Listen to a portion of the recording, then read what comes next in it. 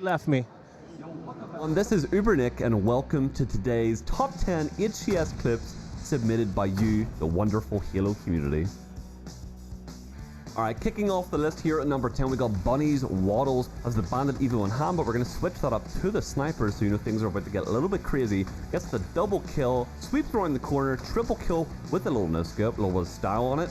Moving back into the enemy team base off the spawn, basically a black screen for that poor guy, and a little kill attack just to kick things off at number 10.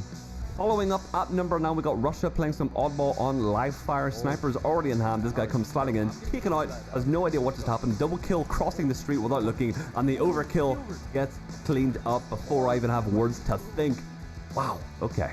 Okay, coming up at number 8, we got Tehat. I swear all these clips are going to make me out of breath, but we got a Sniper in hand right off the bat, so you know something crazy is going to happen. First kill coming up, gets absolutely obliterated, has literally no idea what just happened. Double kill, wasn't even looking at his target, so of course gets taken out. Triple kill, just completely obliterated, and the overkill running to their demise without even knowing it. Over Exterm, just like that.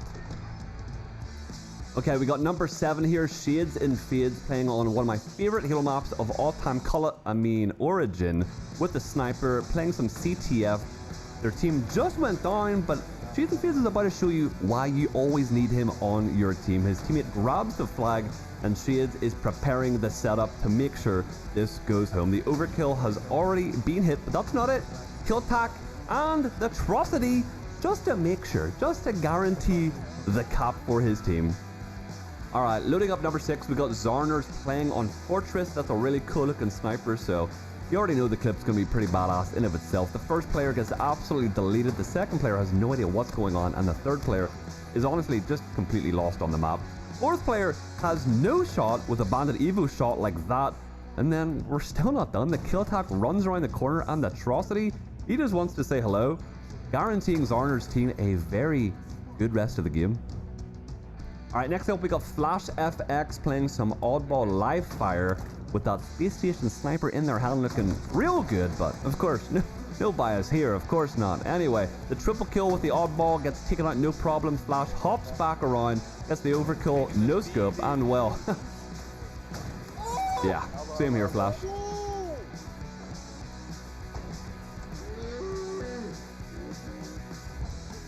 Alright, we're in the final countdown. Number 4, we got my boy Ronin playing on live fire once again with the Sniper, so you already know it's going to be very dangerous. The double kill is hit, no problem at all. We got Tusk for the challenge and a little no scope to shut him back down. But Ronin's like, yeah, I'm not done. I'm just going to hop up here real quick and get the overkill repulse. Just because, why not? Just because he can, you know? Alright, now at number 3, we got Crusher MS playing on Origin. Gets the double kill. His team's already in the lead, but he's like, nah, we're going to guarantee this. We're going to guarantee this. Gets the triple perfect. Challenges the Sniper with a thruster and takes them down, but we're not done. Crusher's like, nah, we're not done. Gets the no-scope for the kill attack and takes down the spawner for the atrocity and guns the Kilimanjaro just to show he's better. Alright, here we go at number 2. We got Bort playing some Origin. Slayer gets that first kill, and the double kill, has no idea where they are. Drops down with the rocket, perfectly times it for the triple. Decides to hop up into the enemy spawn, takes down their Sniper. He doesn't even know he's there. No scopes into their spawn and catches command station mid-clamber for the atrocity. Alright, here we go. What we've all been waiting for. Number 1, we got Zonda the Goat playing on Fortress with a Space Station Sniper in hand. What a beautiful sniper that is. No bias though, of course. Looking to see where this multi will get kicked off, where the first kill is going to be. Takes out the first player. Now looking around for the rest of the targets. Gets the double kill, no problem. Chucks 2 plasmas just to guarantee the kill, as you do sometimes. But we're not done. Of course we're not done. Doesn't even reload the Sniper, he's that confident in his shot. Hops into the spawn of the enemy team, no scopes the attack, and quick scopes the atrocity, just to be like, hey everyone, I'm here. I didn't bother knocking, by the way. Absolutely disgusting clip from Zonda to secure first place. Alright, that's going to do it. Thank you all so much for watching today's top 10 HCS clips with me, Uber Nick. I never get to do these kind of things, so I had so much fun. You can check me out on basically every social media if you really want to. I do stream on Twitch like every day. Thank you so much, HCS, for letting me do this. Love to come back in the future. So again, thank you all for watching, and maybe I'll see you in the future. Oh my God, Lucid, Lucid, Lucid. Where do we start? There is no doubt about it. Lucid is the star of Halo Infinite. Every single time his POV is on the screen, in an arena, in a home, people go wild. He is what most players aspire to be. When people think of Halo pros, I'm sure he's one of the first people that comes to your mind. He is incredible at his craft. The level that he plays at is so high. It's MVP form, but he does it every single time.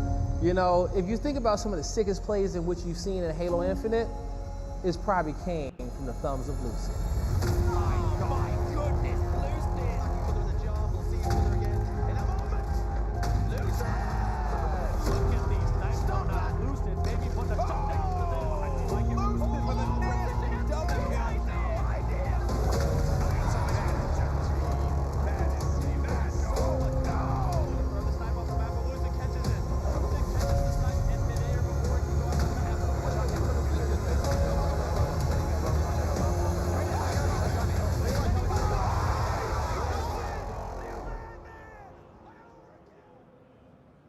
Lucid, take one.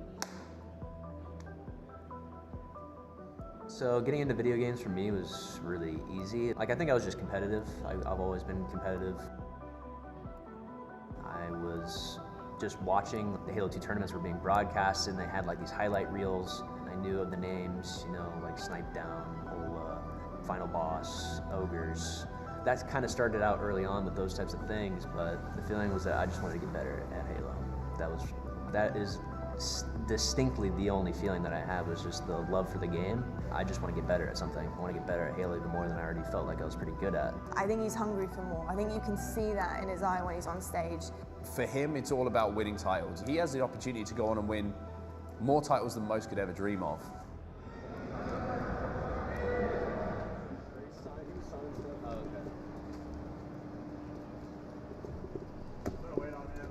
When I think of Lucid's personality, it's actually a very particular personality where he's not your normal superstar in esports that's like cocky and arrogant and like showboating. Lucid's rather quiet and he's rather reserved to himself. He really does have a calm, collective arrogance to him, which you kind of need to be one of the best players in the world in terms of confidence. He's very humble, but the fans go wild for it every time he's on the stage. It's exactly what you need to be one of the fan favorites.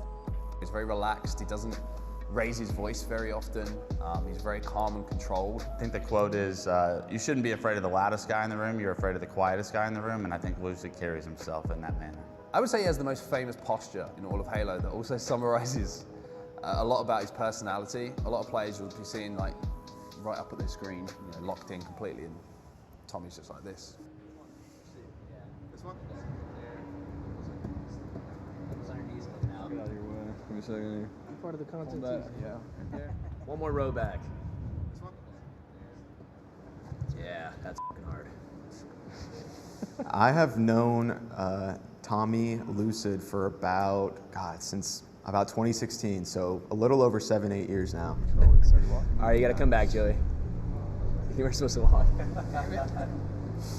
Tommy and I came up as amateurs together, and we've pretty much been together almost our whole careers. I mean, Lucid and Trippy have been playing together for years and years and years. They've been a really, really solid duo together. They play off of each other really well. You often do see that on Halo Infinite rosters. Different players can feed off of each other. Well, Lucid and Trippy, that's a duo you need to watch out for. Needs Trippy. Ooh, does he get the fight? He catches it! He catches it! Right from the mid-map, it's a huge grapple from Lucid! He and I have been like the rocks for each other, because I think he's very similar to me. We can normally comfortably talk to each other in the team surrounding us about how we need to improve and what we need to improve on, and not necessarily feeling like scared to just be honest. I think that's why we've had a lot of success over the years. Lucid almost broke a little smile there. Lucid was the front runner of everything that was Halo Infinite at the very beginning of the game, and I think that if you are the pioneer of a playstyle, that says enough. He became a master of so many things before anyone else even realized they existed. If people want to be you, if people want to play like you, that describes how good of a player you actually are. It is his perfection that he comes onto the table with, and it is so incredible to watch. That ability to kind of put in the work and absorb the knowledge and work out a game so quickly, I think speaks a lot to his intelligence as a player.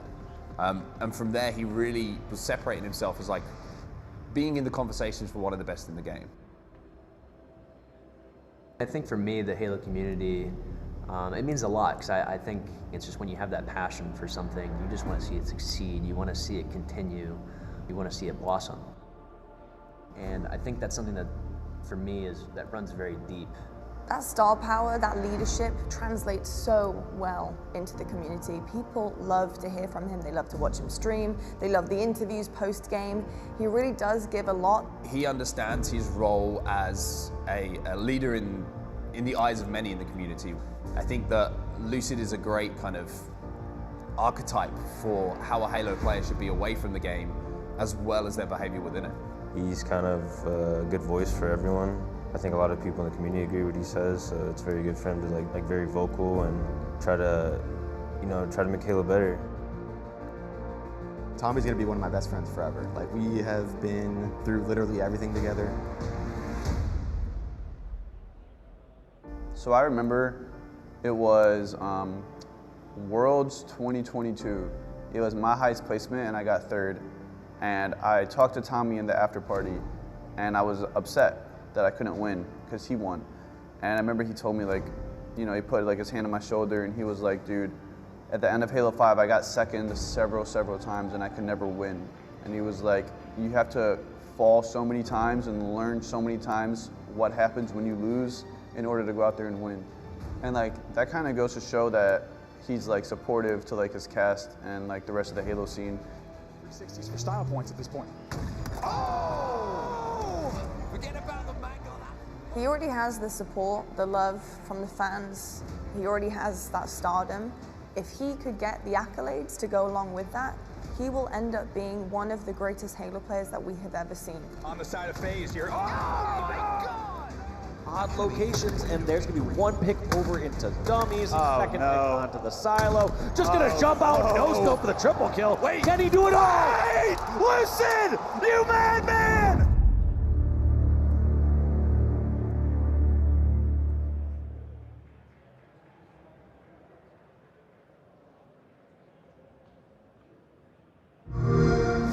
Site extracted.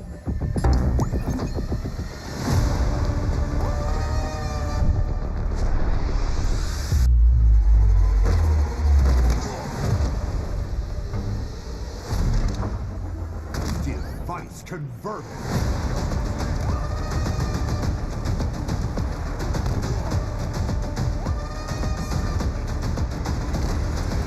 Man, they've got the whole map locked down. We've got to get some traction back. Did you say action, Zach?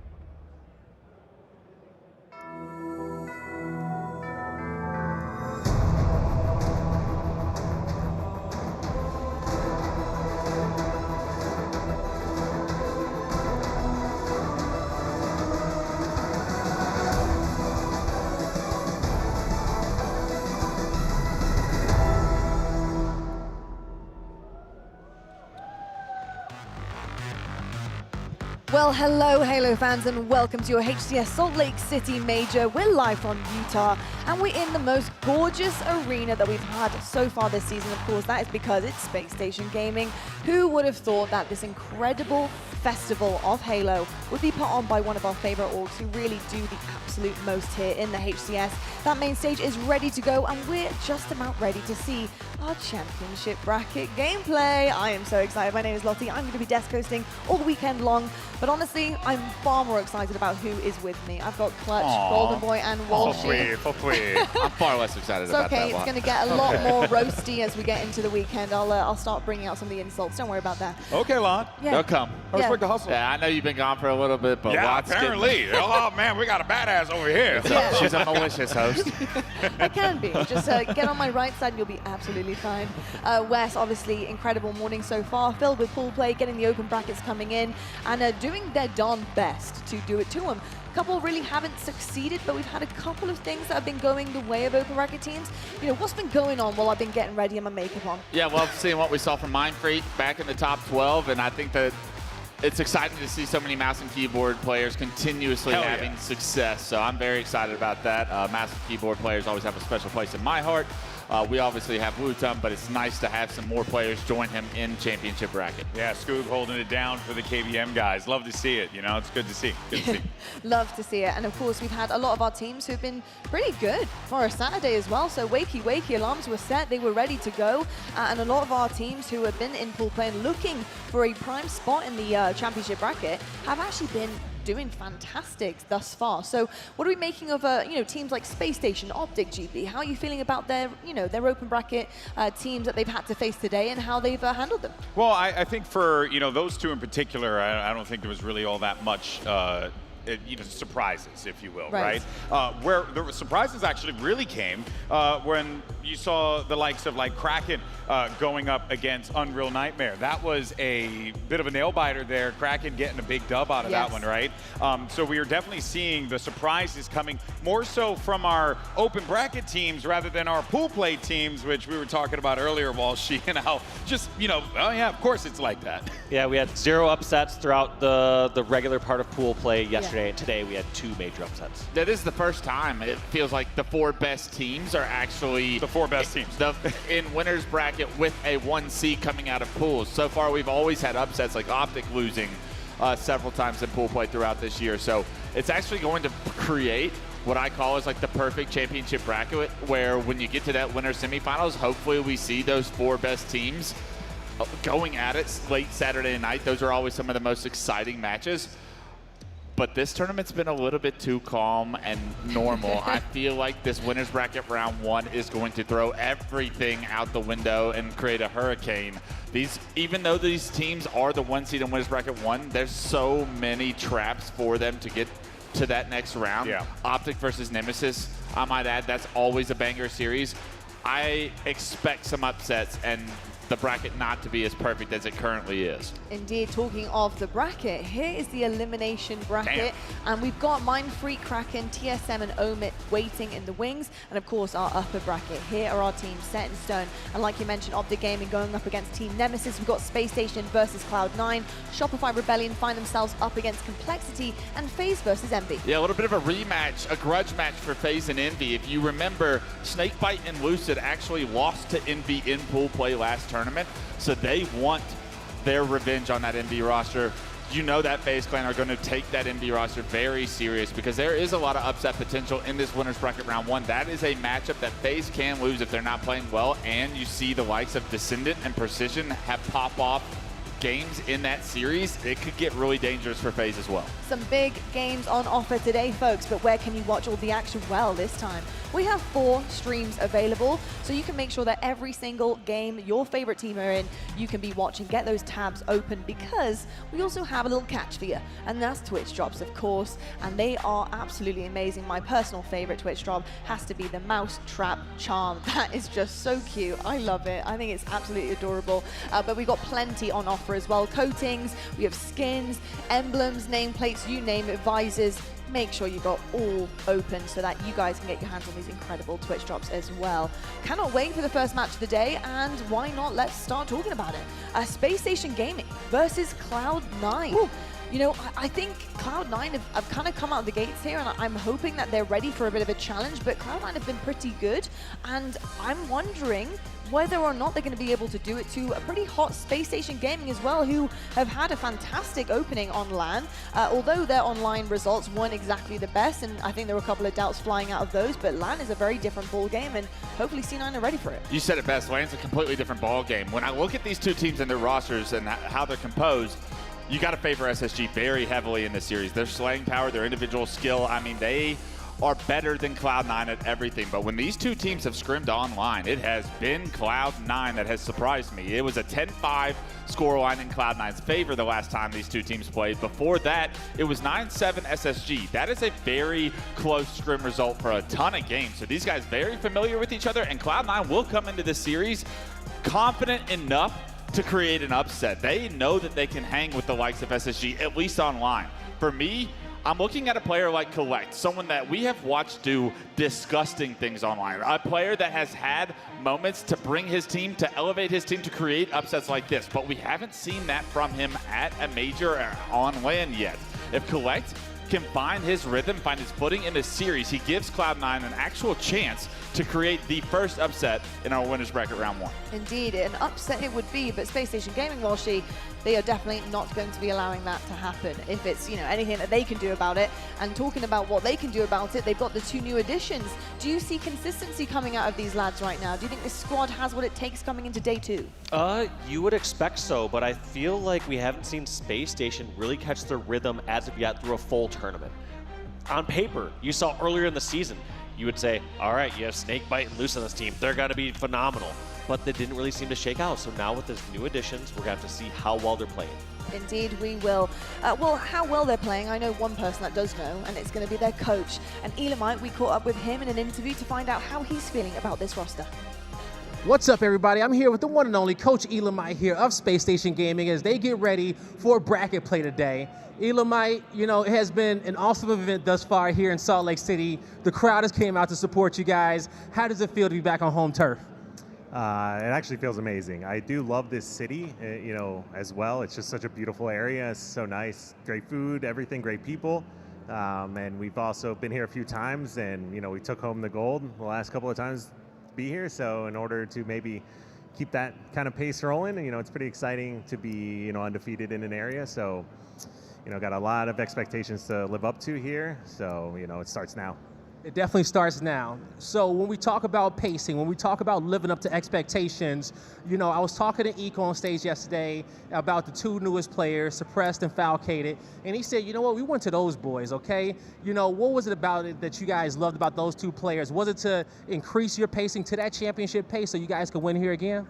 You know, I think in the most recent team changes, it was kind of an outlier. You don't really see it unfold like kind of the way that it did this time around. So it was a little bit of almost unusual circumstances, but I think it was something that benefited like all 8 players involved. Yeah. You know, chemistry is huge in this game, and when players just kind of like, you got 2 left hands kind of working out, it's just not the best fit. So I think it's kind of something that worked out well for everyone. Okay. Awesome. And so now you're going up here on the main stage against Cloud9, all right? Now, we know that the chemistry is getting better with you guys, but how do you plan on taking down this Cloud9 roster who have given you guys problems online in the past here on LAN today? So Cloud9 is a really good team. I mean, if anyone's been watching the events in the past, I think you might remember last year we had a 50-49 game 5 for top 12. So, you know, if it's anything like that, you're definitely going to be in store for a treat. We definitely are going to be in for a treat. Now, these fans are waiting for you guys to play. They're cheering right now. What do you want to say to these Space Station Gaming folks who came out here today to support y'all? I mean, just a huge thank you. I mean, having everyone out here and actually being one of like the favorites, I would say, arguably to be at an event is something like I haven't personally had since like my straight ripping days. So to be able to come to an area and kind of feel that home crowd advantage is pretty amazing. So definitely super appreciative of everyone that came out. All right, y'all, let's get this series going. To the moon we go. Always calm and collected words from Elamite then. He's feeling, you know, he's feeling good about the team. He's feeling good about the new additions and how things are going, and obviously how they're going to have to handle Cloud9. But you know what? I love a 1v1. And I want a 1v1 of the coaches. Let's hear from Cloud9 right now at Blaze and see what they're feeling about this matchup. What's up, everybody? I got Coach Sensors here with me from Cloud9 as they get ready to play a big-time bracket matchup on the main stage to kick off the day. Sensors, how y'all feeling, man? We're ready. We're ready to go. We're ready to get our revenge against SSG, knock them down into losers bracket right off the beginning of the day and start out hot. We've been playing really good this weekend and just ready to show out here today. There you go, ready to show out, all right? And now you got two new players on your team, Avusi, Collect. Last time y'all played SSG, it went game 5, 50-49, one of the most intense series that we saw out here. Talk to me about how this new version of Cloud9 is going to take you guys to the sky. So I think just the play style of Collect and Avucci, what they bring, the reason we picked them up is they're fast players, and that's what SSG is. They play fast, and we have to play faster than them. Last time we played them, we played to their pace, and that's kind of why they beat us in that 50-47, 50-49, I think, game 5. And we're not even trying to take it there. We're trying to take it in 3 this time. There you go. They say they ain't even trying to go there just yet, all right? So now, like, it's a big day out here. You got some fans in the crowd. You got a bunch of people out there saying that, you guys are the dark horse. This is the event in which Cloud9 is going to shock everybody. What message you want to give to the fans out there? I just want to say thank you for believing in us. We're definitely going to make you guys proud, and you'll be seeing us playing on Sunday. You heard it here, folks. All right, well, we're making things quite interesting here because it's confidence on both sides of the stage, and rightfully so. It should be. Yeah. You should have full belief in your team going up there when you're battling it out. And at Cloud9, no exception, to be perfectly honest with you. Some great names on that roster. Wes, when you look upon these guys, you've got Boo Boo, Sab, who's been so consistently good, and then their new additions, Abusi and Collect. How are you feeling about this squad? This squad always pushes some of our top teams the distance in series, but they always find themselves falling short. Will these two new additions be the ones that make the difference in those moments? That's the big question for me. I think that they can compete with the top dogs, but I also think that it's an uphill battle, and they have to figure out a way to find some of the ice that they have been missing throughout the past. Is it going to be in the hands of Avucci or Collect? Maybe, but I have to see more from those two young guns, guys that haven't done it at a tournament. I have to see it firsthand in order to be able to say that they're capable of it. So this is a big moment for these guys. This is an opportunity with only 3 events left in the season to really find themselves as competitors and not trying to place inside of a place that they haven't found yet. I think that they know themselves the game as well as anybody. But can they perform in the moment, in the big time series that are going to elevate their placings, their opportunities, their opportunity to win a championship at the end of the day? That is the goal for every team here.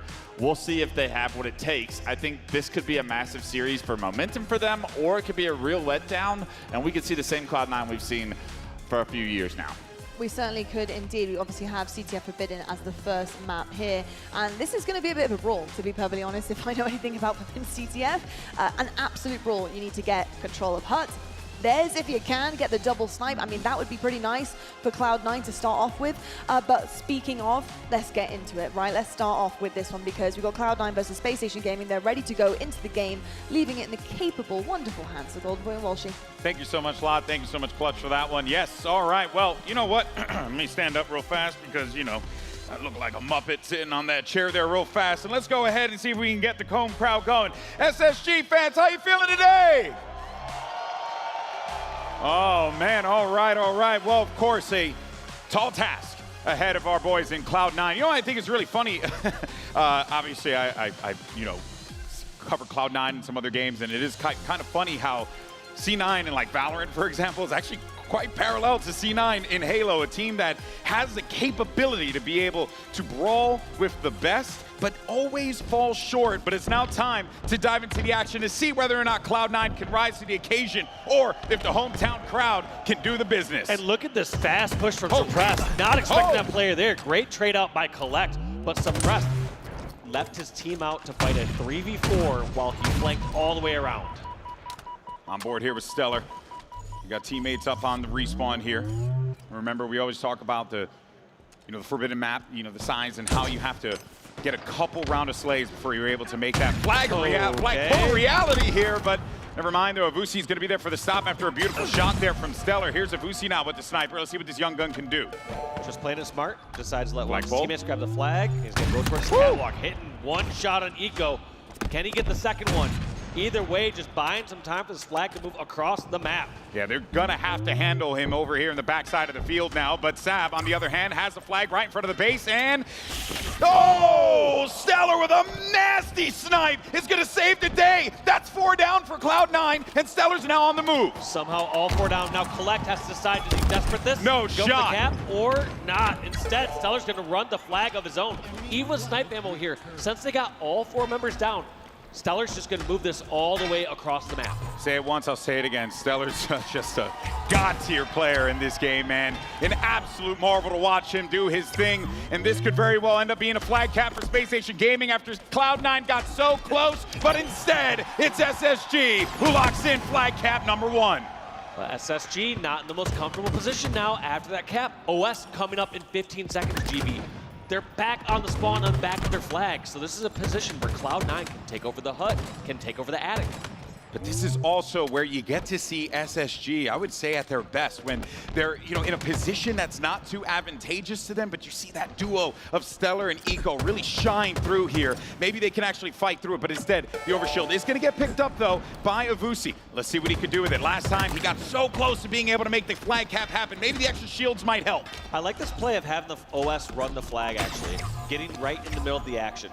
Just signaling towards the attic or towards a sniper street and trading damage doesn't feel like the right play. So I like that Avucci gets the flag, runs all the way across, and we got a time cap. Oh, and he manages to get kill off of that cap as well. That's going to knock things up at 1-1. Great start for Avusi, coming in at 8 kills there.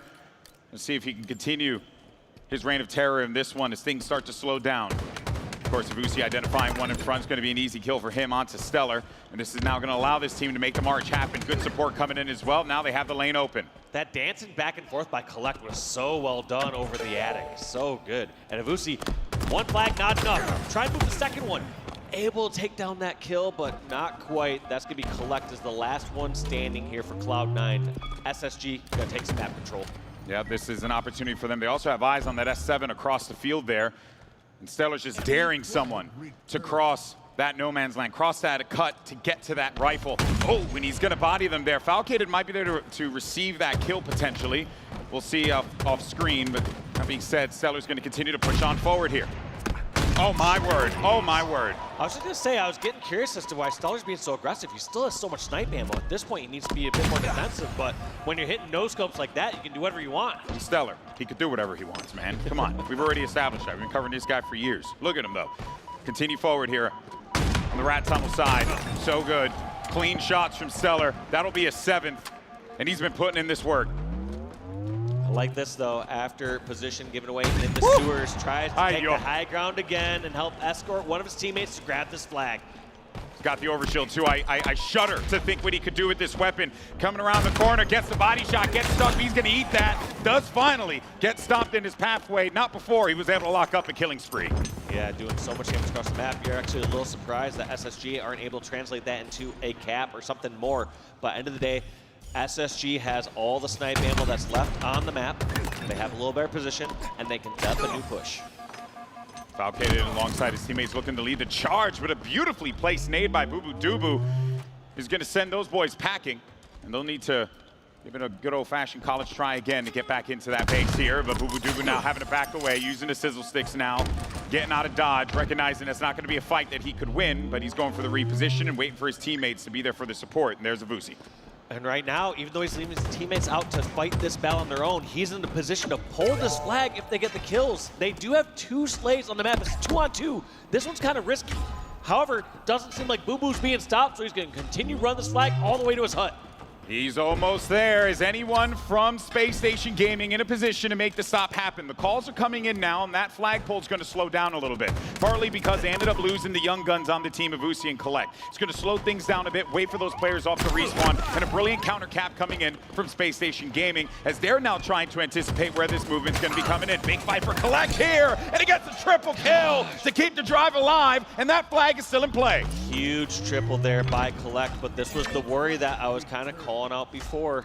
those could be some battles, and Collect had to actually get a triple kill for them to secure this one. Hey, but you know what? I'll take the 2-1 on this one, right? I mean, yes, you're so right about that, Dave, but if it leads to that flag cap, if they get that value there, maybe they can spin that around into something a little bit more positive, but you're seeing now that counter cap starting to come in here from Space Station. Yeah, and like I said, if Collect didn't get that triple kill, there's a chance that Space Station run the other cap and they have control. Facts, yeah. Potentially just get a double cap from Very there. true. So great job by Collect to make this not as bad as it could have been. In fact, giving them the lead. Yeah, great call on that one, Dave. Now, Falcated taking a lot of shots there. His players had their eyes being on him. Stellar. See if he can connect with this S7, and he does manage to find one. Oh my word, Collect could not get away from that. Somebody stop this man. He seems to just be running away with these no-scopes. It's damn near unfair. Suppress has that flag while all that carnage and chaos was going on, and he's looking to lock this one in. I like this, just taking it back a little bit further in case they have to drop and slay.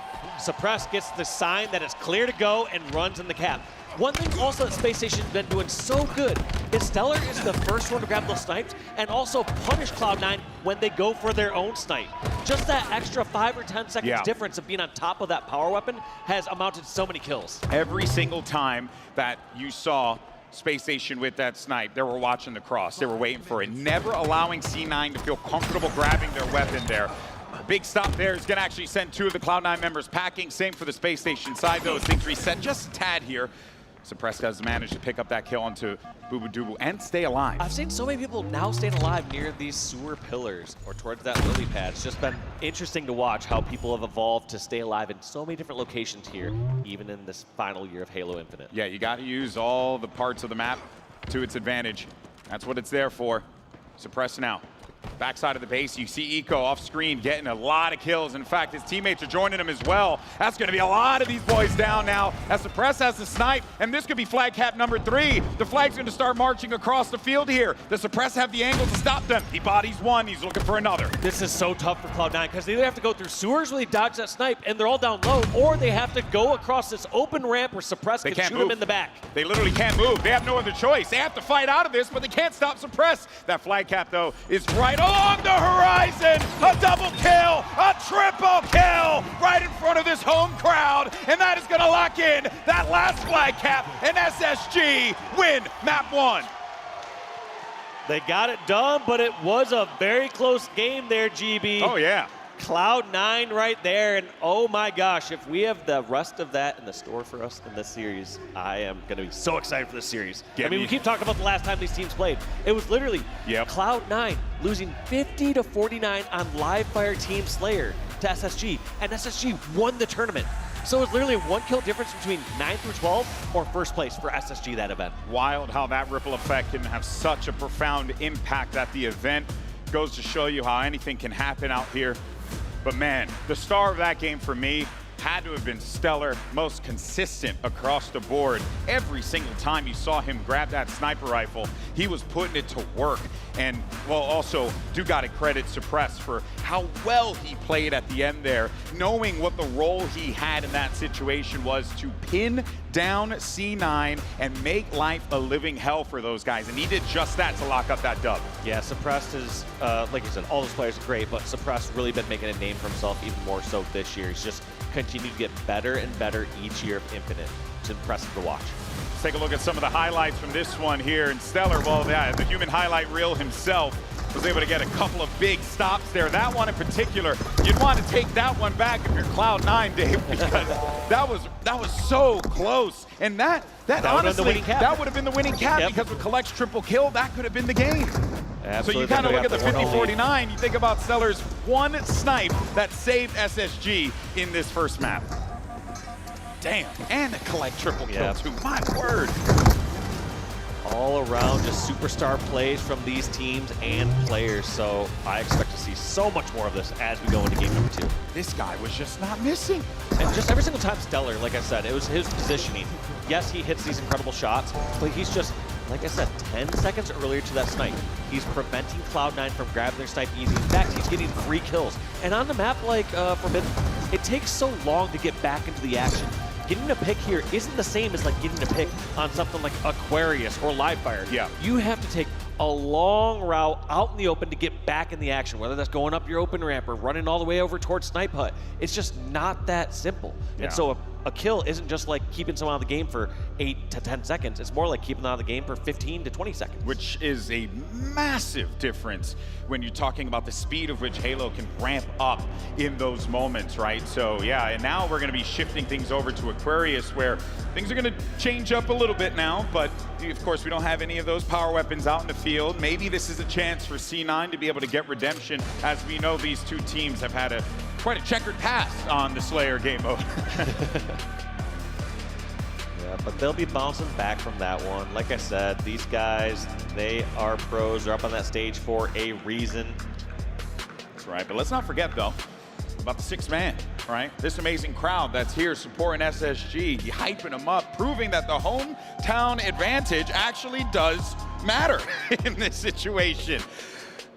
Here are those results from another game past, but don't matter. Those are some of the slaying leaders from Falcade and Sab. We just had a mixed picture, but okay, I didn't see it. Just showing how I was drawn by PJ's eyes. Falcade and Sab are going to be your 2 slayers that you're going to be looking for on these rosters. And honestly, like it's Falcade has been top in the leaderboard when it comes to KD as far as slayers for his squad, but also I believe Suppress has been up there in the top 5 overall for the tournament from pool play yesterday.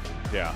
I really want to see what Eco does here, though, because he's definitely been more on the supportive side as of late. And, I remember so many incredible plays that he's had in his career. So I'm looking forward to seeing what Eco could potentially do here in this Slayer and how he's going to help SSG move forward. But it is also the sum of all the parts with this team, as we saw in that Forbidden CTF.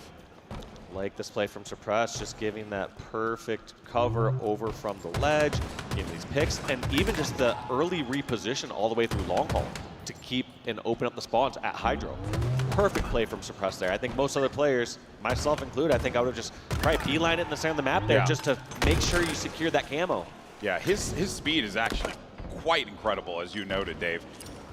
Really has been lights out for this SSG lineup. Could be just what the doctor ordered in order to take this team to the heights that they have been at before, the heights that Stellar and Eco have been at before. Just listening to every call out, you're seeing him react to his teammates, helping lay down all these shots. I know it sounds elementary or simple where it's, oh yeah, of course, listen to where teammates are calling out and finish off weak players, but there is so much chaos in the comms throughout these games. So to be able to differentiate between a call out that's relevant to you that you can pick off and just to other nonsense that you need to ignore and reposition.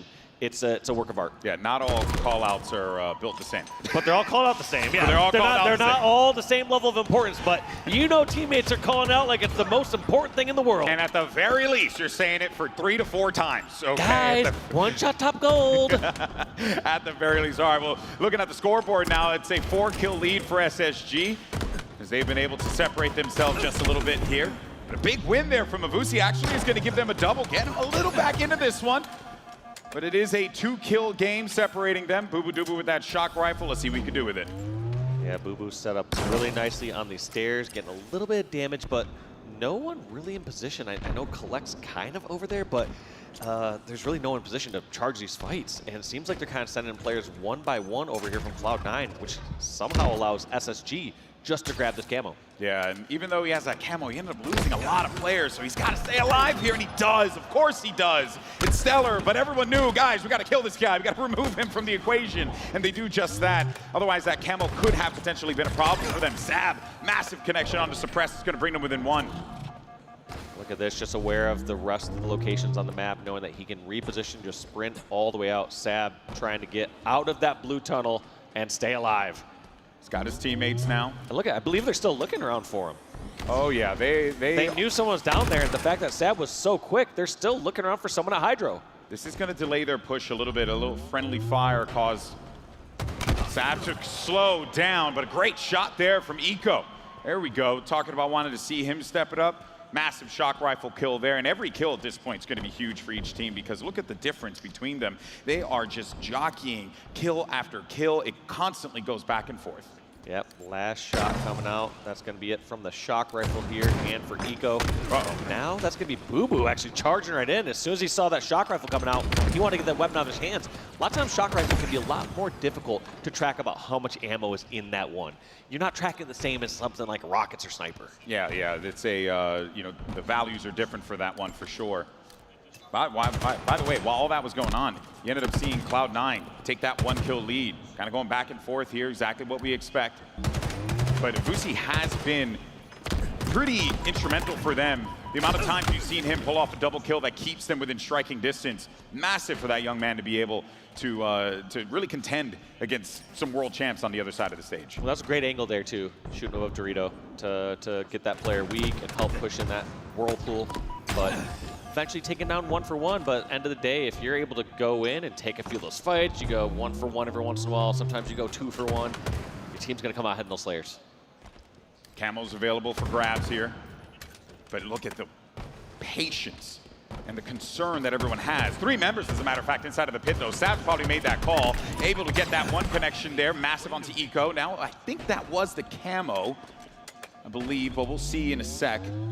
We head on over there. Might have actually picked him off right as he activated it, which again is exactly what you want to have happen here. You cannot let these teams, no matter who it is, both Cloud9 and SSG, have a field day with that camouflage. Boo Boo getting double teamed into the pipes. This could be Eco giving his teammate Suppress the help to secure this area. This game is as close as it can be. 1 kill separating these two. Every moment has such impact here for both teams. They've been playing low, trying to see where those win conditions are going to present themselves for SSG. Meanwhile, for Cloud9, they've been getting a pick here, a pick there, and that's allowed them to be able to maintain their lead. But now Eco is on the prowl. There's another player here by the elevator as well. Does he win the fight? He does. He has support from Falcated, and the boys stand tall. But look at that, just as you're about to get your hopes up, there's Collect, there's Cloud9 to keep that lead firm. Yeah. These teams are just battling it out, and in fact, you know, we saw how well Suppressed was listening to call-outs at the beginning of that game and hearing where people are weak. But let's actually go to a listen with Cloud9 and hear how they're sifting through this chaos. Watch out. I'm in red side. On the back, Jesse. Stop me. I think we're good. I'm in red, guys. Camo doing your one. Play for trade. One. Tiki throwing. Tiki 2-shot. Tiki weak. Camo and 10, guys. Won't see pot. Look at tower. I don't see them. See jump weak. Hyper top weak. Two C pot weak. Watch out. Suitcases. Watch out. And top red. Glass glass Stellar. Trippy go to Stellar, guys. On K. I'm looking at Trippy corner in the corner. Michael red subs. They're probably spawning here. Challenging me. Trippy glass, guys. One Trippy corner just stacks, I think. Grab watch out. Needles. Push on needles, guys. We have camo. Tower, guys. Tower, almost red stairs. I'm living. Tower front. I think he's one. Tower weak. Glass, K. Watch the tower. Jesse, long. I got it. You're last. Long C-plat.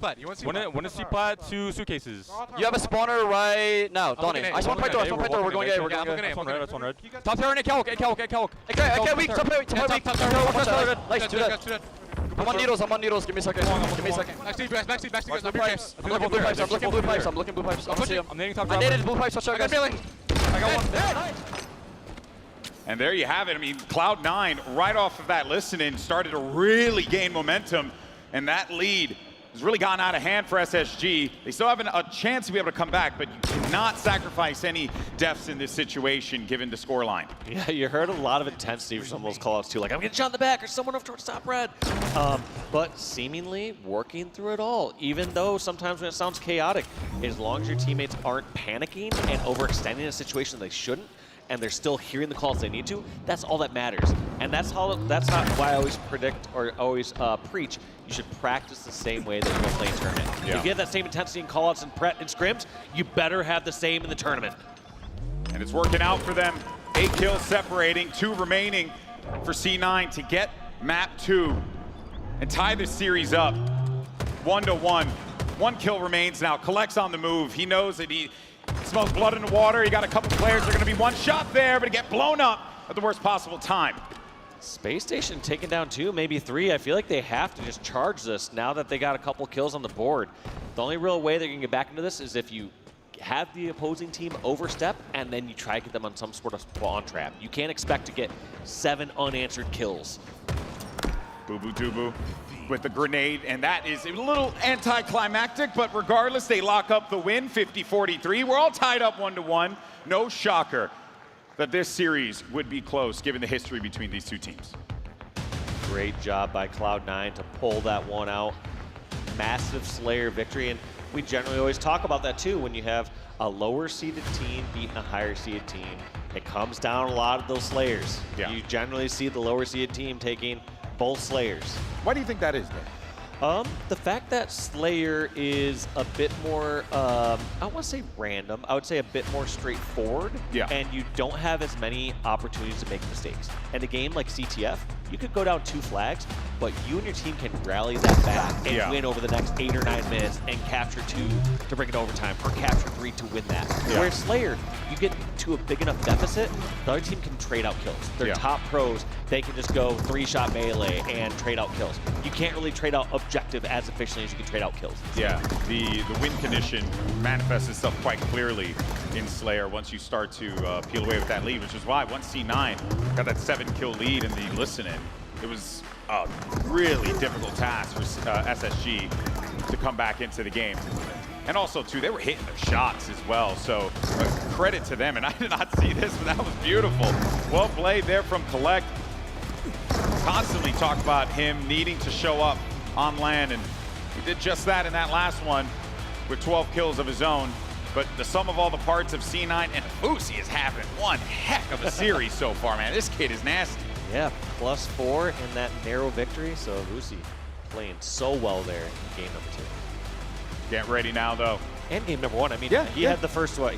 I believe during Forbidden CTF, he had 9 kills, while the rest of his teammates combined had 10 or 11 kills, and rallied that first flag all the way back. Yeah, he's having a great series, so he certainly needs to be proud of himself here, especially with that map 2 victory. Now we're heading on over to live fire on Oddball. Of course, you saw the C9 players take their bio break here for a sec, so we'll catch up with them the moment that they walk onto the stage here. But yeah, that live fire Oddball, the series has definitely opened up here for C9. And I mean, I don't know, I think like there's an opportunity for C9 in this instance, but I do have to go back to how well we're seeing SSG play their slays in the objective. They're really, really efficient with those movements and ensuring that there's no wasted movement. On a map like live fire, which is small, condensed, you know, that right there I think is going to pay off dividends for them, especially if they control the map the way that they did Forbidden. And it feels like with the objective pressure on the map, it felt like SSG were more on top of power-up/power weapons. Yes. When you consider map number 1 on Forbidden, you saw Sniper quickly in the hands of Stellar. You saw them rotating, grabbing the majority of those overshields. Whereas when we got here in game 2, kind of fell about 50-50 on who got the shock rifles and the camos. Yeah, I just want to see C9 establish some control, because when I think about that first flag cap that Stellar stopped right now, obviously I believe it was like 1 player was off in the distance and 2 guys were down, so there wasn't really much that I think it was FaZe could do in that moment. But I cannot help but feel like they need to ensure that they're not letting SSG just sit where they want to sit. They need to remove them. They need to evict them, if you will. Don't give them that comfort. Otherwise, like a team like SSG, if Stellar's feeling himself, if he's feeling good in this series, he will absolutely hit you with a left and a right hook. So it's going to be a big, big thing for C9 to have to keep in mind as we get ready for live fire Oddball. Yeah, and one thing I think that we see with this new SSG roster that we maybe didn't see in the last iteration is with the aggressiveness of someone like Suppressed and Falcated. Yeah. I feel like that kind of replaces, in some ways, you'd consider like the aggressiveness of someone like a Bound before, who's kind of there, up in the front action, starting all the fights, stuff that they can capitalize on. And so I think you kind of reintegrate some more of that aggressive play. Like Elamite said, he felt that all 8 players kind of ended up in better spots with better mixes of rosters. And and you know what? I feel like you gotta say that too. It's a political answer. No, but the thing is he's not really wrong. When I remember watching the beginning of the season and seeing the SSG team announced, I was like, oh, that's cool. On paper, you're really like, brainy team.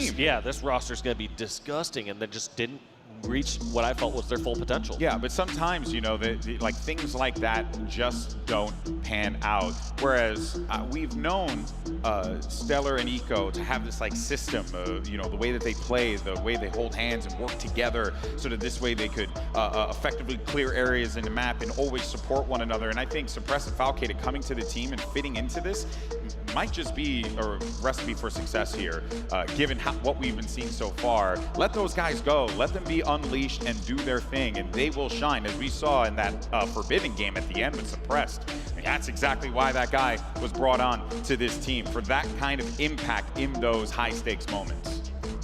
Absolutely. And looking like we got the Cloud9 boys back on the stage. They're prepping up here for Game 3.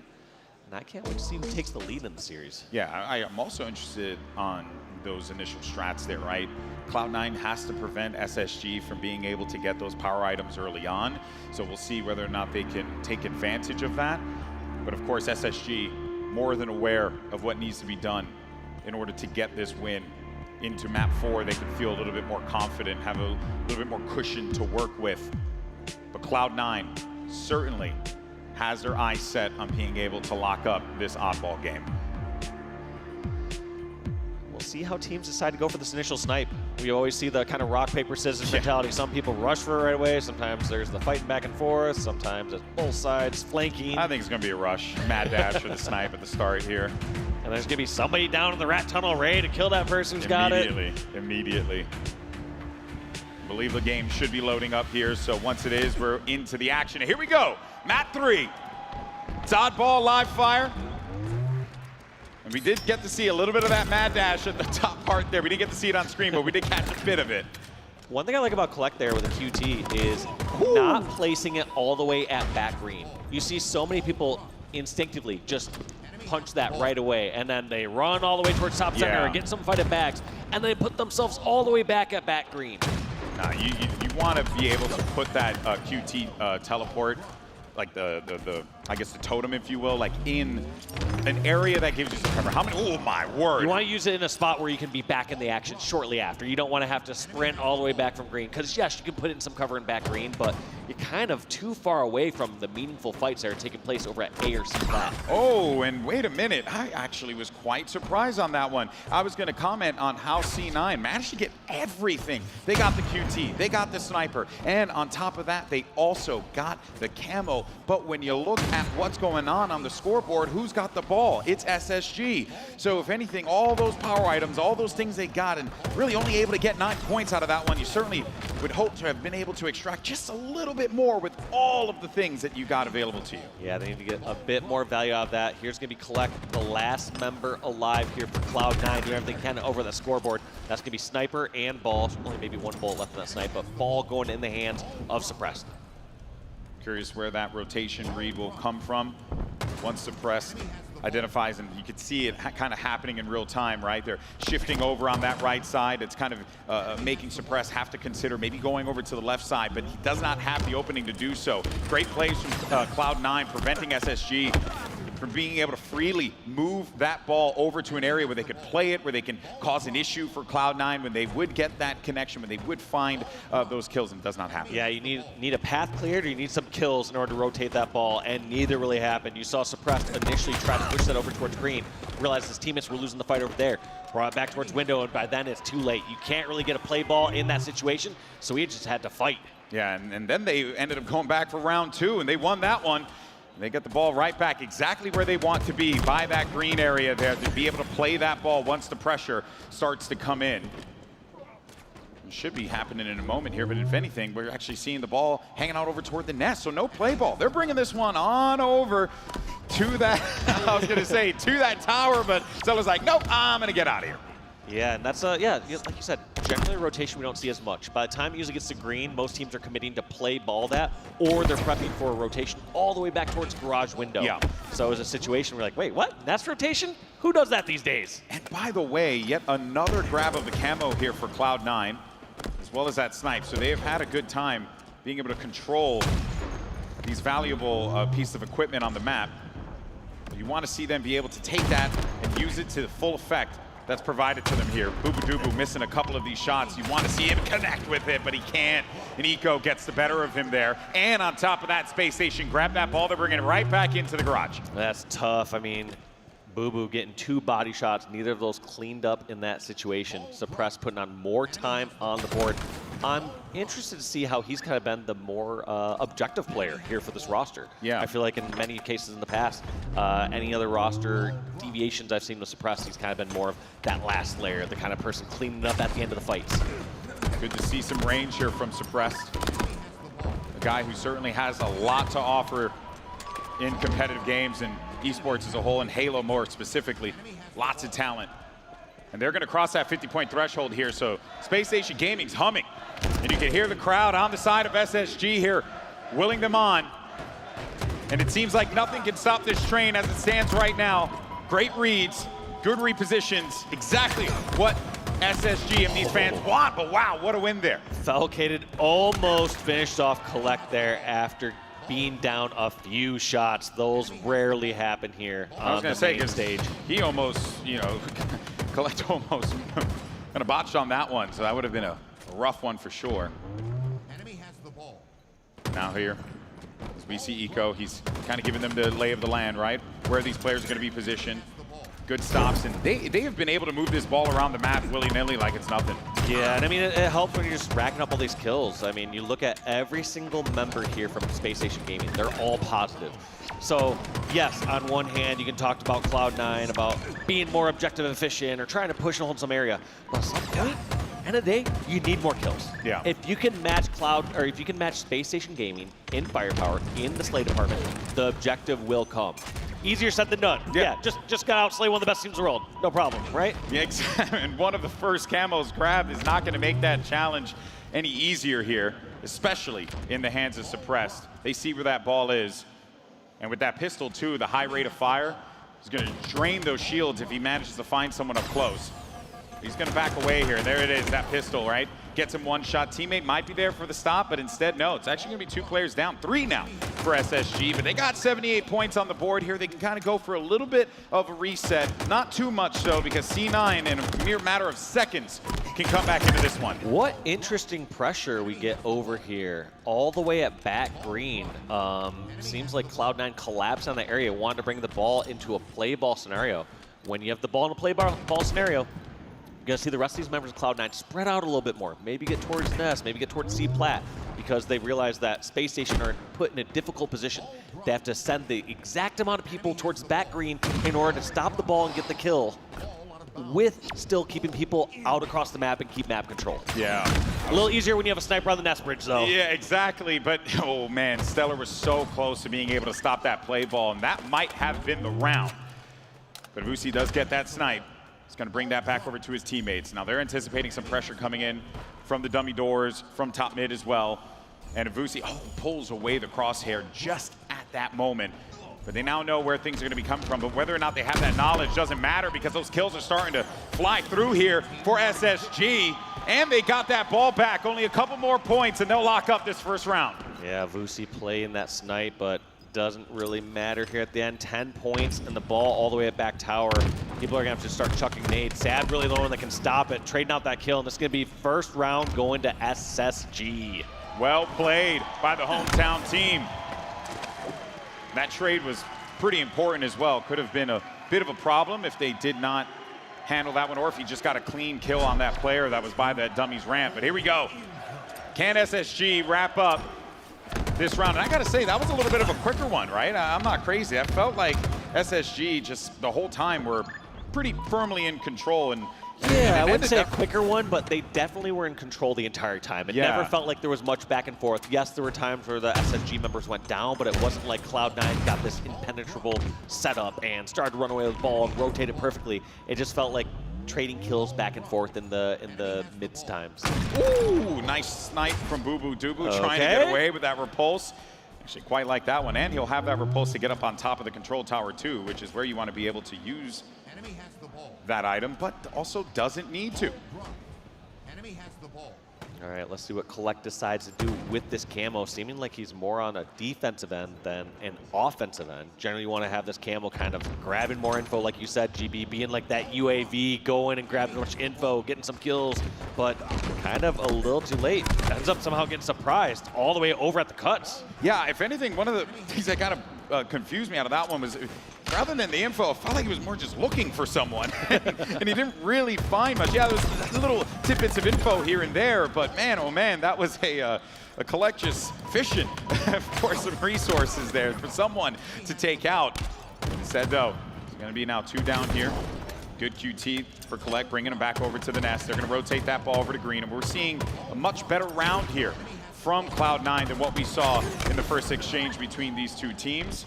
They're holding positions, they're rotating very well, and most importantly, they're able to play that ball, but wait a minute, they gotta get that ball over to the ledge there, and they're kind of stopped. Well played there by Boo. I like this. Not forcing the early play, waits till the last second, and then tosses this out. The thing I kept saying about before about having a ball near a play ball scenario is that you force the team to put the right amount of resources. If they send too many people over there, they're stuck in a bad spot on the map. If they don't send enough, they don't put enough pressure to make that ball be played. But right now, I'm seeing Cloud9 up 40 points. We've been talking about SSG kind of going in the lead this whole time. I want to go to an SSG listen and hear how they're going to bring this round back. Nice ball. Near ball somewhere. Last one in camo 5. Coming, Kevin. I'm coming. I'm going to rotate. Yeah, they spawn elbow. They spawn elbow. Dummy door. That's one. Dummy doors up. Three cuts to top. Camo to top. Shelling it. Die speak. And tires. Going down cuts. Yeah, he's stuck. Weak cuts. Really weak cuts. Shelling. Watch out. Yeah, guys, flanking it. Nice. They get camo? Yeah, they just grabbed it. Let's get dummy half. Dummy on me. I'm on. I spawned it. Yo, camo's on camo. Camo. Yeah, he's still camo. He's still there. Watch out, dice. He found people. Inside nest. Don't die. Don't Camo is die. dead. Just don't do anything. 5. Don't do anything. Yeah. You got tires. Tires to dummy door. Tires to dummy door right now. Top cuts again. Good job, Brayden. Stay alive. He's right here. Watch out. Put it. Did not play it. Okay, I got it. Okay. Could be elbow. Check elbow. He's cover. He's here on me. Weak. Watch out. I showed up. I have to leave him. On pillars. Nading nest. Is that A play going top mid? Top mid. Okay, there. Half shield's top mid. Top mid right now. One J. Half shield's boo top mid. I got ball. Last guy. He's bottom mid. Go to Keydor. Keydor weak. They're gonna spawn weird. Keydor going right. Alright, so you guys live. You Donnie. All you Donnie. Back up. Stay with me, Mike. Stay with me. Here. Trying to watch training. They're gonna be green. You're alone, Donnie. Gonna be mud soon. Yeah, one's hitting mud now. Donnie, have your left. Cuts now. He's at B play as well. QT 20. Two wait, cuts kill me and there's top overshield. On double ramp. On me, double ramp. Coming out. Double ramp. On you close. Felt like a lot of great call-outs, but it didn't seem like it translated to as much time as I expected. It felt like they did such a good job positioning at tower, hunting down those kills. Yeah. And in the end, yes, they put it together about 15, 20 points, but not as many points as I'd expect to see when you have sniper, when you have tower control, when you have the ball on your side, when it was a misplay ball. Sure, but here's the thing to bear in mind, though, Dave. When we went into that listening, Cloud9 were at 47. They were only able to get 5 points from all of that. So something can be said that for, on the other side of SSG, they were sitting at 6, 7. So a considerable climb up for SSG in that whole exchange. But you're right, though, in that you would have liked to have seen just a little bit more control, a little bit more aggression there. But honestly, what we got is not half bad, because look at this. They're coming right back into this game. Next step's looking a little better, but yeah, I think out of one of the best teams in the world, I expect when they have a full setup, I expect them to run away with 20 to 40 points. Interesting that they played the ball there. They must have gotten a call out because no one was under any pressure.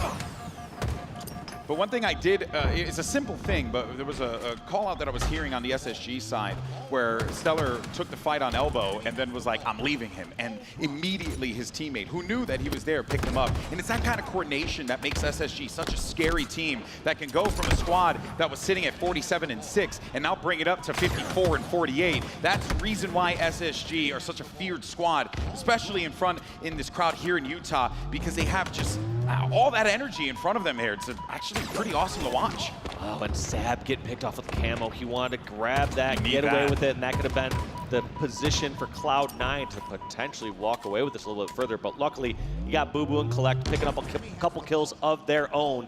Only a minute and a half left here, GB, on the clock. So at this point, Cloud9, both these teams kind of okay to slay as long as they're the ones coming out ahead. Cloud9 felt the pressure, had to abandon holding the oddball, so they'll bail on that one. One player down low as well. There's the help that we always see from SSG. Some more targets starting to make their way through the cave there. But they'll have to just back up for the time being. 10 points separate these two. A trade there might be good for SSG, but we'll see how Cloud9 plays off of this. Losing Collect, and now you got SSG with 2 members down. Stellar, though, has the tendency to have the firepower for 2 or 3 individuals, so maybe he might be the difference maker there. And just another great battle there for Stellar onto Boo Doo Boo. There goes the support as well. Falcated there for the pickup. Also, the thing that was most impressive there from that exchange from Stellar was the fact when he was over at Bags, he saw that grenade come his way. He perfectly dodged that grenade and then instantly G-slided out over towards pillars to get a couple shots in the back of that person going into tunnel. He has just such good use of the movement. It's just how fast these players are going. If he doesn't do that right then and there, he doesn't get those couple shots on the player's back, and that whole situation plays out completely different. Always those small details. You're seeing Sab shoot off a couple of these shots here because he doesn't want to give the sniper. Oh, nicely done there. Falcated's got to be pissed with that. 12 points, though, for Cloud9. And look at the clock. Time is ticking. And remember, when you don't have that oddball in your hands, the time goes down. When you do, the time stops. This works out for Cloud9. SSG need to get moving. They need to get that ball in their hand. Otherwise, they're going to be going to the next round. Yeah, Cloud9 just trying to trade out the kills. This point is a kill game. I don't think Collective touches this unless he just does not want to respawn. That was probably just refreshing the ball to make sure it didn't go in the bottom center. Yeah, there you have it. Just play ball for the last couple seconds, and that's going to be GG for round 2. Cloud9 tying this up. Why does that not shock me, Dave? Because our first game was 3-2, our second 50-43, and here 1-1. They're so closely matched up here. Cloud9 though needs to find that thing that they had in that Slayer game when they found that lead and how they rolled with it. They need to do the same thing here if they want to take this map 3. But SSG. Wow. More than aware. This guy is just so nasty, man. I love watching him play. Such a talent. Also, we talked about Cloud9 needing to match those slays. Yeah. Some of the players have been stepping up here. You see someone like Boo Boo, who's gotten 31 and 21. Other players have still been consistently shut down so far this game. But Moosey just feels like he can't get as much going in this game as he has in the previous ones. Right there is a situation, 9 out of 10 times, Avusi's winning that. Yeah. Instead, he's taken down. But the thing is, though, is that also Stellar's winning that in a lot of those instances as well. You're like, so well, Stellar also wins that 9 out of 10 times. Dave, explain your math. Yeah, the math ain't mathing there, buddy. Sab trying to get this one out of dodge, and he is successful in doing so, but he's still going to be very weak in the process. But they will bring that ball back over to the garage there. He does have some support with Boo Boo Doo Boo, helping him out up top. Avushi getting a couple big kills there, too. And Spacestation Gaming, still early days, but you're seeing Cloud9 really take advantage of this early control of the ball. Look at Boo Boo, just wants to track down these fights, feeling himself right now, especially when you're the kill leader on your team and you can isolate a fight and doesn't go on your way, you have to take them. You have to continue to lead your team in those situations. Sab playing his life here. Killing spree as well for Sab. So Sab just doing unspeakable things over here in this window to keep his team 30-3 in this round 3. Here comes a rotation now. Yet again, Sab, the same combo. Melee with the repulse against the wall, throws off the player's aim, gets the kill. Very well executed. Sab now here for the protection. They know exactly where these players are going to be moving, so he's going to be quick on the movement there to support.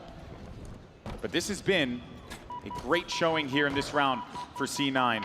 Spacestation have not been able to get anything moving here. No, they have not. Ever since they've been getting matched in slays and also these ball rotations from Cloud9, SSG has not had a clear answer to that in this round 2 or round 3.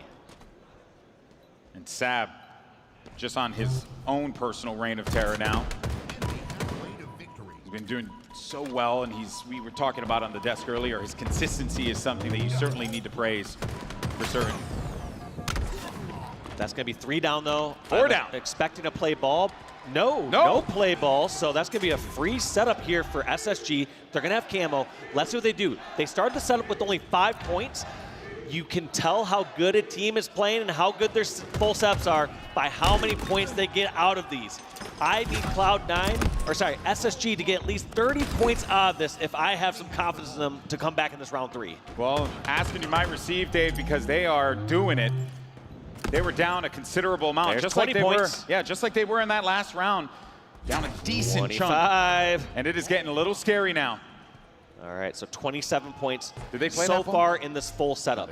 They've got 30 points now in this full setup, but now players are starting to fall. That's Stellar going out and snipe. Suppressed, taken down in the tunnel. Saw that ball get rotated over to the garage here, but Eco ended up getting hit by that snipe. So Vusi, great read there. Now time to see if this guy steps it up. Still, great exchange there from SSG. They got a 30-point full setup. They just need to now break the setup and run it back again. The problem is, though, is that when you think about breaking the setup and how long it took for them to do that and what the deficit is right now, it's a little bit harrowing here for SSG. But they knew they had to eradicate Avusi in this garage area with the sniper rifle. Otherwise, it could have spelled doom and disaster for them. 2 members of Cloud9 going to be sitting outside, suppressed, unable to survive. But like, again, he's got that teammate there to back him up. Right now, time is not the factor for SSG. It's just going to be, do they die and does Cloud9 get a setup? They don't have to worry about grabbing the ball right away or getting scrappy with it. They have to secure kills, and they have to get either a full sep or a rotation for a play ball. Well, that might not happen here, Walsh, because that ball is out in no man's land, and Cloud9 have all these players surrounding it. Manages to get hands on it, too. That's going to give him 80 points. And Spacestation Gaming, with those kills now, have the numbers to be able to make this push a reality, but they got to sniff out where Avusi is. Oh, you hate to see the miss melee there. The lunge does not connect for him. Doesn't even get the lunge in that one. And that Spacestation with control on this side of the map yet again. New camo coming up. Last time we saw the camo in the hands of SSG, they got their full setup. They got a 35-point run. If they were able to recreate that, they would take the lead. Let's see who gets this camo. Is it going to be SSG right here? Not Stellar, that's for sure. Yeah, he's going to be sleeping with the fishes for the time being. Sab actually is the one who gets that camouflage, so that's another Cloud9 pickup for the power items. And on top of that, they have that ball. 15 points left for C9, and they'll lock up map 3. This one's going to be tough. All spawning at green. They have to just fly out. Oh, they no. don't see him. I like this play. Just take some guaranteed damage. You don't need to be the perfect hero. Sab does what he needs to do. Now only 6 points separates Cloud9 from winning this game number 3 and a 2-1 lead in the series. This fight, Boo Boo Dubu's got to go big here, but he does not have the chance to do it. And that gives the ball to Eco again. 5 points. SSG need to be perfect in order to win this. And if there is a team that can pull it off, it is SSG, but C9 know that they have them on the ropes. Cloud9 has 2 pushes. Let's see how this first one goes. So much damage going across top center, but that's going to be 2 taken down, Sab and Avusi. What are Collect and Booba going to do? Are they going to try to pick off a kill here, or are they going to try to wait for the teammates to spawn and try push number 2? Bro, just look at the way that Stellar just goes for it, man. He's no fear in that guy. The deaths. Now I feel like you're going to see Avusi and Boo Boo both charge and try to force some action here. If Avusi and Boo Boo charge here, they are going to only have 1 push left. This is starting to look really good for SSG. 20 points there. Does SSG bring this back? They were going ball rotation, so all that time, Cloud9 spending time going to Nest to counter towards tower. Ball is now moving towards the garage. You got 3 players that are going to be weak up top mid. That's 1 connection, looking for the second, but wait a minute! No. Boo Boo Dubu stole the ball right from under the breath of SSG, and Cloud9 will get map number 3, deflating this crowd here in Utah. That was incredible by Boo Boo. First, SSG were doing such a great job of getting those kills, stopping the initial push, staggering the following pushes. And just like that, so many players were weak, and in the chaos and in the madness, Boo Boo just scoops up that ball, grabs the last 4 points, and says GG. Yeah, and that's all they needed. We said it before, SSG needed to be flawless. And damn it, they were nearly there. It's just that in those moments, in the chaos, that's where you could go and make a big play. Boo Boo Dubu, following this dude's career for years, that's not a shocker from him. A great heads-up play from, well, I would say a veteran of Halo, which is kind of crazy because we were commentating this kid when he was 16, so nice to see him make those big plays. And look at the performance he put up as well. Great job by Boo Boo. 39 and 32. Also taking a look over at the SSG side. Falcade and Stellar putting 43 and 39 respectively, leading their team in the kills. Both Eco and Suppressed, one minorly negative, but end of the day, Cloud9, not as much time overall, but they win with round 2 and round 3. That's crazy. I always love seeing that because it's like, you know, obviously traditional oddball back in the old Halos, you're like, oh yeah, you know, that doesn't make sense. But the way that the rounds shake out, the timings, the reason why I love the way the oddball is in Halo Infinite, always have, always will. What a game that was. And you know what though, something that needs to be said is that SSG, as great as they are, in this particular map, really were constantly climbing up that hill. There was one round where we went into that listen-in where they were able to rally back a couple big points to get back into it. This one, what, you had Cloud9, they were up around like 60 or so. Oh, look right here, 46-3. Yeah, it got worse. SSG brought it back. Yeah, I believe at the worst it was around 60 to 5 points. And SSG clawed that back to around a 25-point game. And then Look at that. Couple back and forth, and Boo Boo slipping that one away as one of the last 2 alive. And getting hype in the process. Oh, They need that. They needed that. We'll see. We have Fortress Bomb up next here. Damn, I think this might be the first bomb game I've cast. Ooh. Yeah, I think so. Welcome. Yeah, so what should I be expecting here, Dave? Man, you're going to see a lot of killing. You're going to be seeing a lot of people over at the BR Armory side. Yeah. And it's not like the old days, GB. Not as much of like just tossing the bomb across the map because you're just kind of slaying. Yeah. You need the kills. Yeah, it's this is going to be a fun one. Fist bump's going out. Players are ready to go. Great series so far. Honestly, I want them at 5. So we all do. Let's go SSG. Great series to kick things off here at HCS Salt Lake City. We'll get this one going in a moment. Players should be loaded up and diving into the action here. Everyone has had a moment in this series as well, Dave. Every single player has stepped up when they've needed to.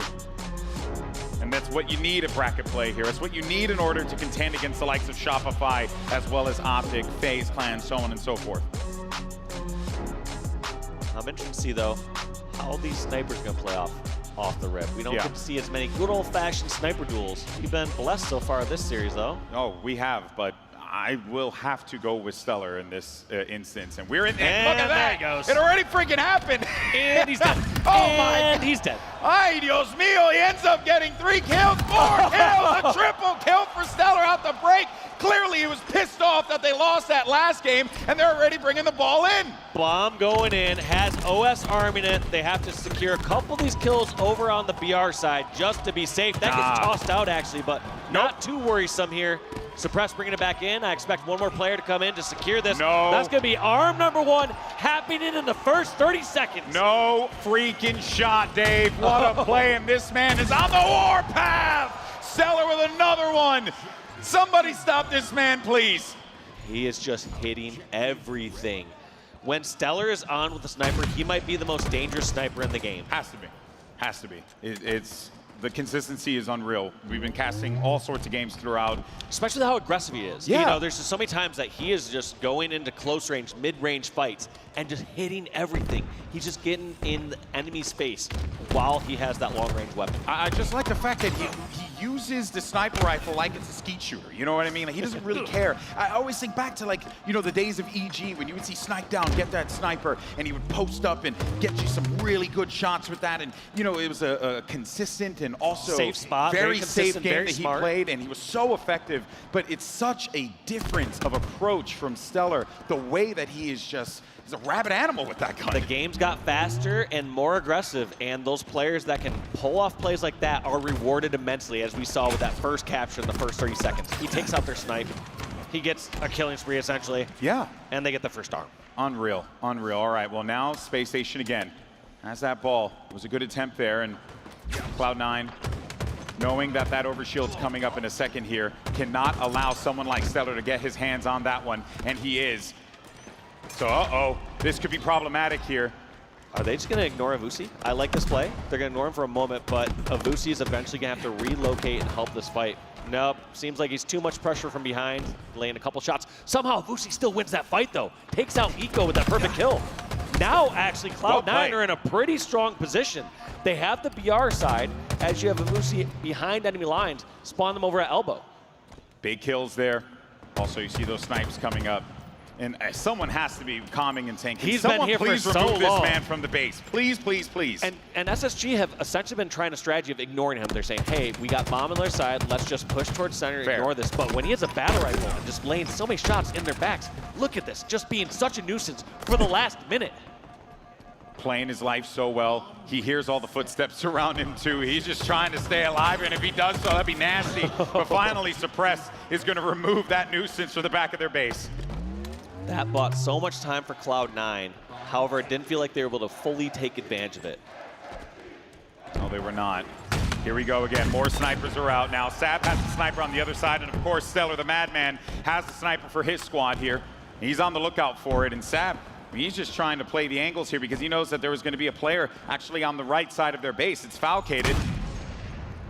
And look at that. Stellar knows. It's the thing that is so unique about him is that in those moments, right, start of the game, this guy goes aggressive. But now he plays it slow, and he gets himself a double kill, and he keeps this going. He knows where the last member is. He knows it was towards ring 2. Spotted it out. We got a sniper duel, but instead Stellar trying to take up more ground. Pushing over with his teammate Suppress. What can Suppress do? Looks like there's going to be 2 down here for SSG. Make that 3 down for SSG. Sab has still a lot of ammo. One thing that's good and bad about Stellar is he goes through that ammo quick. Usually he's killing a bunch of players. Yeah. But look at this. Cloud9 still have half of their sniper. Yeah, sometimes it could be a little bit of feast or famine, right? Yeah. You think like, hey, I'm going to get a lot of value out of this. But then, you know, you have instances like that where, you know, even when he grabbed the overshield, and, you know, just a lot is like definitely resting on this guy. But he is the kind of player that will show up in those moments, as we see on that scoreboard there. 12 kills, just absolutely popping off for SSG, and they also have that lead too, bear in mind, that they got early on. So that has established SSG quite nicely and given them some comfort here to be able to tackle the game at their own pace, whereas C9, on the other hand, well, they already started things off at a deficit. So that's going to make things that much more difficult for C9 mentally as well as in the game. Yeah, those things be so challenging. I don't think he gets to stick there, but at least he gets some distance to stay alive for just a short bit. Stellar's been navigating this map so interestingly over this last 30 seconds because it feels like he's almost pushing from his own base, but he's actually at the Cloud9 base when he's been jumping towards top center. He's been there the whole time. Cloud9 flipped this map so much they've been just charging across rather than playing defense. Well, I also think too that's just a product of the fact that SSG are really doing an excellent job of making them and putting them in those positions to begin with. Yeah, that looks like, was that just clearing on his own base? Nope. He is actually over at the Cloud9 base. So still low pressure here, but that bomb can be played. In fact, I wouldn't hate if they just left it on the elbow. You could sometimes just leave that on the elbow, let it respawn zone, and just get some slays. Yeah, Stellar earlier on. And that's what they're doing. Yeah. They are leaving on the elbow. This is going to force now, what's going to happen is, if Space Station try to go for an arm here, they're going to block the spawns on the elbow side, meaning that any members here for Cloud9 are going to spawn on the favored BR side. Suppressed. Great stop there onto Collect now. There's another player to his right. There's Boo Boo getting the spawn over towards BR side. Boo Boo also taken down. In the end, though, it doesn't matter, I guess, if you get the slays. Suppress is just running all around their base looking for those targets. Stellar's got himself the bomb now, too, so they need to remove him from this. Great use of the repulse to bring that bomb back up top inside of the Cloud9 base. Could this be arm number 2? Putting this pressure towards the elbow side, gets that first pick. Wisely does not trade out the melee. I like that, keeps the distance. Now, can he get this touch? That's Collect, last one alive. This bomb is arming, and I don't know if anyone from Cloud9 can stop it. Nope, they cannot. This is number 2, and yes it is! SSG get their second, and now they just need one more to force this map 5. End of the round 2, they technically don't even have to arm it. At some point, they can just get these slays. One thing that they were doing so well throughout the early game is in the middle, you know, after that first arm, they just kind of slayed for 3 or 4 minutes. Yes, they tried to make a couple attempts at pushing the bomb closer, but they did not force it. That's the key difference, is you don't have to force it. Yeah, it felt like really playing offense, but really they were playing defense, right? They were utilizing that and ensuring that they were in their face and kind of just being in those more forward positions there, SSG. Whereas we noted before, C9 kind of in a bit of a scattered strategy. You got a lot of people kind of doing their own thing right now. And once they start gelling together, maybe C9 can get that plant in the base. But man, it has been so difficult. And every single time you think maybe Cloud9 has something, like when Vusi was in the back of the base, they just couldn't get anything. Ooh. We always talk about stellar snipes. We don't see it in the hands of Eco as much, but just as deadly. These players all trust each other. Yes, they have their tendencies. Yes, they have their first priority of who's going to get it off the rip. But as the game develops, unless it fully slows down, these players will hold that weapon. They will use that weapon. Okay, this is an opportunity now. 3 down, and that ball's got to start moving. But Falcated, running with his tail between his legs, makes perfect sense here. He's not in a position to be able to Falcated fight. needs to push out. I like this play. Get some more ground. Instead, he actually goes towards his courtyard. He's able to secure a kill. That perfect kill actually works out since he's able to hit a 5-shot, but I would say Falcated need to push on his base, but that's going to be 3 down. Boo Boo last alive with OS. Suppress doesn't need to take this challenge. He's going to buy time for his teammates. Yeah, that's all he needs to do. There's really nothing Boo Boo Dubu can do in this situation. If he grabs the bomb, he doesn't have his gun. He's by himself, and he's now cleared out of the base. So great recovery there from SSG as Suppress now gets to snipe. Remember what he did in Forbidden CTF at the end of that game and how instrumental he was. He's looking to find that same magic here. Trying to see what pressure he's receiving over from the Cloud9 tower. Trying to take a shot carefully. Not much ammo to work with here. 1 shot, and he's done. That was a good attempt, nonetheless, but an even better one from Boo Boo Dubu, who has been a pain for them in the base. He's been here a couple times now, looking to see if he can get some property. Falcated, though. Oh, man, this is a tense battle. This Falcated has to drop back. They're having to fight so hard for their BR outside their base. Avusi has been over on this side of the map so frequently here for Cloud9. So even though Cloud9 hasn't been able to translate this into any bomb arms, they've been frustrating to play against here on this map. Very rarely has Spacestation just been able to get some kills in the middle and know that Cloud9 are all on their half the map. Instead, they get a couple kills in the middle, and they have to put their head in a swivel. Yeah, and that kind of goes back to what we were talking about before, where everyone was a bit, scattered around the map, but it does actually, work out-ish for Cloud9. Where you want to see it work out more so is in some points, hit some bomb plants, so that this way they can get back into this game. And with 2 minutes and 40 seconds and counting, as we get closer and closer to that 2-minute warning there, I mean, Dave, it's going to get even more challenging if this is what it's like to just get 1 plant for C9. Look at Stellar being a little more passive this time with the sniper, realizing that he doesn't have to be aggressive, doesn't have to risk potentially losing this in the middle of the map, and just has to get some slays and some trades. Now that 3 are down, he knows Collect's the only one that's pretty far up on the map, and there he is spotted. Does he get away? Collect! Okay. Somehow repulses up towards top center, dodging all these players from SSG. Look at them, though. I like this. You got to get aggressive at this point. Yeah. I don't hate this play at all. You have to try to force some ground for your team and have them push across the map. You see how Spacestation Gaming, where everyone's at. This bomb needs to be pushing up at the same time that they're getting these kills. Nice kills there from Collect and Boo Boo. But who Bomb is grabbing now that needs objective? to get on in. Bomb is Army. Okay, there it is. But it gets stopped. 2 big kills from SSG. Does Cloud9 find their first? It seems like Collect's having a real difficult time from being able to set some footing here and establish himself inside of the SSG base. And brilliant defense there from SSG, preventing Cloud9 from being able to do anything with that ball. And time is a factor here. I'm surprised they actually play balled it there. They could have just left it on the corner there for 30 seconds and guarded it, rather than it being more difficult to guard in the bomb side of the map. But either way, defense was successful from SSG.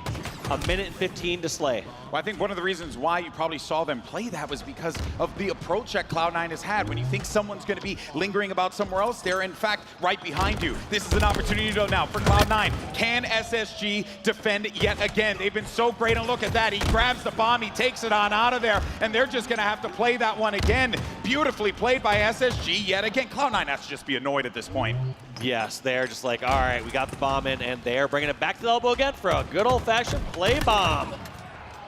And they do it again. You're now leaving Cloud9 with 42 seconds left in order for them to get 2 bomb plants. That's just to tie the game. It's going to be a tall task, and I would even go as far as to say you got to kind of have to call it here. Yeah. This is just a beautiful performance from SSG on this map. And well, folks, as we get closer and closer, I think we're heading to that map 5. Well, if you're a fan of SSG or a fan of good Halo, you're getting yourselves a game 5 right here. This one's ending in 15 seconds, and SSG are going to be taking on Cloud9 on TS Aquarius. Oh boy, this is it. What a way to kick things off Saturday at Salt Lake City. The hometown team shining through. And folks, we're going to a map 5. never count out SSG. Just when you think that they just might show elements of of weakness, that man right there, long-haired Halo Jesus, comes up clutch every single time.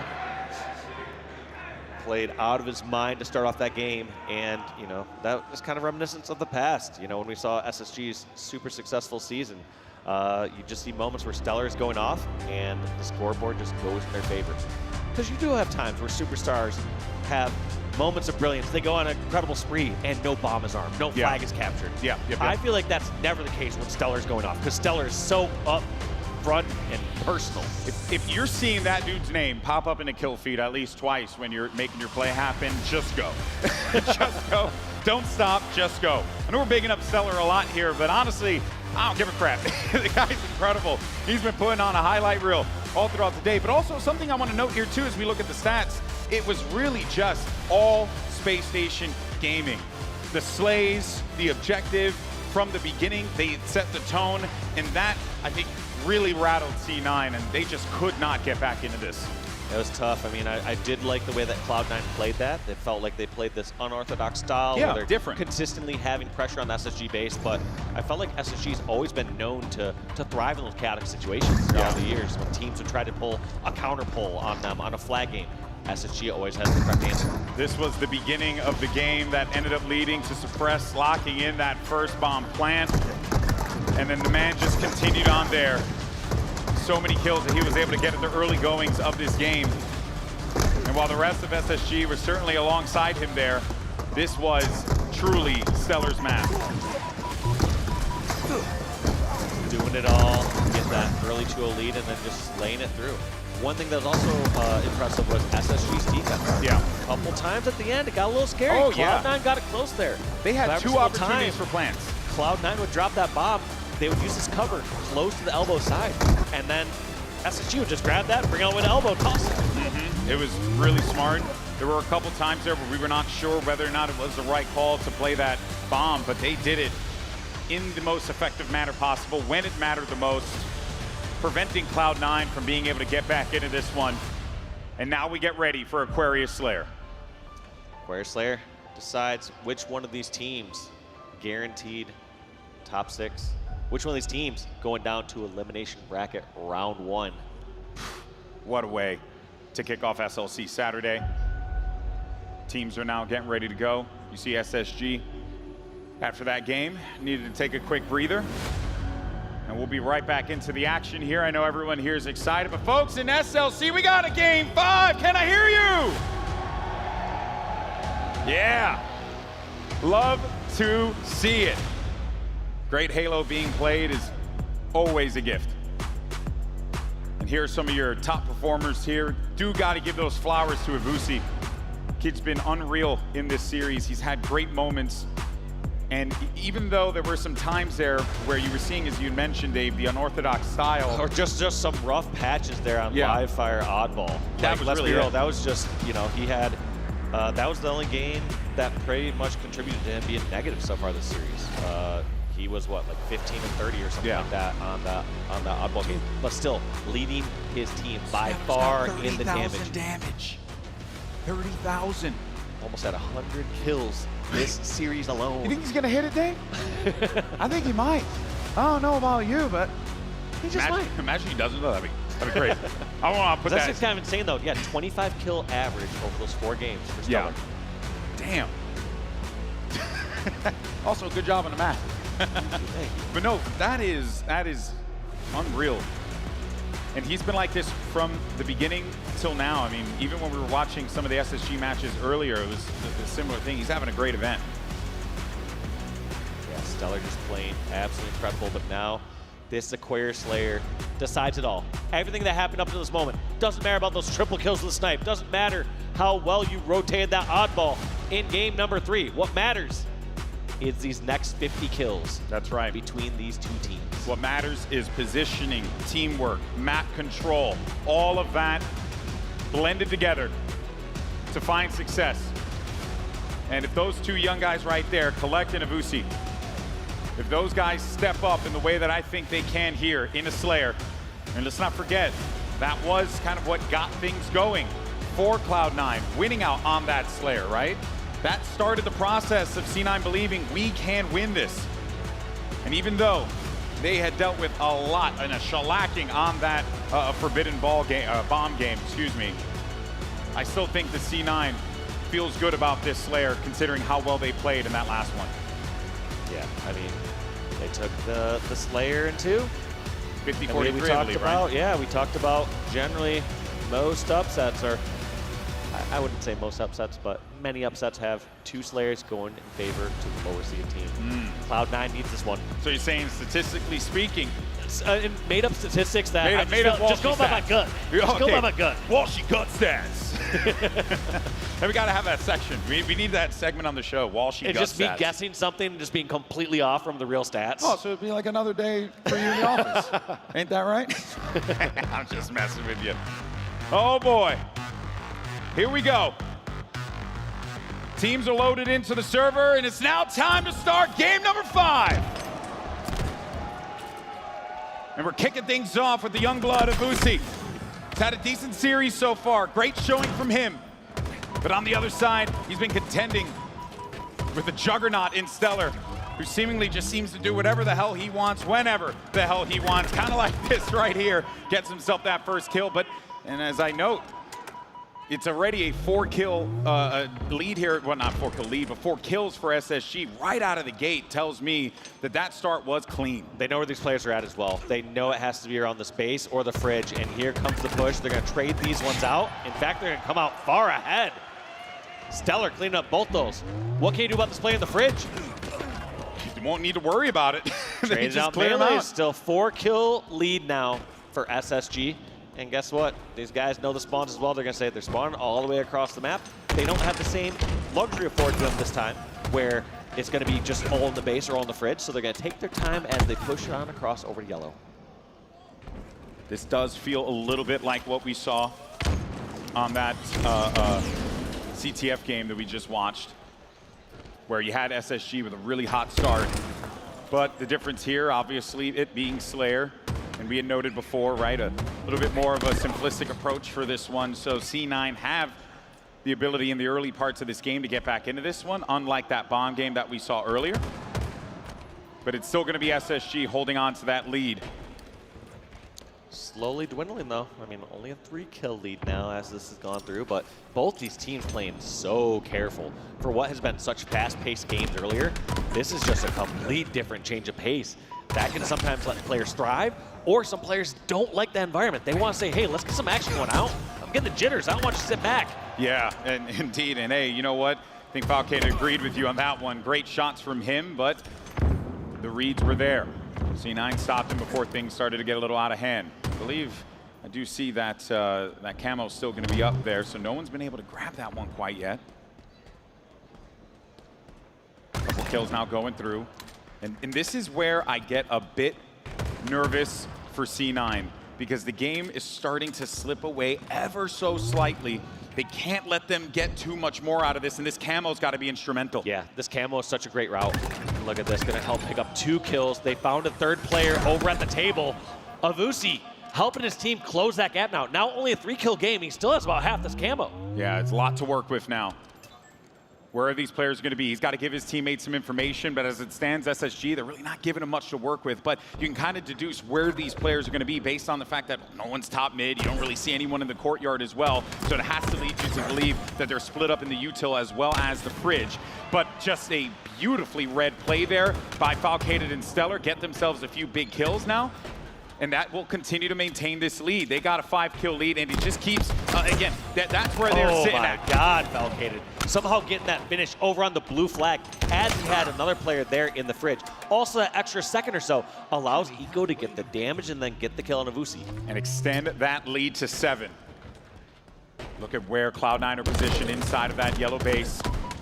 Jiggle peeking around the corner here. Great use of the movement. And he's just really trying to draw that fire there, giving his teammates time to be able to pincer and push on the flank here, but Avusi was there for the read. I like that play too. Eco just saying, I can peek out 1 extra shot of damage. I know they're all pinned in the space, and they're not going to push out fridge side. If he's going to wait till he gets his shields back anyways, doesn't matter if he has to wait a quarter more second to take that shot back. Good heads-up play here. Both teams really giving it their all. But this is where things are getting a little out of hand here. Let's not forget that in that last Slayer that we saw that Cloud9 won, it was pretty much neck and neck. They were trading the lead back and forth, and it wasn't until the tail end of that game that Cloud9 started to separate themselves with a 7-8 kill lead. Versus on the other side here, SSG, they're doing this early, which is going to put C9 at quite the deficit to have to deal with this. Maybe that nade connects, but it doesn't get the insta off of that one, Boo Boo Doo Boo. But he'll be happy with that because he's got that camo. Yeah, he's taking a lot of attention here too on Pink side. This could actually go very well for C9 if they collapse in on this area. Looks like Boo Boo's going for this first finish. He knows there's someone else at bottom Pink. One problem though Cloud9 seem to be having is they have these players from SSG in poor positions, but they're still giving the trades with the deaths. I was gonna say. There's gotta be times where you have the numbers advantage. It's okay to take 2 or 3 shots, but get out of melee range. Just trade out the damage and let your teammate finish it out. But it feels like SSG does a good job of trading out some kills when they're at a number disadvantage. And that, I think, is the most important thing to note there, Walsh, because it shows how SSG recognize what those win cons are in those moments. And he'll take that good grenade. Great job. Gotta love those ones. Well played there. It's that 7-kill lead still continuing to work out for SSG. 13 kills remaining, and SSG will win this series. And what a grueling one it has been thus far. And Stellar leading the charge here. Him alongside Suppress, slaying their hearts out to get SSG to that next Stellar round. not getting finished, even though he's exposing himself over in the courtyard from utility. You gotta imagine that comms gotta be so chaotic here. Heart rates are up. It's game 5. Both these teams want to go on to round 2. And it seems like SSG are the team that's on the path. Cloud9 have really been struggling to hit that 40-point threshold, and SSG have held them down every single step of the way. That camo's up. Suppress has great vision. He's giving them the comms. He sees exactly where these players are going to be moving now. Trying to get this 1 kill, but Sab with the recovery. 10 kills though, Dave. This is so difficult. And now with 4 left, you cannot give up any kills. Yeah, and if you're worried about SSG being good about trading out their lives when they're outnumbered before, can you imagine how well they're going to be playing this out during these last 4 kills that they need to trade out? But look at this, not playing timid. They know they got them cornered over at the fridge. That's going to be so much pressure there. 3 players in the fridge from Cloud9. Quick, chuck a nade! Trying to stay alive. Chuck a nade in there. So many players weak. 49, 50, that's gonna do it. SSG dig deep. Despite a great start from Cloud9 to get those map 2 and 3 victories. It was SSG who somehow, some way, well, honestly, I shouldn't even say somehow. It's that guy right there, Stellar, with some massive plays, suppressed as well. The entirety, the sum of all the parts of SSG in front of this Salt Lake City hometown crowd shine at the opening bout here at HCS Salt Lake City. SSG pushed to the limit here in round 1, but ultimately pulling out the victory. Keep in mind, last time they played Cloud9, it was an elimination bracket match. Went to game 5. They beat Cloud9 by 1 kill, and they ended up winning the tournament. Don't want to take anything away from C9 here. They played a great series. We'll see them in that lower bracket. But man, SSG, give me more of that throughout the weekend. And I want to see them go for the top of the mountain if they're playing like that. Well played.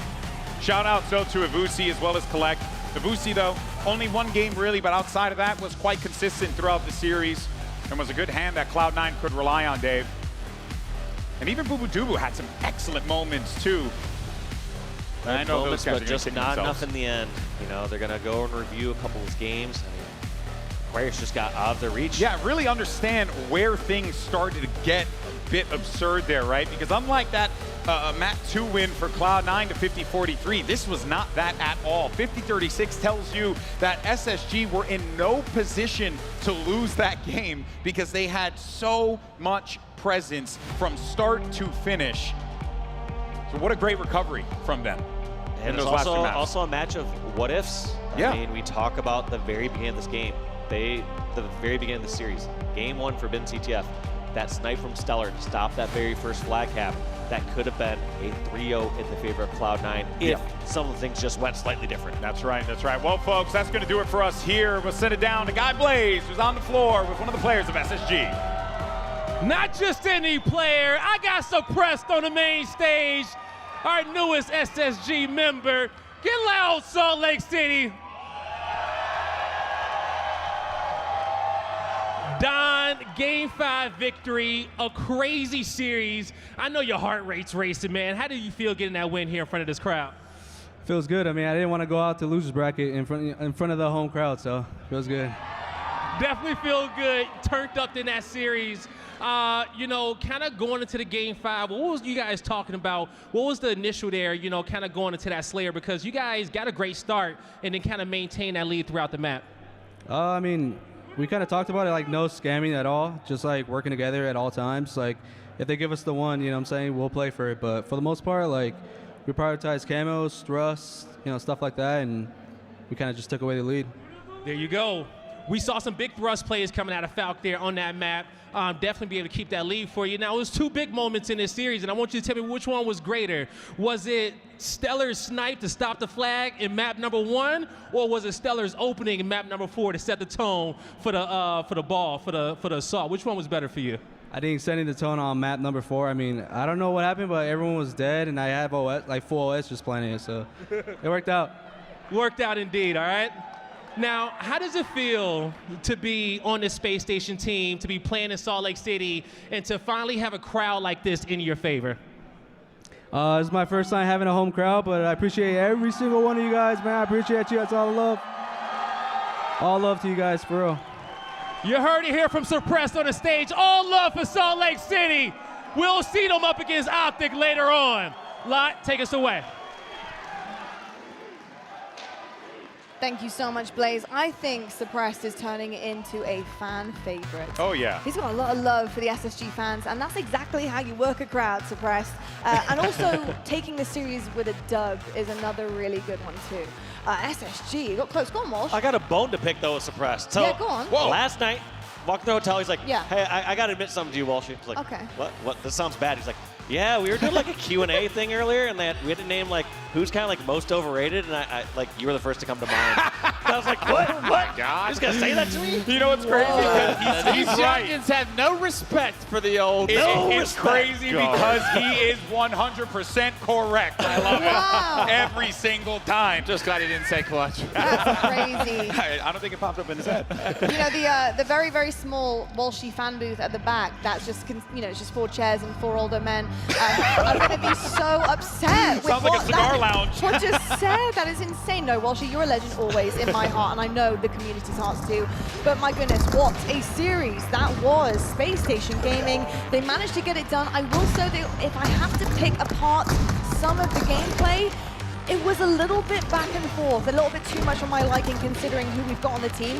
Is that just due to lack of experience playing with one another, Clutch? Do you think they're finding a groove at times and it's enough to kind of push forward when we get to the likes of Shopify, Optic, FaZe, etc.? Yeah, only time will tell, but they look better and better every series. This was a true test. Cloud9 gave them everything that they could handle. Bringing it to the Game 5 was great, but I love what I saw in Game 5. The teamwork, like the camaraderie, their ability to stay poised in that big moment where their tournament could have gotten thrown off the rails. So that was a big test that I think SSG, now that it's over, can use as some momentum going into the next series, which will be against Optic Game. I do want to give a massive shout out to Cloud9 regardless, because let's not forget that they are bringing in, and yes, SSG are doing the same thing as well, but Cloud9 are bringing in 2 young players into this team to incorporate into their lineup. And I would say, like, Avusi 100% paid off. Collect had massive moments as well. If anything, it shows that C9 a lot closer to the rest of the top of the pack than I think a lot of people would like to believe or give them credit for. I just want to see them continue this one because they could have had this series. It just, you know, shows how SSG can really survive the endurance test of a BO5 in these high pressure moments. Yeah, GB, I mean, you're an optimist, I'm a pessimist. This is just another heartbreaking Cloud9 loss. It would absolutely suck to be a Cloud9 fan because it feels like every single time they're in a big series, they bring it to Game 5, and you're just asking for one time, can we cross the finish line before the other team does? Yeah. And it feels like, it's just like, even when they had the series 2-1 lead going into Fortress, I was like, all right, this is where the series is decided, because if it does go to Game 5, I've watched Cloud9 lose too many Game 5s in the past 4 years to have any hope. And the way Stellar kicks off Game 4, I'm like, yep, that's series right there. Even when they had already had the current lead in the series, it's heartbreaking to see over and over and over. And I'm just wondering, when are they going to, like, finally, like, achieve one of these wins. And really, like, it's got to be deflating from their end, because I can only imagine what it's like to go into these series as an underdog, to push these teams to the limit every single time, it feels, and then to fall short. It's like, that's got to be a deflating thing. So I want to see a lot from Cloud9. I want to see them rebound in the elim bracket. I want to see them go on a run. Yeah. But they've got to figure out a way to be more poised and more clutch in these moments. Just to give a flip side to that, because I do totally agree with you, what I will say, and that is promising from Cloud9, is I'm seeing some step-ups from individuals on the roster, but also you've got to remember they did just bring 2 new additions to the team. They have Abusi of Collect. It's going to take a little bit more time and experience, I think, for them. They do have the elimination bracket to go through. What I'm seeing so far going, Game 5 with SSG, and I know you're right. Of them if you're facing I will say, I love what I saw from the new additions. I will say that I thought every single time we were seeing Abusi or Collect, it was surprisingly like positive, and I was like, all right, they're hanging with SSG individually, and that's a promising first step. But first steps are not enough, especially for guys like Bubudubu that have been there, done that, had their cake with it. They want to win. They don't want to get top 6 again. Top 6 is not something where they're sitting at the end of Sunday and they're saying, like, nice job, guys. Next tournament's going to be even better. Like, they're probably sick and tired of these underplacement performances. They want to create upsets, and they want to do it now. And I know that's a lot to ask from the young guns, but now or never. You got 3 tournaments for the rest of the HCS Halo Infinite season, and with every chance you let slip away, another one goes out, and your opportunity becomes less. I 100% agree with you. I just think when you look at, comparatively with that series specifically, they're in a similar situation to SSG with the 2 new additions. They go all the way to Game 5. Yes, they let it go in certain parts. And I know, like, that last layer was a blowout. Let's be perfectly honest. Yeah, 100%. It was neck and neck at times, but it was a blowout towards the end. And I understand that you run out of steam, whatever it may be. I also quickly, before we move on from this series, Wes, I just want to talk about Bubu, because we've talked about him in past events and he has been underperforming. But I will say, so far this tournament, I think it's been a big difference maker to get up there with the likes of SSG, because Bubu has been really good. It's been refreshing to see now that they have this composition of this roster. Even online, Bubudubu is playing a lot better. You can tell how comfortable he is. Similar to like the Lucid SSG stint that we were able to see. It was uncomfortable every single time I watched Bubudubu or Lucid on SSG. This roster of Cloud9, Bubudubu, you could see it in his gameplay. He feels more confident. He looks more confident. He's making more plays. You could tell his decision-making and his route choices are very thought out and like methodical to like all the information that he has, and it makes sense when he's going in these places and having the successes. There's a reason, there's a method to the madness of Bubudubu's play style. He can definitely change the impact and outcome of games when he feels comfortable, and I think even though they lost that series, we saw him feel and look the most comfortable we've seen him in a long time. Feels like Bubu's getting his doo-boo back, you know what I'm saying? Yes, and he hasn't been also force choking too early on either. So that's also another plot positive, because we don't want to be doing that too early on. But, significant, I think, waves coming from Cloud9. They do have another chance at this. So I'm excited to see what they've got left in the tank. Let's take a look right now at the brackets and see how things have been filling in, especially because, of course, we have 4 different streams that are ongoing. Oh, God. So you can catch all of your favorite action and favorite teams. As you can see, our winners round 1 is done. Optic Gaming 3-0 Team Nemesis, folks. Spacestation, we just saw that on the main stage. At Game 5, they squeak it out. They're going to be going up against Optic in their semifinals. Shopify Rebellion 3-0 Complexity, and FaZe Clan 3-0 Envy. They'll be facing each other in their semifinal apiece as well. Walshy, look at these semifinals. Take your pick, mate. How you feeling? I mean, we're seeing just seeds kind of continue to plow through the pools and plow through the bracket. Which is abnormal. It's crazy to think that because the bracket's not crazy, like it's the first time in a very long time we got the best 4 teams advancing to the Saturday night games, which are going to be absolutely lit. That lower bracket, though, shenanigans. It's going to be, something's happening down there. I have a feeling. We're going to see some wild stuff. Something is happening down there. My biggest question right now is, who's going to be pushing forward into these semis, in the lower bracket? Because you've got the likes of Team Nemesis, you've got Cloud9, you've got TSM, Complexity's down there, Envy. There are some teams that unfortunately caught a really difficult day yesterday, and they just didn't perform the way that they would have wanted to. The big question is, what have they got left in the tank for day 2?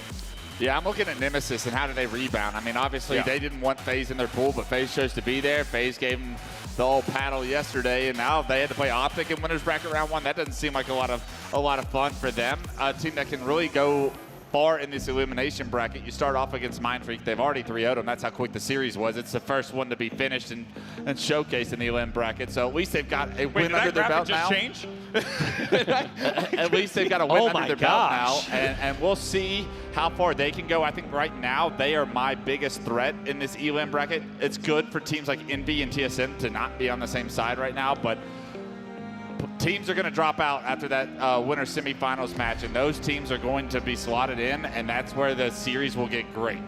Well, were you a little bit shocked that it was 3-0 with Optic and Nemesis? Because I was expecting maybe a touch more there. It did start to feel like a rivalry, especially when we saw them off the season opener, but it does feel like we saw kind of the shakiest of the Optic that we saw at the very first event, where they dropped in pool play, they dropped in bracket play early, and then kind of rallied back. It was kind of a really pivotal moment for that squad because they were put together to win tournaments. And if they aren't winning right away, they already kind of have that target on their back. They were already kind of the bad guys since they, altered all these rosters. And so for them to cement that, kind of felt like they've just grown from that position. So it's not too surprising. Yeah. It's crazy to think what Momentum has done for Optic the first 2 events and how they've had to go through elim round 1 and win both tournaments. Now they actually have momentum from winning both tournaments, and that momentum is going to be real. These guys are walking around the most confident players I've ever seen in my life. I just got into a 20-minute conversation with Bound, and he has found another way to have a chip on his shoulder after 6 event wins in a row or something ridiculous. I'm like, how are you still considering yourself an underdog? People on the forums are saying I can't do a 7P. Yeah, Bound's asking me where he is on the top 15 all-time list or something. I'm like, bro, you need to lock in. But I mean, that just shows you how much it means to him, and how even though he's been great and that team has been great, that they want more greatness. They don't want to be number 5 on the all-time list. They want to be top 4, all 4 of those guys. And I know that would take a long time, don't get me wrong, but just that mindset is what's important. It's an important going mindset. Into Yeah, you've got to be going in through a certain season, through a certain game. Yes, you're driven from event to event, but to have that motivation to go from complacency. Yeah. After you're winning 3 or 4 in a row, you want to continue that. And there's nothing wrong with striving for greatness and wanting greatness. After I won, I said, I got mine. Y'all can have y'all's now. All right, lads, I'm going to let you do this one off the desk because I got more important business for our viewers, and that's, of course, what you get for watching all of our wonderful streams, 4 of them that are on show today to catch all of your favorite teams happening, and of course, it's Twitch drops. I've got to call out my favorites, the Mousetrap Charm. I'm not going to lie, it's just so cool. Visor color's the nice. visor is really nice, depending on what armor you're going to wear with it, but lucky for you guys, we do have some armor available, some skins here for you. We've got charms, emblems, you name it, nameplates, everything's happening here, so make sure you have all of your tabs open. Watch the entirety. You don't even have to watch specifically for a certain amount of hours. My best advice is to watch all of it, the whole weekend, because not only do you get some goodies, you get some epic Halo Infinite gameplay as well. Folks, we're gonna head to a commercial break, but when we come back, we have plenty more main stage action for you. The championship bracket, it's well underway, and it's looking awfully good. Spacestation Gaming, they survive, but can they do it to the big ones? We'll have to find out right after the break.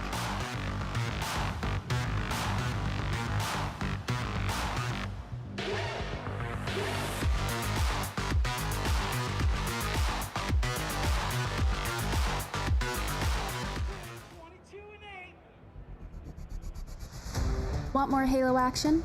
Subscribe to the Halo Esports channel for official HCS highlights, behind-the-scenes content, and player spotlights that take you closer to the pros.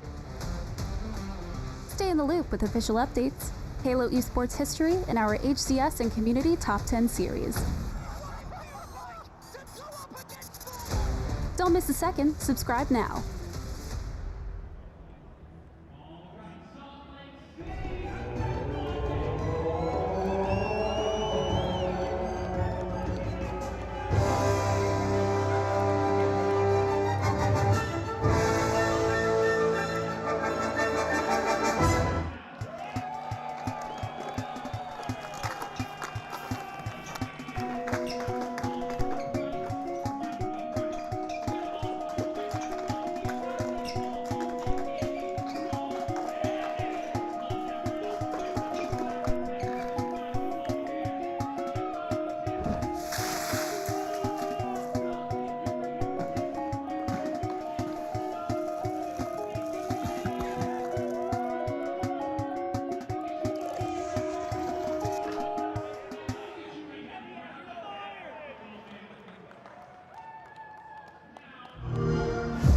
Site extracted.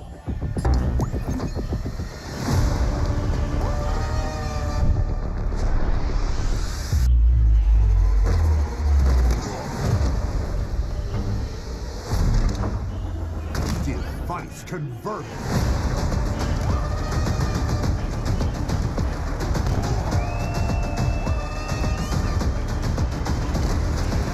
Man, they've got the whole map locked down. We've got to get some traction back. Did you say action, Zach?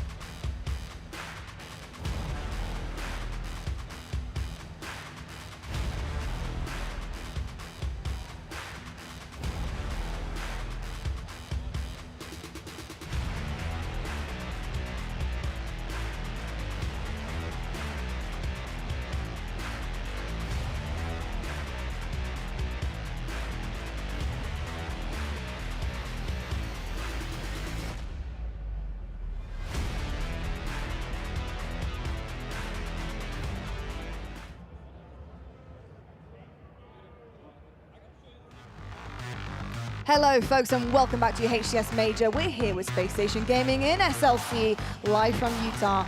And it's a gorgeous day outside, I'm sure. But inside, it is far, far better because we have the hottest matchups on the main stage. And of course, bringing you all of the championship bracket action, I've got Tony, Onset, and Bravo. Hello folks, how we doing?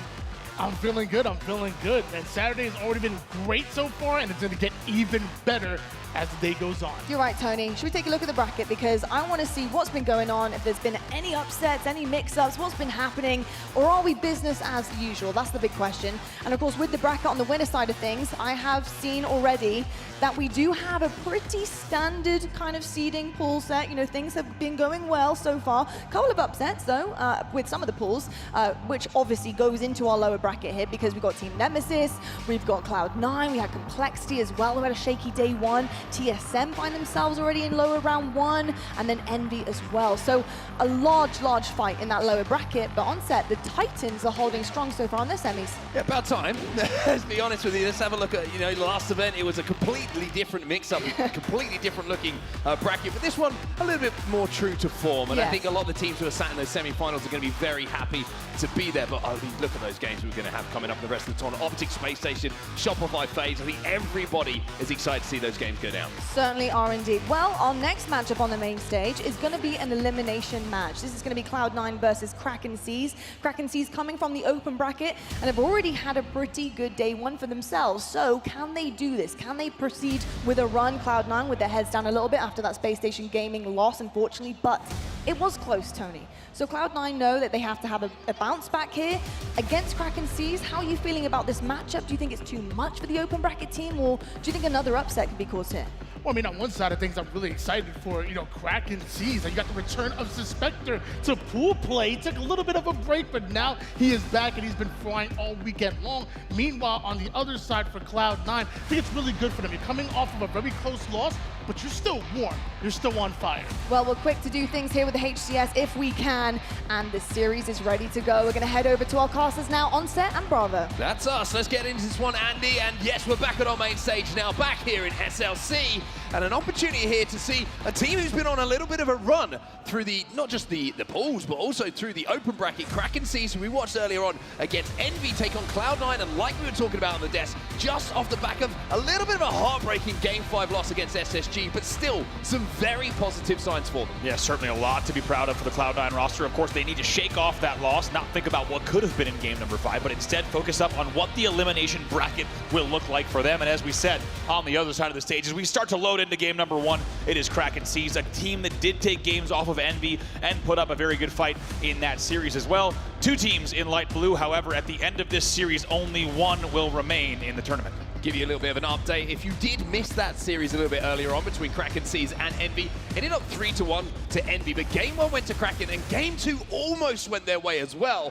Could have been a very different looking series should that game 2 have gone their way, but weren't able to get it done there. Will they be able to get it done here, though? We're into game number 1. Awfully fitting here to start off with a game like this. It's going to be an absolute battle here in Bomb Aquarius to see which team can start to establish a presence, in the opposition space. See if they can get that early control. It's not going to be easy, and man, a lot riding on this. Cloud9 knows that even though they put up such a great fight against SSG, Kraken Seas is going to be here to play as well. Here comes Collect. 3 dead here for Kraken, and it's going to be, unfortunately, for Collect, him being cut down on the pass as he tries to move that bomb in towards the base. One thing to note as well, we did actually see Kraken playing this game type in that series against Envy. Probably the game type they look weakest on. Envy looked very, very good, but Kraken just looked a little bit lost at times. Yeah, just for anyone who did not catch that, it was a dominant. We had to actually watch it twice due to a little bit of a restart, but Envy able to put in very easy bombs against this Kraken Seas roster, and back-to-back bombs as well. Yeah, you can see the last 2 players alive for Kraken are trying to wrap back through the pink side of the base. Both of them are going to fall. The bomb is currently being armed as well. And even though they're trying to get a top-middle angle here, Collective's there to cut that off. It's 1-0 to Cloud9 already. You can tell even with the top-middle angle, they didn't even try to engage with the bomb. They just tried to establish control and take a few different sidelines up top. Middle does not pay off for them, and as you say, C9 will find themselves 3 dead. However, more importantly for them, it's a bomb on the board. One thing to just kind of highlight here, I've noticed from watching 2 games almost of Kraken playing this game, so it feels like they get trapped on the pink side a little bit too much. A lot of the time you're seeing the bomb being moved through the car side for the opposition, and they're just struggling to control that side of the map. I want to see them put a little bit more focus onto that. Off the rip, it's Boo Boo Doo Boo, 5-2 here early on, leading the game. Make that 6-2, clearly leading the game in that category. Quite a few more kills than anyone else in the lobby at this stage. We'll see if he can keep that up. Top mid control in his hands. Bomb will still be down bottom middle. That'll be 2 dead. Make it 3 here. Great shots coming in from Bubu, 3 dead, like you say, and just in time for that camo to be grabbed as well. One player, I think, from Kraken was trying to overextend off spawn, but he's going to be traded out, so that's a second camo being picked up here by Cloud9. Ooh, very nice little drop as well to make sure he can double back on that connector angle. It's nicely done. A little bit of a master class and a clinic coming in from Bubu. Yeah, this man loves a camo. He knows how to put it to use, and he's also got that bomb in his hands, throws it out. Cheeky. Puts the bait down.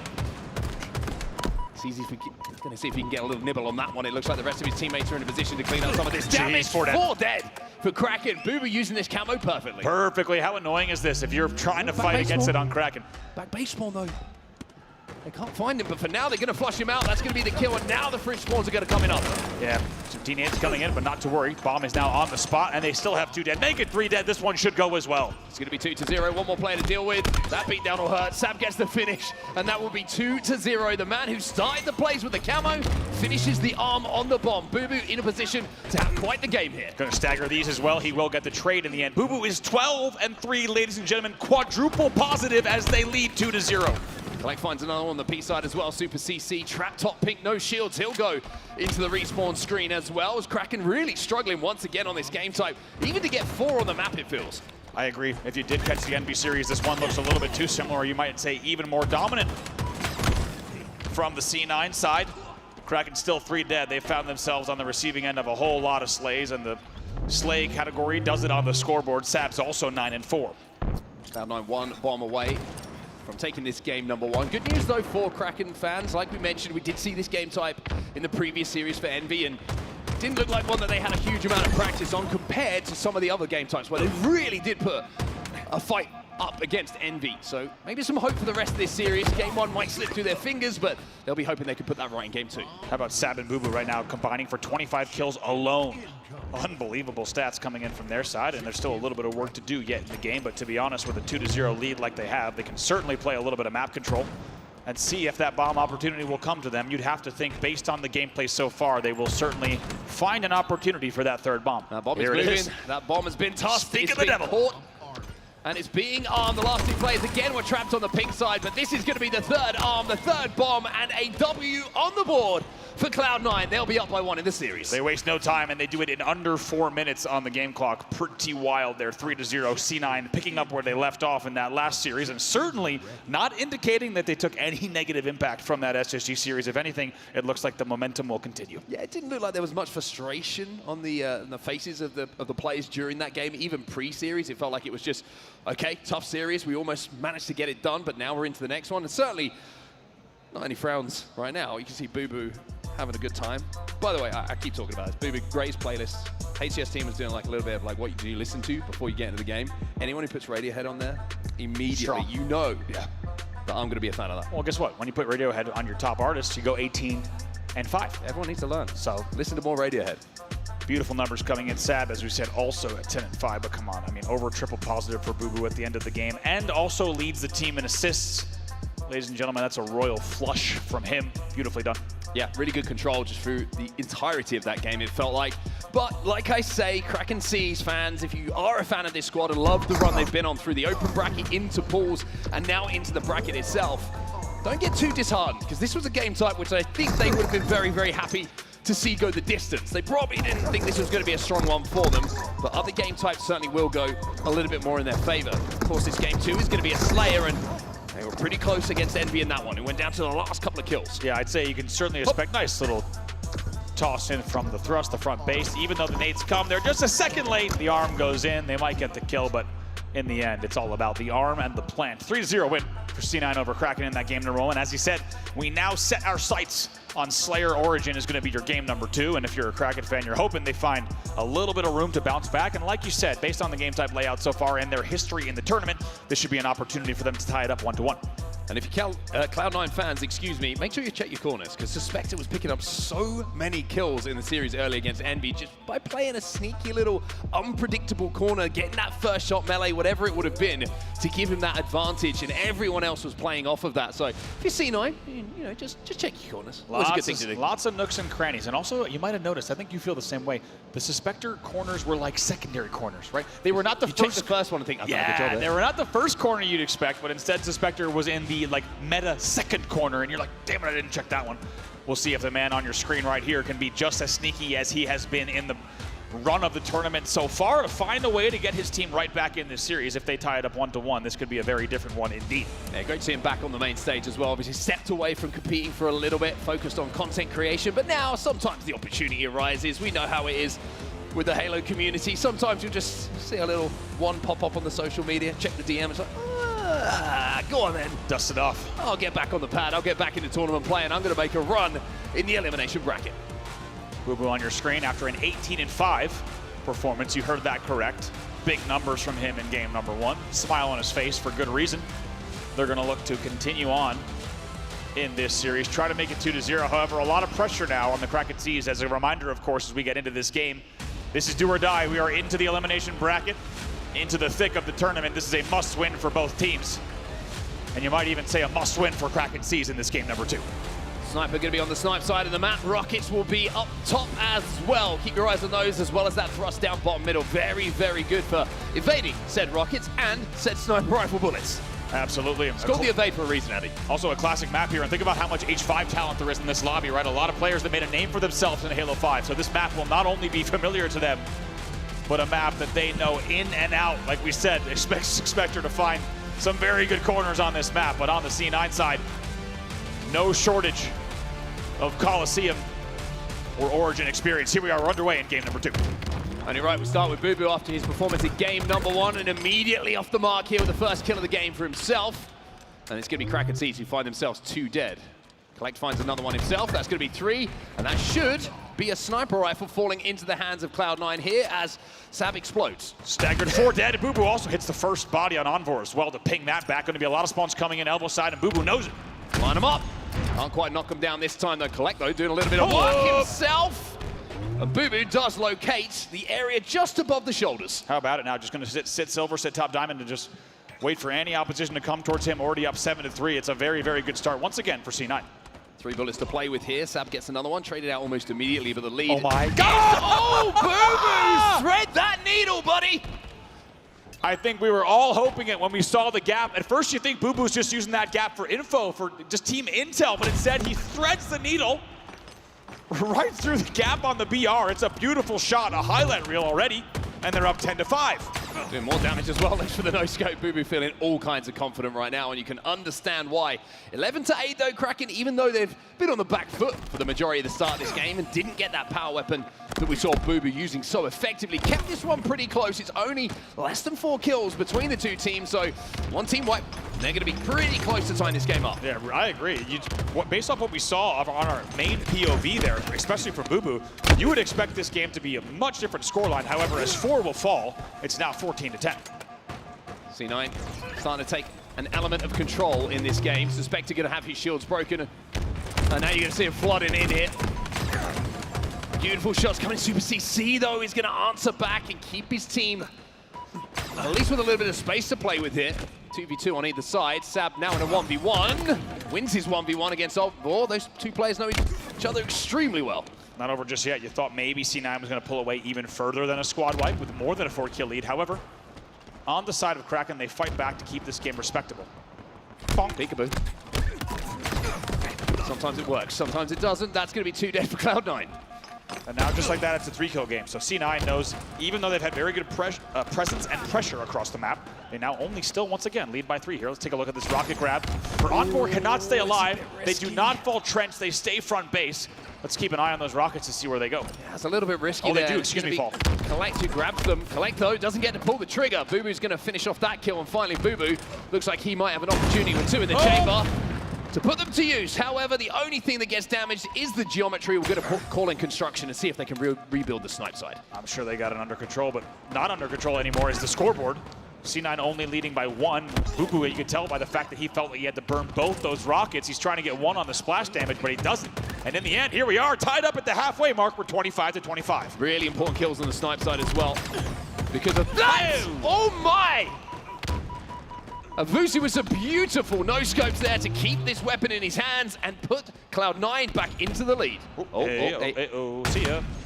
Envor will fall. Might pick up another one. No, Envor makes sure to take out that one. That keeps the game once again within 2, but an absolutely back and forth slayer here. C9 able to extend back into just a 3-kill lead. Bubu now finds himself an S7. That's from the future. Feeling all kinds of intergalactic at the moment. Not just with the sniper rifle skin that he's got on and the model, of course, but also with the stats that he's putting on the board. Positive in this game as well. We've already seen him hitting some very, very creative shots from creative angles. This time it'll only be an assist for him. But 2 dead here for Kraken. You can see the lead is just starting to sway back in the favor of Cloud9. Yeah, C9's going to be happy about this. They go back in the lead by 4 for the first time in quite some time, maybe even 5. That'll be traded out, so that'll stay with the same score differential. But as you said, Avicii now with that intergalactic sniper rifle with 4 shots left. See what he can do, just laning top snipe right now. There's someone there. Super CC shows the top of his helmet. This time he decides to let him live. Side kick, be good enough to find 1. Last player alive is going to be Super CC here, so plenty of time to get these shields back and line up a couple more shots. 3 bullets still to play with in this snipe. Really nicely done. Oh! Couldn't make That'll him be count. 1. What's better than 1? The answer is 2. He hits another body, goes for the triple. Absolutely robbed, but that would have been the play of today. What a series, even with that last kill not coming in with the sidekick, regardless, quite a series of headshots coming in, and that has now given them a 6-kill lead at 40-34. Battles of the Pyramids will be won, this time by Envor, but cleaned up almost immediately. Obviously having a really good start to this game. 13-11 at this point in the game. 2 dead once again for Kraken. 7 away now, Cloud9 for closing this one out. Yeah, really nicely done to keep the pressure up. And what felt like it might come back within reason for the side of Kraken has stayed at a sizable 5-kill lead for C9. Suspect is going to find these rockets, though. Now, this can't be burn of the rockets, but it is, and Cloud9 will pick up 3 kills as well. It's actually 4 dead. Wow. With a rocket being picked up here, that should guarantee, although from what we've seen of rocket use so far, maybe not quite the guarantee we expect, but with everyone spawning together, it is no guarantee, but the damage and the info is going to be enough. Everyone is trapped here from Kraken. 1 to go here, they will find it, and Cloud9 will be up by 2. And at 50-40, a convincing scoreline in the end, even though, once again, let's not forget, we were 30-27. This was a very, very close game and even tied at the midway mark, but C9 showing not only the resilience, but the experience as well on the main stage. See Collect just chilling at the end of the main stage. It's just another day at the office for him. One of the chillest dudes in the HCS, I will say. He always is chill. Every time you see him, putting up big numbers, chilling. Say hello, he responds, and then he walks up to main stage and just fries. That's pretty much what he does. How about Sab? 16-9 in a game they win by 10. Very, very good numbers from him and an even distribution, without a doubt, of the kills and assists across the roster. Avicii also 10 assists to his name. Big numbers, and in the end, 50-40 is very comfortable for the side of C9. They're only 1 game away from closing out the series. 1 game away, and I think important just to win the Slayer as well, just to not give Kraken an inkling that this series might go a little bit longer than Cloud9 would have wanted. Really good start. I want to see this replay of this shot, this one here. Look at this. Come on. Envor. Encore. That's the type of thing where you peek through the fence just to see what's going on outside, and before you know it, your neighbor's... I'm not going to finish my sentence. Your neighbor has peeled your face off with an S7 sniper rifle from about 500 years in the future. It happens. We've all been there. We've all been there. Sab kind of quietly went about his business, by the way, in this game. Like you mentioned, we didn't get to see much of his POV, but he was putting kill after kill on the board. Obviously with some really nice shots as well, with a futuristic snipe. And like you say, this one connected. Oh, it's in the guts! Bandit gets it done there. Bandit gets it done there. Psychic sold him out. Bloom. This push too. Obviously just hits that rocket splash. And you could tell he didn't even care. He just wanted the splash to just keep pushing them towards Fountain, and that's exactly what they did. It's a perfect collapse. And so far also a perfect scoreboard for Cloud9. 3-0 Neutral Bomb Aquarius. 50-40. A big 10-kill win for Slayer Origin, and now that paves the way for a potential 3-0 as we head to Strongholds on recharge. Let's see if Cloud9 can continue to show this element of control that they've had in these first 2 games. We know that Strongholds can be a little bit turbulent, a little bit chaotic at times when teams do get that numbers advantage, but Cloud9 have shown that element of control, which would lead me to believe that they are set up for success here in this game 3. Definitely. And you can tell by the pace that they're playing at, the level of control that they're playing at. This is a game type that they will look to bring their momentum straight into without a doubt. When you think of a game type like Strongholds on a map like Recharge, expect them to come out of the gate. For Kraken, they need to wake up in this series. They've looked good at times, but the scoreline has left a lot to be desired. We'll see if they can get a game on the board, maybe send us the distance. Of course, this is an elimination game as well, so if they don't extend this series, unfortunately, it'll be the last time that we'll be seeing them here competing in Salt Lake City. And they'll want a few more games under their belt at least before they have to pack their bags. We're starting off with Cloud9 here as we head into game number 3. Underway, and it's going to be Envor with the first grab. Kills exchange on both sides. Going to be 2v2, but Envor now with an opportunity to be able to push with the squad, maybe get a little bit of an opening here. B also being capped across the map. So Kraken just trying to sniff out a couple of players here. They will find one. Envor does a really good job actually of just making sure before they step in the stronghold that straggler was taken care of. So it'll be an AC hold for now. It's a little bit unorthodox, but what it does allow you to do a lot of the time when you have this AC control is just use that tower as kind of a middle position to find some damage and then play off of it. Envor gets across the map with the camo, but is not able to engage with the camo. Ran out of a little bit of time there because they had to go down to bottom C to get the kill. So honestly, it's also an effective way to burn out that camo from the opposition. Now C9 scoring AB. Shock rifle in the hands of Collect, one of my favorite players to watch with this weapon. He's so whippy with it, but so accurate. This time, not so, second time. Thank you, Collect, for making me look smart. I was going to say, he did you right there without a doubt. Hits the second shot, and guess what? It's a trip cap off of that! Beautifully done from I love Collect. watching him, man. He's so fun. He's all the way everywhere on the map. The grapple shock to lay down the kill on top Ellie, and that continues the trip cap. C9 up 53-6, all 4 dead. It's a beautiful opening from Cloud9. It's a beautiful opening. It's a terrifying next few seconds here for Kraken as well, because they are all trapped on the long haul. And if you've been watching Recharge Strongholds for long enough, you will know that is not where you want to be spawning together. They have taken a little bit of space through pipes, but with this triple cap still in effect, the score is already heavily in favor of Cloud9. They're about to cross 100 points. Heads up play there from Advocacy. The fact that he was watching everything he needed to. He knew exactly what he needed to drop. Also, look at the scoreboard. They fall again on the side of Kraken. The triple cap continues. And what was initially an early lead for the side of Kraken and Control and Camo is now everything but. It is a continued triple cap for C9. It is still a Camo Control coming in for Collect in this roster, and they're already at the 135-point mark. I like this play from Collect there. Just waited a second because he knew that everyone was alive on the map for Kraken, and last thing you want to do is give the Camo less time to work on the map, right? So he just lets them cap the stronghold, then plays for the kills, lets his teammates get back on the map, and just from that's very, very what seems like simple, obvious play. Now they've managed to convert A and B back into their control. Here he is, just flying in. The grapple's still in effect. Has to swap, and it gets a little dicey. But he picks up the first, and no one even challenges for the second. Envor still trapped in long haul. He might get it yet. Finally take it down. Envor wins that battle, but is the only player alive. This man is swinging like the 60s at the moment. He is flying around with that grapple triple cap in effect once more. 165 and rising. How cool would Collect have been in the 60s? Dude, we got to get... Doesn't bear to think about. Oh, man. Collect would have been the coolest dude. He's the coolest dude now. But also the coolest dude. And I like the idea of 1960s Collect. That man would be a menace on the dance floor, much like he is in the game right now. Take a look at his numbers. He's 7-3 to start this one off. The best on the squad, and they have already, once again, just about crossed the 200-point mark. It's another triple cap. And the triple cap after triple cap. Good news for Kraken is only when it's been a double cap at the moment, where the points have been going up a little bit slower, but as you can see, they're 3 dead once again here, and obviously being shot in the back is going to give an indication as to where those spawns are coming in. He's going to challenge this one. Why wouldn't you, with the element and control and the lead that you still have? 222, all of the 2s on the board already, and still the shock in the hands of Collect. And still doing damage as well. Looks like C starting to flip. We'll see what the rotation is going to be here. Looks like they will have the position to apply pressure to C, maybe get the stop. They should be able to based on the long haul and C plat presence. Booby flips himself over to tower to try and help defend. C manages to do so. No headshots yet. Collect wants some though. Not going to get it this time around. He's going to have to wait to get his. A few more points on the board for Kraken, but it goes without saying it will require something very special to get back into this game. Boo Boo gets another camo. Always helpful when the player's no shields in front of you. Gets a little bit scary when he's full shields and he's got a shock rifle and you start shooting him in the back, but for now it's going to work out for Boo. Only one more shot.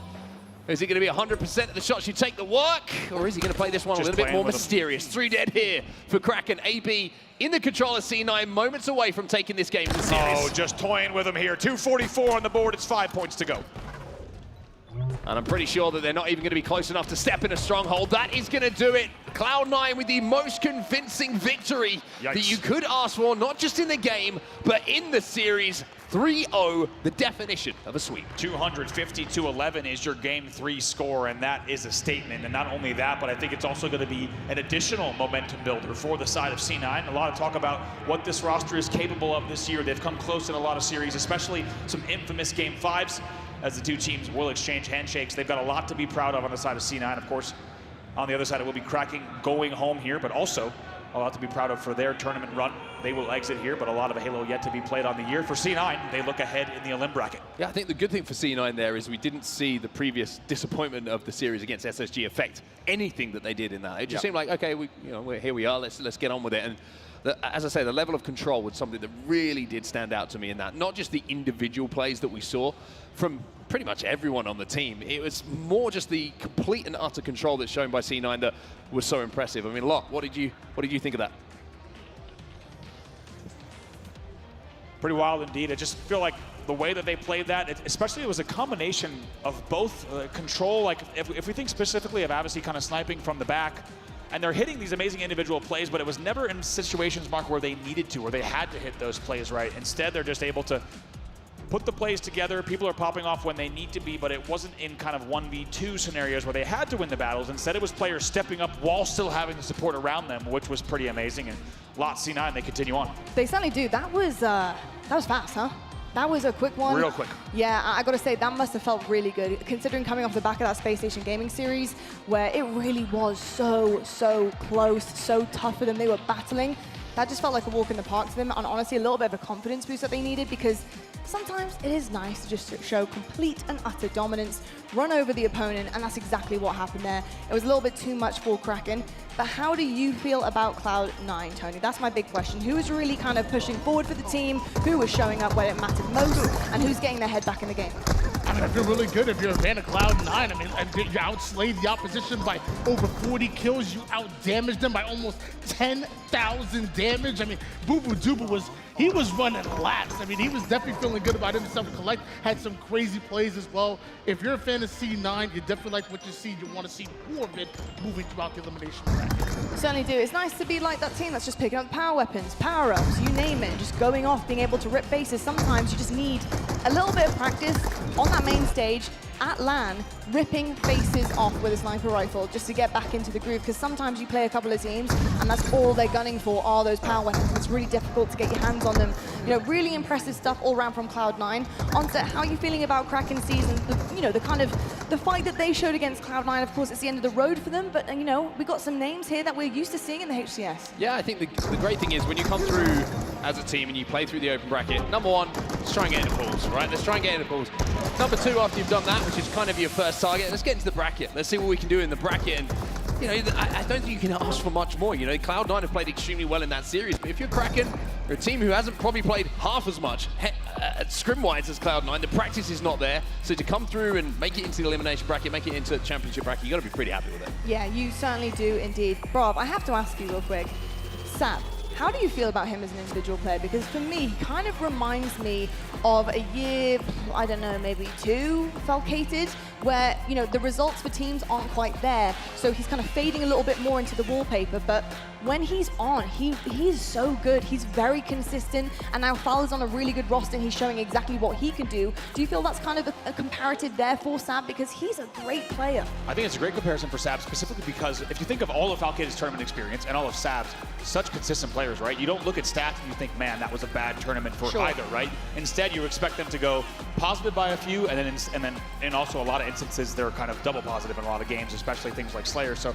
I think it's a really great comparison. Sav, undoubtedly one of the most consistent players within the top 8, and I think there's a lot of talk about this roster for good reason. They can make a pretty big statement here if they continue the run. Indeed, statement it would have to be. And Tony, how do you feel about their chances after what we've seen here, but especially against Spacestation Gaming, which I think is a little bit of a better opportunity to understand their level of gameplays and how basically they're doing against other competition? Do you feel like they can make a run?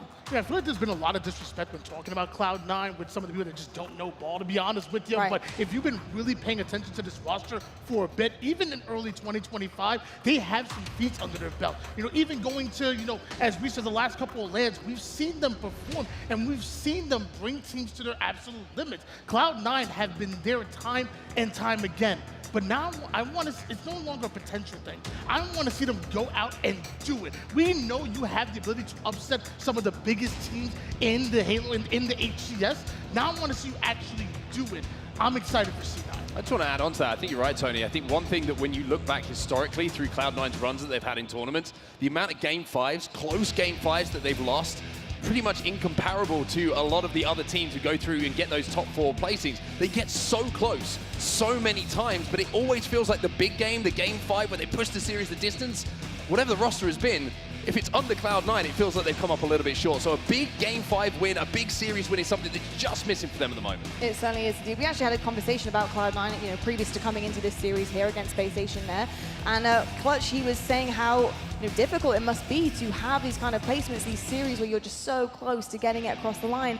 I did want to have the counter argument, though, that they were in a similar place to Spacestation Gaming, which is why I'm not shocked it was so close, and it did come down to the game 5, but they also had 2 new additions. It's going to take some time, some reps, to get into a flow and figure out how you want to play with one another. With that being said, though, I think they're in a similar spot to SSG. Yes, I know SSG have firepower, I understand that, but Cloud9, they're right up there with them. Rob, do you think that they could have a similar run to Spacestation Gaming in the lower bracket and be able to bounce back and potentially have a really good fight with some of the top teams we have here? I do. I think C9 is 1 series away from a very good placing this season. Especially, I'm lucky to be able to talk to Sensor, the coach, quite a lot about the game and kind of pick his brain. He's got an amazing Halo brain.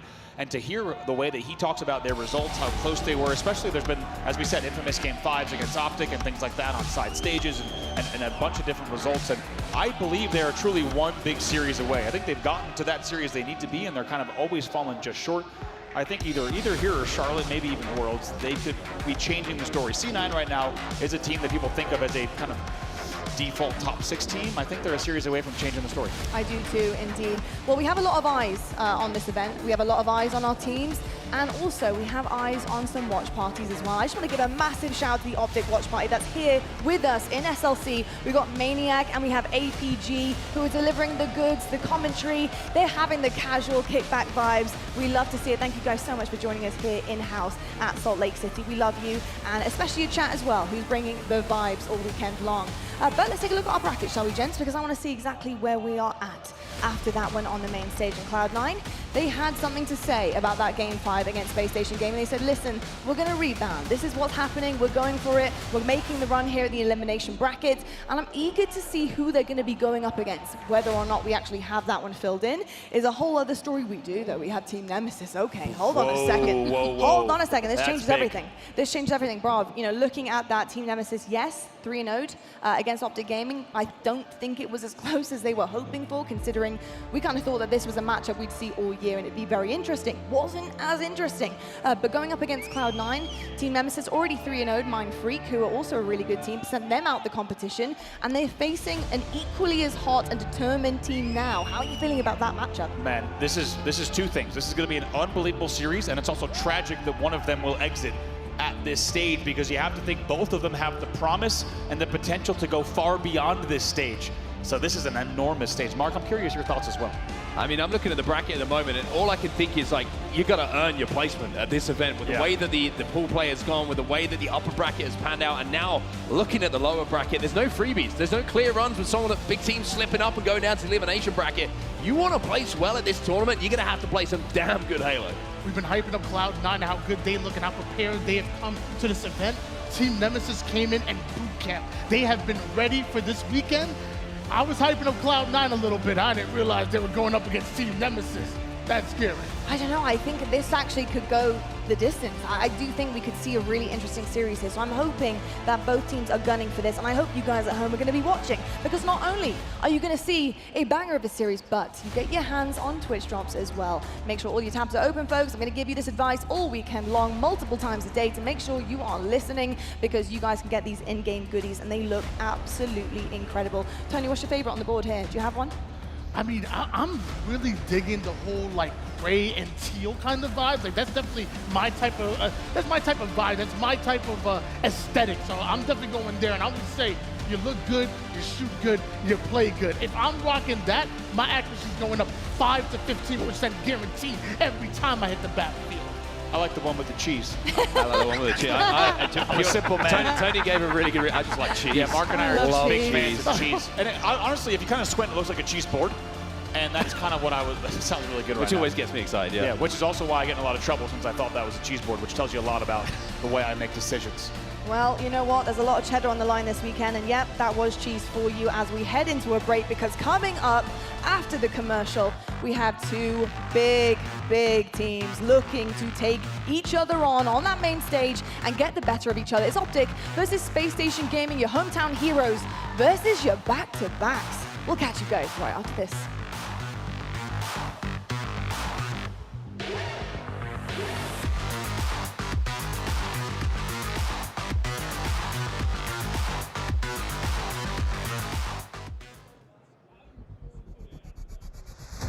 Want more Halo action? Subscribe to the Halo Esports channel for official HCS highlights, behind-the-scenes content, and player spotlights that take you closer to the pros.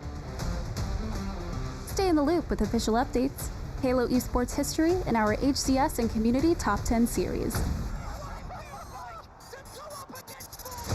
Don't miss a second. Subscribe now.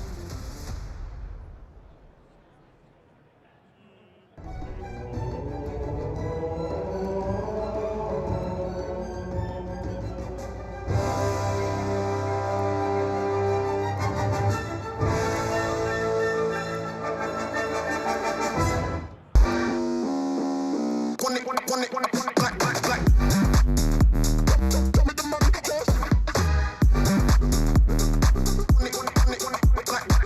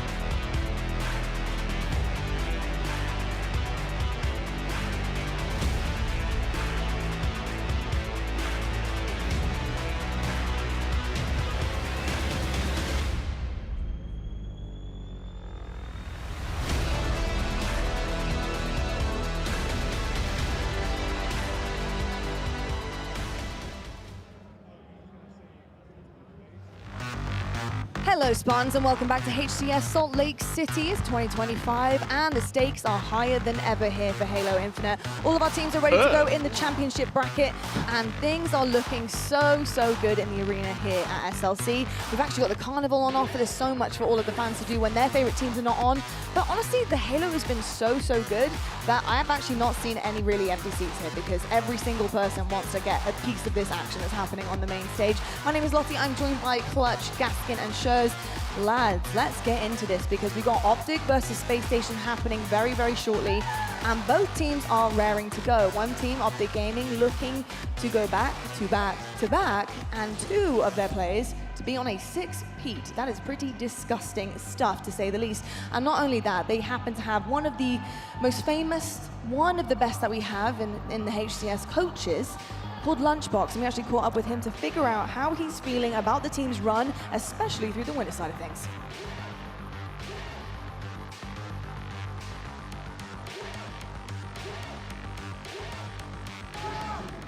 What's up, everybody? I got the legendary Coach Lunchbox with me here from Optic Gaming as they get ready to play a big-time matchup against the home team. Lunch, you guys finally win winners round one. You're not starting to losers and having to play a perfect tournament. Does that take some pressure off your shoulders here?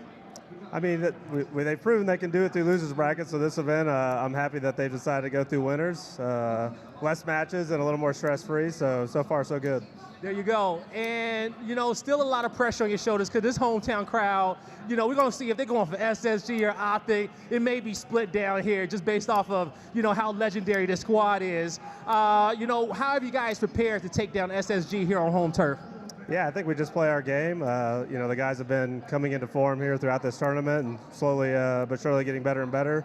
Yeah, we just kind of play our game and see what happens. Hey, your game is the best game out there. That's all y'all got to do. Everyone is trying to reach your pace and become a champion. But what do you want to say to this crowd and to the fans out there as they try to help will y'all over the hometown team? Yeah, we always appreciate the Green Wall support. They show up every single event, so yeah, we'll need it here for sure. Hey, let them hear y'all voice, Green Wall. They're going to need it. It really is that extra player, isn't it, for the Optic team? The Green Wall, the fans, the way that they cheer, the way that they are just always trying to uplift their players on that stage, it really does make such a big difference. And it does seem like no matter where they go, whether or not it's their hometown or someone else's, they always have that fan base that follows them to make sure they know they are well loved and that they are rooted for. We're looking right now at the keys to victory, and on Optic's side of things, in terms of the records, things are looking pretty similar to Spacestation Gaming, although I will say their map count is looking pretty good right now. Clutch, how are you feeling about Optic Gaming, especially going through a winners bracket side of things, and they must be feeling really good about their gameplay. I think especially after their series against Nemesis and winners won, they look better than ever. This team somehow still so hungry for more after the success we've seen earlier this year. I think this is a tall task for SSG, and there are Optic chants starting already in SSG's event. There are indeed. Looking at 9-0 record in objective modes right now. Renegades at a 1.4 plus. I mean, things are just looking 1.4. Very good for Optic Gaming right now. Do you think SSG have what it takes to slow them down, Schurz? Well, I think we've seen Optic Gaming trip and stumble in the past. This Optic Gaming this weekend does not look like they are in any mood to trip or fall. Spacestation Gaming have overcome every hurdle. The Cloud9 series was going to be a sticky one for them. They got through that test, but Optic Gaming might be a bridge too far. But of course we have the hometown crowd here as well for Spacestation Gaming, and that is exactly what they're going to need going up against Optic. It really is the battle of the fans, a battle on the main stage, and of course foes that know each other very well, whether it be on their own team from previous iterations or going up against one another. Gaskin, how are you feeling about Spacestation's chances? I think that Spacestation are going to have a lot to do here if they want to take down the Green Wall, but they have shown incredible signs, especially throughout pool play. There was a lot of questions asked, were they going to be the team that we saw online? Were they going to struggle here or there? They were pretty dominant throughout pool play, but now I'd argue this is their first proper test. Of course, it will be a big test. Who's going to come out with the A+++++? We'll have to find out. I'm going to head over to our casters who are taking this one for us. Gaskin, Schurz, is over to you. Well, there are a few series that are going to be bigger than this one. Spacestation Gaming up against Optic Gaming. The Green Wall, usually the fan favorites, but they are in enemy territory today. This series is going to be huge. Solitude, King of the Hill to kick us off. It is a map and mode, which Optic are 5-0 in this season, one of their better. So the perfect way to kick things off for the Green Wall. Few bigger tests are going to come the way of Space Station Gaming. Lots of criticism heading into this. Did they get the right practice? Did they take it seriously enough? We're going to find out. The true barometer is going to be against the champions in Optic Gaming. Back-to-back champions with two former teammates on for a 6-peat. The shields are up, weapons are hot. We're firing here on. Starting things off with Renegade as well. Loves this map, loves this mode, averaging a 1.34 KD this season, and you can see why. It's a double kill to start, it's hill time to start, and Optic starting off as they mean to go on. Let's go Optic chance starting early. Getting behind their team. And the SSG chance right behind them. The teams are at war, the fans are at war right now.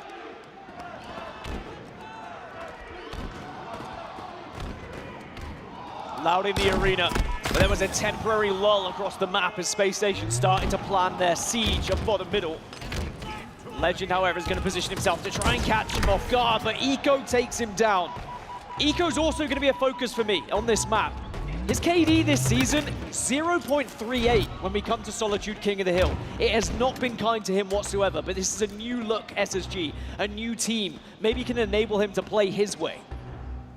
Is it a new dawn, a new day? Already sitting at 3-0-2, so positive as it stands. A lot of progress made on this first hill, and you can see he's hesitant to give Optic Gaming an opportunity, because if they get inside that hill, it could spell misery for SSG. This first point, so important in this game. Nico's doing as well. Catching Formal off guard is going to get perhaps a little bit of help for the second. And maybe SSG can convert this first one, because Optic are at 6s and 7s, will not be able to find anywhere to stop it. And the opener goes to the hometown heroes. Eco's not done plotting, he's not done scheming. A killing spree locked in as the hill moves over towards Yard. I mean, you talk about just a couple of team changes making a difference to your own game. A 0.3 KD is not something that we would ever see from this man, but I think that's going to look very different after this event with how he's playing right now. Was good reason that before this tournament they spoke about former teammates not feeling comfortable on that roster, and now maybe that's perhaps why we're seeing KDA is hitting at 0.38s. But Eco now 5-3-2. Let's a player speed by on those Renegade. Great trigger discipline, creeping up on him. Locks in one, but that's all it's going to be good for. And we were lucky enough to follow the Optic versus Nemesis series on the Bravo stream earlier, and Renegade looked unbelievable. If he can play anything like that, then Optic are certainly going to have a great chance in this series, but this second hill looks to be very comfortable for them. Legend is locking it down at the moment, and SSG perhaps one last attack for it if they want to go for it anyway. And how funny is it for Eco and Stellar looking across the stage against all too familiar foes, former teammates Bound and Legend. They won World Championships with Renegade, a former teammate they won World Championships with. An Optic Gaming roar back to life, 1-1. I wonder if this is going to be how things are going to go in this game. Back and forth, trading blow for blow between these two heavyweights. Eco again just playing around this truck area. He was a nuisance earlier, but this time he is not allowed to stay alive. He's called out and Formal ensures that he shuts him down. I think that's something that Optic have to focus on. Don't allow Space Station to just run freely behind you and get those flanks, because that's when they become a nuisance. Got to keep tabs on the players. Eco's already been plotting, scheming, ratting around the place, getting himself a few kills, catching players off guard. It's much to his benefit. Stellar in the window, still putting down damage despite being down to no shields. Gets another tick onto Formal as well. I was taking a look at the players on both teams who are most likely to be within that hill, and it is usually Suppressed and Legend, averaging around 5 minutes each. Time they come on this map when they are sitting in that hill, but Stellar was the one who was in there just now, but he does just dance out to get the camouflage, but quite wisely hunted down by Legend here. Falcade, a top middle. Formal shuts him down though. The damage was good enough for a teammate to pick up the pieces, get the kill. That means Shock Rifle is down top middle. And we're on board with Eco once more. Eyes trained on Renegade. Shock Rifle shot didn't take him down, but Renegade good enough with the Bandit to do the rest of the job required. considering this is arguably one of Optic's stronger game types, this is a really good start for SSG. It'll give them fantastic confidence moving forward, but of course, only 2 hills in, and now Optic are scoring again in this third. Bound trying to be a nuisance as well. You can see Stella's gone down elsewhere. So it's going to be a 4 versus 2 on the map, and Bound wants to collapse. This just has that big series feel. Bound gets taken on a merry dance by Falcated. Falcated's been good. Not just this tournament, but all season long, especially on this map. 1.9 KD, in fact, when it comes to King of the Hill Solitude. He just seems to really love the sheer aggression that you can have when you're pushing from hill to hill. And now not only that, but he's holding it. And he's holding Optic out here. Just a few ticks away. Legends trying to desperately get the stop. He's done enough. Suppress falls as well. 2 players go down at not the best possible time. Stellar's all alone in blue, isolated, needs help. Formal's going to step inside and start to score. Bound will slide back down the ramp, providing cover and fire. And here comes Stellar. And when you need 5 shots to connect, that's exactly what you get from SS Jesus. 2-1 the score. Stellar waited, bided his time, lurking in the shadows. And how important could those shots be to take this second hill? 2 minutes 19 still left on the clock. Camouflage goes down. Hill heads up towards top street. The game slows down for a moment while Bound can score. Player spawning over towards blue and bottom snipe. Here is Stellar. As he about to put on a clinic. Body shot good enough. 3 dead. Formal last man standing over towards Loop. Do they have that information? He's trying to rat. Yes, they do. 4 dead for a brief moment. And SSG are moving once again. Stellar starting to look like the Stellar that we remember. Prime Stellar. Championship winning Stellar. Bad news for Optic Gaming. You do not want to see Stellar playing in this way with this much confidence, just roaming around the map, looking to try and take people down with a shot rifle. Legend of Bound do find them though, but again, Stellar just waiting in the wings to take a shot. He lay dormant for a couple of events, but he's awake now.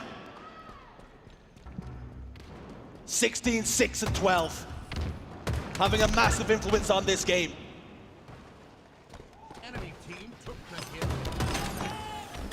Engagements go down once more. Formal falls. Bound could be about to join him. He's trying to milk for as long as he can. And he's been able to survive for just a second or 2 longer, more than he should have. Trades benefit Optic Gaming this time around, and they can step inside the hill. Optic doing so well with their grenades at the moment. They are not allowing those SSG members to escape. Always trading off where they can. Utility very important in Halo. We know that. Optic closing in on tying this up 2-2. But last time Formal was holding it, he was met by bullets from Stellar. This time he's being naded from high heaven. Driveway is being bombarded right now, and they do not have the points required. Bound steps inside. Are SSG going to give this one up? They have no choice. Optic Gaming tie us up again. I mean, if this is a taste of how this series is going to go, I am all for it. I was worried coming into this event that maybe SSG might be pushovers after some of the results we saw online, but it just seemed like they needed that extra little bit of chemistry coming into LAN. As now the Green Wall find their voices yet again here in Salt Lake City, because now they're starting to score halfway through this 5th hill. Optic Gaming would have expected this. They were speaking about it on the Optic podcast. These players get LAN buffs. We are talking about Eco and Stellar. Online results do not matter. The form book thrown out the window. This is a big series for a reason. But Optic Gaming knocked on the door of taking the lead here for the first time, and they do. 1 minute 34 then, and we're back to bottom middle. Now remember, SSG did get bottom middle when it was first tier time round. If they can do it again, it will go to that 7th and final hill, which it almost feels like this game deserves it to go to a 7th hill with how back and forth it's been. Falcate is going to be the one holding it down right now. 18, 11, and 13, so living up to the statistics he's had on this map throughout this season. Continues to score. Slays favor SSG once again. Renegades the last man alive. Over towards Snipe. They have that information. Suppressed and Eco deal with the threat for now. And now Space Station back in the ascendancy. Driveway spawns. It's where it's going to be located. Bound. Dispatched. And this one's been all too comfortable for SSG. We are going to get that 7th hill. Ask and you shall receive. Everything this game has deserved. But now, Falcated is going to be into a position to contest this hill, will join the fight. Legend's going to try and be as much of a nuisance as possible, but Eco takes him down, and now Spacestation have gained control here, and they are hunting the remaining players. It's a killing spree for Falcated. And SSG closing in on a victory perhaps. Optic Gaming have got one big push here. SSG looking vicious, combining well together. A camouflage for Stellar, and is that the ingredient he needs for his team to push forward? A huge stick by Renegade. Enemy team took the hill. On board with Eco now. Last man alive for his team. Waiting for them to spawn back up so he does not get put in a staggered spawn. He hasn't cleared his back here though. Timing. Spins around, deals with the threat for now, with the help of a teammate. But Optic Gaming knocking on the door, not Optic Gaming sneaking right behind them now. This game's tied up, it's at a knife's edge. These next round of slays are gonna dictate what way this game goes. Legend down to no shields, trying desperately to survive. Suppress gets 2! Keeping it alive for SSG. Optic have to back off. They have to regroup. One last push as SSG look to hold. One last hurrah then. Formal falls at the first point of contact. Renegade goes down, and Spacestation Gaming take the lead in the series. Much to the delight of the crowd here at Salt Lake City. And what a first opening game we've just had in this series. Back and forth, a tug of war that eventually was won just by some single shots with the Bandit. When you want your big players to step up, Eco hits his shots. When he was on the turn, then Suppress comes in and does exactly the same thing. Two big-time players in big moments, ensuring that SSG take a 1-0 lead here. And remember, Optic were undefeated on that, 5-0 this season, and SSG have shut them down. Taking a look at the scores on the doors then. 22 kills apiece for Eco and Falcated. What was that KD he was before this? 0.38 average. Well, he's turned things around against the biggest opponent and the biggest obstacle put in his way. Stellar 21, Suppressed at 20, and you can see the slays on the other side, very even with 16s and 15s shared apiece. It is incredible to see the difference between Eco and Stellar, how comfortable they are on this team. You said it, they went dormant. We lost them for an event or two. They didn't look like themselves. But now they seem to be back in their prime. The real question is, are they good enough to push Optic Gaming down into the elimination bracket? Which, don't get me wrong, we've seen other teams achieve before. And Optic Gaming have always found a way to wrestle their way back into those grand finals. But it was looking like things were going smoothly. They take down Nemesis 3-0. They find themselves here against SSG. They get a series layout that opens with one of their best maps and modes. But can SSG maybe take the wind out of the sails of Optic Gaming with that victory? You'll barely have time to catch your breath here in this series. Up next, Live Fire Slayer, which Dan, we spoke about this off air. You told me the first two game types heavily favored Optic Gaming. They had unbeaten records. It is another 5-0, another unbeaten map and mode for Optic Gaming. And again, it's another map and mode that Eco has struggled in throughout this season with previous teams. But now we've just seen one unbeaten record get demolished. There's no reason why we can't see a second going into Live Fire Slayer. And for Optic, when they get back to the hotel and they dissect what went wrong there, something that's so impressive for Optic is they lost that by 1 hill. They were heavily outslayed. It's the efficiency of Optic Gaming that you can speak about time and time again. And like we say, as the ink dries on game 1, we're going straight into game 2 very shortly. Legend is going to be a big watch for me here in game 2. Averaging 1.53 KD on Live Fire Slayer is often the man to look to for this Optic roster on this map and mode. On the flip side, Falcated does something very similar when we see him on Live Fire Slayer as well. Live Flyer, doesn't matter where you are, as long as you've got Falcated doing what he does, he's usually flying. There was worry, there was concerns that Space Station wouldn't live up to the billing. But this series might actually just be worth the price of admission alone. These two teams, there was nothing to separate them in game one. Just the final hill. And that's exactly what this series needs and demands. Certainly one for the neutrals, as you would say, but the Optic and SSG fans also enjoying every moment of this. The SSG fans, not every moment maybe for more Optic. so. But it certainly was a back and forth in that first game, and as I say, I hope we're going to see more of that going forward. I was worried when I saw the series layout. Big danger of a 3-0, just Optic demolishing through. But with SSG taking that one, that could prove pivotal in this series layout to really change the swing of things. Lottie spoke about it before we loaded in here. The bums are in the seats. We have a packed house for this series. And boy, oh boy, does it look like it deserves it. These two teams are going to leave it all on the line here. Optic Gaming, they find themselves down by 1. But they're one of the most resilient teams in the league. That's why they've won 2 championships from the elimination bracket. Taking a look at the Slayers then. It's a pretty impressive record.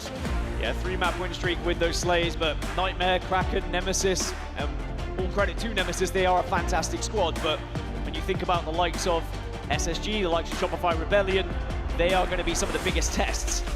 And of course, the previous FaZe roster, well, 2 of those boys are now opposite them on SSG and looking to maybe stop this 3-map win streak and send themselves 2-0 up in this series, which would be quite something. But you were saying about dissecting that first match for Optic Gaming, they might not have to. If they win this series, they probably say, you know, we just didn't get the rub of the green, 4-3, we came close enough. I think it's when you lose that series where you really start to look back and say, all right, how did that go wrong? Why did that go wrong? But now they just need to look at these next few games and keep their chins up, not focus on that first game at all. They will not be affected by that at all. We have seen teams in the past, particularly the lower seeded teams, when they come so close to winning a game like that, the air just seems to leave their lungs. Optic Gaming are built different though, and they will be here again in game 2. So 2 players who have been slaying out at this tournament. A little bit more damage on the side of Stellar. The Legend has just stayed alive that little bit extra, whether that's down to support from the rest of the team or just maneuvering his way around the map. Either way, 2 demons to watch in this one. We're on their way in game 2 then. On board with Falcated. And he backs away, slams it into reverse, can't quite land the sticky on the bound. The 1-2 trade right off the rip with suppressed last man alive for his team. Early lead for Optic Gaming then. What we have seen on Livefire Slayer from them is domination of that sniper rifle. But in this case, it's gone over to SSG to start, and Suppress does hit that body, but again, Optic always ensuring someone is there to get the trade. Oh. Falcade wants to try and get towards that camouflage, or at least create some space for his team.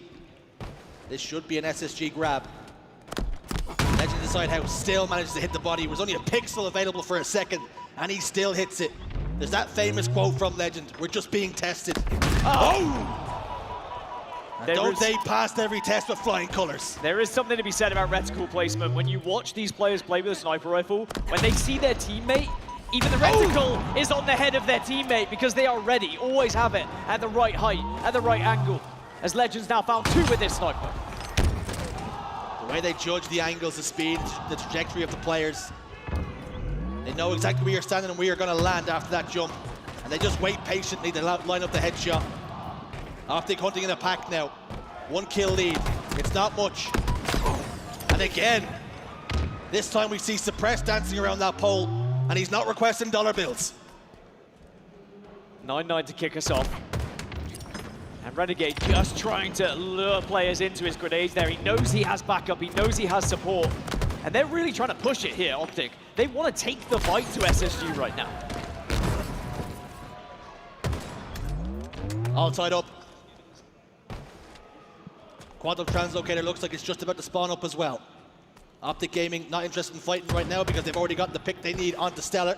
Numbers advantage for a moment. Green spawn should come their way. Unless some pressure comes, which it hasn't. Back to a full complement now. Slight lull in the battle. Bullets starting to rain down once again. And it's this time it's Optic Gaming who get the break. SSG have been so impressive. Let's go to an SSG list in and see what they're like. Sniping 20. They get camo, do we burn it? One screen. One they got it. One star. I'm gonna help you, Mike. Here, there. I don't see him, Mike. I don't see him. They're gonna be big on me, probably. Almost star. Sniping 10. I'm watching close on him. Yo, hey, white box, down, B. Middle, I think. One shot, white box. Another one, big out. Nice, Donnie. Bound was white box. Nice, Donnie. 3 dead. Sniper, guys. Probably pillars are training. They have it, yeah. He's probably pillars are training. I spawned dummies. He's on nest jumped in. He's probably nest jumped in. Come back. Yeah, I'm nest jumping right now. One's big door. I'm flanking, bro. I'm flanking rat, bro. I'm flanking rat. A-nades, one shot. I'm big behind you, Donnie, okay? Yo, guys, Rat's on all right here, Donnie. Right. Rat's on all, one shot. Two shot rat to you guys. 2A plat. One has sniper, one doesn't. Dead. 3 dead. Get. Yeah, I killed Formal. I'm at green. Yeah, I got snipe. Do not throw, guys. Yo, Bud, pillars in the cyber cross. Crossing out, turning weak. Back training. QT 30. What was Bud? Play around. I have a sniper green. They're gonna be bottom mid. I'm going to Donnie. You're gonna be screens on you, bro. Back from that list in the brief. Little snippet, being a fly on the wall. You're starting to hear communication, things like don't throw. Which means play patient. Don't give anything away. Be disciplined. And we're seeing that now as they pull away with a 3-kill lead at the halfway point. We jumped into that listening and SSG were behind, but you could hear the comms were just very calm, very much focused on just taking out each member of Optic one by one, but also prioritizing the right target at the right time. Speaking of priority number 1 for Stella is always the headshot. That kill was a tap in for him. Sniper rifle has dropped down top middle. Legend bumps his head. He'll get a second bite of the cherry any second now. There he goes. Sniper rifle's gone though, Bounds picked it up. He go down to no shields, but the wiggles are gone through. Bound will get the kill in the end. Stellar's on sandbags, putting down more damage. Good shots from Stellar. Shutting down that sniper rifle player. Again, it's such a tight game between these two. No clear leader at the moment, no clear domination from either side. 2-kill lead now, very quickly whipped away though. Just when you think you can start to break away, one of these members just finds that kill out of nowhere. But it's going to be a camouflage now for SSG, and Stella wants to try and put this to work. Just needs to feed some information to the rest of the team. Oh, wow, sorry? Excuse me? Formal's got Hawkeye. What prescription there on those glasses? They're mighty good. That's an advertisement in itself. It was the SSG fans chanting, break the wall.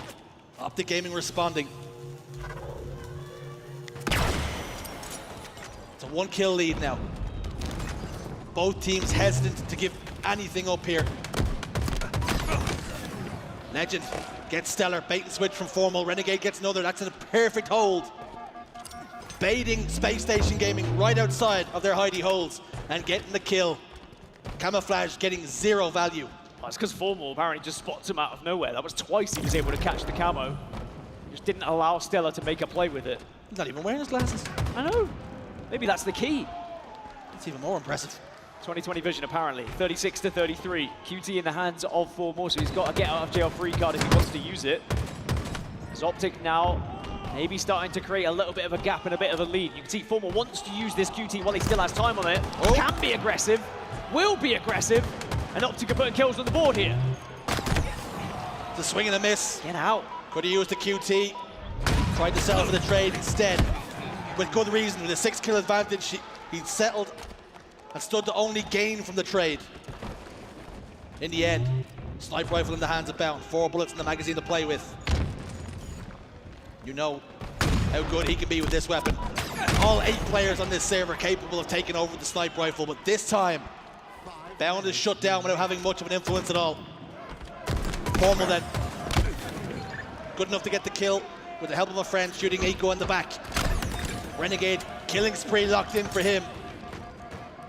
Optic Gaming looking to bounce back in this series and tie us up very quickly, only needing 5 more kills. Make it 4. This is going to be difficult for Space Station to come back to. Not impossible though.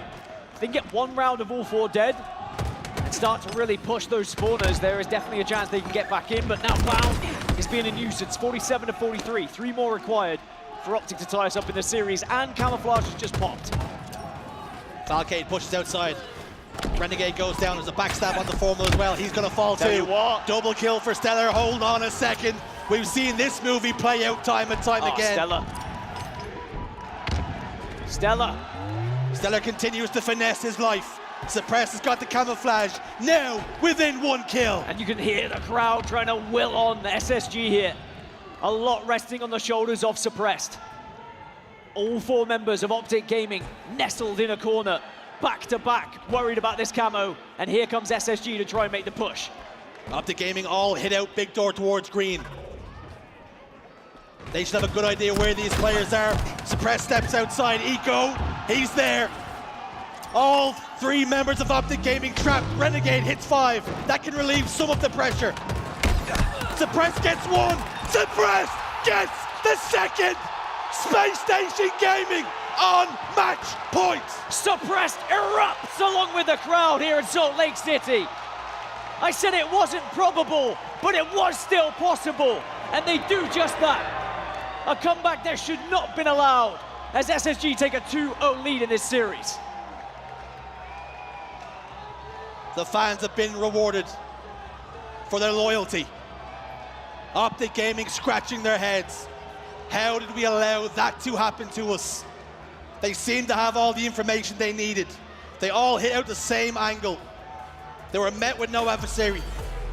No holds barred. And in the end, a 1-kill game. A 1-hill game. Both going the way of Spacestation Gaming. The margins could not be any tighter. They were herded like sheep over towards green. Back to back to back to back. Just trying to watch every single angle, and credit to Renegade, did hit a 5 to give them the chance. But it was calculated by SSG, and it was fearless as well. They had a plan, they put it into action, and they punish Optic for restricting themselves of those angles. They almost gave the opportunity to SSG, and you can understand why. They're scared of the camouflage to begin with. You play this back to back, you're going to be all right. Surely you pick off a couple. But SSG, they use it to round them up and slaughter them in the end. And well, this is not how the script was meant to go. And this is why it's so difficult to practice Slayers. You cannot match the conditions, the emotions, the feeling, the size of the series, the stakes. You cannot replicate that in a scrim. You play differently, you just do. It's Spacestation Gaming, Dan. That was impressive. It's another 5-0 record wiped away as well. Another 100% record suddenly ripped from Optic Gaming. And for Spacestation to do that on 2 of Optic's bests certainly bodes well going into the next few maps of this series. And it was back and forth, it was so close, a kill or 2 every single time. Look, it was 32-32, but then Optic Gaming started to create a lead. They were up by 7. But then just like that, they start dropping like flies. And then they assess the situation, they realize all it takes is 1 play. And Suppressed in prime position to finish things off. And look at the roar from Suppressed. Look what it means to him. Brought in here to fill massive shoes. Him and Falcade replacing 2 of the greats of Halo Infinite. In Snakebite and Lucid, 2 world champions. These 2 players are brought in to try and replicate success of the past, hoping that they can be the answer to the Bound and Legend equation. They matched up so well. Optic Gaming have got to be wondering, how are we 2-0 down in this series with the way we're playing? So we head to recharge strongholds for map 3. Now historically, Spacestation, their previous roster, was very good at this one. And I wonder whether that is going to carry on through, because if you think about what SSG is built on and the IGLing and the tactics that are created by the likes of Eco with help from Stellar as well, does that transition naturally into this? A 7-2 record in strongholds in general, SSG, throughout the season, but of course this is a new squad, a new look Spacestation, so it's going to be very different when it comes to playing this 3rd map. What's more interesting, I'd say, is Optic Gaming's record when it comes to recharge strongholds. They've struggled. They are 2-3 throughout this season. So if they've just lost 2 maps where they are 5-0, how on earth are they going to be able to win this one where they're 2-3?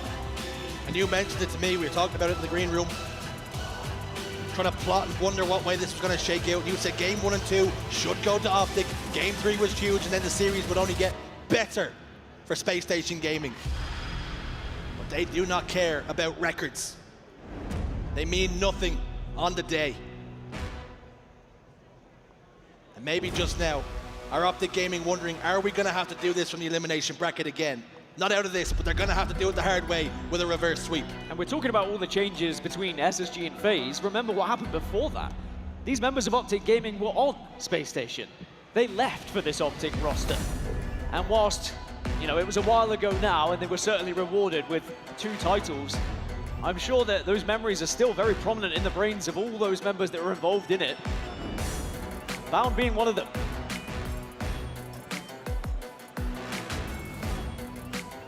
Just how close is Bound to that screen? I am is that regulation? often concerned. You spoke about glasses, and I do worry for Bound's eyesight. My parents used to tell me I'd go and get square eyes, but with these monitors now, it's rectangle eyes, isn't it, I guess? The old tube TVs. Back in my day, we had CRTs. Well, a lot has changed with the monitors, and I think that's one reason why that camouflage was being so easily spotted out before. And I was going to say that was one of the reasons why Optic were going to win, but in the end, didn't matter. As Bound and the rest of Optic Gaming locking in, firmly stayed with their bums on seats, whilst SSG went for a little quick refresh break. Optic Gaming sat there, they formulated a strategy of how to bounce back into this. You know, conversations were had. We've been here before, we've done it before. Optic Gaming do not do it the easy way. They like to do it backs to the wall. And that's exactly where they are now, on the ropes, having hit the mat twice already. One more, and it's elimination bracket. Unless their backs are to the wall in green, and then apparently SSG just surround them. SSG now with a chance to make a statement of intent to the rest of the tournament here. If they could 3-0 Optic Gaming, suddenly the likes of FaZe, the likes of Shopify Rebellion say, well, Spacestation Gaming maybe are someone we have to look out for here as potential winners of this whole damn thing. Don't go anywhere, folks. Don't touch that dial. This series is not done giving just yet. And it's a camouflage for Formal. There has not even been a kill on the map yet. Legends pinging elevator, giving information to his team. Here comes the push. Formal takes his time. In the end, Renegade didn't even need the help. We've seen how good Optic Gaming can be on strongholds. Recharge has been a struggle, 2-3 in the record. Formal takes his time. He almost had too much time with the shot. 2 very different starting strategies from either side there. Of course, Optic Gaming committing to the camouflage. And as you mentioned, no kills across the board. Space Station avoided it, and still no kills for any Space Station member here. Optic have come into this one very hot. 42, make it 44. It keeps going up because they have trip cap. Have Space Station Gaming now poked the bear? Have they just pissed off Optic Gaming? Because it looks as though there's going to be a response. A and C still in control. Formal playing ratty, but he's cleared out. They sniffed him out. Rat traps put in place. Suppress gets another one, and now Space Station have something to build upon with Optic Gaming 3 in the grave. They won't have a trip cap like Optic did, but they have gained control of the map, or most of it. As I say that, it's a 2 versus 2 because Optic do manage to find a couple of them. Big fight won though by Suppressed. Again, he's really showing what he's made of in this series. 73-14. It seems like a long way to go, especially when Legend's doing that. It's a triple for him. He's on the hunt. He might not be done just yet. Hunting down that remaining player. It was Eco he was taken care of. Triple kill, good enough. A and C controlled. Stepping inside B now, but Suppressed has gotten a kill on the Bound elsewhere. Formal is down. And because of that, Legend is forced to retreat. And just you have to be happy with what they have. Legend just hunting at the moment. And maybe because he's got the call that SSG do have that camouflage, it's going to be in the chest of Eco. You can see he's just trying to come as much as he can whilst they do take C, and Space Station will begin to score once more here. 3 go down for Optic Gaming, and this is the best chance SSG have had so far to gain true control of Recharge. It was 4 down for a second as well. Legend spawns over towards Long Haul, Formal's over towards Pipes, so split spawns here. Renegade, the first pick. He steps out too soon, didn't have the help from a team, runs into a 1v2, giving away a pretty easy kill. That's going to make Optic Gaming staggered again, but that doesn't even seem to matter as they now control B and C. Eco waits patiently for his meal to come to him. Bound, slides out, gets the kill. Turns his attention towards bottom elevator, trying to finesse. Falcated, this is an awkward fight for him, down to no shields. Here comes the cavalry, and Bound remains alive. 113 to 49, Optic in the ascendancy, Optic dominating. Let's jump into a listening and hear how the comms are for Optic Gaming.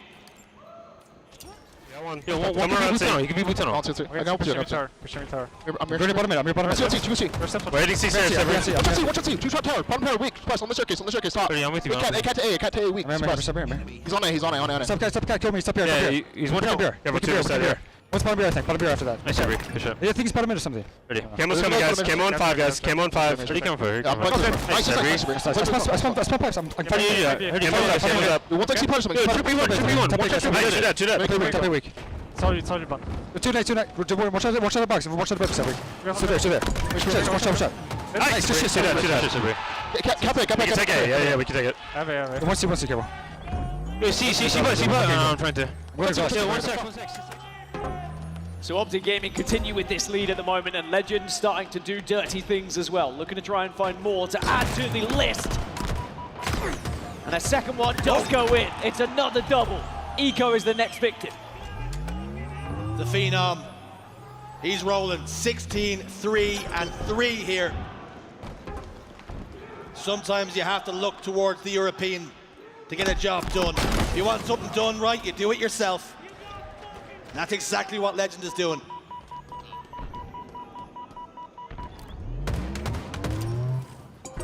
Dangerous thing to say in North America, but... I'm right beside Wes. I can hear him shouting obscenities at me.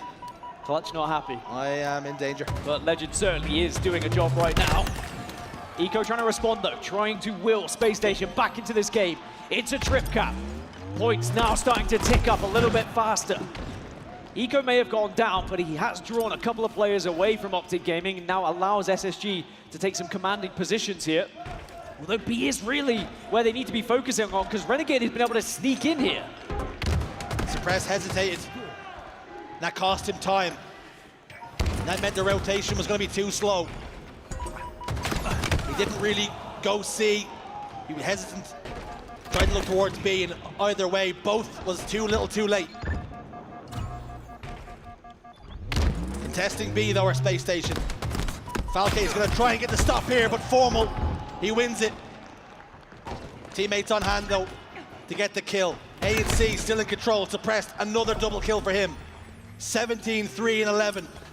Both him and Legend going blow for blow, band for band.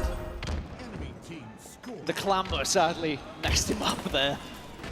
One of the most frustrating things when you're in that gunfight and you just see you grab onto the wall, and that split second can really make or break the fight.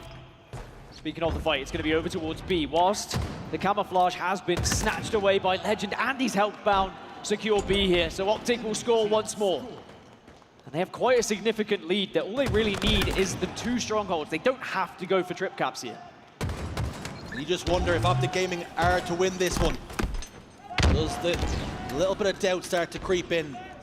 Does the seed get planted? As they slowly close in on that 200-point threshold. A routine kill for Legend onto Eco. Formal's brawling inside tower. He wasn't able to get the trade though. Numbers advantage now. For Space Station, all 4 dead, and they can venture out the score. But a lot of work to be done here on Recharge. Yeah, this is a big opportunity. Have to call out the glass spawns if they've seen it, which they have. So you are going to see the quick rotation round to C from Optic Gaming, just to stop any bleeding here. Don't allow that trip cap for too long. And it's the confidence from Optic. They're happy to walk across top middle or bottom middle. Falcade was either watching that angle or there's an issue over there, because certainly was stood still for quite some time. Didn't seem to react. We'll keep you updated if there is an issue there.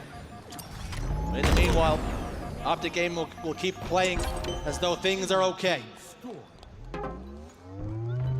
Eco steps forward, puts down some shots. It looks as though Falcade's going to keep on playing, so although it looks strange to us, maybe there is some method to the madness. Enemy team nearing victory. He's the last remaining player though, and slowly but surely Optic are closing in on taking this series to 2-1. It's maybe one last push now here for Space Station. The question is, where do they go? If you try and go to A, it can be difficult at times, but they have found 2. That'll be the break that they were looking for. They found a break. One of the 2 was not Legend. He's fighting Eco cross map now. Eco hits the shots required to get the kill though. AC hold, camouflage for Optic Gaming. 8 points required to put a point on the board in this series. And maybe, just maybe, start the comeback for this reverse sweep. Falcade falls down, 5 shots do not miss. Straight into Falcade. It's so difficult in any of these engagements because you know there's that possibility that someone could just 5 you. Again, good shots from Renegade. As now with A being taken, perhaps the writing on the wall for this game. Renegade has played this one perfectly. Triple kill for Renegade. Looks towards tower, the overkill hides, it does not matter. Optic Gaming on the board. And we do in fact have a series on our hands. No blowout, no 3-0 sweep. And Optic Gaming will keep themselves alive. And maybe that's bad news for SSG, because when Optic do start rolling, they don't seem to stop. They're a big old machine, but once those gears start turning, there's very little that can stop them. And that's the task put in front of Space Station now. A very impressive performance from Optic Gaming. Space Station hung in there for a while, but ultimately the pace was just too much. The pressure, a little too much. I will say, still a very impressive game from Suppressed, despite the loss there in map number 3. But all the plaudits, all the headlines will be about Legend. They're on recharge. Incredible game from him. He did not seem bothered by the fact they were 2-0 down. He was still confident to walk around the map and take those fights. Maybe he can now instill some of that confidence to the rest of the squad going into maps 4 and 5 here to try and take us to that map 5 and do the what sometimes feels like the unthinkable of the reverse sweep. And in a best of 5, we see it more often than you think. Where one team goes 2-0 up, they think they're in their comfort zone, and the other team then just suddenly slip-slaps them and find themselves into the next round. You fall victim to complacency, you take your foot off the gas, you think it's smooth sailing. And all that does is leave the door ajar for the opposing team to walk on in and slap you right in your face.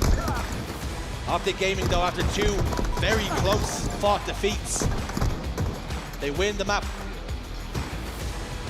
It was close for parts, but in the end, 252 to 145 is a pretty dominant performance. Something I am noticing is with the changes that SSG made, it seems like the maps they were bad at previously, they're now good at. Maps they were good at previously, they're now bad at. And that happens sometimes with changing a couple of players who play in a different kind of way as well and have different ideas about how they want to move around that map, play that map, hold that map. And a recharge strongholds, which was usually pretty good for SSG. Maybe some of that down to Snakebite, perhaps. Sadly, they fall victim, and boy, would they like to have just closed this one out at 3-0, because now Optic are going to be coming for their throat. Maybe Optic just start to believe. Space Station closed out 2 nail-biters in map 1 and 2. Capture the flag, Aquarius, on the horizon. Dan, you're always talking about the stats. There's always players to highlight. Tell me what you're looking at. Legend and Suppressed, again, are going to be 2 players to look out for here. I think that's evident just from what we've seen in the previous game, but it does transition into Aquarius Capture the Flag. They are the 2 statistical players that have been getting kills on the board. But what I love about Capture the Flag is those cap rates, the defense rates as well. Optic only cap 33% of the flags they pull here on Aquarius. 35% of the flags are capped by SSG when they pull them. but it's the defense rate of Optic Gaming. 55% of flags that are pulled in their base, they do return. They just know how to get that flag back to their base, it seems. Falcated in fridge. He's not looking for any snacks. He's looking for his flag, and unfortunately for him, it's being moved elsewhere. Sticky grenade lands from Formal. Bound has already made up so much ground here. Nobody in position for Space Station to be an influence. Bound punches in. Flag number 1. The green wall. They're roaring back to life here. Well, I mean, if they're averaging on capping 1 in 3 flags, they've certainly started off hot here, Optic Gaming. They're going to force SSG to play a little bit more aggressive because they suddenly pass on the baton to them and say, all right, it's your turn. And they say, you know what, we're not done yet. Formal starts to run another. He's getting shot in the back, though. Thankfully for SSG, they had someone to stop him. If he had rounded that corner, we could have been looking at 2-0 very early on in this game. Optic Gaming looking to pull Space Station into deep water. Stellar found a response. He was the last man alive. He needed to. 1-0 loss. You can come back, even sometimes 2, but you do not want to let Optic Gaming have a 2-0 lead against you. Not here, not now. Not with the stakes this high. But it's Stellar in the enemy base. All 4 members of Optic still alive now. Renegade steps out. The flag gets pulled. Stellar with the use of the thruster pack, not enough. Legend of Formal, get a couple. That flag's going nowhere. You can understand why Optic have such a good defensive rate. They forced SSG to make a pull when they had no idea really where any of Optic were. They were lurking, they were waiting, they were almost baiting that flag. And as soon as it did get pulled, they came out of the woodwork, happy to take those fights, happy to take those engagements, and now they have map control. Optic Gaming had their ghillie suits on. A 55% return rate, and the first one that gets pulled out gets sent home.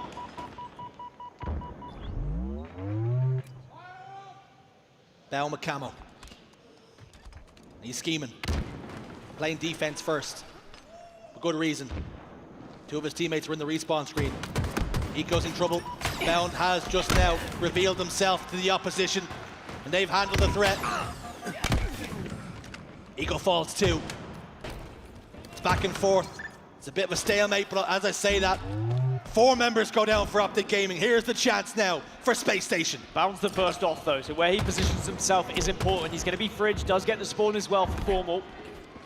Not sure SSG realized there were 2 members on the other side of the map. They're being chased at the moment, but that flag has moved quite some way. Big fight here, Suppress does win it.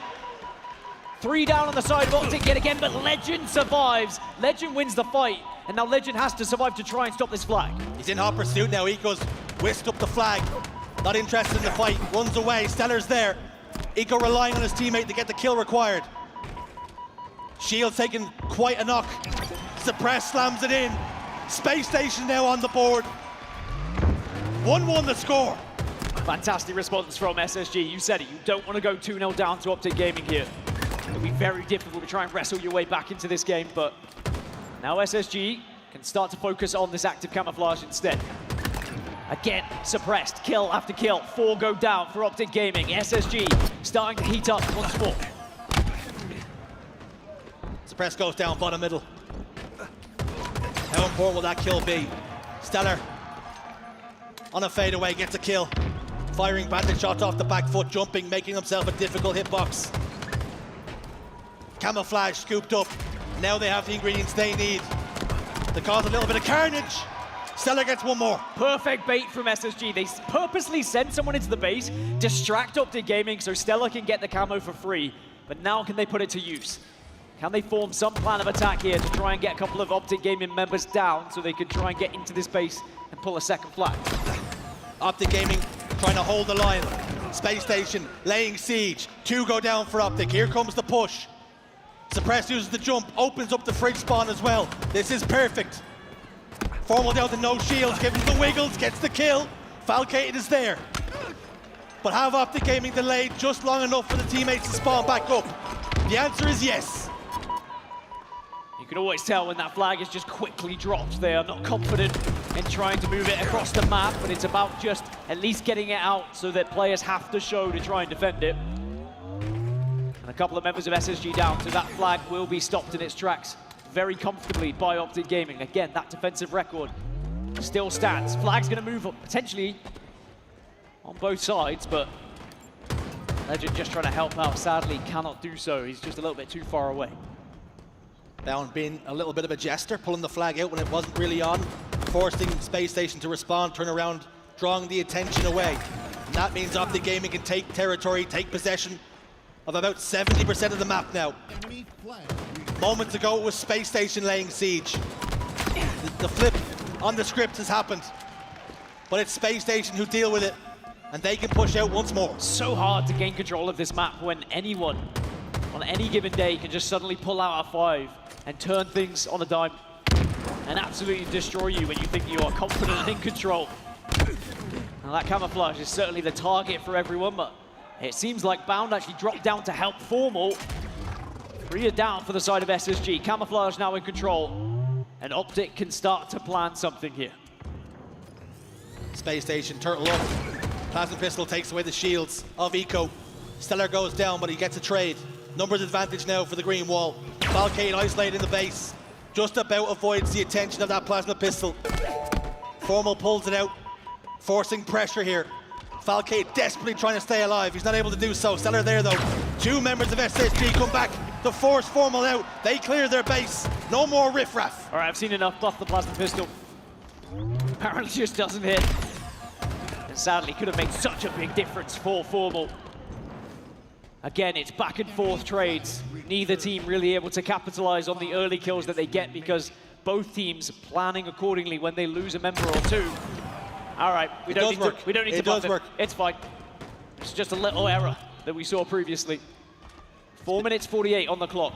This next flag cap obviously is going to be an important one. But with the stalemates that we've seen, could it be a definitive one? 2 go down for Optic. Ego gets information, there's a player weak behind him. Gets the kill with the grenade. Formal's in trouble. Formal falls at the hands of Eco. Double kill.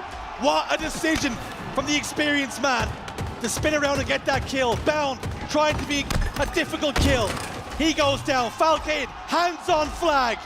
Up the steps he trickles. Nobody in position. Spacestation retake the lead. SSG 4 minutes away from winning this series. 4 minutes away from a winner's final. 4 minutes away from top 3 guaranteed at this tournament. And not only that, but knocking the reigning champions into the elimination bracket. But it is not done yet. 4 minutes can be a bloody long time when you're against Optic Gaming as Legend starts to run this flag. 10 seconds can be a bloody long time with the way Legend runs flags. Seller's trying to do damage, but he's gone down. Legend survives. Legend gets back home. Legend gets his shields back. Legend ties us up once more. Just like that.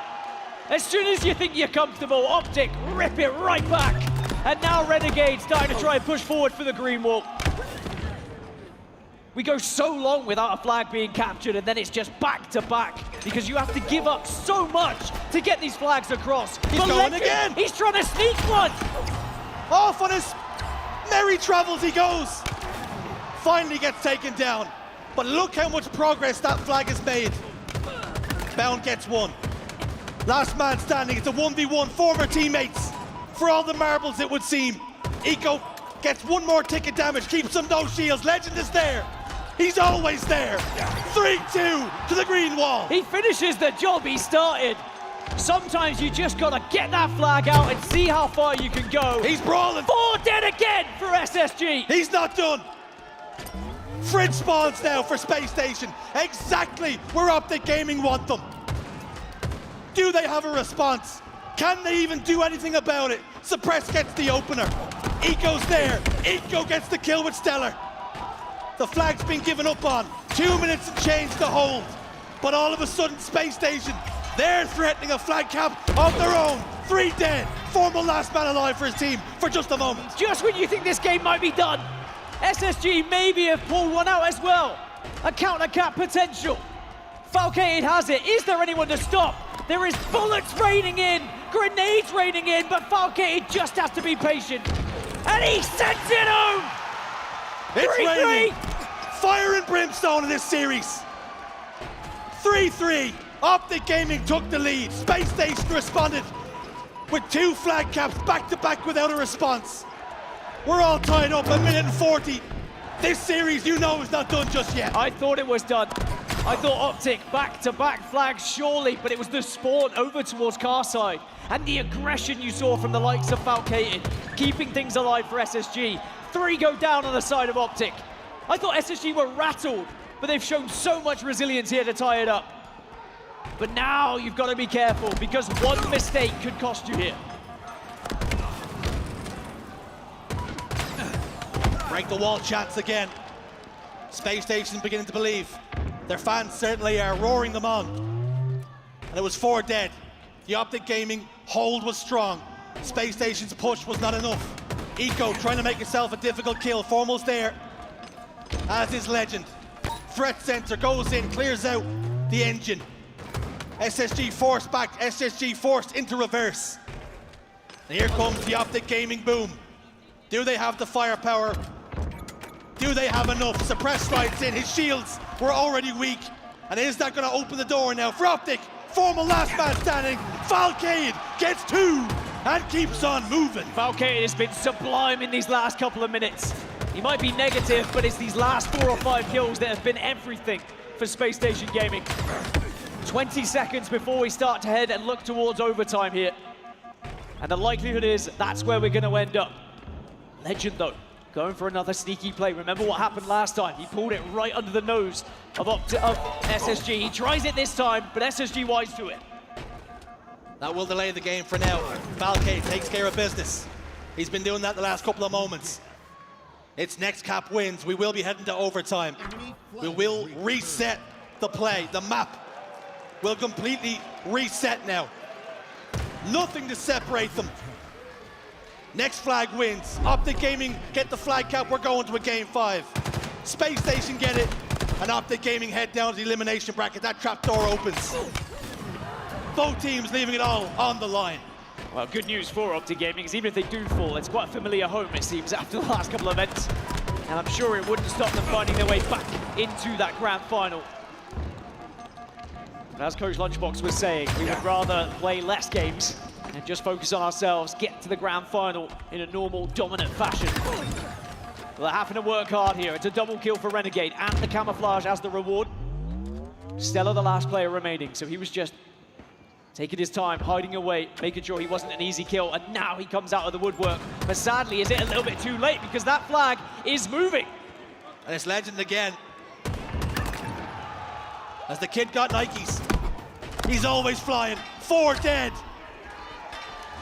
Optic Gaming looking to respond. Eco's there though. Bound gets the touch. No damage on his shields. We're going to a game 5, folks.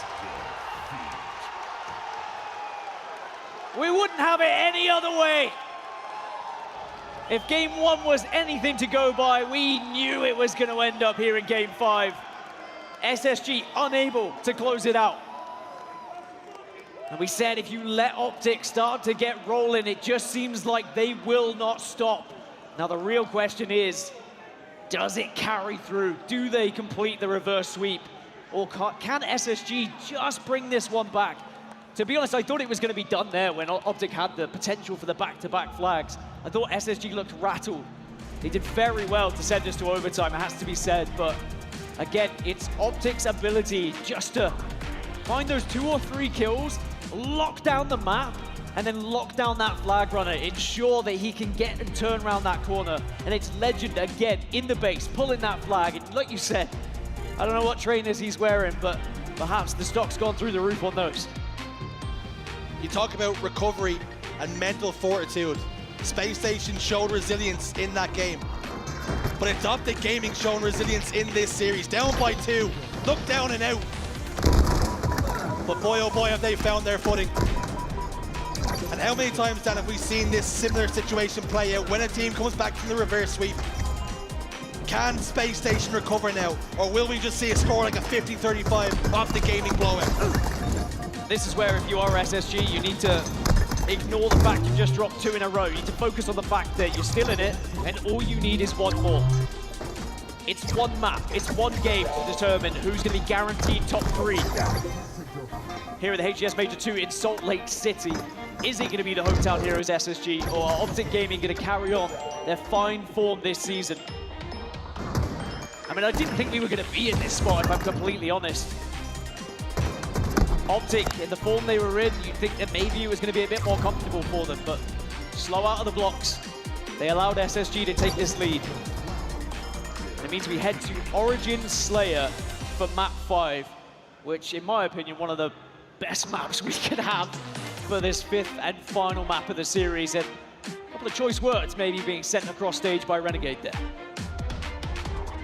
Halo and the HCS never fails. It never disappoints. This series has been a barn burner. Reverse sweep on the cards, or will this new look Space Station Gaming roster close it out, show ice? We're going to a shootout. Dan, give me some statistics. Renegade's going to be the man to watch on Optic Gaming. 1.22 KD on average on Origin Slayer. On the flip side, it's Falcated. Who else? 1.3 KD when it comes to this map and mode. But highlighting someone who typically struggles on Origin Slayer, and maybe a name you wouldn't really think it's going to be, is Stellar. Considering it's a Halo 5 map, or a regeneration of a Halo 5 map, you'd think it would be a home ground for Stellar, but typically struggles a 0.62 average KD when it comes to Origin Slayer so far this season. But as I've said before, this team seems to enable the likes of Stellar and Eco to completely flip those stats on their head.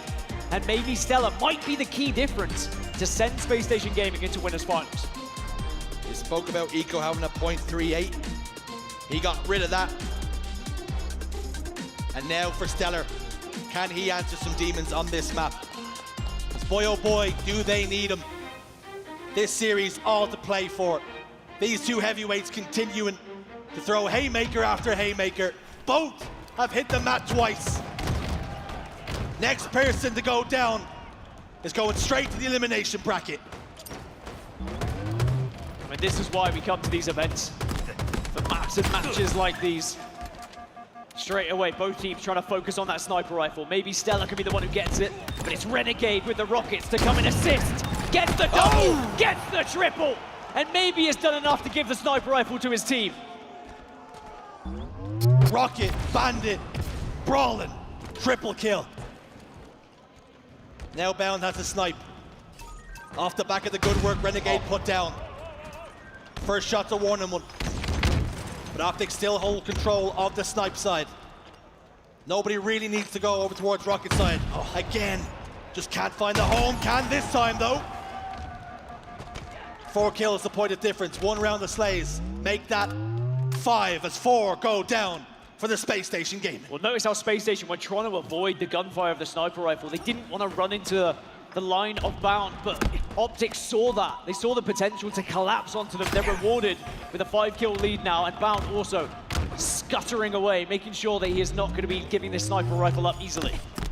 Sometimes you don't even have to hit the shots. The threat of the shots connected can be enough.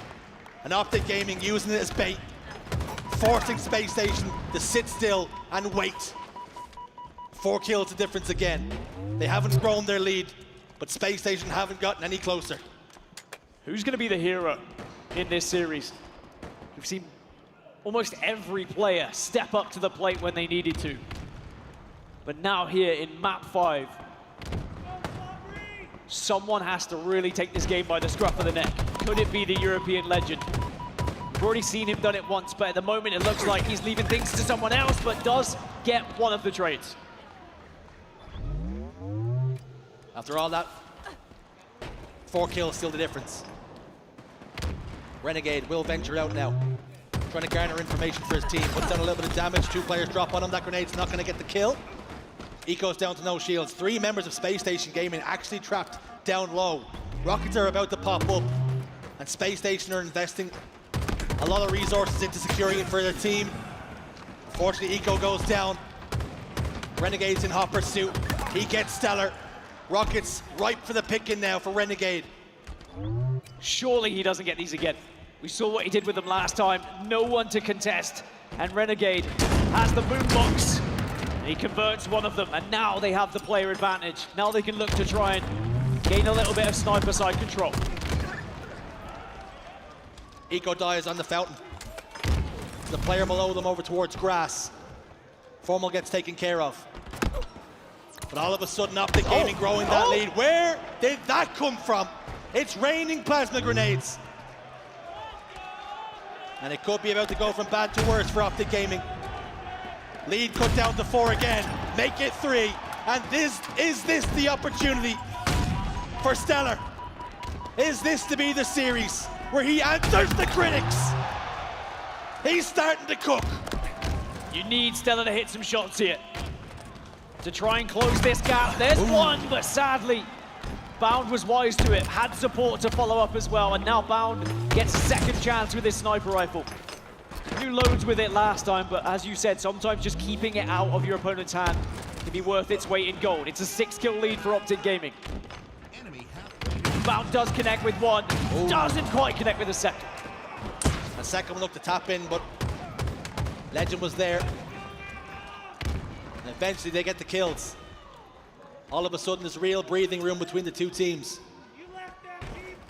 You hope Spacestation Gaming can find a response, perhaps slow the game down, wait for weapons, waiting to break it. Stellar gets one, but it's answered back immediately onto Suppressed.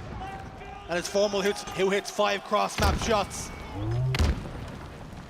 Optic Gaming are not missing right now, and they're becoming a real problem for Space Station because they're running out of room for error. Formal on grass, looking towards Rocket. Stellar down to no shields. Battle rifle whipped out of the back pocket. Not enough to get the kill though. It's been a back and forth series right from the very get-go here, but you just have that feeling that now that momentum's behind Optic Gaming, they have no intention of slowing down. A 7-kill lead, a difficult lead to come back from, but remember what happened game 2. When you thought perhaps it was done and dusted, Space Station still found a way. It's going to come down to rocket control, sniper control, and someone making a difference. Speaking of the Rockets, they are up. 2 kills go in favor of SSG, and a lot of pressure on Legend and Formal to try and hold these Rockets now. Does Formal know a lineup? Can he get a plasma grenade? Can he push those Rockets towards them? Suppress says absolutely not. He scoops them up. One left. He had the boombox, and he's not playing Fleetwood Mac, I can tell you that. He's got menace on his mind. Chaos in his heart. Looking to roar back to life. Lead cut down to 5. Big sticky nade though, converted by Formal. Elsewhere though, kills are going in the way of SSG. Suddenly it's just a 3-kill game. And that looks far more manageable and getting back to it.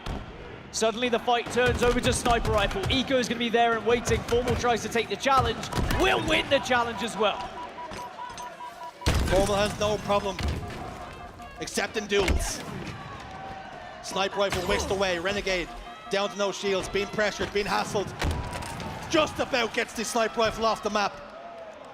And you can see Stellar's raging. He'd almost go down and get it if he could.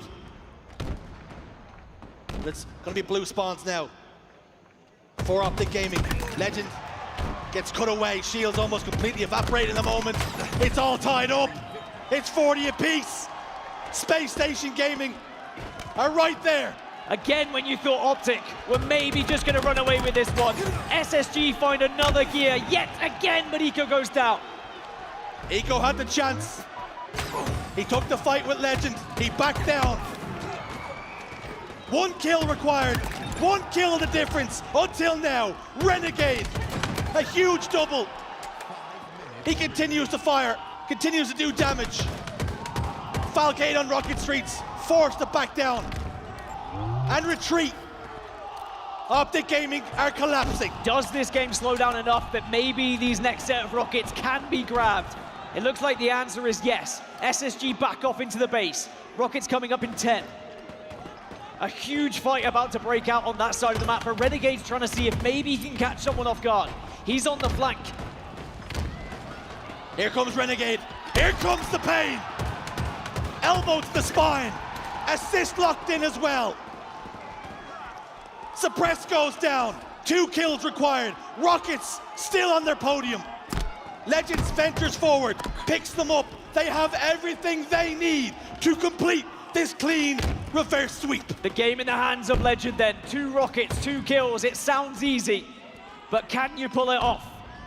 in the final moments on the big stage here. All the pressure. You are the player to make the difference. Bound gets one. Legend gets the final piece. They pop off. You know they're feeling that one. Choice words being exchanged across. Reverse sweep locked in. Optic Gaming progress. Space Station dip down to the elimination bracket. Optic Gaming will not die. It doesn't matter if they're down in the elimination bracket. If they're 2-0 down in this series, they always find a way. And it is going to be a bitter pill to swallow for SSG, who came so close to what would have been a huge upset.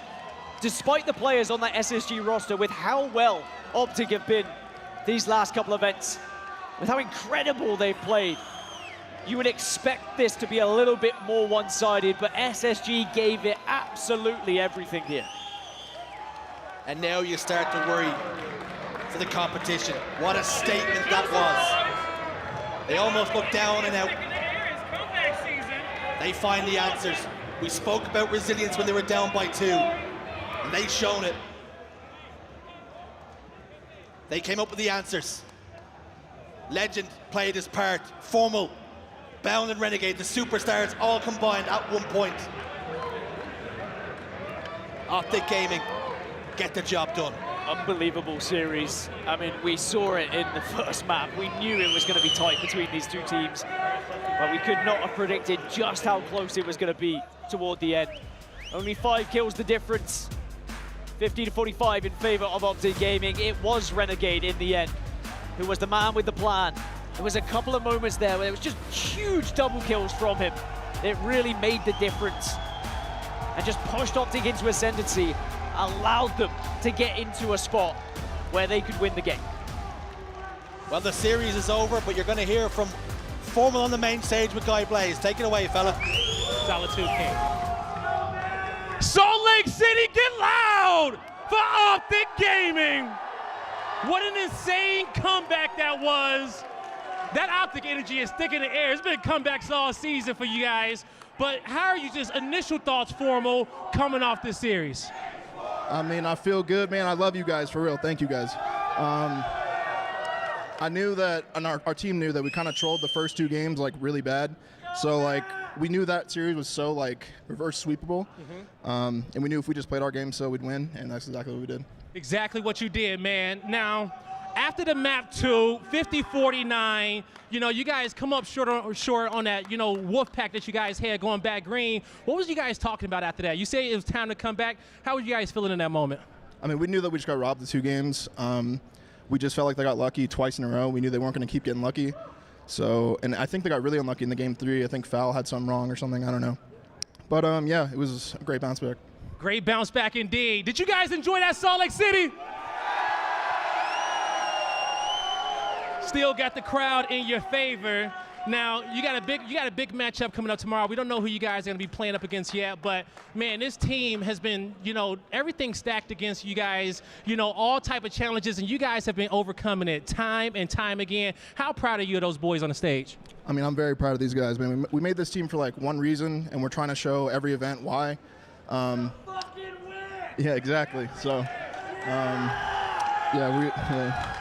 All right, and lastly, I'm gonna let you go up out of here, but any words for the Formal fans, the Green Wall fans, everybody who was rooting for you guys? Yeah, listen.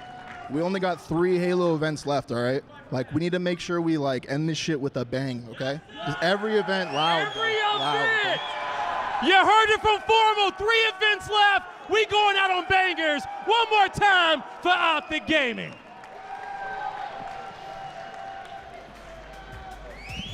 For me, I could not agree more. Absolutely incredible scenes. Okay, right, let's gather the thoughts here because right now there is so much that I want to talk about and honestly break down, especially with you, Clutch, watching that one.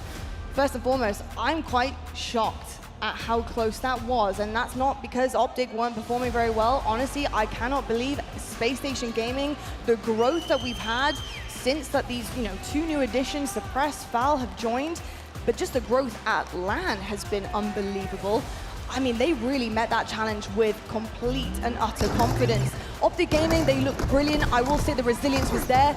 And I know this might be a bit of a faded take because I know championships are fantastic in lifting trophies, but that might have felt just as good to do it. You know, in the winner's side of things, to get over a massive hump here, you saw how much it meant to them on that stage. You know, they're doing this journey a different way this time. What do you think? I mean, when these two teams match up, there's always going to be some bad blood. It's always going to mean a little bit more because of the decision that Bound and Legend made at the end of last season after winning a three-peat with Stellar and Eco on their team. They make this team. You heard Formal in the interview. There's a reason this team was put together. And this series probably meant so much to SSG, Stellar and Eco personally, trying to get back at your teammates who have had so much success this year. And they just come up so narrowly short, and it's because of Renegade. My MVP for the season so far, and this Game 5 was nothing but fantastic plays. I mean, his power weapon control was perfect. The Rockets always found success. His idea of pushing in this situation as Rockets are coming up was perfect. He created a pace and set a tone that made it so difficult for SSG. But the most pivotal moment in that Game 5 and in this series where it was all decided was Renegade loses a couple of teammates. He has Snipe, bottom maze, and he decides to get this thing the hell off the map before Stellar can get his hands on it. And because, although Optic got clean wiped, he was able to throw that Snipe off the map. Stellar, you could see and feel the frustration that that was going to be his moment. Stellar's defining moment to get his teammates back in this game, back in this series, and to finally beat them, and it was thrown off the map. I mean, that's such a frustrating loss, but what perfect play from Renegade, and they needed every bit of that perfect play to get right over the hump. I will say from Renegade, we often talk about his slays and how good they are, the firepower, etc. But right now, look, I know he can do that. What was so impressive to me is, like you said, it's game awareness. The game awareness this guy showed this series was absolutely incredible, and I feel like when you partner that with his ability to slay, it is unreal and very unstoppable. I got to give a massive shout out to Formal. Often it looked like things were getting a bit out of control and Spacestation might be running away with it, especially objectively.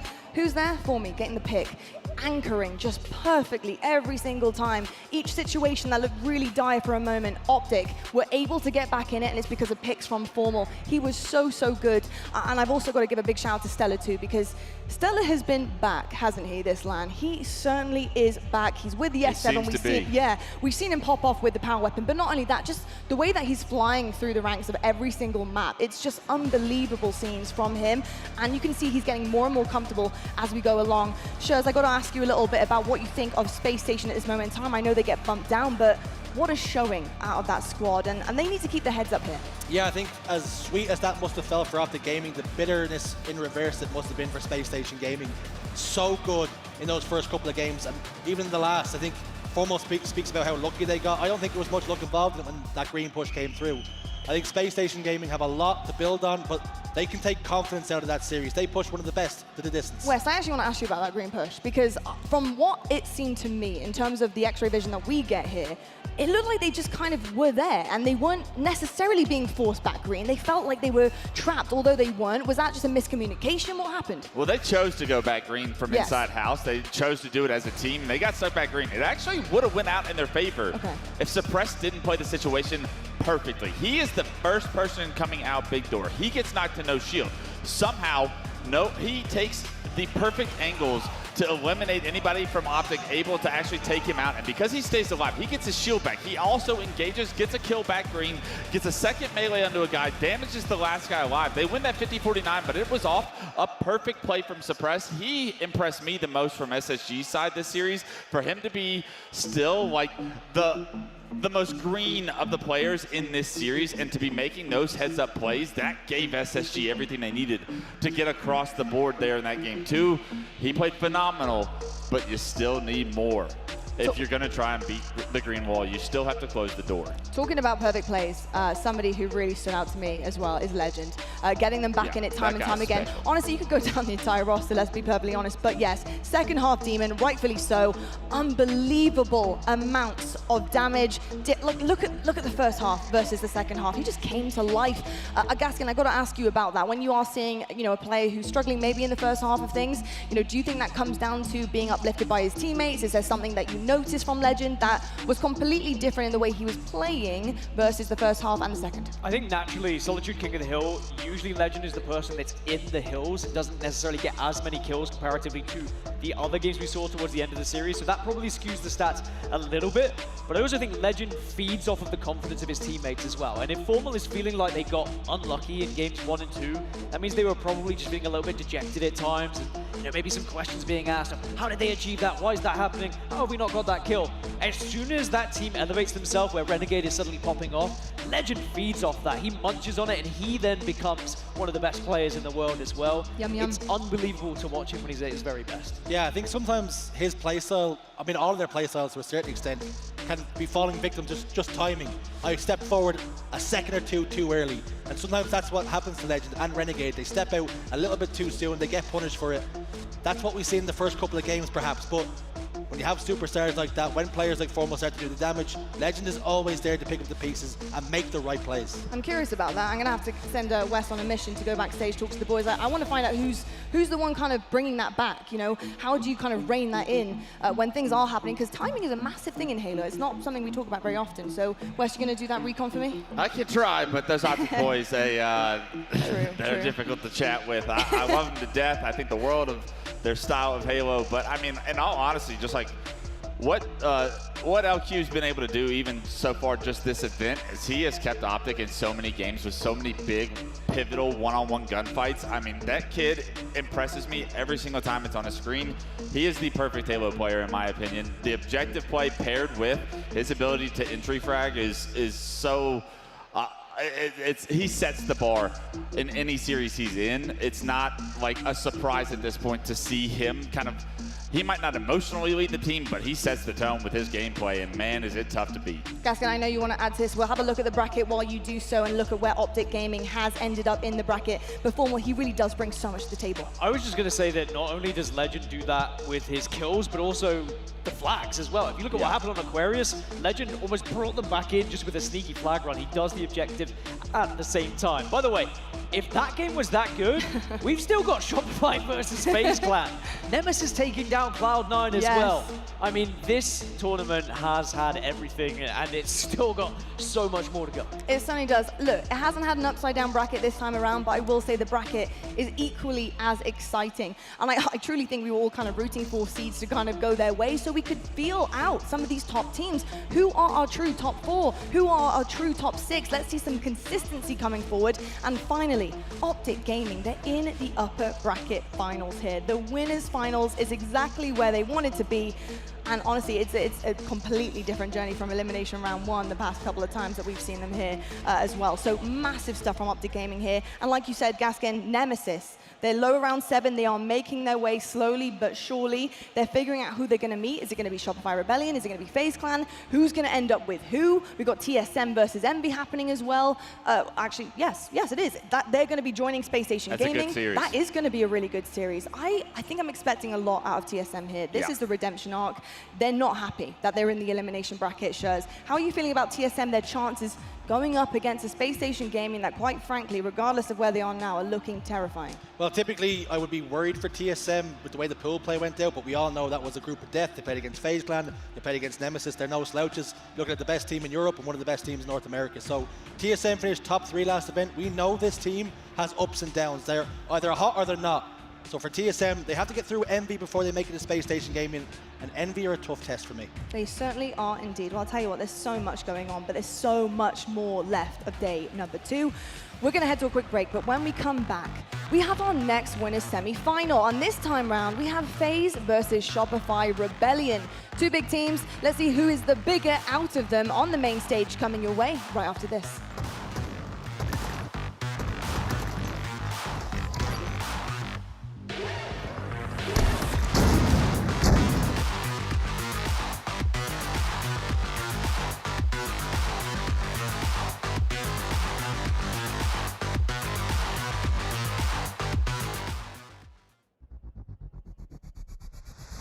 Want more Halo action? Subscribe to the Halo Esports channel for official HCS highlights, behind-the-scenes content, and player spotlights that take you closer to the pros. Stay in the loop with official updates Halo Esports history in our HCS and Community Top 10 series. Don't miss a second. Subscribe now.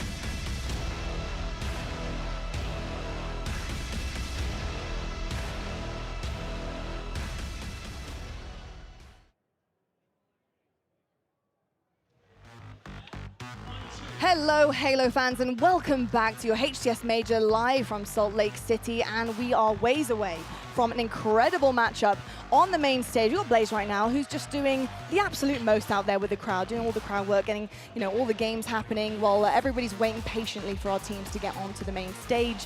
And he's giving away prizes, goodies. Make sure you're looking out for Blaze because he's got access to everything backstage. And if you are really nice to him, he will go back there and retrieve goodies for you. Wow. Don't quote me on that. Also, those kids know how to play rock, paper, scissors. A little bit of story if you want to go on tangent. Last night is we were playing rock, paper, scissors, who goes first last night with Tony. And Tony goes like this. And we go, what is that? And he goes, paper, scissors, and then go ahead, explain to the crowd. I said odds are even. I hope y'all never heard of odds and even before. That's fair. Okay. Okay, so you were playing 2 different games. Pretty much. That's what I play odds or evens? Yeah. Did you turn your ear deafener thing on? Did you turn it on? Where what am is it called? A hearing aid? There we go. Is it odds evens now these days? Did we change from RPS? Point and laugh. Ah. To be fair, I totally ruined that joke because I couldn't get a hearing aid out of my mouth. But there we go. So, folks, welcome back to the desk, and I'm here with Troublemakers, of course, Tony, Golden Boy, Walshy, Gents. Lovely to see you. What an incredible series we just saw. Tony, I got to ask you, what did you make of that Game 5? It was just insane, wasn't it? It really was. At some point, I thought that Space Station was not only going to win it, I thought they were going to sweep at one point. They were absolutely fantastic, but then Optic come out of nowhere and they make their presence known. And if we didn't get a Game 5, we honestly would have felt robbed. Fantastic work from Space Station Gaming, but obviously a huge congratulations to Optic. You earned the right to make it to the winners' finals. Indeed. Well, I'll tell you what, I'm hoping that it doesn't stop there in terms of Game 5s, an exciting series, because we have another semi-finals on our hands, folks. And it's going to be FaZe going up against Shopify Rebellion, one of our absolute favorites here in the HCS, of course, because they had the most incredible off-season. They've come into the actual regular season and have just fallen short a few times. We actually caught up backstage with their coach, and of course, Blaze is on the mic asking all the questions we want to know. What's up, everybody? I got Coach Best Man with me from Shopify Rebellion as he gets ready for a huge matchup to possibly make it back to the finals. Best Man, this Shopify team, a lot of support, a lot of fans. You guys are created to win, at the top of the league at the beginning of the season, but starting to fall off a little bit. What have you guys changed from last event to this event to make sure you make it to that finals and this time close it out? Yeah, I think from last event till now, we had a tough loss in the winner's bracket versus FaZe. So we really went back to the drawing board because we were kind of hyper-focused on Optic a little bit because we thought we were 1A, 1B with them. And, losing a FaZe last event kind of gave us a wake-up call to get back, maybe, change our play style a little bit versus other teams besides Optic. And obviously they made a change. I believe they got a little bit stronger. I believe both SSG and FaZe both got stronger with their swaps. So I had to adjust there a little bit. And yeah, just try to match up better against them this time, and don't shoot ourselves in the foot and go back into the losers bracket and have a tough road ahead of us. I could have said it better myself. I'm not the coach you are. And so even I was talking to last shot, and even he was telling me before, just really learning about the pacing of the weekend. Not looking too far ahead, taking your time, worrying about the series in front of you. And you just said it, this new FaZe squad is looking deadlier, okay? There's been a lot of team changes for people to kind of make it to that level that you guys are playing at and to be able to win. What's the most deadliest thing about this FaZe roster you're about to go up against, and how you plan on taking care of it? I feel like with adding Snakebite and Lucid, they add that structure that they kind of missed when they had Suppressed and Falcated. They were more of like a run and gun type of duo, where Snakebite and Lucid have been doing it for so long and have been at the top for so long. They kind of just gel right back into that. It's 3/4 of Optic last year, so they already have that chemistry. They've been getting better since they formed. So it's been interesting to see the dynamic kind of shift between them. And I don't want to give anything away, but it's just like studying some film, watching some rebroadcasts. You kind of get that tendencies down. But yeah, as Last Shot probably alluded to, you take it one series at a time. Gameplay changes just from scrims to online tournaments, it changes, and then especially to LAN tournaments.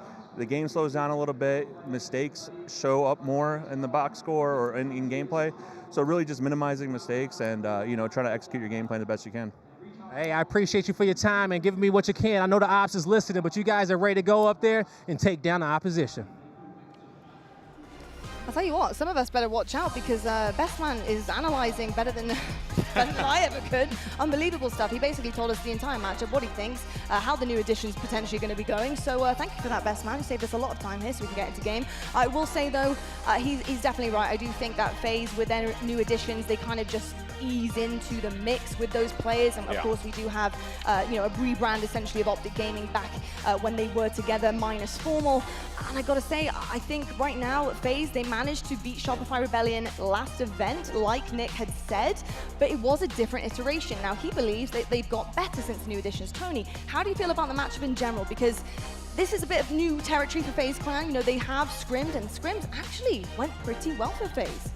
Yeah, I mean, and if they really have it, I really have my eyes out on FaZe, but also just fresh off of what Best Man just talked about and how, you know, they wanted to widen their map pool, their game mode pool as well. Like, I looked at their previous events in 2025, and we saw some problems, we saw some struggles on Oddball and King of the Hill.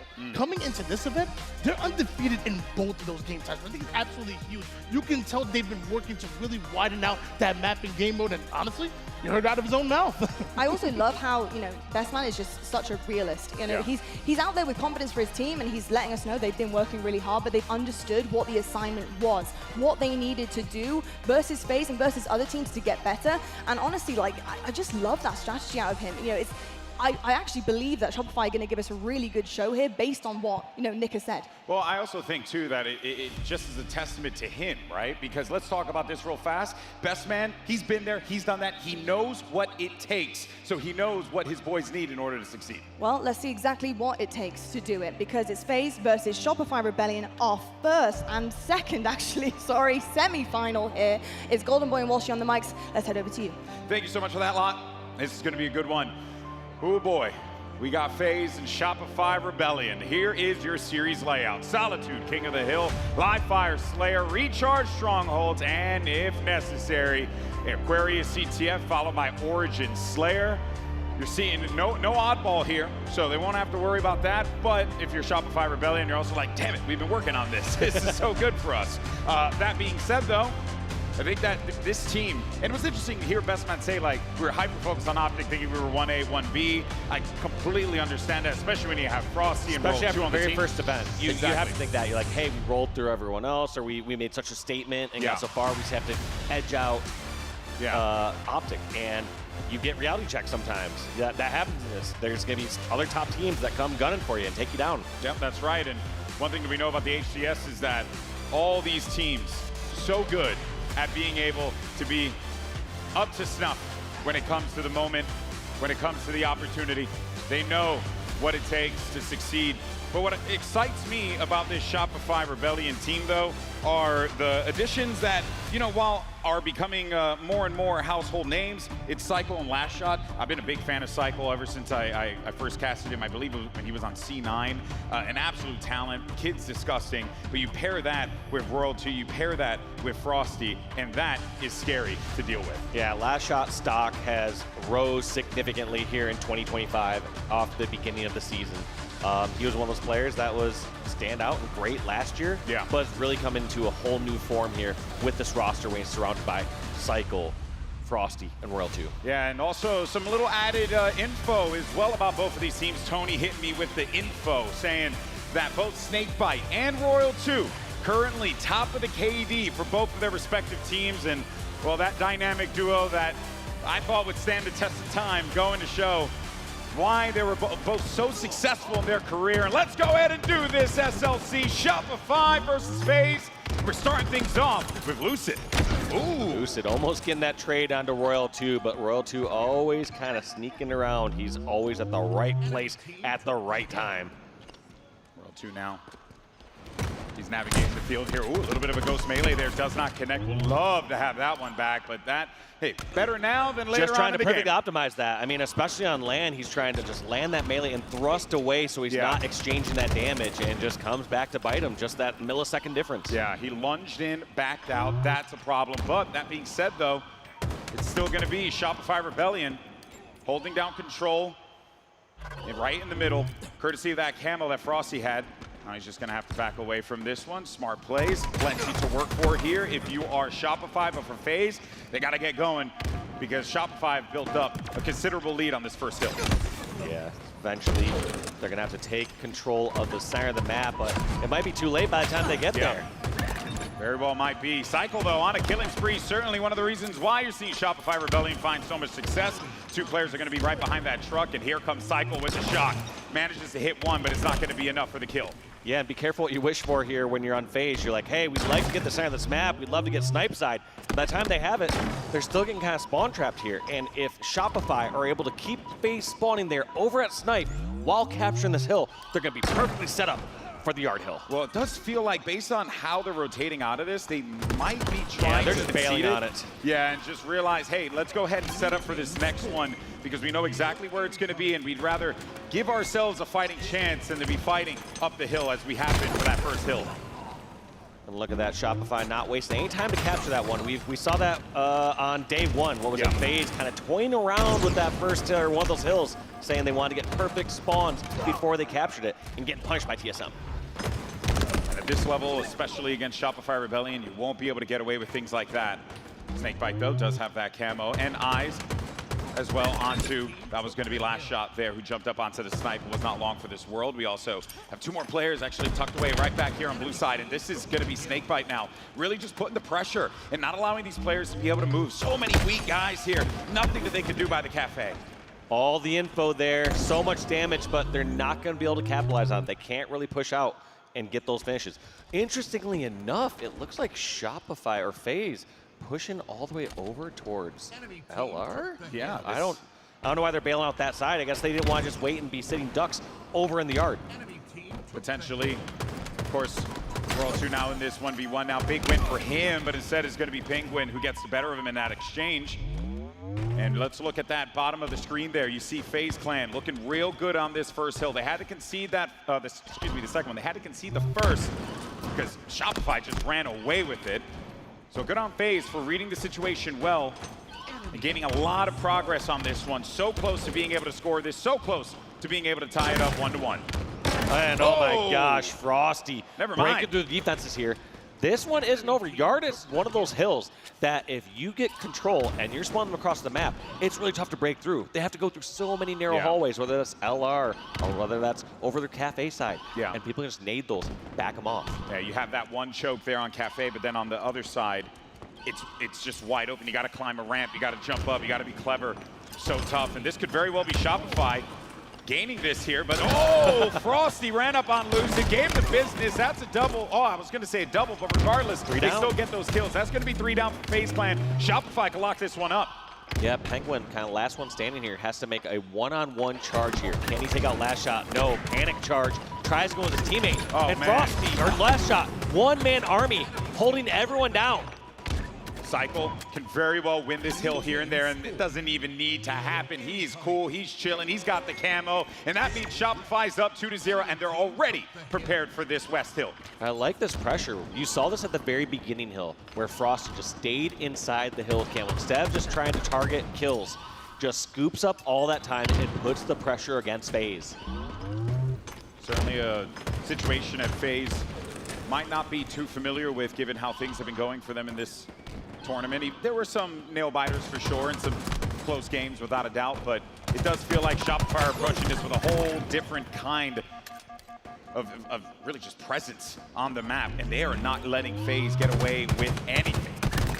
They're just playing it so well, and they're not trying to force takeover snipe or top lift. They're happy to concede it and fight from the side while scrapping up time, so they're doing a good job of, they're not just a sitting duck in the hill. They're able to fight back, deal back damage, and not give away that free kill. Yeah, and they're also just great at knowing when to just bail, right? Hey, let's go ahead and double up here. Let's work together to try and clear this area. Keep giving you guys those good spawns. And this is exactly working out the way that Shopify would have liked here. Just like that, Cycle just going to go right back into that hill. Has not received too much pressure here from top left, and just like that, Royal 2 finally pushing in towards that top snipe side. With the way this is shaking out, this could very well be a cap here. Nothing that player could do. I believe that was Trippy trying to get into that hill, but it did not work out. And that's a 3-0 start here for Shopify Rebellion, and they look dominant. Yeah, looking so good. And I don't disagree with the strategy. Sometimes you could just play the clock here at this point with 2 minutes left, but pressure has been working for Shopify. If you pump the brakes too hard and just say, hey, let's play defense for 2 minutes, FaZe are going to get wind of that. They're going to go for the right slays. They're maybe going to get in their comfort zone. Whereas if you keep pushing on the gas and putting this pressure onto FaZe, it'll be 4-0 before you know it. Yeah, you really need to be relentless against teams like FaZe. Otherwise, guys like Snakebite, who have been great in this tournament, and let's not forget Trippy's consistency as well, would certainly come back to bite Shopify in the butt there. But as we see how FaZe are going to try and approach this one. Still not out of it yet, but with a minute 44 and counting, this is not going to get easier for the boys in red. No, it's just being pretty challenging here. You also saw Trippy, even though he had camo, did not want to jump in that driveway hill. Didn't have enough kills on the map to justify it. You're going to get spotted out there, even though you have camo. Last shot now, sitting comfortably inside of this hill. Going to be dealing with 2 players in a second. That's going to be a clean back right onto Penguin, who was unsuspecting in that moment. Great jump up, good pressure as well that was coming in from the yard side. That's just going to open up the map there for them and give them everything they want. And Dave, this is looking like it could very well be curtains here, 4-0 if it keeps going like this. Yeah, this one's looking to be Jover. I mean, 5 more seconds. Last shot's going to put this up. And FaZe, they're just going to bounce back from this one. They're going to say, hey, that was a rough game 1. Let that go. Move on. Blink and you miss it. Oh boy, that was quick. That was dominant. Yeah, that really was. Shopify have to feel good about that one. FaZe now in this Slayer are going to need to really force the issue here against Rebellion, force them to make mistakes. But based on what we've seen in that first map, good luck doing that. Yeah, the thing that was most impressive is it wasn't like you saw Rebellion just getting these 4 kills, wipes, and just spawn cycling. It felt like no matter the position they were comfortable fighting from it. Yeah. Whether they were in a hotel and just had 2 people there, they didn't feel like they were getting collapsed on or in an uncomfortable spot at any time. They kind of fought with whatever they had. And then any time that FaZe gave up a location, they just took it for free. They're saying, okay, they're backing off from top left. You send Royal 2 up there now. Yeah. And you can go finish those off. But they weren't trying to force any action or plays that they didn't need to when they were grabbing hill time. Yeah, it's startling how much control Shopify Rebellion had in this game. And to the point that you made when they capped hill number 3, you were like, listen, a lot of teams, they can decide, hey, I want to play back, I want to try and let them kind of sweat it out a bit more. Not Rebellion. They knew that they just needed to go, go, go. And that is exactly what they did. Such a clean start for Shopify Rebellion. And now you have to wonder if you're FaZe Clan, right? Like, that is not how you suspected this to start at all. So now no, you really have no choice but to shake that off. You just have to be like, at some point to be at the top, you have to have some levels of like excuses or delusion, or be able to shake things off. You have to say, that was unlucky or unfortunate, just move on to the next one.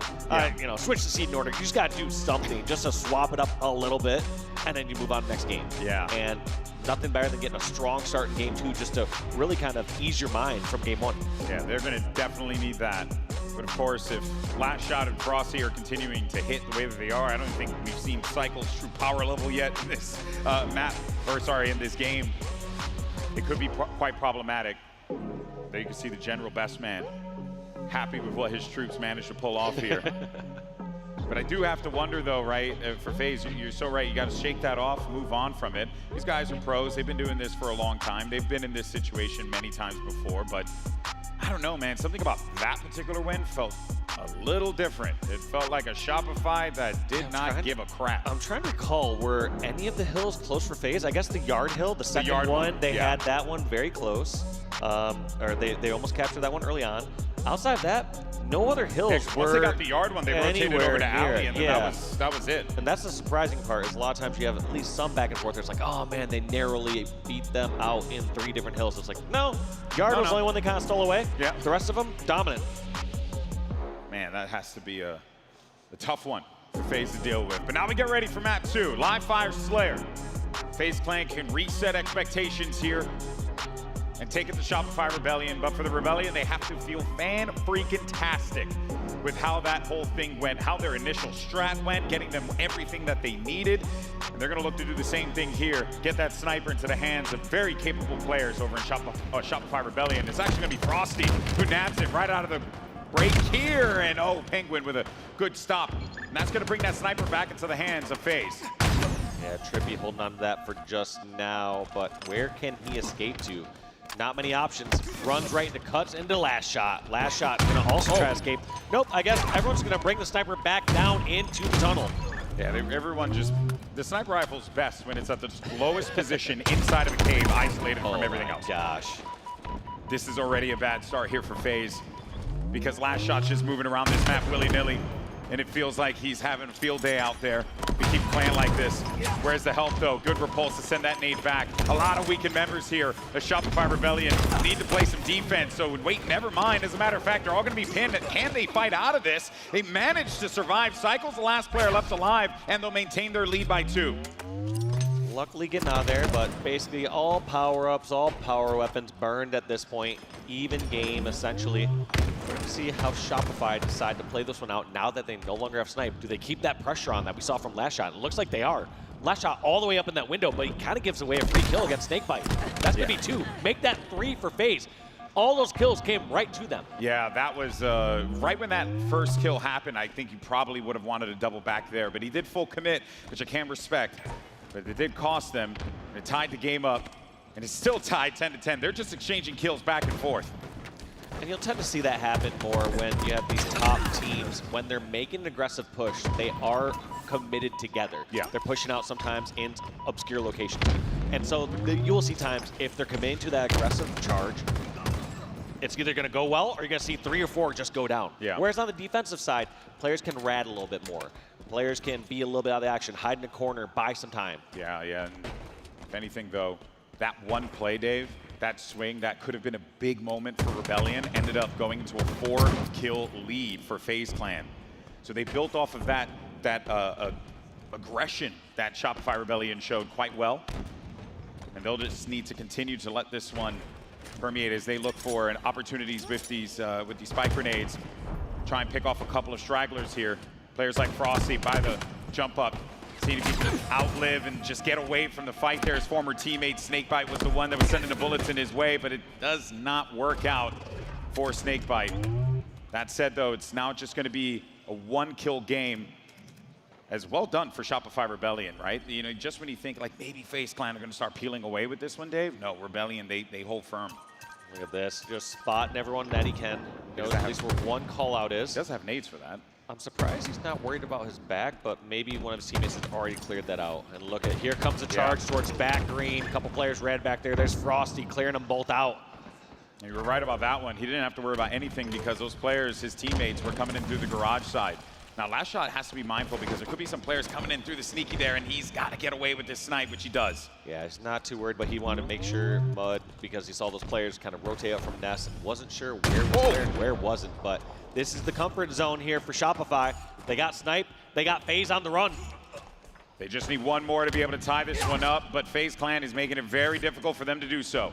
Last shot also has not been comfortable to be able to get clean shots. He got one shot earlier, and ever since then, he's kind of just been looking around for where that next one's going to come. Good pressure is being applied to him as well at the top tower. They know that they have to handle this, but while all that's going on, Rebellion managed to take that lead by 1 again.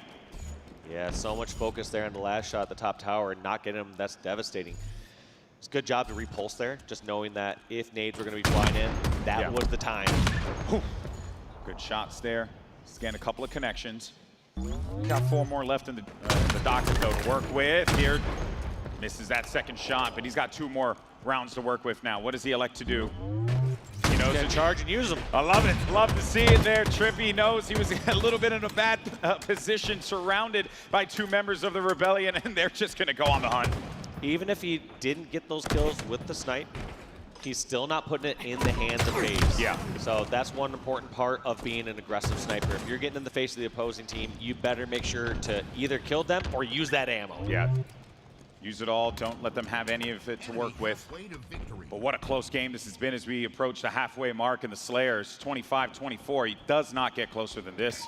But a good recovery, I would say, from FaZe, given how things had panned out in map 1 versus where things are right now. This is more or less what I had expected in that first map from FaZe, truthfully. But now we're starting to see FaZe kind of get themselves back going here. Yep, and this camo, another one in the hands of last shot. Just on top of these power-ups every single time they're popping. And that is a tough one there for FaZe because if you don't have these power items, you're not picking up those power weapons, it's going to be a lot more challenging to be able to win out on a Slayer. Look at this, just trying to jump up and get all the info he can. Which is pretty smart there. Good use of the camo. We've been seeing so many interesting variations with it, right? Back in the day, it was always like the sneaky play, you know, get the back wax or something like that. But also now it's players just really taking advantage of the info gathering that you have available to you. And last shot trying to get out of that one. And instead, Snakebite's going to hunt him down. That's going to bring their lead within 2. And FaZe Clan, as it stands right now, they're still holding firm here. They're still in this one. Yeah, FaZe in the lead. One thing I really liked about that camo play is FaZe, they first wait out the first 20 seconds or so, and then they made their own push towards bags. You can do that, because obviously at some point if that camo player was already in your bags, you would have seen him, you would have been engaged. But you force that camo to make a longer flank, and then you do an unpredictable piece of aggression across the map. You can't just stay stagnant forever. Yeah. Teams will pick that apart, but it is so difficult to deal with random aggression. Got to mix things up at this level. Otherwise, these teams, as you had heard Best Man in that interview with Blaze, they will find your tendencies. They will punish those tendencies as well.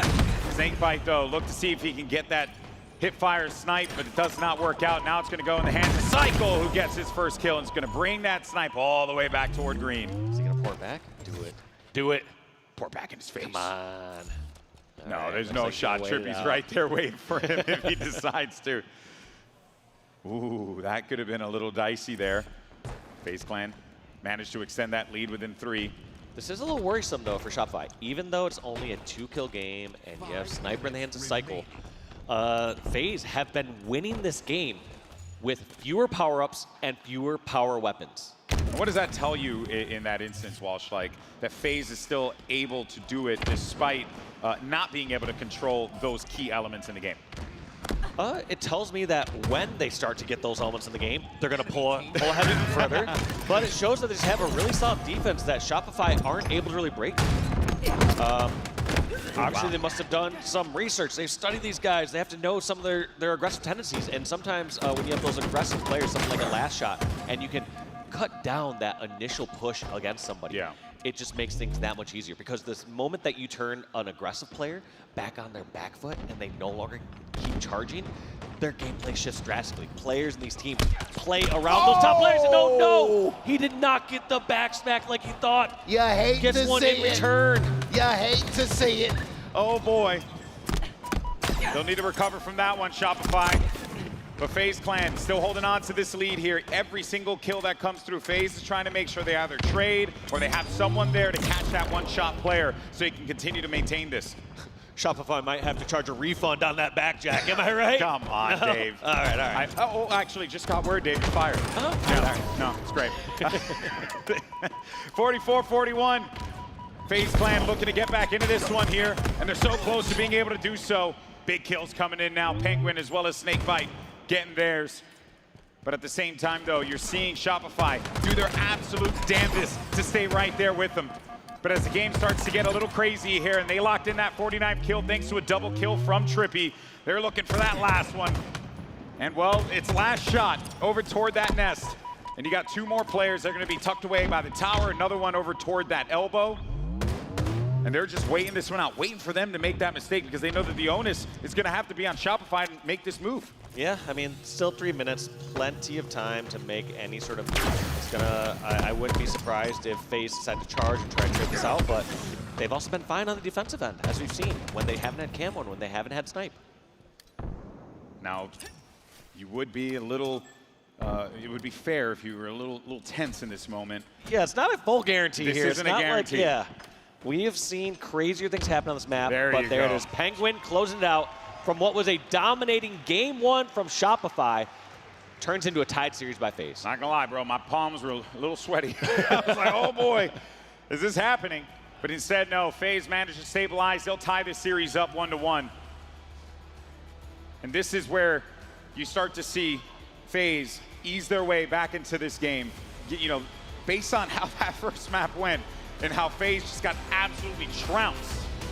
This is a good recovery, but I do have to say that Rebellion keeping it that close, man, makes me feel a little concerned as we go into these next rounds for FaZe, because Rebellion They were on there. They could have won that had it been like maybe 46-48. Or just a couple successful charges. That's the thing, is like these aggressive teams, they want to keep that pace of the game. An aggressive team wants to be clearly the aggressor and forcing the action.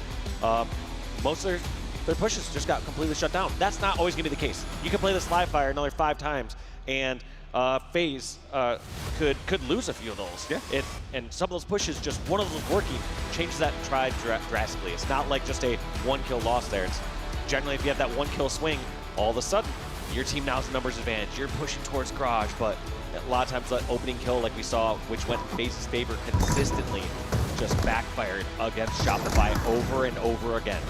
This was a close one, and you'll see throughout the replay here what that scoreboard was as we progressed through the highlight reel and just how utterly close everything was. And that, I think, bodes well for Rebellion as we get ready for map 3. But FaZe Clan showing that they have tons of fight left in them, and that map 1 might well be an outlier, and Royal too, with the face of disbelief. Hey, brother, I'm right there with you. The Halo gods shine nice on the snake bite for that one. That was crazy. All right, now we're going to strongholds on recharge. And this is, I'm actually wondering how FaZe Clan just prevent Shopify from being able to get these weapons early on. And if they're able to do that, build off of what they had here, and they can establish some good positions. We saw how good that defense is from FaZe on the Slayer, and obviously it's different in the Strongholds-ish, but that does give me at least some semblance of not just hope, but optimism for FaZe Clan. Yeah, it's way different. I mean, they just have many more options of where they can charge across the map. On something like Strongholds Recharge, you can set up more concentrated pushes, whereas it feels like on Solitude, you don't really have that many different options. It's not like you can really pull some trick out of the bag and be like, oh my god, I can't believe they took the long way here and went through driveway. It's like all the routes are very obvious. You could literally park somebody in one position and see every single push. There you can see Shopify Rebellion as they get ready for this one. You got Last Shot and Cycle in the middle, surrounded by the veterans who've been doing this at a high level for such a long time. On the other side, though, it's got to be daunting, but maybe not so, because they have Frosty and World 2 next to them to go up against world champs and, you know, the former Optic core with Trippy, Penguin, as well as Lucid, and then the addition of World 2, his teammate, Snakebite, really does make for some spicy drama. Yeah, it feels odd just seeing them battle out against each other. Yeah, makes me uncomfortable. And here are the stats for Strongholds for Shopify Rebellion. And Dave, I think they're good at this. No, they seem to be all right. I don't know. First place is good, right? Yeah, that's what they say. That is pretty good. And, you know, a 10-1 record on this. Absolutely disgusting. On a 7-map win streak. Points, 237.5, meaning they basically get to 250 every single time. Oh, fun. Fun. Actually, kind of curious what the FaZe stats are if we do have that. That'd be interesting to compare and contrast. But for Shopify, those are some damn good stats getting ready for map 3, and you just dropped that Slayer on live fire. But I guess it makes sense on something here like Strongholds. All 4 of these individuals are so disgustingly skilled that they're fine to run about. They're also so sneaky. You think of someone like Royal 2, I think he's one of the most kind of creatively sneaky players out there that still has all these traps that work against the best of the best. He'll hide at certain boxes. He'll know the perfect timing to say, I can wait here a few seconds, then loop around, and he's getting the first shot or 2. Yeah, and if he's not doing that, then it's probably going to be Frosty doing it, you know, because he's also an elusive one that's just so good at being able to play his life, right? So, and then you really just rely on the hammers, right, of Cycle as well as Last Shot. Just go in there and be like a bull in a china shop and just break stuff. Maybe that will be the recipe for success for them here. Fist bumps going in. That means we're diving into the action in just a second. We see the loading in there. And FaZe Clan know that they have this huge opportunity here to go up 2-1 after that not great start, as you can see here on the series layout. Yeah, and I mean, we didn't get to see the King of the Hill stats leading into that, but if it's anything like those Stronghold stats, FaZe are in trouble here in this game number 3. And surely they know that, and they're prepared for it, given the individuals that's on that side, it's in that team. and the success they had in the past, one has to wonder if, yeah, and you know that they have studied everything because Shopify Rebellion made themselves such a target this year alongside Optic Gaming with how well they've been performing. And let's do this. Map 3, we got FaZe's Trippy to kick things off. Trippy in trouble from that peak shot from Royal 2. He had that slight geometry advantage and pushed it to its fullest. That's going to be all 4 down for FaZe off that start. We're not going to see a trip cap here. Looks like they're spawning long haul, so you're not going to see Shopify likely force that or push it, but they're definitely going to put some points on the board. This is not what FaZe Clan wanted to start things off. And in fact, they're going for that trip cap. They got him pinned down there. Right inside of the gold area. Cycle saw that player, so he's on the hunt for Lucid. Up top 2, big fight happening here. If Cycle's able to win this, they can keep this trip cap going. Good rotation there from Cycle, though, just to reset himself, give himself a little bit added health, and just lean on the support of his teammates to get into that hill. And he might just be able to squeak by here. This kid's staying alive. Lucid was picked off as well. Some of those B hills are so devastating if you don't get that flip. You get to 90% of the way, someone just taps their toe in it, resets it, and you gotta do all that work all over again. And 45 points right off the bat here for Shopify Rebellion. Both teams giving each other a little bit of a high-five melee miss there before the battle happened on gold. Penguin, though. He's getting, I was about to say, getting back into the fray there, but it will get dropped instantly. That's A and B control, though, regardless for FaZe Clan. As you noted before, Dave, that Rebellion start was hot, but FaZe Clan have more than enough tools to be able to get back into this one. I like this play from Snakebite as well. Some people, the moment that they get beat, they just sprint out and sometimes give away their position and just die. You have to find the right opportunity to leave the batteries. You don't want to give away any free kills at this level of play. They're scooping him up here. Some big kills. And there's also going to be a camo available. Wait a minute. Roll 2. Roll 2 was weak as well. Yeah, like I said, he sometimes just has those immaculate timings against these top players. He was also one shot, so I'm pretty sure you saw Snakebite run in there, trying to finish off the one shot, and Royal 2 jumping at the exact right moment. Living that Sneaky Beaver lifestyle. Here's another trip cap activated for Shopify Rebellion. And even though FaZe Clan came back into this one, it was within shooting distance of 10 points-ish. It is still Shopify Rebellion with a decent amount of control here. That double kill might actually get things going now for FaZe Clan. They have to flip this. Nice challenge coming in there from last shot, just giving him no comfort in that catwalk. Actually, a little surprised we didn't get more ground from FaZe there. I agree. From that double kill from Lucid, along with that extra damage towards the battery side. Obviously, one perspective doesn't give the whole story, but many times when you see somebody doing that much work and that much damage, it usually works out in that team's favor. Certainly will have to be kicking yourself there in that situation, but they'll have another one presented to them. A Shopify Rebellion cross that 100-point threshold. Last shot getting hit with the sticky. So he's going to be out of the equation for the time being. They got a body on to be here. They're waiting for that push that potentially could come from that bat ledge, but it's not going to come to fruition. Instead, it's going to be a capture and a secure. Frosty might be dead in a moment, which he is.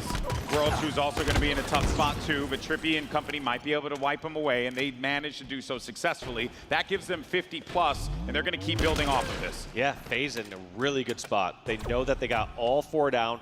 They know exactly where the spawns are.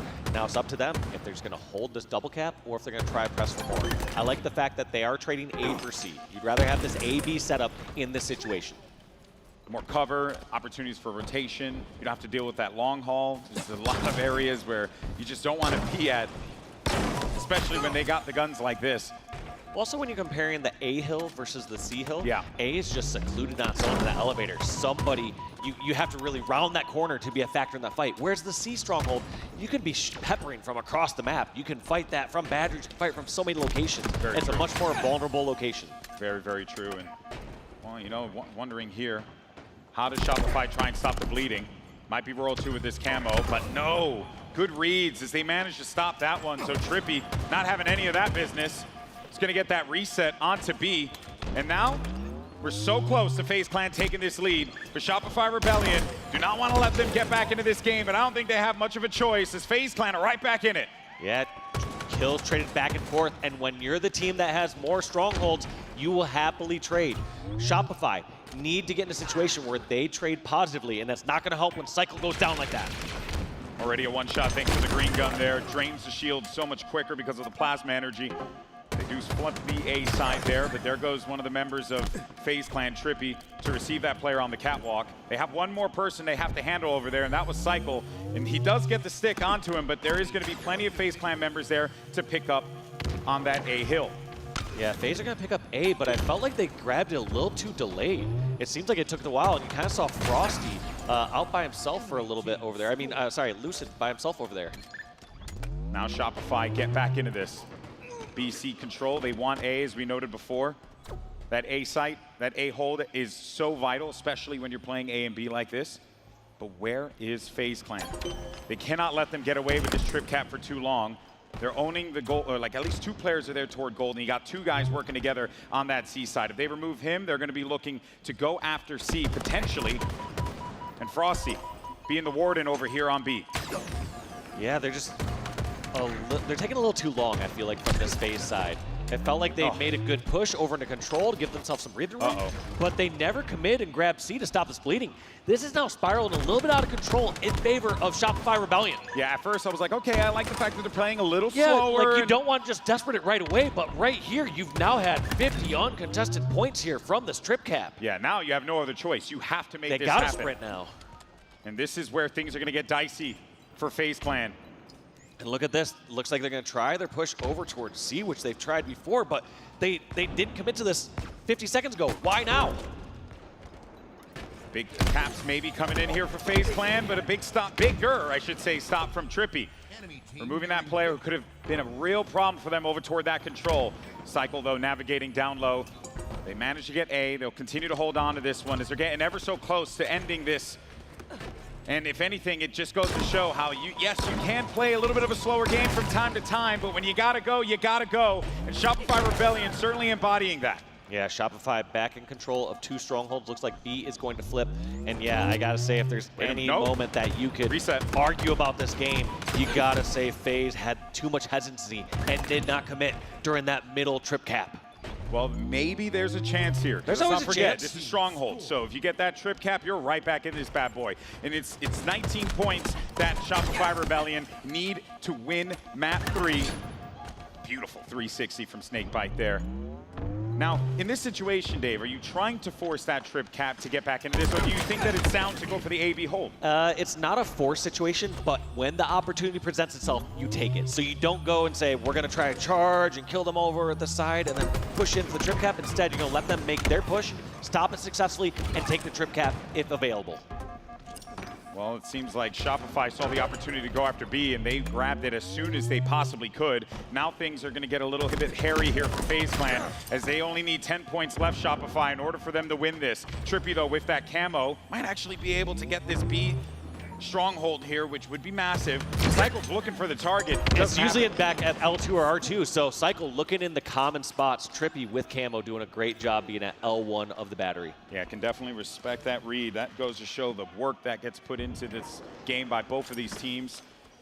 Read those tendencies. There was that nade, and look at this, the aggression from Trippy. He wants to fight, but Cycle was ready for him. Doubled back to the back of the gold staircase, and well, he actually gets that melee and survives. 8 points is left for Shopify to win this one. FaZe Clan trying to claw their way back into this, and it's very possible that they can do it. Yeah, Cycle also being such a huge nuisance over here in the pipes, realizing that as soon as they get the kills or advantage, he can jump into B with his teammate. And here goes. B push coming in. They have the numbers. They convert B.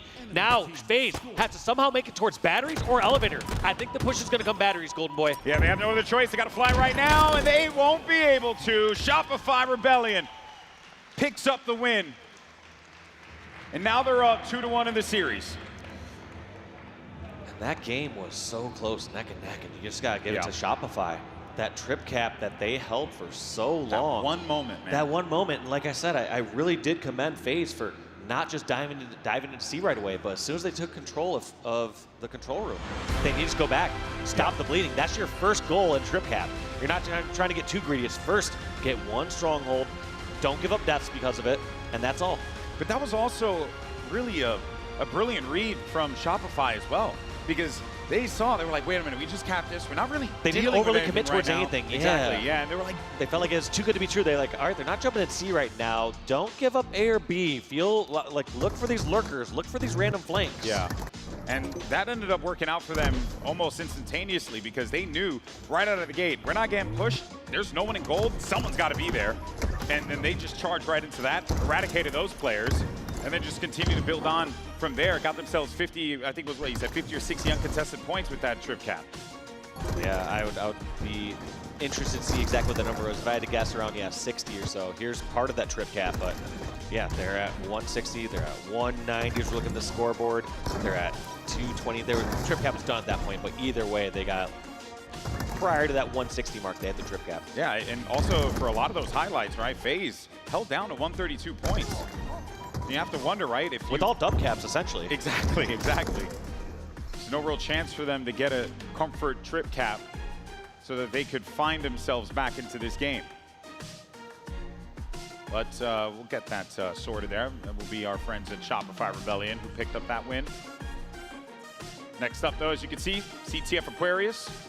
With the way that Rebellion are playing, the relentlessness that we see from them, I do have to wonder whether or not FaZe are prepared for the amount of pressure that Rebellion are going to place upon them at the start of this game, because as it stands right now, they're moving and shaking, man. Yeah, they had the better start for sure on that game number 3, and then just feels like they're just a step ahead when it comes to objective games. They're just playing it better than FaZe, plain and simple. Yeah, that's all you can really say about that, right? Looking at the series layout and that one win, that 50-46. And I noted before, right? Like, you know, you see that solid 2-game 4-0, you're like, oh dear, that might have been an absolute shellacking. The ascendancy already Meanwhile, around on the board. you go over to Slayer, 50-46. It's like, oh snap, maybe FaZe Clan might be in a situation here where they're going to have their backs against the wall the majority of this series, and it seems like that's exactly what happened. The two of them working in tandem, Yeah, putting on a lot of going damage. up, like you said, on the CTF Aquarius. It's going to be interesting. This one's going to be a longer game, as we ideally expect. You got to consider something like the King of the Hill and the Strongholds game. There was so much fast-paced gameplay there, which I did feel seemed to favor Shopify. It felt like even in the Slayer game, felt like Shopify said, like, hey, let's make this a little faster. Come on, let's pick up this game. Let's stop doing these kind of standoffish plays. Yeah, and with CTF on Aquarius, there are a lot of ways you could do exactly that. And hopefully FaZe Clan, for their sake and for their fans' sake, are prepared for it. But let's jump in to map number 4 and see whether or not FaZe Clan can force this map 5, because they need to do it here and now. They need to find that extra oomph that's going to take them to the promised land. But Cycle's already pulling that flag. Shopify aggressive. They have 3 down for FaZe. Snakebite, the last one remaining. I'm not sure if Shopify did their homework or something from Best Man, but they seem to know every single move from FaZe off the rip, and have the counter to go with it. And there it is, a cap immediately, just a couple of seconds into this game, and you already have Rebellion on the board. But maybe there's an opportunity now for FaZe Clan to get this flag out of the base. You know where the spawns are going to be roughly. There's a big fight happening, World 2 versus Lucid. Good plays there by Lucid. Dodging around that pillar, using it to great effect. They can't get that flag moving quite yet, though. No, but he's just playing it right. He's trying to be a nuisance over here, laying down damage. I don't think this flag is going to move any further. But had Lucid got another kill, or had somebody from FaZe been able to push a little further across the map, they could have rallied that along. You heard there, flag gets returned, which is exactly what we knew was going to happen. 3 dead for FaZe again. Yeah, this is, they are finding themselves in this situation way too often. I can't tell like how this is kind of playing out for FaZe. Is it they're just being a little too predictable? Like when I saw plays from, let's say, Frosty off the rip of this one, he just sprints straight forward all the way through bottom center. Yeah. Something that you consider unorthodox, but feels like they don't have any concern about playing, let's say, the perfect positions or taking the safest routes. They're just flying in some cases. Yeah. Whereas I don't know if we're seeing that same sort of trust or aggression from FaZe. Yeah, if anything, I mean, this was probably the most measured that they were in their attack onto the FaZe base, because you were seeing Frosty hold control top mid with some supporting fire and, you know, some good pressure that was starting to get put forward here. So it does feel like at any point Rebellion, they can go for that aggression, but they're so good at being able to dial it back and then take their time in case they, you know, maybe overextend a bit too much and give up too much to their opponent. And that's going to be a flag touched once again, but that's 2 down apiece. Next down kill's again. going to decide this. That's going to be Cycle. Continue to move this flag. Royal 2 laying down some shots, but that flag is moving. Now, Cycle did get grenaded by Penguin. So Penguin does go down, but I feel like Shopify will rally this one back or relay it back. There it is. That's number 2 for the Rebellion, man. And already to start off this game, only a few minutes in, with Rebellion up 2-0, what does FaZe Clan do here? It feels as if the plan of being, you know, a bit more like receiving aggression, punishing aggression, so on and so forth, is simply just not working. And everything that Rebellion does is hitting on all cylinders. Yeah, they seem to be doing everything correct. And right there, even when they finally do get a pull, someone's there to stop right away. It feels like FaZe Clan don't know where the safe routes are, or these Shopify Rebellion members are able to sneak away like this, just getting the first few shots and trading out against Trippy. Okay, well, you got some kills here if you're FaZe Clan to get things going, but the problem is you also lost a couple of players as well. You know what I would like to see from FaZe here as you go into these, you know, second 2/3 of this map or whatever. I would like to see them maybe just slow it down a little bit. Just worry about slays. Don't worry about getting the scrappy grab or cap. You know that Shopify are going to be aggressive, and they're going to make moves on you. See if you can catch them with some of the traps like you saw on Livefire Slayer. Yeah, and I think that that's kind of what Snakebite was aiming for there, right? He knew that there was going to be a player pushing into blue util, so he was prepared for that, and he received it in kind, but now they do need to get this one going, and you're right, they need to just identify a couple of big wins, a couple of big kills, and then just build upon that from there. And you can also see how these guys are jockeying for position right now. It has been difficult for FaZe to get out of their side of the base, though. Yeah, that doesn't really seem like they're able to cross halfway across the map without being spotted or knocked down. Uh-oh, and their flag's being pulled again, and I'm pretty sure every single time they pull this flag, they've been successful, based on what I'm seeing at the top there. So this is already looking a little bad here. Might be able to bring this one through. Last shot's got the clearance, Cycle's got the kill. Maybe Lucid alongside Trippy can make the stop happen, but it was already too far gone. Maybe now FaZe Clan can get a counter cap potentially. Just so quick, I mean, they have 3 down. Do they know where Frosty's at? They know the last one's on the flag. This is going to be the best chance that FaZe has. But somehow, Lucid gets picked off across the map while he's top center. Not every day that you see Lucid really struggling to be able to get himself into these games. And even though both teams are really, you know, fighting their all here, man, you're just seeing Rebellion just moving and shaking. And they are all over them. I mean, look, they just, like, it's just as everything happened. They returned the flag, all that good stuff. They're already in their faces again when FaZe Clan is off the respawn. There's one player left alive. That's a triple kill for the Legend Frosty himself. And they're bringing this flag through, right up the gut. This could be flag number 4 here. And they have so many members down for FaZe Clan, but finally the stop comes through from Snakebite. So much trust in each other there from the Shopify side. They're not afraid to play their lives. They're also, when they're one shot, not afraid just to go sprinting across with that flag and move it back. Lucid's in a bad spot. He's one shot. He can't really do much to help out in this fight here, but he will send a grenade. So when in doubt, nade it out. And that works out quite well for Lucid. World 2 knows that there's going to be players pushing in here who's making the call outs. You can see at that moment in time, but FaZe Clan now, this is the best opportunity that they have as they bring that flag across. Could be their first one on the board. A nice slide across that way. Might have cleared the path. I don't know about the slays across the map. I'm not sure if he's run this right away. Just like that, grenade's still stopping him. Looks like Lucid has to stop this and slay from him. This could be disastrous. We'll see. Lucid does slam that first flag in, much needed for FaZe. Now they have to play a little bit of defense. They cannot allow a counter cap here. Yeah, because that looked like it could have been a stop with some nades right at the blue util door, but instead he gets the cap and also gets a kill on the furthest ahead player from Shopify. I just got to probably give Lucid more credit there. He has to have known that he had the clear route, had to have known that players from Shopify weren't as close as maybe I was giving them credit for. Sure. And just slammed it in. But we've also seen that situation play out exactly as you called it so many times in the past. So it's not far off to be like, oh, you know what, you want to be a little bit more mindful in these situations. But you're right, Lucid certainly knows better than the two of us here, so he's going to be able to make that cap happen for his team. But with 5 minutes left and how much effort it took for them to get that flag across the field, FaZe Clan have so much more work ahead of them. Yeah, they got to get this going, and I like this play from Trippy trying to be a nuisance here, but you got to wonder, he's the only one by himself, and he's got pressure back on his flag. Now he's kind of stuck between a rock and a hard place, not sure if he should help his defender or save his own life. Gets to one-on-one against Last Shot and gets finished off. Man, some of these thrusters have been so great to break the crosshair placement for these players, but sometimes, man, it just does not work out in your favor. Attempted flag pull here for Rebellion. It's going to bring that FaZe flag out just a little bit. Meanwhile, on the other side of that, Rebellion losing their flag off of some big wins. And Rebellion fine to trade this time.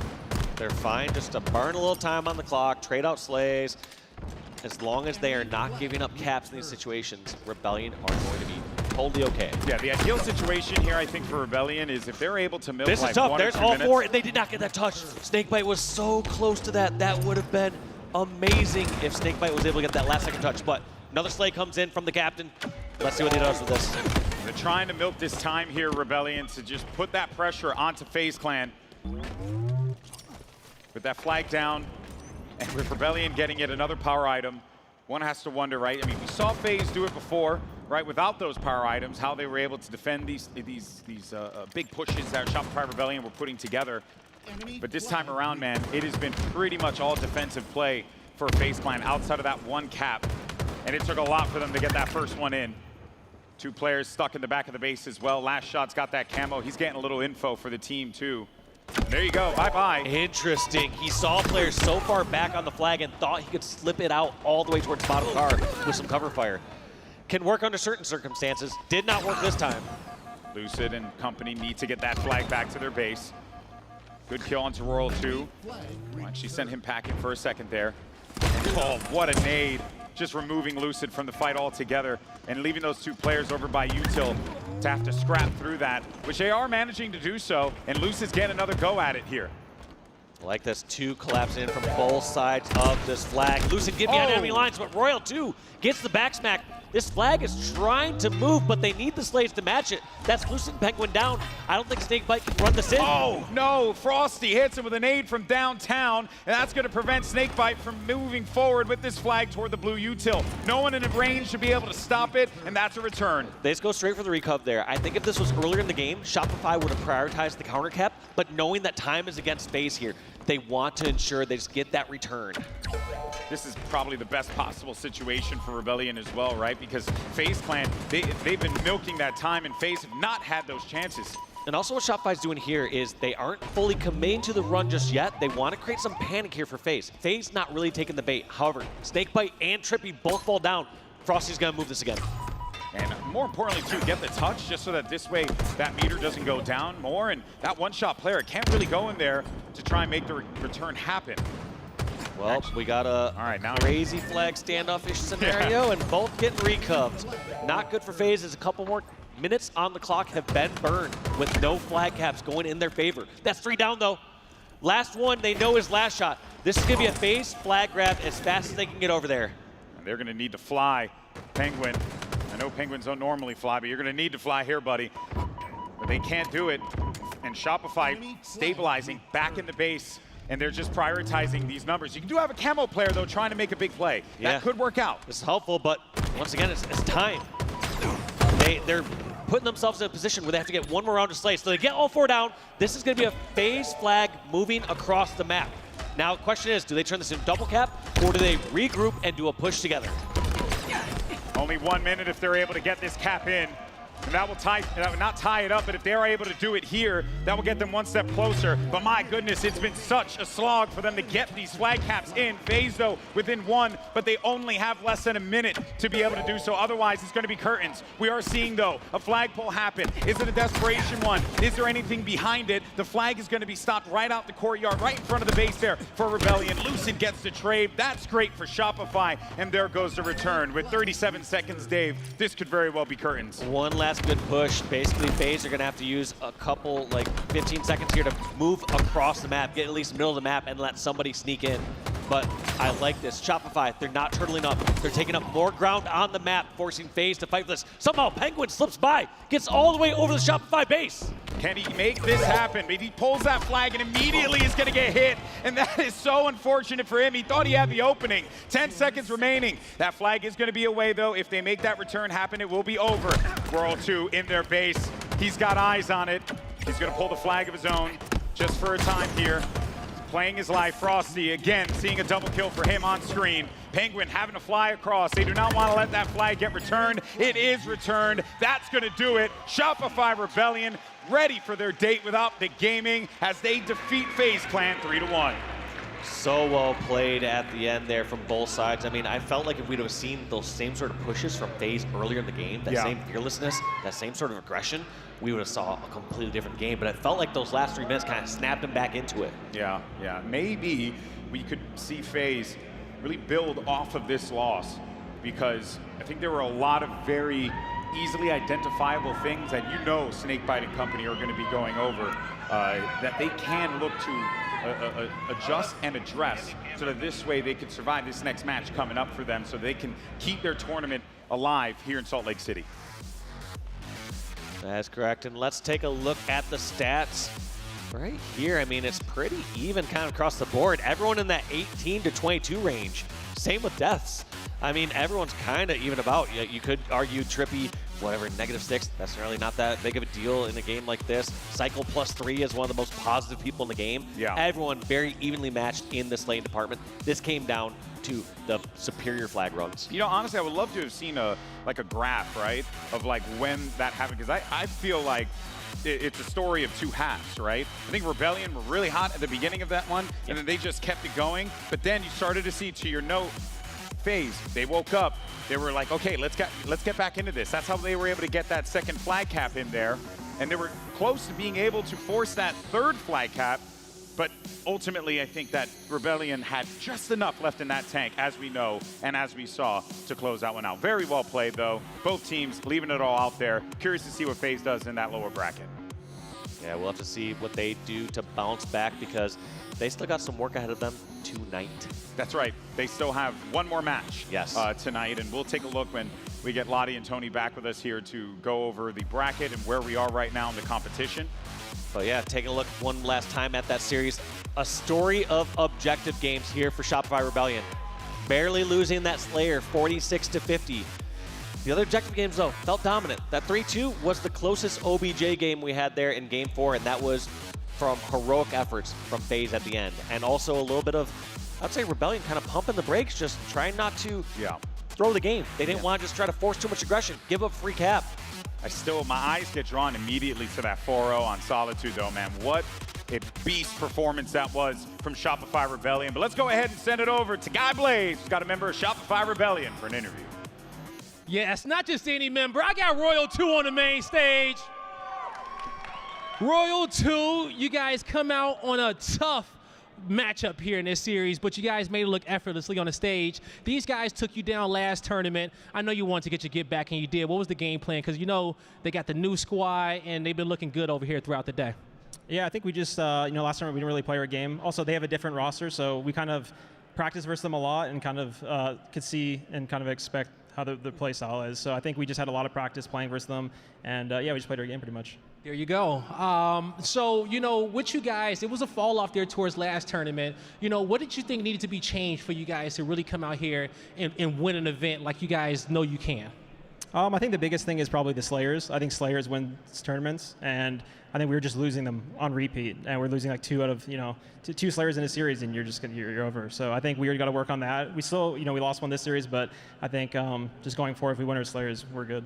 Which is insane, because we know how much of a powerhouse team this squad is, okay? You guys should be winning Slayers with so much ease, but you guys are getting into that pace so you guys can come out here with the victory on Sunday. And so now, I know recently you have become an uncle, okay? Your brother isn't here. How does it feel to have a new Royal a part of the squad? I'm not gonna lie, like when I hear people say Unk, like it's official now. Like I'm officially an Unk. So like I don't know if I'm supposed to be like happy about it, but shout out to the little homie Gino. He was just born a couple days ago, so shout out to him. I'm officially an Unk, so I don't know if this is a good or bad thing. So if I get destroyed or like ninja'd or something, it doesn't count. I'm an Unk. It's an Unk. It does not count, okay? Royal 2 has reached a new echelon of gamer status. Lastly, what do you want to say to the Shopify fans out there as you guys get ready to play on another championship Sunday? Shout out to the Shopify fans online in the crowd. Also, shout out to all the Halo fans. Shout out to the SSG fans. I know there's a lot of SSG fans in here, but I appreciate everyone cheering us on. FaZe fans, Optic fans, just everyone that's in here for Halo. I appreciate all of you guys. This is obviously the last year of Halo Infinite, so we love you all and appreciate you guys supporting. You heard it here from Royal 2. Keep supporting, everybody. We're going to go out with a bang. That's going to do it for us on the stage. Lot, take it away. Don't worry, Royal 2. Unk is doing Gino very, very proud right now. Another dub on the stage for Shopify Rebellion. And also, I want to send my love to two of my very good friends, Chris and Jordan, who did just have baby Gino. So happy for you guys. And can't wait to see another player on the sticks at some point. Give him a few years, but I know he'll have a controller in his hand. Only a few. In a couple months. You know? Exactly, yeah. If you could actually pump another couple out, that'd be great. Because we would love to see that in the new iterations of Halo coming. I will say, though, World 2, my guy, it's always great being an uncle. I'm a new uncle as well, so it's always great. Congratulations! Oh yeah, it's awesome. Shout out to baby Anakin. Always got to awesome. make it about him. Oh, am I right? Isn't that right? It's okay. Walshy skipped Unk status, and soon he'll be daddy. Okay, right? That's right. He'll be daddy. Daddy real. Halo. There we go. But absolutely incredible scenes there. I will say, a fairly close series in some kind of way, shape or form. Apart from that first map, that was an absolute blowout. I think Shopify Rebellion, their bread and butter in that first one, 4-0, so clean, looking so good. I will say, Cycle for me is a big standout alongside Frosty, but Cycle every single time, every single map, where FaZe looked like they were getting back into things, started to get a handle of control. Cycle was there just completely just disarming them every single time. He's such a nuisance to FaZe and many other teams, to be perfectly honest with you. But Cycle, Tony, what did you make of his gameplay? Yeah, I mean, you got to give a huge shout out to the new kids on the block. Both Last Shot and Cycle were absolutely serious. Last Shot with the damage and the assist, and Cycle with simply knocking them down. The fact that he's able to put up so many kills while keeping his deaths as low as they are is crazy. If there's one player that I can think of on the Shopify Rebellion roster that hates playing online and gets a huge land buff, man, it's Cycle. It certainly is indeed. We're looking right now as well at map 3, and like actually Walshy said, it wasn't super close. At one point or another, there was a fight for the lead, and it looked pretty good around the 150 mark, and then Shopify just managed to run away with it. Walshy, talk to me about the control that they were able to gain, but then just completely contain. Yeah, I think it was just that middle triple cap that you had from Shopify. Shopify just played it perfectly. They didn't overly commit towards one of the strongholds, and then FaZe also played it poorly. They didn't at any point commit to grabbing C or stopping the bleeding. They tried to really break out of the setup, and all those kills were not going their way. I got to say, for that final flag game, there were so many moments where I thought, this really could go the distance. FaZe are going to do it. They had loads of opportunities, quite a few flag pulls as well. There was a crazy gen spawn come in. I don't know whether or not a FaZe member was in the wrong place at the wrong time, and unfortunately that came through because they were right there in the base ready to go, where that could have been a really significant flag run for FaZe. So a couple of things to think about in terms of where they want to be on a map and how they're trying to handle situations like that, trying to get back-to-back caps, because that was the name of the game at the later part of that flag game. Tony, what did you make of kind of the dynamic of FaZe? And of course, they're still in it to win it. They've got a big run, but we've seen Optic do it twice. FaZe, what do you want to see step up from them? Yeah, I mean, looking at that flag game, I don't think they really played it all that poorly. Things just didn't go their way. I mean, Shopify come off with a huge start, capping a flag within, 36 seconds. Yeah. Ended up capping another one within 2 minutes after that. But then that third flag cap that ultimately get ran by Last Shot, he's running down the util side, through the car side. FaZe put them 3 down. You think that flag is going to be stopped. Last Shot hits a route right from car 1 through the courtyard side, kind of breaks the ankles of what FaZe thought he was going to do, and they're going to cap that. Ultimately, didn't even feel like they should have had one. So it's just a lot of things not going FaZe's way for those first 3 caps. And I don't think they necessarily played that poorly. I think Shopify Rebellion just came out just on fire. No, they certainly did. I will say Snakebite did a really good job keeping them in it objectively with the efficiency coming forward any single time there was a moment, a door open. I mean, even a crack. He was just slamming that one with the foot, going in, pulling a flag, and hoping he would get a really good route with his teammates, just kind of filling the blanks, keeping the heat off his shoulders. And it did work for a moment. And then Shopify Rebellion just ran away with things. Just incredible returns coming in. There was a lot of pressure applied, which I loved seeing from FaZe, Walshy. I did love the pressure because I think, there were question marks coming in for that roster. There's a lot of brains, a lot of brain power, and it's always about firepower, isn't it? But what did you see from FaZe, especially in that last objective game CTF-wise, that kind of bodes well for them on their run in the elimination bracket, knowing they got brains and also the power to go with it? Yeah, it felt like their final pushes were just so good. It felt like when they weren't playing by some preconceived rules where it's like, we must go push over towards top pink and top car. Instead, there's like, we can go flying in the bomb side of the map, or we can go flying right up their fridge ramp into their flag. It felt like when they weren't just taking their time, towards the end, it seemed to actually work out better for them, because when Shopify were just taking over so much of the map control, it felt like FaZe were being too predictable in the early half of the game. When they stopped being so predictable, things start going in their favor. 100%. I think it's hard, isn't it, to find that balance of predictability and also making sure that you do have some kind of strategy and structure to you, because sometimes you can let things slip through if you are playing just completely just trusting your game awareness, trusting teammates, doing whatever, and listening to comms. If you sometimes don't have structure, that's where things can be capitalized on. One thing, though, that I did not realize, and we heard from the interview with Royal 2, is that FaZe Clan and Rebellion are scrim partners as well. Yes. So that also changes things a little bit, where it's very clear Rebellion knew those tendencies and were prepared for it. The thing that really stuck out to me in this series was how good Rebellion were at those initial starts and just getting what they needed early on, whether it was objective like a flat cap or it was power items, power weapons. They were so good at doing that and immediately putting FaZe on the back foot when the games would start. So I think if anything, FaZe needs to look at how do they prevent themselves from being put early on in these situations that are very detrimental to them. I think that's a massive, massive key to FaZe and their gameplay right now. I think that's honestly one of the best points I've heard for this roster moving forward. It is that fact, right? And we're seeing it also countless times with other teams too, who, Spacestation Gaming, for example, Bomb, Flag, but especially Flag, that quick flag pull and cab is immediate, and then you're just putting your opponent, no matter how good they are, on the back foot immediately in that game, and it's really difficult mentally, and also trying to regain control from that. It is so hard. So I love that you mentioned that, and that because happened it's massive. multiple times. Multiple times. You don't want to be going up against Shopify, any of our top 4, top 6 teams really, on the back foot immediately every single map.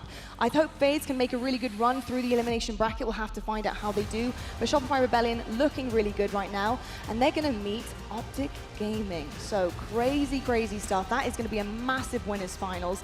I can't wait to see how that one goes down. I think. Hot take.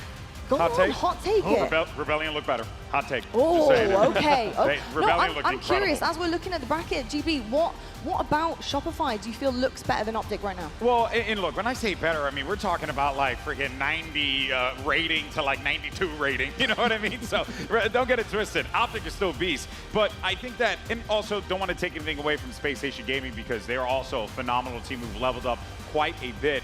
But you heard earlier from Bestman, he was talking about these roster changes and how he felt like every team had leveled up from those changes. And we saw that come to fruition for Spacestation Gaming. They could have very well have won that series potentially. But on the other side, though, it really did feel like Shopify Rebellion didn't care about FaZe Clan's new changes, didn't care about the Optic Core reuniting again. They didn't give a crap. They were smoking them. And that, I think, shows that maybe, just maybe, this Rebellion team, I don't want to jinx it. I don't want to say anything else, but I don't know. I just think this Rebellion team looks very, very nasty. I'll take the opposite side of that. I'll say, honestly,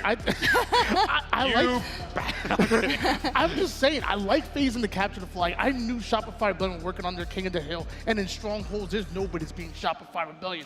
I thought that FaZe capture the flag should have been theirs, and then going into a Game 5 Slayer, FaZe, very good at Game 5 Slayers. Shopify Rebellion, not to hit at them a little bit, but that's fair. When it comes to the Slayers, sometimes they can be a little bit shaky. Exactly, come out of his own mouth. So I will say, this was close to going to a Game 5, just like Optic and SSG, and then who knows if it did?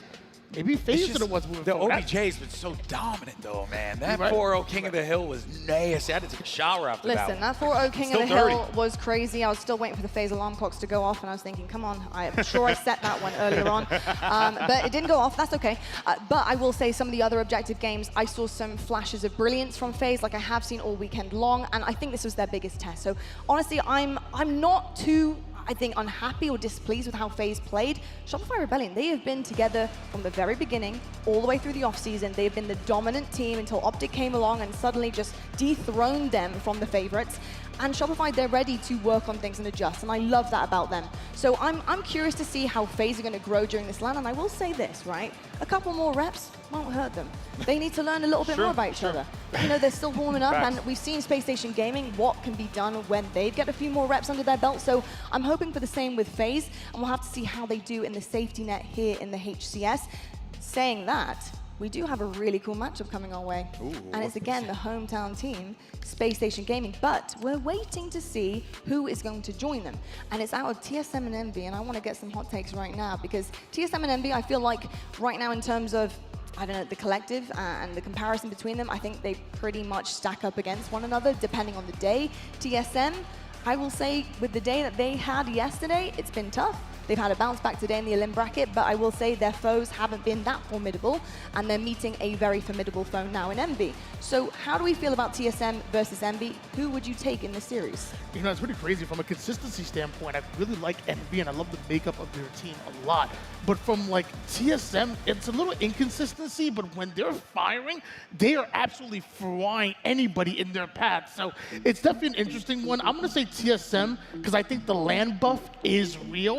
And I think they could really step up. Even though I love Envy's consistency, watch out for TSM. I do love the history of TSM. I think the boys being back together, the band of brothers, is fantastic to watch. I'm sad about their slow start. I do think they have a chance to pick their heads up. My big question is, it's kind of very similar to a Sunday. They get where they need to be, and then suddenly on Sunday, they just don't have the momentum or maybe even the confidence to be where they need to be.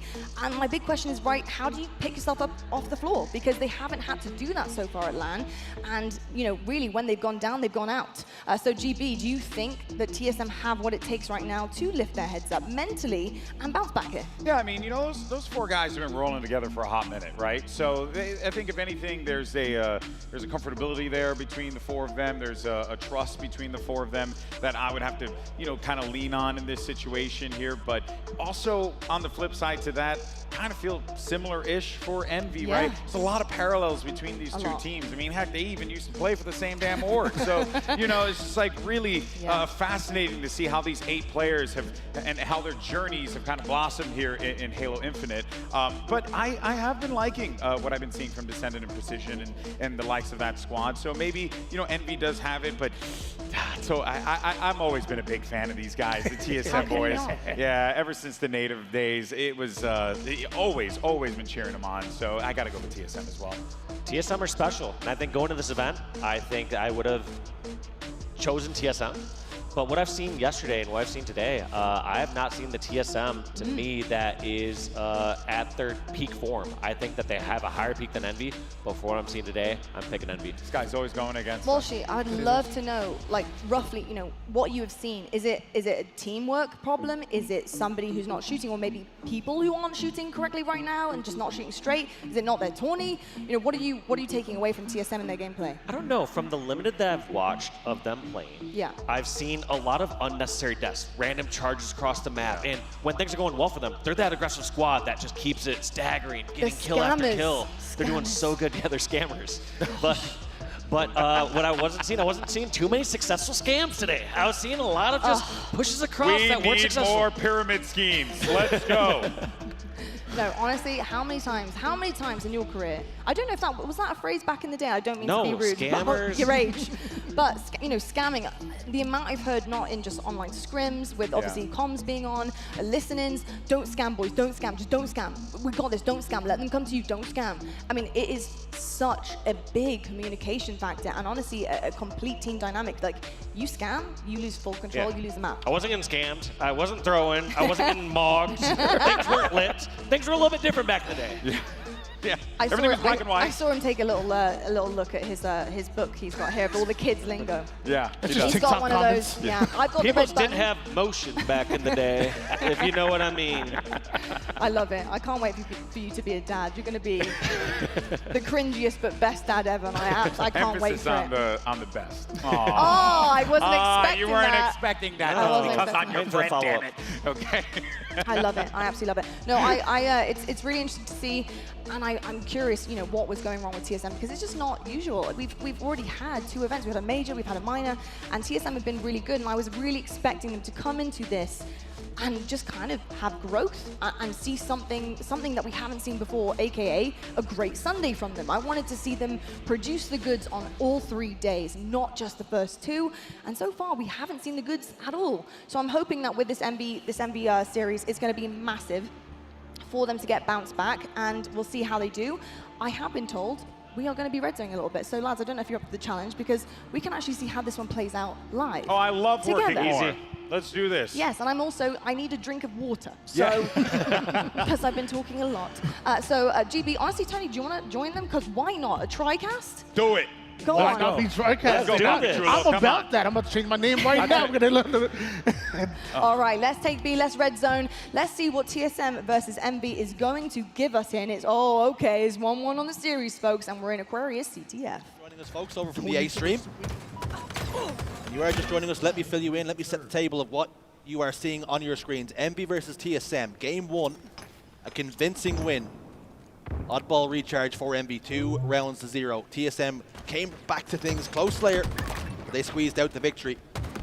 You're now joining us in Game 3. Not a deciding match, but as you're more aware, the winner of this series will progress. Loser goes home, which is a crazy thing to think about. TSM just last event finished top 3, but they are the stakes, and that's what these two teams are playing for. Yeah, remember, this is for top 6.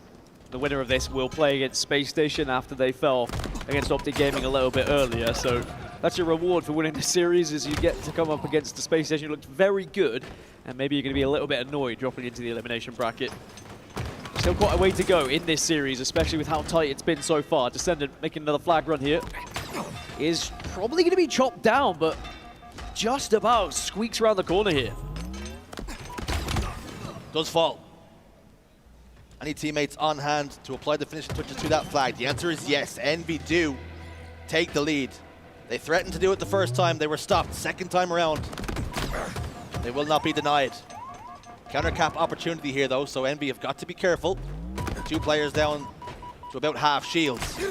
Tolik will fly out, but fortunately for him, he was met by 2 bandits trained on him. This flag has not made too much progress. Envy do have 3 members on the map now. That's soon about to change. Tolik getting 2, camouflage though, for Druk. You can see he's not comfortable. He's getting information from his team. Around bottom middle there's a player, making it very difficult for him. He's still trying to spot that player out.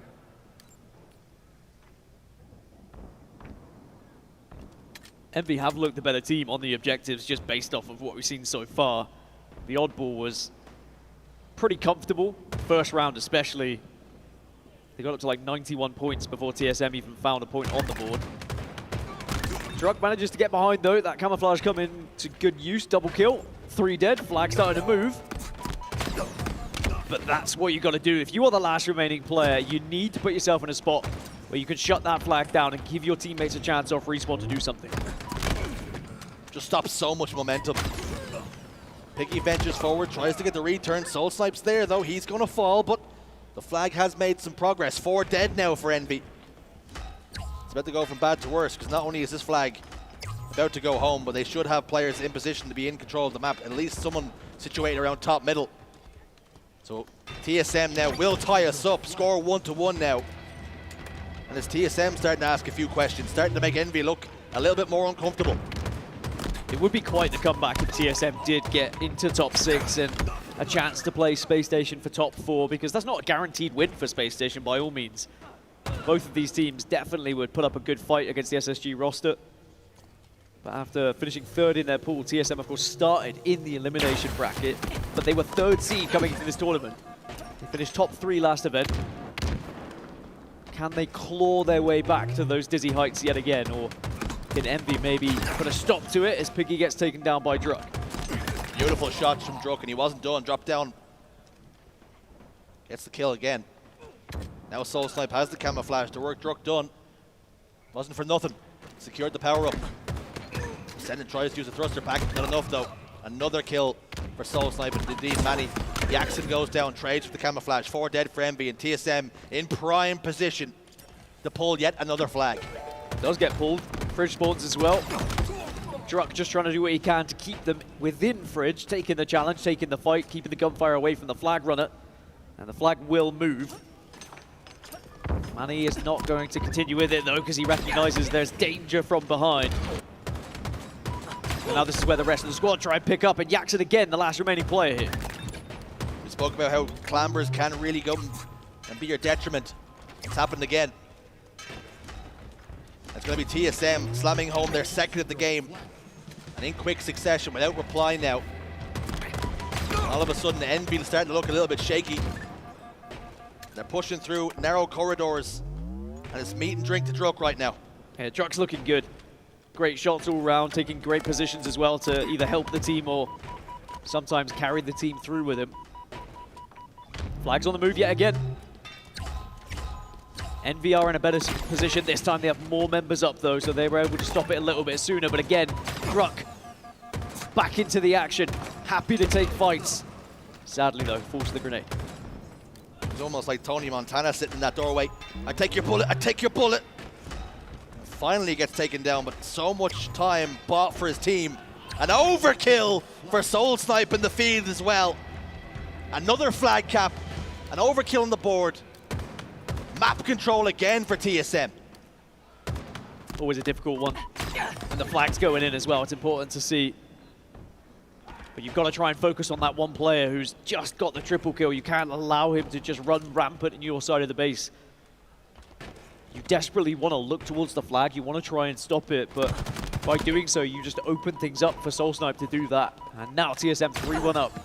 5 minutes 27 left on the clock. Envy have to dig deep now. TSM starting to get loud as well. We're starting to hear some of those all too familiar comms when they take down an opposition player. Starting to hear things like that. So they're starting to feel themselves, growing in confidence. Growing on the scoreline in their lead as well. 2 between them. 5 minutes on the clock. Still a lot of time for Envy to play with, but the way TSM are playing here, a lot of work to be done. We get the celebrations from TSM. I wonder if we'll see the emote wheel come out again for Torlik. Has he learned any more? Has he purchased any from the store? What's up his sleeve? Got to get there first though, but certainly looking good in this game. 3-1 still. Descendant trying to worm his way around, see if he can get an angle, but speak of the devil, Torlik was there waiting. Precision gets the trade though. Manny desperately trying to stay alive here. Precision bought the bait as well. Thought Manny had dropped down and he hadn't. But now Jackson's going to push this flag forward. His teammates were over towards the fridge side, so that could make things a little bit more complicated in terms of blocking spawns. But now you're hearing Descendant starting to scream. Well, you're not hearing it, but I am. And Jackson slams in a flag. Now it's a one-cap game. And all of a sudden that sets up a grandstand finish. Yeah, suddenly a comfortable game looks a little bit dicey all of a sudden. And Camouflage going to go in hands of Envy as well. Jackson, good trigger discipline to avoid Manny, and the rest of the team's gone down. So now, once again, Jackson being the last remaining player, but this time with Camouflage. And you can see they are hunting him down, and they did spot him out. They see the shimmer. But he does get away. Gets away for now, buys some time. And just having that Camouflage made TSM ask questions. They didn't want to progress the flag because they knew the risk that was involved. Great job from Jackson, even though on the face of it, it didn't look like he'd done a whole lot. It was enough, I promise you that. Did a lot of damage now. It's a couple of players down to no shields. The assists don't come his way. Soul Snipe's going to attempt to send this flag back home, but unfortunately, for Descendant, not enough damage done. 2 players combined. TSM will send the flag home, and now, with 3 minutes on the clock, Envy's starting to run out of time in this endgame.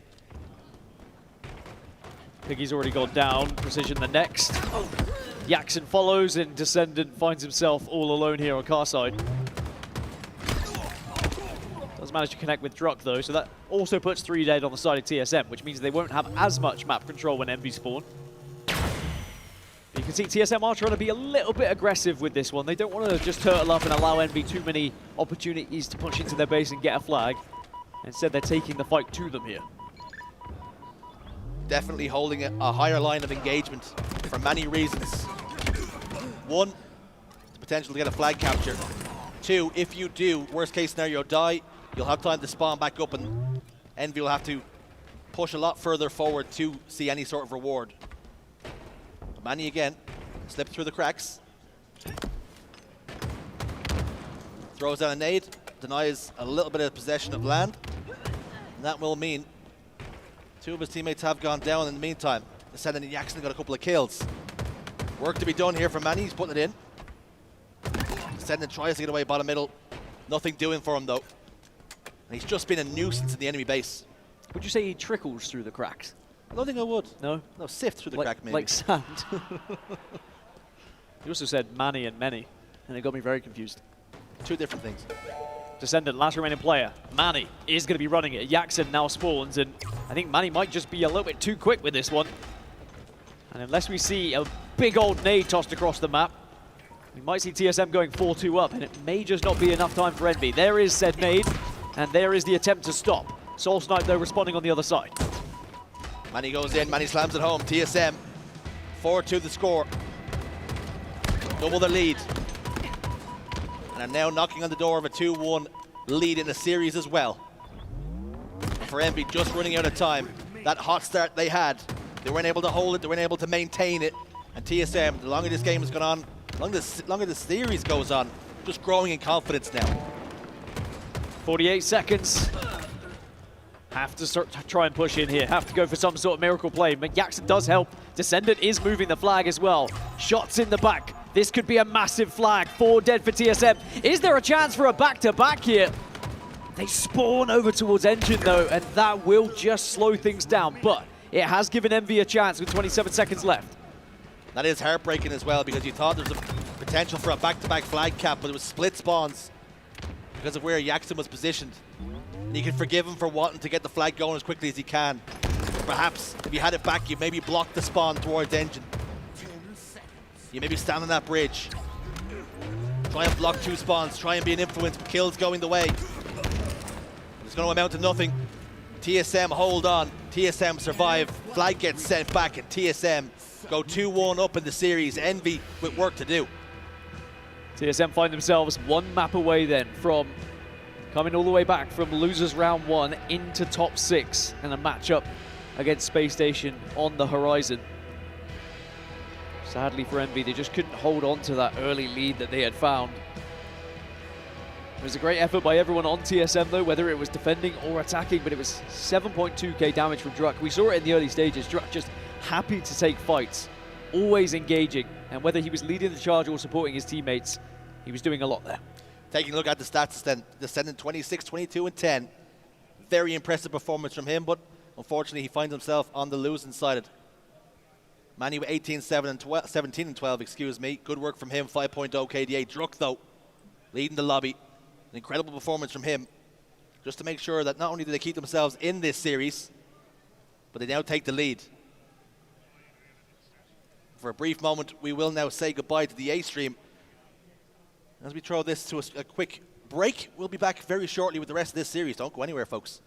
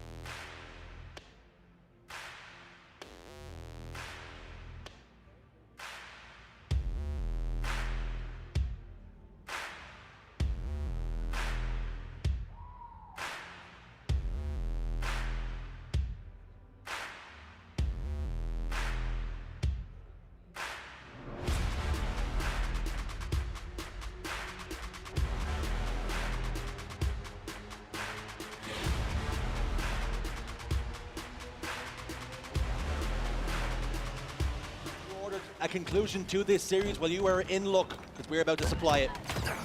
TSM, one map to the good and one map away from progressing in this tournament. And for Envy, a much different story. Just one away from elimination. A lot of work to do. And Jackson's looking to provide some work right now. Overshield already in his chest, pushing forward. We're playing neutral bomb on Fortress, which can be a marathon, not a sprint at times. Are you just dishing things out that people are ordering? I would love some wings. Honey rub? Honey rub for sure. Maybe Torlek could give the sniper a bit of a honey rub, but sadly it's going to be handed off to Piggy. Does connect with the first as well. And we do know these games can go the distance when it comes to Bomber Fortress. It'll be a little bit difficult to worm your way into that base just because of how the spawns work. So you really have to take a commanding position, especially with this sniper rifle. Typically what most teams do to see success is they block the armory, and unfortunately for Piggy, he's on the wrong side, which will mean TSM will keep getting more fortunate spawns. The superior side anyway. Perhaps Piggy wants to back up a little bit, be more of an influence, because he's not really providing much value until, as I say that and as I had that thought, he starts to pick things up instead. Still being a threat, being a nuisance. Jackson picks up 5 fresh shots at the Soul Snipe and another one at the Manny, so now there's potential to move this bomb in, and here it comes. Do TSM have enough in the bag? Druk goes down. This is massive potential, and Piggy recognizes that he is blocking the spawns that he probably shouldn't be, and that's why he ventures out. This is perfectly played by Envy, and the perfect response after that last loss. Envy are already on the board, and this could be enough to win the game. I mean, once again, Envy quick out of the blocks at the start of the game. We saw it in round 1, we saw it in round 2, we see it in round 3, and now we see it in the 4th map here as well. And with Overshield and a couple of kills going their way, that bomb could be moved once more. 3 are dead. Precision looking to try and put this one in yet again. It's going to have to go the longer route up the stairs, but it is a safer one. Piggy's got another kill onto Torluk, and you said, you know, this could be a win because sometimes we have seen these games finish at 1-0. At 2-0, you are asking a lot of TSM to get back into this game, but still work to be done on these spawners. And you rightfully say we've seen hot starts from Envy, but they haven't maintained and matched that pace. Ultimately, the steam ran out. Shots. And they allowed TSM back into the games. That could soon be about to change. Bomb is being armed. Descendant drops it though, trying to stay alive here. Gets it halfway charged. The fuse halfway lit, but TSM's hold looks to be strong enough. Precision the last man alive, but he's a long, long way away from that bomb. And he tries to venture forward, takes space for his team, but Precision says, not on my watch. By name and by nature, Precision hitting those shots. The bomb does get tossed out, so TSM have been able to hold that push off. Piggy's found another sniper rifle here. And can this little Piggy go to market? That's 2 incredible Piggy puns from you. Yeah, but A-Stream hadn't heard the first one. You're on top of your game right now. Gets the first. Oh, it was literally slammed off the map. You could... Didn't even get a chance. He gets sent off the map. Send it 20 seconds away for the overshield. He's gonna have to get busy. Manny ensures he's no longer a problem, at least for now. Soul Snipe. He's got that weapon in his hands again. And he plays sweet, sweet music with it at times. Kills going their way, but again, the same issue that Piggy had before. He's not really in the position to be an influence right now. That could soon be about to change as Precision gets what is an unofficial, but an official double kill, but unfortunately for him, loses his overshield. What a shot that was from Soul Snipe, and now he's starting to get busy with it. Just misses the body, and that means Jackson can relieve some of the pressure that was being applied by TSM. But they're going nowhere. As a matter of fact, Manny's taking up quite the power position here, and he's going to be a real problem to deal with. Yeah, but someone needs to grab that bomb, and Druk's busy playing Ring Around the Rosies at the moment with Precision. Does win it. Manny finds the bomb. Manny kills with the bomb. Now can Manny plant the bomb? No, gets denied, but there is still other members of TSM there. TSM still trying to lay siege to this base. Still not clear just yet, but as I say, that Soul Snipe and Druk do fall. Precision goes down.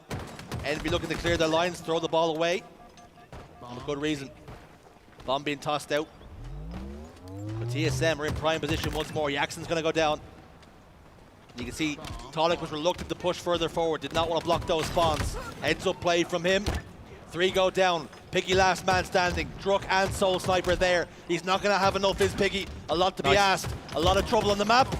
And TSM tie us right the way back up. A little bit down to that repulsor as well, just denying that grenade from Jackson, who thought off spawn maybe he was going to be at an angle to deny the bomb. And just like that, TSM find themselves 1-1. So again, a really hot start from Envy, answered back by TSM. And will the pattern start to follow that? Oh, see you later. Bye-bye. That Descender just didn't want to take the fight. It's like the Wily Coyote just dropping off the map, chasing after the bunny. Or the Roadrunner, excuse me, not even a bunny. Different animal entirely. Sniper rifle about to pop, and that's why Soul Snipe is hesitant to move. And he's stolen the enemy sniper rifle. Precision looks back, spots out Soul Snipe. And immediately he's put under pressure. But they've got to force him out of here. Precision tries to push the bomb forward just so it's no longer an issue on his side of the map. 3 go down for TSM. Tolic has sniper rifle and a little bit of overshield as well to play with. Doesn't hit the body onto Jackson. Try to clear his lines, try to check his angles. Has to settle for just a trade. That's good play from Jackson. Tried to speed things up going for the body shot with a sniper rifle. I feel like if he had just had his bandit out there, maybe stays alive. Precision does get the kill, but it is traded out. And it's starting to get a little bit sloppy and messy, as expected, with so much on the line here for these teams as Jackson begins to move that bomb once more.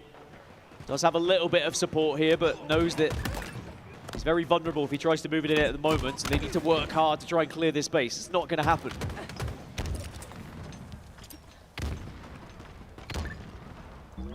Soul Snipe's good for 1. Precision is close to Tolic here.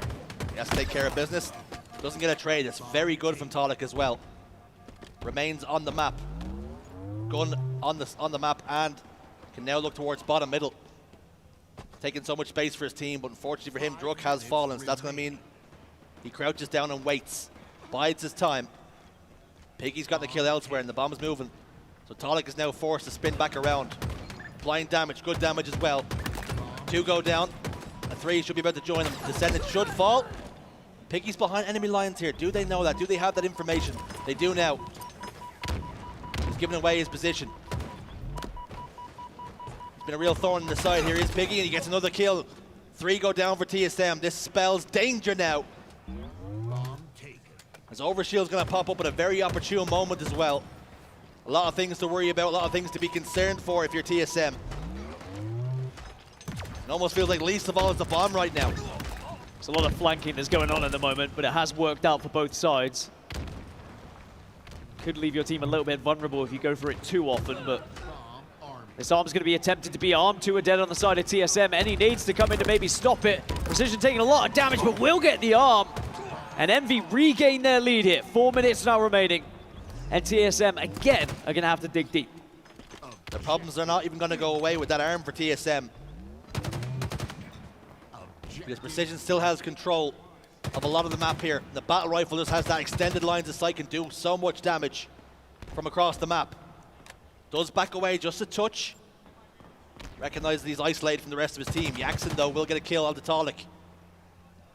TSM are in real danger here. Envy, more than just interested in pushing this one to a game 5. Again, remember, folks, tournament life on the line here. Beautiful 4 shots from across the map, and now pushing this forward again. 3 dead. Druk the last man up. He's already made this bomb all the way back towards the front base. Precision could be about to get a trade here, and does. And I do like that Envy are trying to take the game to TSM here, not just saying we will sit on a 2-1 lead, because we saw how that happened last time. 4 dead. They want to plant this bomb. They want to win this 1-3-1. They want to send themselves to a game 5 against TSM. The bomb gets tossed into the base. Oh! And the no-scope to the face. No scope, no problem. 2 down. Patiently waiting our Envy now. Finally get the bomb. Starting to arm. Fuse starting to light. Descending in the action, get a couple of kills. And Envy get the final bomb arm that they need to push us to a game 5. We're going to a shootout here, folks. So we get another chapter then. the story of Envy versus TSM with its twists and its turns. We are still yet to know who is going to be progressing to top 6 and who is going to be facing against Space Station here in Salt Lake City. And I thought maybe we were going to follow a similar pattern. Maybe it was going to be Envy just taking a lead, really quick out of the blocks, and then we get answered back by TSM. But Envy showed great resilience, and a lot of it was precision, but also have to talk about Piggy. Commanding so much space, especially with the sniper rifle as well. Not only the most damage, but also 24 and 14, excuse me, he finds himself plus 10 with a 15 KDA. That is an impressive performance from Envy. 7,000 damage is absolutely incredible. With 15 assists as well. Quite the showing. And they needed them. Now possibly more than ever, just to keep the tournament hopes alive here. Envy looked so good online and starting to match that on land now. Remember folks, TSM, a top 3 team at the last event. And they could be about to get eliminated at the top 8 stage here. Well, before we get to Game 5, we are of course going to take a quick break, so don't go anywhere. We'll be right back after this.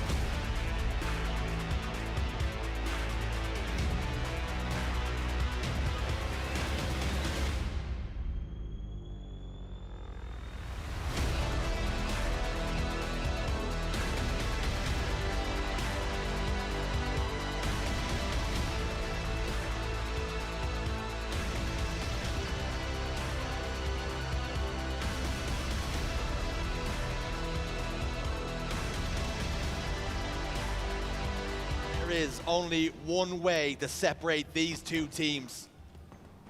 Let's make them brawl here on Origin. What will be the point of difference? Who will be the point of difference? Right off the rip, we're typically used to seeing Envy start hot out the blocks. But all of a sudden it's TSM in the ascendancy. A 3-1 lead, rockets in hand. Druk gets one, Druk gets two. And Descendant could be his latest victim. But he gets shut down in the nick of time. Now, not with how Descendant and Precision have both been playing. They've been winning a lot of gunfights. And that was an important one as well. Otherwise, you would have found yourself 7-1 down. Now, we did see something similar, remember, on the previous layer with TSM, where they took it was like an 8-2 lead, then they threw it away, but then they brought it back in the latter stages. Maybe they've learned something from that, and they don't want to give away any cheap deaths in these early stages this time, as Torlik now has the sniper rifle, and we've seen what he can do in the past. Sniper rifle, shotgun, whatever it is, it's effective right now. 3 go down for a moment for Envy. Spawns are going to be popping up around that extra player, that last remaining member. I like this from Torlik, though. He was getting a little bit excited. 9-2. Let's start pushing them. Let's take them down. I've got a sniper rifle. And then he remembers, I have a sniper rifle. I have 6 bullets. I can do a job from a distance here. Killing spree! Double kill! And that is the job that he is set out to do here. And it was a criticism you had in the Slayering game too. Why don't players take it more seriously in the start and in the beginning? Don't throw away your lives frivolously. That's a tough word to say, actually. Actually, sorry I tried. I mean, if you are 13 kills up in the late stages, you think this is done. If it's 40-27, you're like, all right, we've probably secured this, boys. 15 kills, you're now ahead. Don't get carried away. I mean, you are in an incredible position, but don't give up anything. Don't give away any easy deaths. 20-3, this is insane from TSM. Envy are very much on the ropes. They're almost already over the ropes by this point. Starting to buckle, starting to wobble, starting to shake now. Under the weight of expectation for Envy. They've been so good in the tournament, unlucky at times. But TSM, they do not care. An easy kill for Torlik. They all seem to be coming quite easy right now. Jackson's desperately trying to live, and I promise you something, it's going to go from bad to worse. Another set of rockets here for Soul Snipe. And everything's on easy street right now for TSM. Settled for a trade, rockets down on grass. TSM can do that all the live long day now. And TSM have been playing this well. They have been playing it a little bit slower. They've not been getting too ahead of themselves and getting too excited. This lead is incredible, 16 kills. They should not throw this away. I do not believe a pro team should throw away a lead like this. But we have also seen it happen time and time again throughout Halo's history. Nothing is given here. Sniper rifle is grabbed. And here's a chance for maybe Precision to try and get them back into this game. Sadly, he's taken down instantly. Nothing is given. Everything is taken. And TSM, they are picking Envy apart right now. They've barely been able to get going. Soul Snipe 10-4-4. Torlik 8-5-2. Druk 10-3-2. Barely any deaths across the board. Manny the only real outlier, but already involved in 9 different gun engagements that have resulted in a kill. Is this the opening then? The answer is no. Torlik hits the body, connects with the face, gets another. It's a Torlik show. It's almost worth the price of admission alone. All right, I don't think he would have gone for that if it was like tied 25-25, but he said, you know what? We have a little bit of a cushion to work with here. 15 kills, still the gap here. Make it 16. And TSM only 14 away from winning this series and setting themselves into top 6. And a date with Spacestation Gaming on the main stage. And for Envy, is it going to be just another nearly? A maybe, a what if? TSM have been absolutely dominant in this Game 5. And they typically do show up in Game 5s. They have the ice. And they're showing it now, because it's chilly here in the game. 18 kills. Manny goes down, but it doesn't even matter. Rockets have fallen. Envy need a miracle here. Oh, it would be a miracle. It would also be one of the most insane comebacks you've ever seen on main stage. It's so unlikely. Just the way TSM have been commanding space, they make it difficult for Envy to make a plays because they're always offering up the trade. That being said, there are 2, there are 3. Soul sniped last player alive, and he's going to be collapsed on, you'd imagine. Envy are looking for him. He needs to make himself a difficult kill, which he doesn't really. Tries to escape. But Torlik at least is going to respond. The kill difference still 11 though. Make it 10. Don't you do this, TSM. Please don't you do this. Actually, please do. Actually, I take it back. We're signing up for the entertainment. Are you not entertained? As I say that, 3 do go down. The answer is, can Envy get themselves right back into this? The answer looks to be no now. 6 kills. All that separates TSM from progressing in the bracket. And making it to a championship Sunday, perhaps. Still some games to play. Still a lot to do. But for now, this one's been all too easy. Envy just didn't show up in the game 5 when it mattered. It was a close series. They gave as good as they got at times. But TSM are game 5 menaces. This has been perfect. It's been flawless. And Envy have barely laid a glove on them. And remember, TSM came into this tournament 3rd seed and found themselves elimination round 1. But they come back from the death to find themselves back into the top 6. They wipe the floor with Envy in game 5. And they will have that matchup with SSG here on the main stage. Incredible performance from TSM. Commiserations to Envy. Their tournament run comes to an end. A lot to be proud of, but a lot to work on too. Taking a look at the stats, it was a 12 kill difference in the end. Could have been much, much worse with the way the game started. It was a very important lesson that TSM learned, I feel, in game 2, when they had a significant lead and they threw it away. And sure, they still came back to win. But here in game 5, they got a 12-kill lead, and then they ended with a 12-kill lead. Very intelligent play to ensure that they progress in this tournament. And I'm excited to see how they do here against SSG. SSG is their opponent, Dan. Like you say, TSM now set up on the main stage and see if they can see similar fortunes against the hosts. That will be on the main stage. That will be on the A stream very shortly. But that's all from me and Dan. That's all from Envy in this tournament. We'll be back very shortly.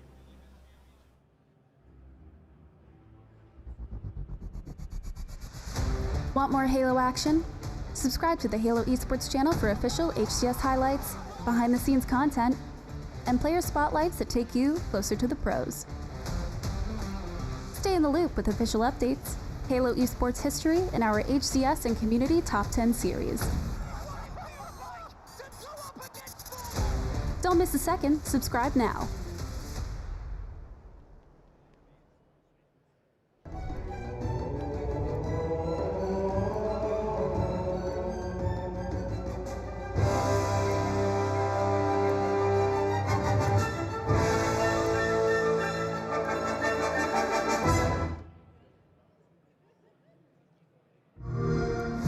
Site extracted.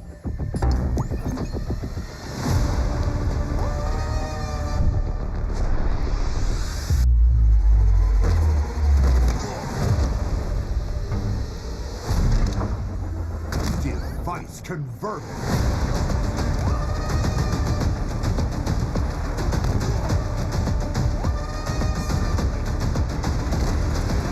Man, they've got the whole map locked down. We've got to get some traction back. Did you say action, Zach?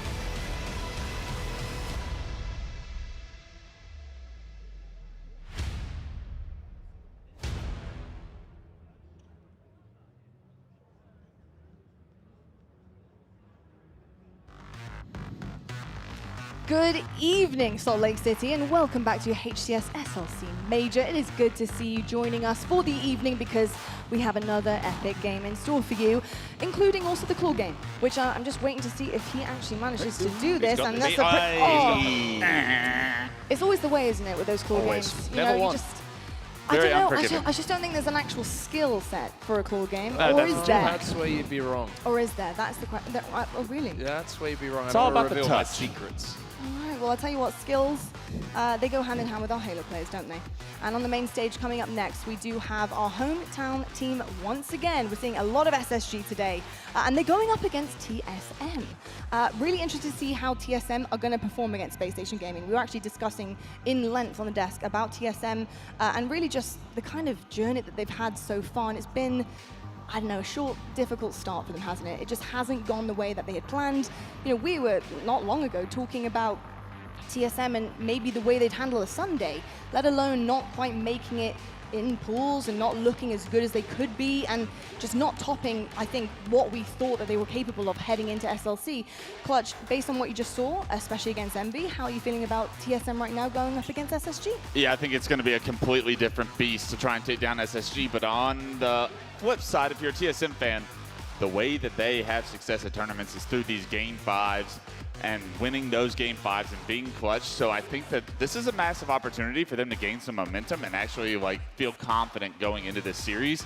I think like going to war can often like wake you up and make you feel like you're present in the moment. And this is going to be that moment where they need to come out swinging because SSG have looked great. How big, Onset, do you think momentum is going to be in the favor of TSM right now? Because they are hot off a win, obviously trying to regain, and we've got Spacestation Gaming who were obviously in the back warming up, making sure they're good, but it's not quite as warm as coming off a really, you know, as you said, challenging game and series after winning that.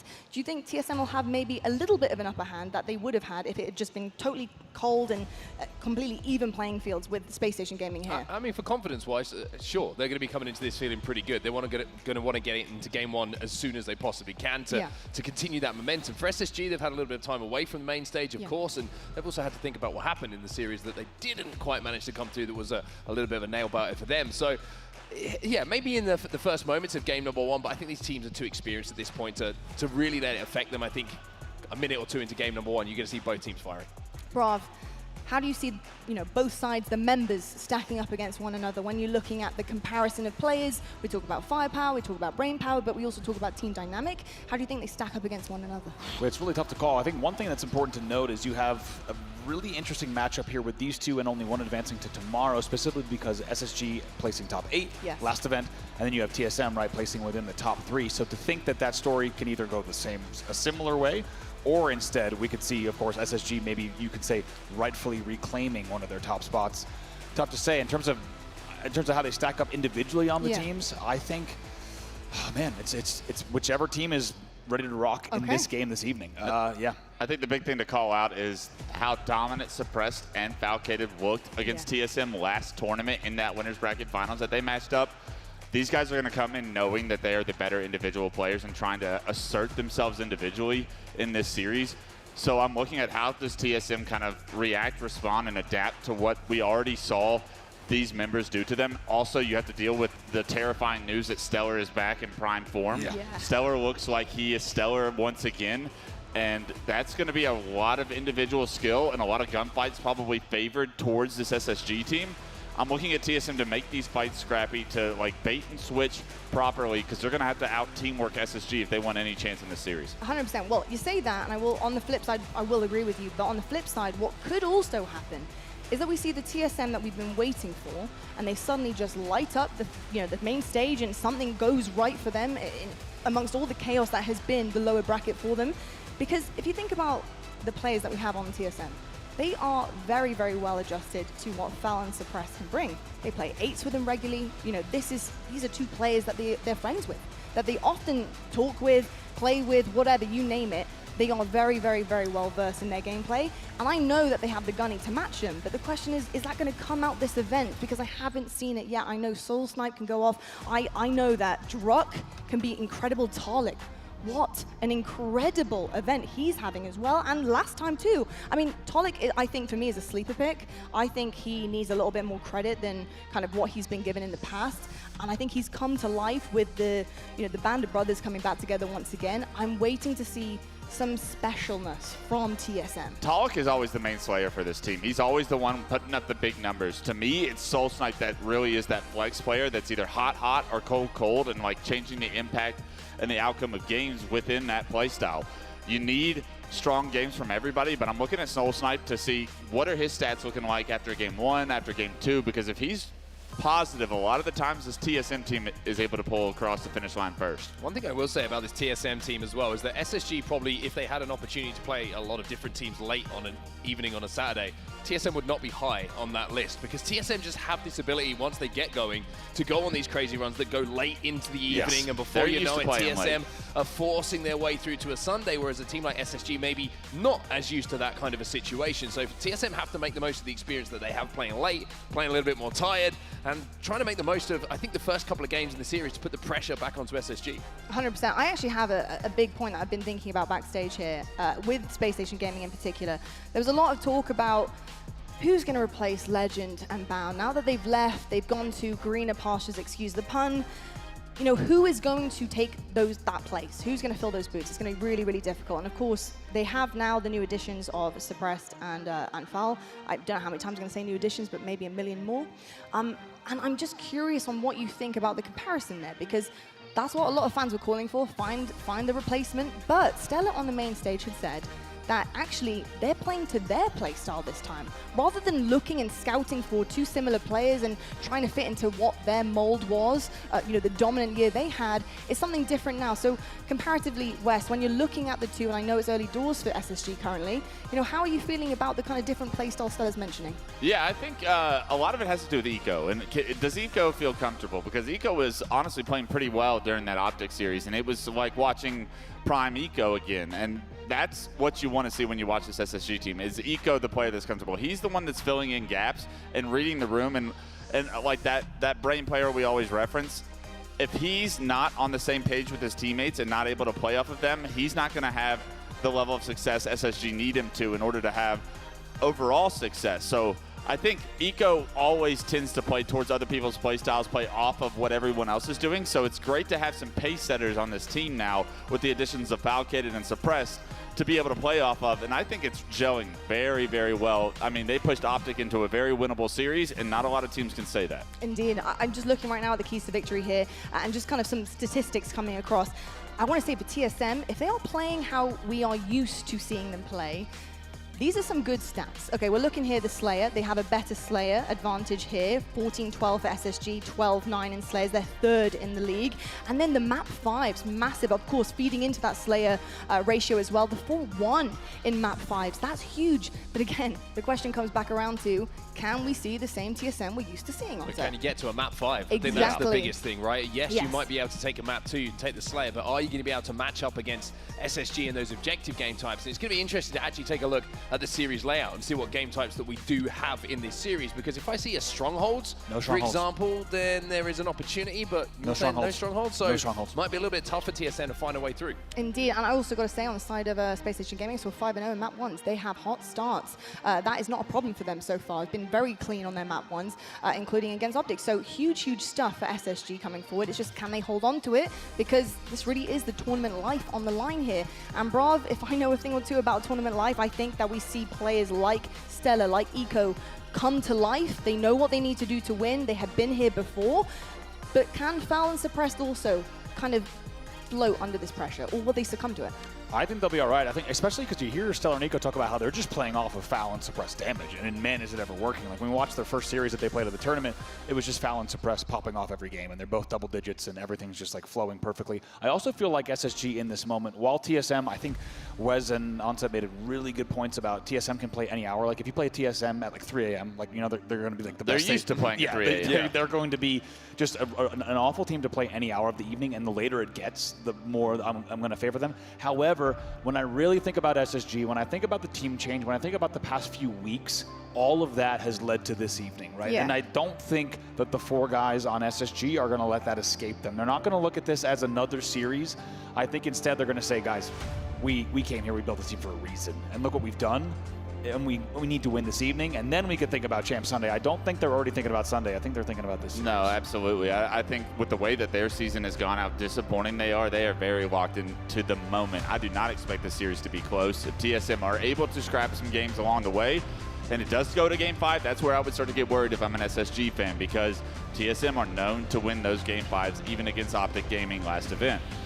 But I don't expect this to go to Game 5. I think SSG handle business here and get ready for Championship Sunday and maybe another opportunity at Optic Gaming at some point. I do too. I actually am looking forward to this series, especially for Space Station. I'm hoping that they really come out of the gate swinging, because I think when it comes down to our bracket, you've got to remember, Space Station early on met Optic. You know, it's unfortunate. They're the team that just gone back-to-back. They have some incredible players, and as you heard Formal say, we built this roster for a reason. We're trying to show this at LANs, and they have shown it so far.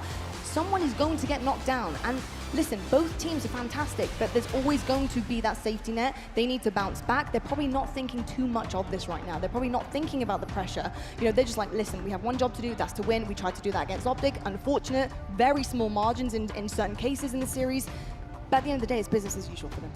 Yeah, it really is. And I think also what's interesting is if you look at these two, of course SSG is going to be a newer roster, but if we look at all the times that these two have played Optic Gaming over the past few months, right, you have TSM beating Optic in pools, but then getting 3-0'd. And you also, interestingly, have SSG just going to Game 5 with them, right? So if we were to only use the bracket results against the same Optic roster, yes, certainly favors SSG without a doubt. 100%. Talking about SSG, though, because I could talk about them all day, quite frankly, we have one player who's definitely stuck out in terms of the growth. Since having the change of Legend and Bound leaving, bringing on a couple different additions to the team and cycling through those as fast as possible to try and find a good fit, he's definitely showing up this tournament, and that's stellar. Because honestly, I felt like we lost him for a minute, and I was a little bit worried about it, because SSG's is, he does the most unbelievable things on a map, not just even with the S7, because we harp on about the S7 a lot, but just the routes he takes, he can do everything, as we're seeing right here. The efficiency is open, but I will say, yeah, the S7 is pretty good, I'm not gonna lie. The S7's pretty good. Yeah, the S7 is pretty good, but I will say, cool. It's not just what he can do there. You know, he does so much more, he brings a lot to the team, a lot of confidence, and it's good to see him back doing what he does best on. I think big thing for Stella has been confidence, right?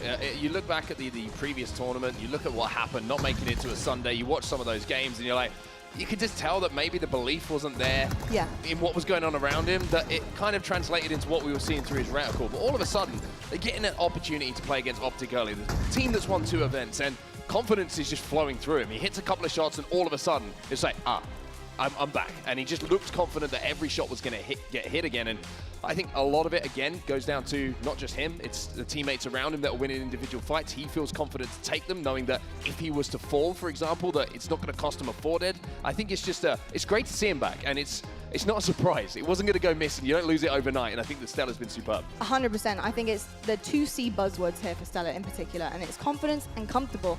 And I think based on what happened with Snakebite and Lucid joining SSG at the beginning, it's, you know, like the tale as old as time. You bring 4 players together, you think it's going to work. Sometimes it just doesn't work out. They weren't comfortable. You could see that out of every single member. Look at what they're doing now individually. At this tournament, a completely different situation for each and every one of them. You can see the comfort kind of pouring in on the main stage from every single one of those previous SSG roster members. And now there's a comfort level here. And we're seeing that not just for Stella, but we're seeing that for Eco as well.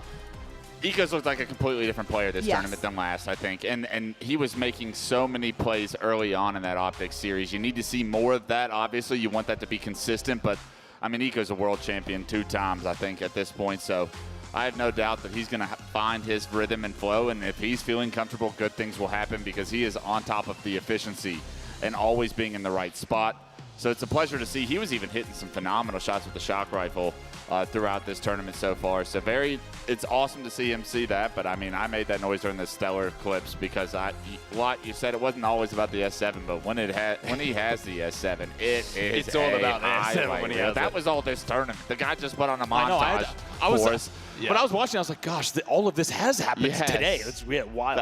It was insane. I mean, it's not 2 words, Watts. It's 1 letter, 1 number, S7. Make sure he gets it. Stands for Stellar. I will say on top of that's this, though, we're talking a lot of positives about SSG, understandably, because of the fact that they have looked a lot better. They had a really close series with Optic that went to the Game 5. But if they lose this series, that's a 2nd championship Sunday in a row where they don't make it. You have to keep that in mind. What are the conversations look like when we come to it? But you got to keep it in mind. If the first few games go TSM's way, you got to be thinking, if you're sat in the SSG team, you're thinking about that. It's going into your head. You're thinking about the fact that you might not make it to another Sunday. You have to think about that. So I think for both teams, we always talk about, like, in a big series, early games are even more vital because it gives you the confidence, it gives you a bit of momentum, right? The mental game, I think, in this series is going to be very interesting to watch. 100%. I mean, you're completely right. You have to bear it in mind for both sides of things as well, especially Spacestation Gaming. There's a lot of pressure on their shoulders. This is their hometown event. People love the Space Station event. Coming to Utah, coming to Salt Lake City, I know we all do. You know, there's a lot on the shoulders for these new players and for Stellar and Eco making this big decision as well. I think, you know, it's not like you're playing an open bracket team. You're playing TSM. TSM have showed that they are the real deal. Yes, maybe not so far this tournament. It's only day 2, and they have a time to do it right now on the main stage and prove themselves once again.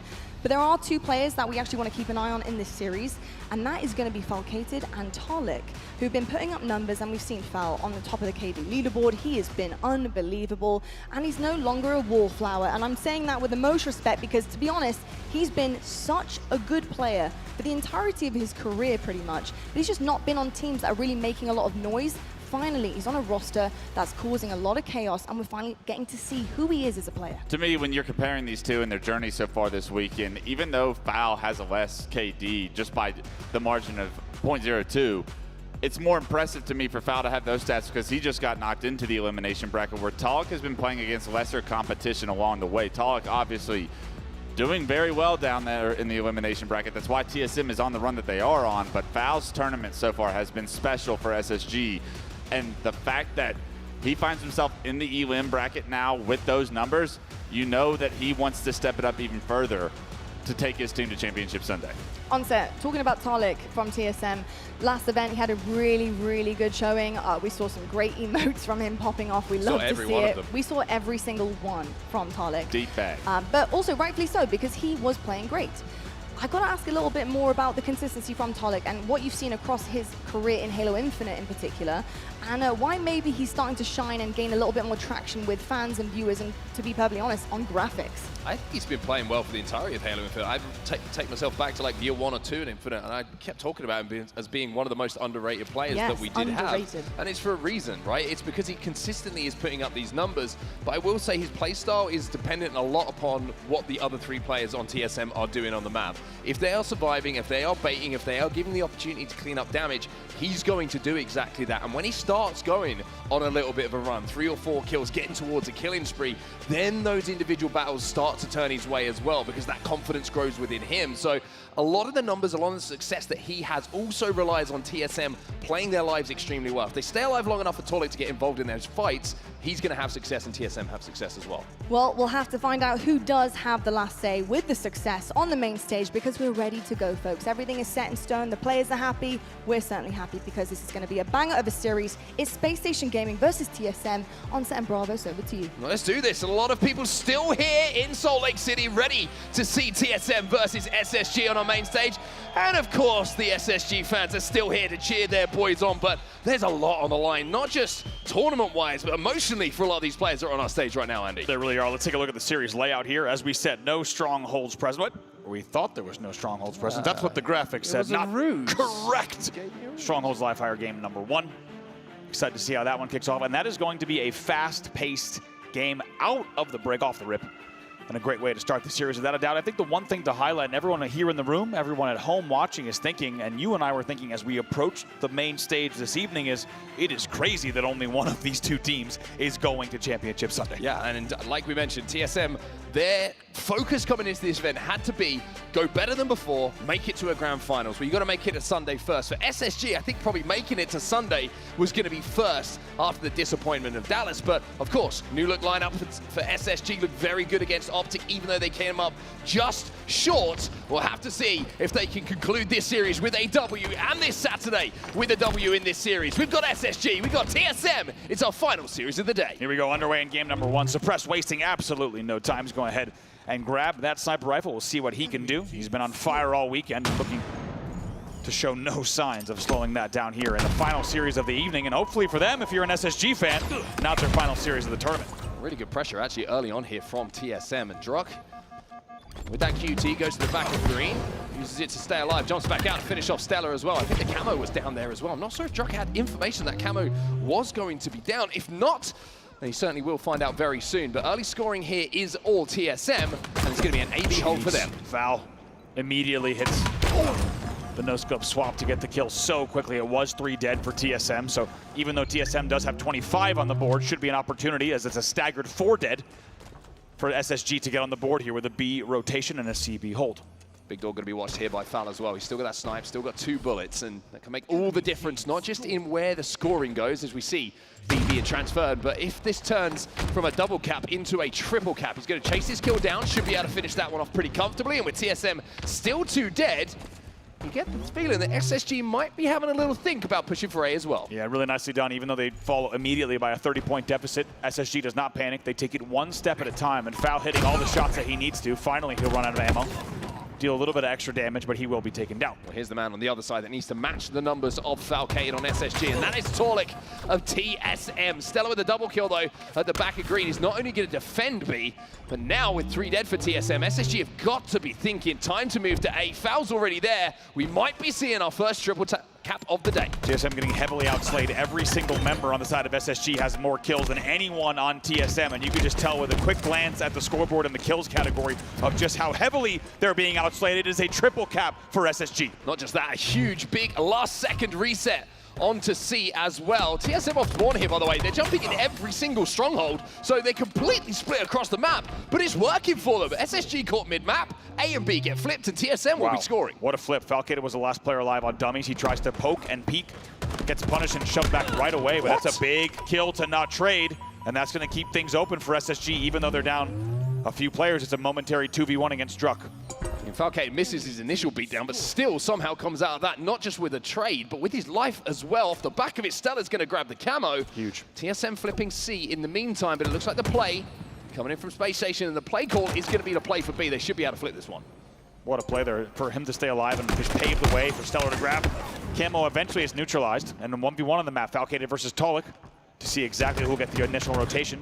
Eco spawns, though, so that means Tolic cannot fight in that 1v2. He's going to move towards A here to try and flip it. Did see the spawn over at B, so TSM playing for the ends of the map at the moment. 2 players from Spacestation to go flood towards C to try and flip that back into their control. But speaking of control, it's going to be the sniper rifle now in the hands of the man on your screen. He's got 8 bullets to work with. This thing is full. You can tell the focus there. Tolek doing a little bit of screen watching. You can see that bottom left. Trying to get a little bit of angles and a little bit of extra info. Will tag up and body on foul, but for now, not see too much. SSG starting to pull away during this sequence. The CB hold now brings them to the 100-point mark. SSG know they don't really have to move at this point as well. Until someone steps in the stronghold, they can wait to see where TSM show themselves. A still in TSM's control, but BC hold is continuing here for them. Tolek can't get any clear shots. This is an interest to watch this from Tolek's POV is interesting because he has not made things happen. He has not found the opener, and it feels like it's all quiet elsewhere. You don't even hear that much gunfire. Finally, C will start to flip, but not before SSG hits the 119-point mark. That'll go down as well, so that's a little bit of staggered 2-3 dead situation now for SSG. If he can hit this shot, then all of a sudden, things might start to open up on the map here for TSM. He will fall, but A and C now momentarily in the control of TSM. Falcate should be able to work with the teammate, though, to turn C back into the favor of Space Station. Even though it was a clean break, it took a little long, right? SSG was able to answer back quite quickly, and just like that, they're able to flip C. However, TSM still scoring on the AB hold. Okay, just missing a couple of shots here. We mentioned how they've had a little bit of time away from the main stage, and maybe you're seeing it through the POVs of Foul with those missed shots. A couple of those connect, and the overall map layout and composition for both teams looks very, very different. SSG looking, though, to flip B. And even though TSM do get the reset onto A, they are getting pressured. Yeah, good pressure there from SSG. They even start to push against A here, and they get one extra kill. Maybe even some more with the shots from Eco. Beautiful shots, turns that one on its head. And now we'll flip A as well. Torlik's going to be over at B. He'll turn that back for TSM, but that double kill at least keeps Space Station with one of the strongholds in their control. TSM still have two, though. And you got to think without that double kill, right, where is TSM? If they still have the BC hold, Eco getting that double kill is absolutely massive in terms of just keeping things within reason and avoiding that triple cap. So TSM still applying the pressure, though they still trail here by a significant margin. So SSG focusing on a couple of kills here before they move towards one of these strongholds. Manny is back tower. Falcate is trying to push him. Suppressed with that grenade will take him down. And with this camo, he can start to hunt down a few extra TSM members. Truck slides into the back of green here to try and play a little bit of defense on the stronghold they control. AB still in the control of TSM here. And I will say, TSM slowly and surely chipping away. But Suppressed is starting to pick up a little bit of his pace here. And the kills are starting to fall his way. Another example of what would have been a big TSM advantage. A double kill stops that. So big single individual efforts coming in from players like Suppressed and Eco to now be scoring once again at BC. 3 dead here for TSM. Slightly worrying signs. Last player's in front of Suppressed. He'll take him down and will be rewarded with a killing spree of his own. It's a triple cap now for Space Station Gaming. Big from SSG there and big from Suppressed. You might have noticed just moments ago he was only on 9 kills, so that killing spree, of course, and even before that, only on 7 before the 5 straight. So it's a big kind of swing for Suppressed. He was a little bit quieter early in the game, but now he's about to take the lead on the team. 3 dead for SSG though, and this should be an opportunity for TSM to flip the scoring at least on one of these strongholds. But Stellar back off the spawn with a QT in his hands.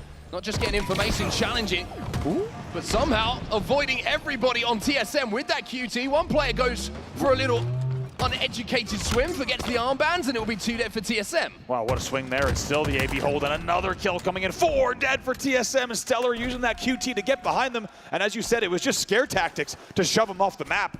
And just like that, the game starts to get a little bit out of hand. SSG will continue scoring at the 190 mark. TSM don't let the triple cap last too long, though. They jump into A almost immediately, doubling up, making sure it's converted as quickly as possible. And Druck has the sniper rifle. He has a chance now to pick up some kills and pick up kills. TSM are doing somehow or other. Druck swings left, swings right, and almost embarrasses the SSG player in front of him. The swingiest sprint strafe you ever did see at C-Plat. In the end, Stellar manages to stay alive, and not just stay alive, but also going 18 and 10. We talked about this guy for a while in the pregame, and for good reason. TSM scoring momentarily, but SSG are inside of A. It looks like the scoring will be stopped, and the reset will come in, so TSM will continue here to score. 2 players, no shields. One of them had camo. That's going to be a kill for Manny. Another kill potentially arriving on the cuts here as Druck jumps into C here to try and flip it. C will flip. A will flip as well, though, on the other side. So TSM going to try to rally back here. It would need to be a very, very, not just coordinated, but patient effort for them to get back into this. There's, of course, plenty of time on the game clock to do so, but B and C start to flip immediately. Interesting to see how TSM haven't really been able to, off the back of a double cap, get a 3-4 dead situation and force a triple cap themselves. That's the difference in the score between the two teams. The moments of control and scoring been pretty equal, but just the fact that SSG have had the triple cap in effect a few times is why we're seeing this difference. It's true, that 70-point deficit really just a difference of a few extra triple caps, because we know those points stack, and do they ever stack quick when that triple is in effect? However, TSM still scoring, and very good damage coming in from Druck as well. They do get the kill on Stellar, and maybe an opportunity in this 3v3 to continue scoring. It's like a big push towards B here from Spacestation. Another player at the back of Green has to be dealt with. Eco gets spotted out. Eco gets taken down. And with a player trapped on the nest here, it's a 2v2 situation, but 2v2 is fine if you're scoring, and TSM are indeed still scoring. And they also keep a staggered 3 dead. Stellar's essentially last player alive around that part of the map, but right now he's in a dangerous place, and he takes down Manny as well for the double, which is an enormous play from a single player down at B, and he's going to get the flip here easily. 3 dead here for TSM, Druck the only one alive. Space Station not just looking for 2, they're feeling hungry, they're feeling greedy, they go for all 3. The triple cap back in effect, it might only move momentary, but this man's starting to warm up here. Stellar with another perfect. How about the confidence? Just flies out, doesn't even really worry about the strafe, just kind of flies forward down to Talik and picks up that kill as well. As you said, making it look easy. Nearing victory here, less than 25 points to go for SSG. TSM got 1 or 2 more pushes, maybe even just 1 push. Falcated gets absolutely nuked by the grenades flying towards him, and it looks like TSM are trying to make a big push across top middle for A here. The way that this fight goes, it might be the end of the game, or it might be TSM finding a way back into it. It's 4 dead! 4 dead for SSG! They will get A, they're working on B, and this might be the first triple cap now for TSM. Wow, it looked like that was going to be it with the angles they had on A, but it's a rat tunnel flank late that pays off, and another big door player comes through. So now the triple cap at 184, but no room for error. Solsnight gets a little bit funky with his movement, knows he has the QT, but look how quickly that SSG have just flipped the map. They've got A, they've got C, they'll be scoring once again, and even though Solsnight's got the chance to hit big shots, it's TSM whose chances might be dwindling in front of them. That would have been something. All eyes on B here. A will flip, Eco needs to stay alive at back B. We'll see if the nades come in. If they take him down, he might even get the stop. He does, he flips it. They will start scoring it again, and they're also capping A. TSM only with 2 players alive. This is going to be the game. They're going to cap A here. The triple cap is pretty much the reason that SSG will come out of game 1 with that win. That's the difference maker, and that's what makes SSG so good. Exactly. And also, let's not forget, TSM was leading about 30-0 there off the opening, and the best teams in the world, they do not panic at all off of your opening breaks in strongholds. They know that you can go down not only by 30 or 40 or 50 and bring that game back comfortably. You just need to find your footing. If you don't win the opening rush, you might forfeit early points, but you certainly, and SSG reminded us of this, do not forfeit the game. It's a really nice full game effort from SSG. I'd love to look back on the stats of that game of like time scoring for both teams, because I feel like it was pretty even. It was just the difference of the triple caps, the time of the triple cap being in effect for SSG that just gave them that little bit of accelerated scoring during those periods of control that contributed towards those final moments. Got to talk about Stellar though. In the final moments of that game really did show what he's made of, and 23 and 15 tells the story itself. It really does. Big numbers from him, and as we said, a lot of talk about him not only in the pregame but all weekend long, and what he's been doing over the past really 2 full years of Halo Infinite, as he seems to have unlocked a different tier that was present yet again. Every single player on SSG going positive. Eco with the most assists on the team as well. Not really too much to shout about on the TSM side though when it comes to slays. Every single player going negative, so that's a little bit of a concern to see yourself getting outslayed so heavily in a game number 1, especially when you've got a Slayer coming up next. Certainly, and Falcated, by the way, got to mention 10 assists to his name as well. So impressive effort all around from the side of SSG. We'll take a look at some of the highlights from that game number 1. Some of them were coming from the POV of this man. Reach out, the killing spree off the rip. I think he was 6-1 right at the start of that game, Stellar, which we mentioned how important it is game number 1 for both these teams, but also how important the first few moments were going to be. We were talking about how TSM, coming off the back of that series they just played, were probably going to be hot. Well, if you come out against them and you start that way, then it's certainly going to make you feel like you're just as hot as they are. Several plays that we just saw. That one from Eco, you're about to see it from Suppressed as well. Picks up 1, picks up 2. Take a look at the numbers in that scenario to turn everything around. Those were both examples where we could have seen TSM not just get a double, but maybe turn it into a trip cap. But instead, when you have single players getting back-to-back double kills, that shuts down that opportunity entirely. An opportunity at the end of this game as well for TSM. They did get that 4 dead, and you thought just for a second maybe the timing was going to be on their side, but Spacestation offered the respawn, did a great job of flipping the ends of the map, controlling the scoring, and by doing so, we'll put 250 points on the board to TSM's 185. Next up, we move over to Solitude for some Slayer, and this is where TSM have to make it count. Have to make it count, and they're going to be dangerous on a game type like this. Anyone who's played this map through Halo 5 or Halo Infinite, or simply watched enough in the recent era of Halo Infinite, knows that this map can get scrappy, it can get dicey, and it can, the faster you play this game type and the more you can keep your opponent just guessing as to what angles you're going to fly in from, the better. And TSM is a team that might be able to bring that speed, but they're going to have to find a certain mix of talent and timing to take down what we just saw from SSG. I remember those statistics coming into this series. SSG 7th when it comes to their ranking in Slayers. Not great when you compare how many teams are ahead of them and how many teams are still left in the tournament as well. TSM, however, it was 3rd, if I'm not mistaken, in those Slayers, which is a pretty damn good record. So they're going to have to lean upon that and hopefully for them, tie this series up. Spacestation, though, if they take this one with the record they have, you get the feeling that is going to be massive for them to moving forward to close out this series. It also tells you how many teams are trading Slayers. If the 3rd ranked team is 12-9, yes. Like this, Slayers are so, I mean, they've been called a coin flip for a reason, and they're now underway in game number 2. SSG leading 1-0. If you're just joining us as a reminder, this is your elimination quarterfinal. Only one of these 2 teams will advance to Championship Sunday. This series will decide that. Oh, if you wanted to see how close it was at the start, you've got 2 players, no shields, trading with each other. Down on the dip, and it's going to be 3-3. That's another great indication of how close and well matched these 2 teams' opening strategies were. Druk now moving towards the snipe side. He's probably thinking, just have a shock rifle in these kind of positions. Yeah, doesn't go for it right away. Wants a first challenge up on the angle. However, the pressure's coming in. They need to figure this out because they have blue angles as well as hotel, but right now they certainly have the height disadvantage. And when it comes to snipe side, Stellar wins that 1v1.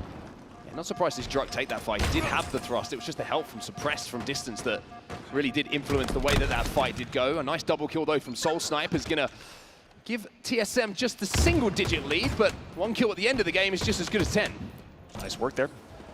Eco finally cleaned up. You expect that assist to come in a little bit sooner, but in the end, they do get the work done. However, they do find themselves 2 dead, so Druk needs to be careful, try to stay alive here.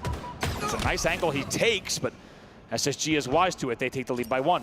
Tied for 8-8 though, as Soul Snipe will exchange with that trade. Manny just walking towards the spawners of too easy, SSG, right? And just catch him a little bit off guard there. I think he just had really good timing to avoid everybody who was in front of him. Soul Snipe taken down though, but Torlik with a double kill. That's 2 dead for SSG, and I'm pretty sure there was a shot for him to pick up. Yes, indeed. Up by 2 here, and an opportunity to get a little bit of a lead and maybe blow this game wide open at this stage would be a pretty big deal. Of course, we know this game type can be very snowbally, and no lead is really secure. 11-10 certainly not secure, a lot more to play, but we'll see if Torlik can hit the shots. He hits the first one unsuppressed. Yeah, those ones are the ones that you have to hit, right? When your teammates are starting to fall the other side of the map, you have a clear line of sight. These kind of big games, these big-time matchups late on a Saturday, you cannot miss those simple shots. As the thrust will be good for Stellar. Soul Snipe comes in to make sure he trades, but he's momentarily last alive here. SSG starting to roll back into this one. It's still just the 1 kill between the 2. And off the back of the kills will be Foul who gets that next camo. Yeah, it was a momentary 2v2, but Foul. A lot of opportunity with this camo. They don't want to keep this game within 1. SSG certainly wants to be able to get a lead here, and wins like that will allow them to get a second of control, but 2 kills traded out for both sides. TSM still with the 1 kill advantage. It really has been wafer thin, this lead. But a big win here from Druk. He's going to make that a little bit more comfortable for them. Not much more, though. Just 2 this time around.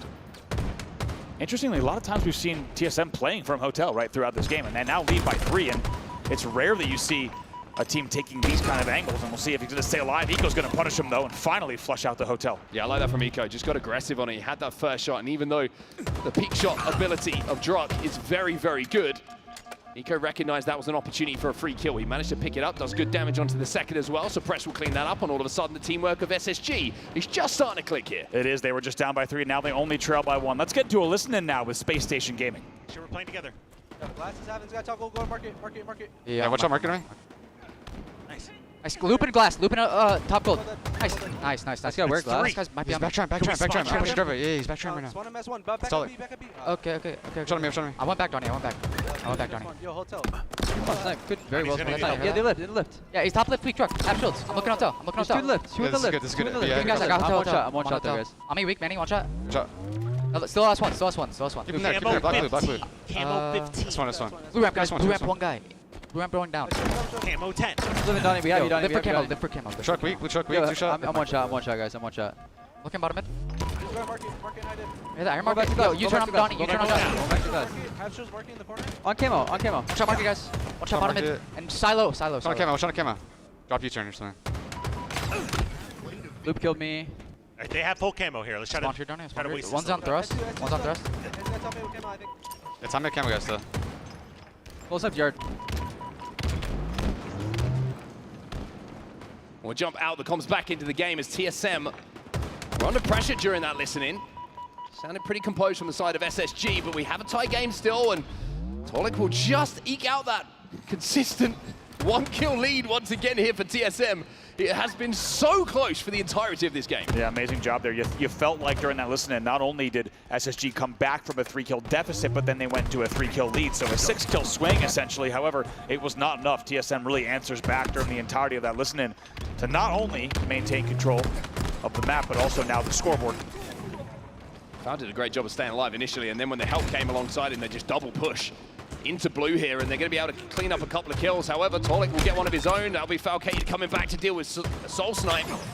3 dead here for SSG, and the biggest lead we've seen of the game so far. It is a full team kill required for Spacestation Gaming to tie this game up. Suppress will get the first, though. That gives them the opening. And what we've really seen here, we saw during listening, how long was Tolik alive in market, right? Forcing that 1v2 as 3 will fall for TSM yet again.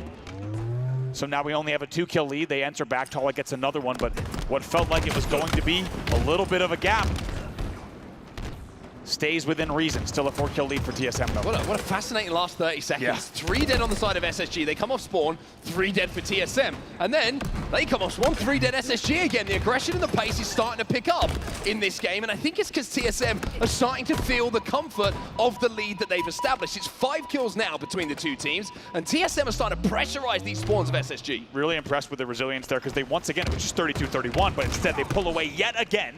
And they maintain not just the advantage, but specifically the pressure that you need in a Slayer to continue pushing your opponents back, making sure they're never pushing you with 4 players up. Stellar, though, look at this opportunity. Game in his hand. They're trailed by 5. He needs to make this camo count. Soul Snipe, though. He's got the shot rifle. You saw it happening. The potential was there for that play. Any other gun, Stellar comes out of that with a trade at minimum. But the fact that Soul Snipe is given the opportunity for the shot, he takes that opportunity. He's 16-8 in this game. You have to call him not just Soul Snipe, but by his full name, Mr. Soul Snipe. And that shot is worth much more than a single shot, right? That is much more than 1 kill to shut down Stellar with the camo and now extend their lead to 7. Massive plays from him here. Stays alive, doesn't challenge as well. Deals damage onto Falcated. He's hitting everything that moves. The chain damage is big as well. Wow. 2 players from SSG fall, and now TSM are 5 kills away with just Falcated left alive here. He'll go down as well from tying up this series. Staggered 4 dead, 4 kills to go for TSM. They have completely pulled away in this game, and barring a miracle, this one should be theirs. We'll see how they execute on the final 4 kills of the game. No more shock rifle ammo to play with here for Tolik. He jumps back up to top snipe to see if he can get some info, get some angles, but I think they know where they are, TSM. It's just a case of collapsing and not giving away some free kills here. Soul Snipe adds another. He is having a monster game here. 20, and a triple kill for Soul Snipe. He carries TSM through that game. Man, and smiles on their faces for good reason. They pop up out of the chair. They will be taking that optional break after game 2, unsurprisingly, and they have brought not only momentum back to their side, but most importantly, a map win back to their side as well. Tolik with a nice little shoulder rub coming in for Druck. Nice job, buddy. He's proud of the man. How about 20-9 for Soul Snipe in a game 2 like that? That is outstanding.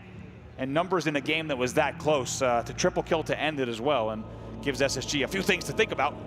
50-38 is your final score in a game that was a 32-31 at one point. Yeah, no one on the side of SSG with stats you really want to talk about either. Every single player in the negative, and they now know how it feels for TSM in that game number 1. It has been a complete turnaround here. 50-38, the final score. You got to remember, we were essentially tied up around 32, and then TSM just got 3-4 dead, and then you just saw that really strange moment in the game where it went 3 dead off spawn, 3 dead off spawn, 3 dead off spawn, but flipping each side, then it was TSM who just seemed to come off the better of that. I think both teams wanted to play as fast as they could. That exact passage of play was the perfect indicator of just how fast both teams wanted to play and to capitalize on opportunities as we take a look at some of the highlights. But when you look at these two teams really tit for tat on a map like this and speed like this, it's not surprising that TSM was able to catch SSG off guard. Like I said, they're going to be the players that Tolling is staying alive in market in a 1v2 and somehow gets away with it. Things like that really were the difference maker. And we have to remember the big difference maker. That was SoulSnipe with that shock rifle when Stella had the camo. Stella thinks he's got at least a guarantee of a trade in that situation. Worst possible scenario. Here it is. But here is that moment. SoulSnipe slides out and blames Stella. And that is a big, big turning point in the game. Love that from also all this from SoulSnipe, right? The chain damage. Look, both of those, he cleans up one. The second one gets cleaned up as well. And he dealt the damage onto Ledge that allowed SoulSnipe to then push in for a triple to end it. As you said, Mr. SoulSnipe to you, 20 and 9 to close out the game. Fantastic performance from him. And as a player, like Wes was saying on the desk, sometimes he's really hot, sometimes he gets a little bit cold. Well, that is a hot, hot performance from him. And for TSM fans, that is certainly a very good sign as we move into our next game. That's going to be King of the Hill now on Recharge, versus a little bit of a change of pace from our first two games. We're going to have an element of control shown by both teams to cap those hills. And just when you thought after game number 1 that this might be a standard series for SSG, to kind of close out the night with a 3-0, that's not going to be the case. If you're in the venue, if you're with the best seats in the house here in the Red Bull Lounge, make sure you get a snack, get your favorite beverage, because this one could go the distance, folks. Tied up 1-1, and I think both teams, specifically SSG though, realizing, okay, let's lock in here and now. We don't want to go to another Slayer, because now we just saw a 12 kill margin in a Slayer for TSM. We already established that statistically and historically this weekend, they had been the better team. Let's now focus on King of the Hill. Well, it's not looking good for TSM. The good versus the bad is how we've decided to describe this one, and for good reason. You're looking at the records here. Spacestation Gaming here in Salt Lake City, perfect on King of the Hill. TSM, imperfect to say the least. 0-2 their record. Without a doubt, in Team KD as well, SSG is winning these not only with a sizable margin of, I mean, anything above 1 is quite a big margin, but 2.3 is going to be big, but specifically on a 1.29 KD. That's dominant. If you see a team that's winning something by maybe 1.1 or lower, you're like, okay, they're edging out their opponents. 1.29 is pretty decisive and conclusive. Goes without saying. 3-0 record they also bring into this one, so statistically this will favor SSG, and they're going to be glad about that, because as we said, after seeing what happened in the first Slayer, SSG wants to avoid the second Slayer. Yeah, I mean, for TSM, you're probably thinking one of the next two, boys, and we got a real chance here. When one of these objective games in the series, we know how talented we are when it comes to those Slayer game types. And believe me, it's not just TSM thinking this as well. It's SSG who have got that in the back of their mind. So a lot on the line in this game number 3. They're heavily favored as far as the record books are concerned. SSG, and one of the big reasons is this duo. Let's take a look at these, because this is pretty wild. Both of them 1.5 or higher in King of the Hill at Salt Lake City, and we know the caliber of opponents that they have been playing. Crazy. Kills per minute, just shy of 2 for both of them. And when these two are running around the map, it's not surprising that SSG is 3-0 in King of the Hill. Damage difference per minute as well, very impressive from Foul. Plays his life so well. But it's not just playing his life. As you can see by that damage differential, he's outputting damage consistently wherever he is on the map. He is really a player who, if you put him in a power position, he's going to output maximum damage every single time. Someone like Suppress, I feel like it's a bit more orientated on his movement around the map, reacting to damage that's going down, but a lot of that is going to be the damage that's laid down by Farcade. It's such a difficult customer to get off of his perch. Without a doubt, and if you've been watching these guys for a long time, you've got to feel that there's something special about Falcated and Suppressed not only getting picked up by this roster, but also getting their flowers in terms of the respect that they now have. When you see them in and out of game, how consistent have these two been? I think the attitude they both bring to the game as well is envied by a lot of players, and there's a lot to be respected there. And now there's a lot of talk about these two and what they can do. And I think the exciting thing for SSG fans, as well as Suppressed and Foul, is what do they do with this, right? 3 events left in the year. What is the SSG legacy in Halo Infinite? What is the legacy for these two players?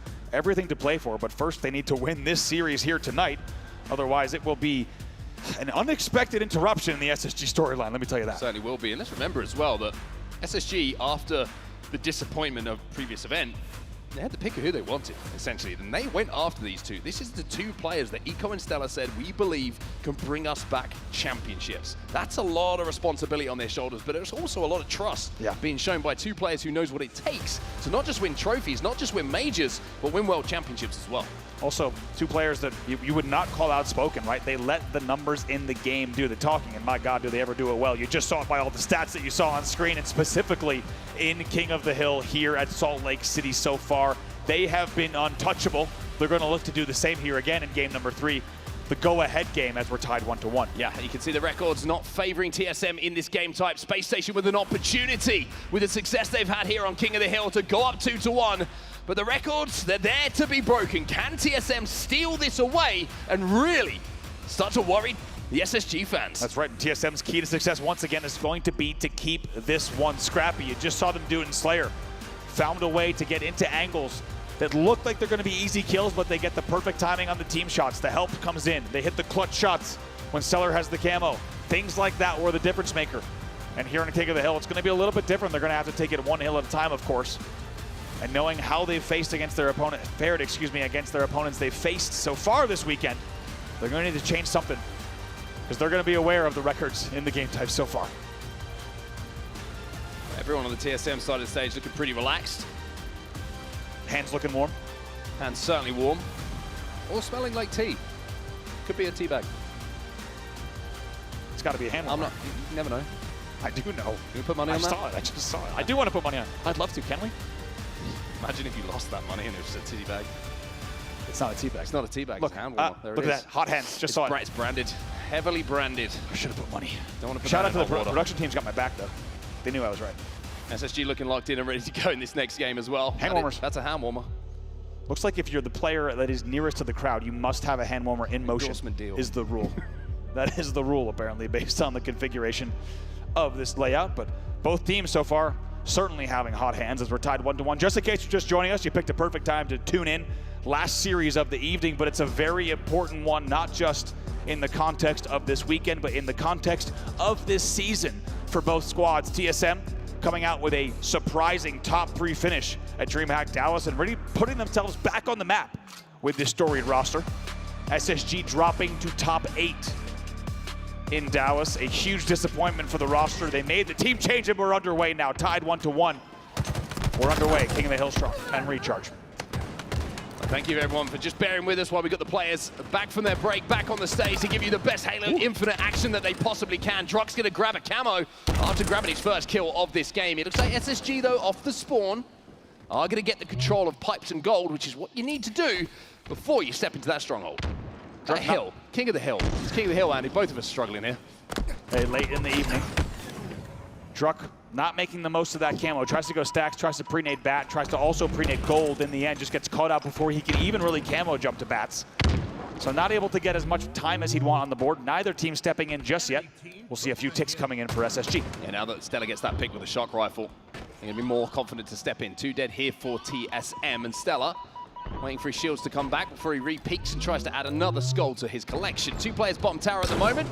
Druck's going to get singed, but he's not going to be taken down. More time for SSG, and Stellar's going to be happy to hold this angle. I think at this time, you go back to what we talked about in the pregame, right? Now that we're tied 1-1, things start to get pretty serious for SSG, and it's shots like that, they're going to keep the game wide open. It's an element of revenge here for Stella. He was the one that was embarrassed in the last game by Soul Snipe when he had camo, but now he looks like he's on the revenge tour. 2 beautiful shots coming in from him, and that might just be enough to potentially secure this first hill. Especially with these angles, just using the bats perfectly. It's the same matchup.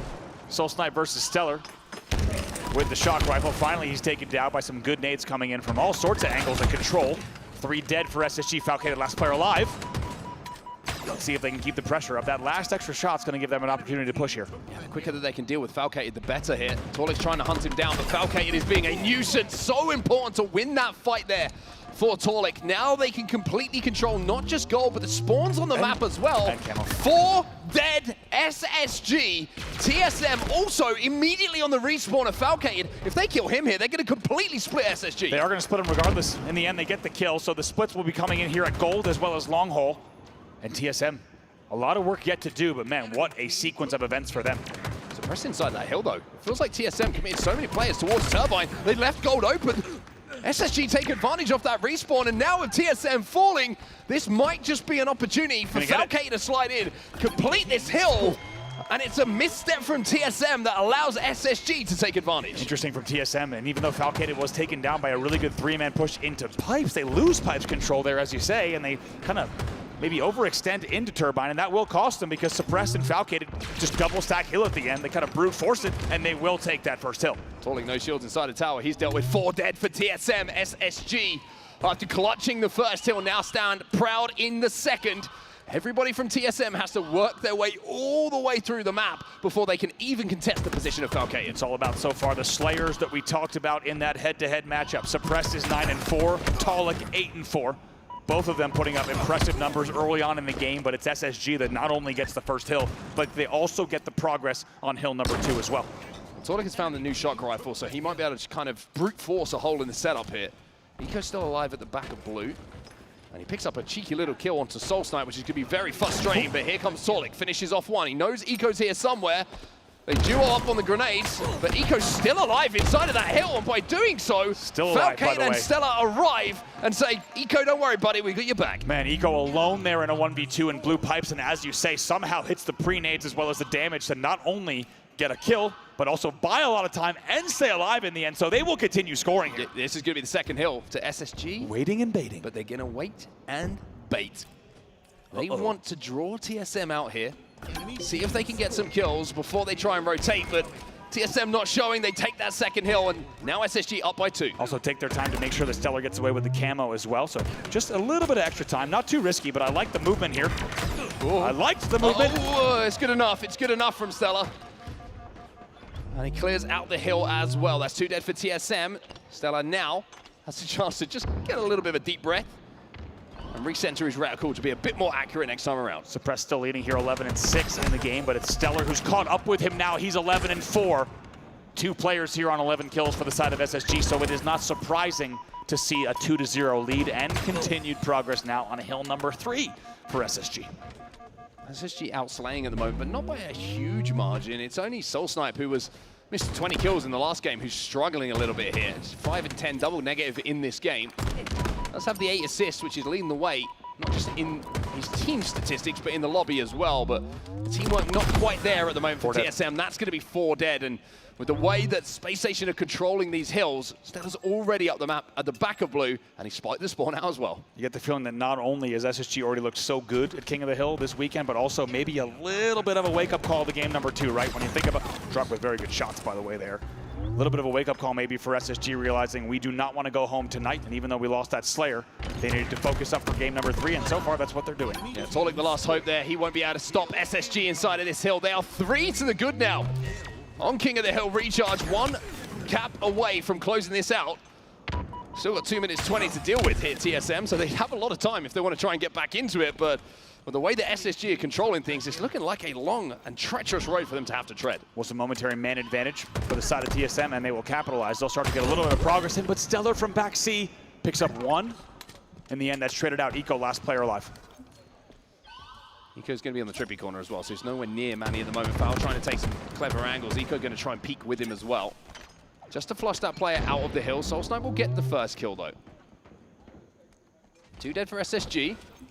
No, something's fishy. Too quiet. Shroud will give away Eco's position. I think they did spot him out in the meantime. That shock rifle's going to be obnoxious, just shooting the pad and forcing Soul Snipe out this hill. Even more annoying when you have camo, right? Because you should be doing just fine, but when you're getting shocked via the pad, there's nothing you can really do in terms of control, and they're just really taking advantage of that angle. TSM, though, looks like they should be poised to get this hill on the board. Yeah, SSG don't have to desperate this. Good shots coming in from Foul. Once again, just going to force Soul Snipe away from that hill. Try kind of doubling up with him in and around this hill. They're kind of switching out, making sure the scoring is continuous. And with 2 dead for SSG, I think they're going to give this one up. Falcate you take it down. Great shots coming in from Soul Snipe. Challenges Eco. Last player's going to step in here, and they will get a hill on the board here. So TSM respond.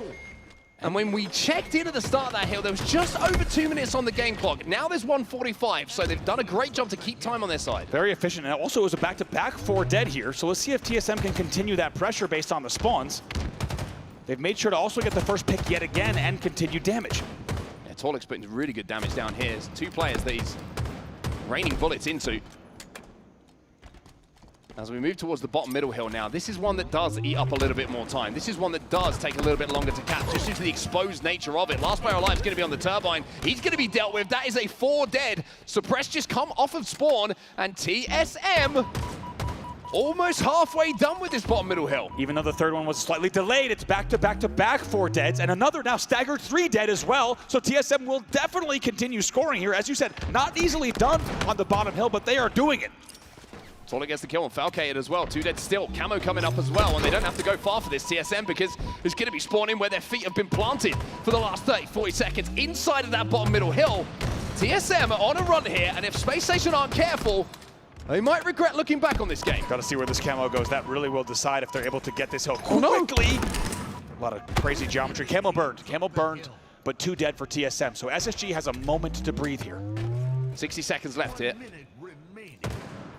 And it feels like TSM, as they go 4 dead, might have just run out of chances to make this game close and really put the pressure on with a second cap of that bottom middle hill. They might have 1 or 2 more pushes, but time really is a factor. They have to be almost perfect if they win this hill on the next as well. Foul looks away just in time. Would have had a pretty good bat ledge angle to keep things within reason, but now it's Eco who takes that spot.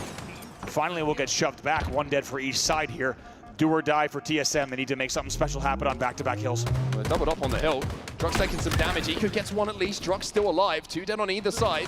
The Suppress comes in and clears out the biggest threat on the map. As far as hill time is concerned, that's going to be almost another kill for him. It'll be an assist. 4 dead for TSM.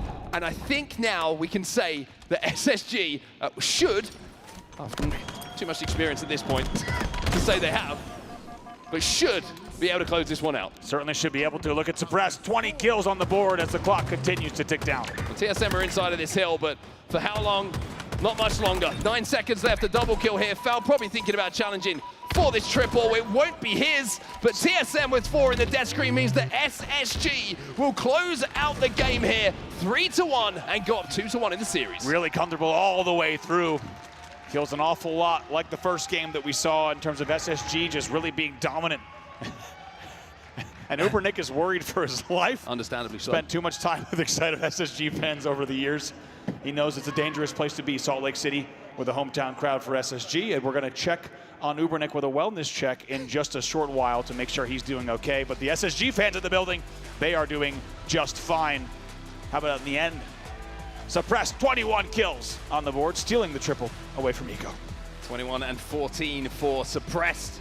The Big Don stepping up when he needed to. Stella with some good stats as well. 18 and 15 for him. Eco, some decent stats when it comes to the assists alongside Falcated as well. Soul Snipe on the other side, we had a very slow start to that game. Started to pick it up a little bit towards the end when TSM found some momentum, but the overall story is outslayed, as you can see on your screen. Yeah, outslayed and really outplayed throughout the entirety of the game. You just felt like SSG was never going to let up, and I even think there were times where you felt like TSM should have had more control, but SSG just, for example, stayed alive, kept the player alive in pipes. A lot of examples like that where even when it felt like TSM, to be honest, as we said, awfully similar to game number 1, felt like they should have had an opportunity to get control. They were not able to do so based off the coordination from Spacestation Gaming.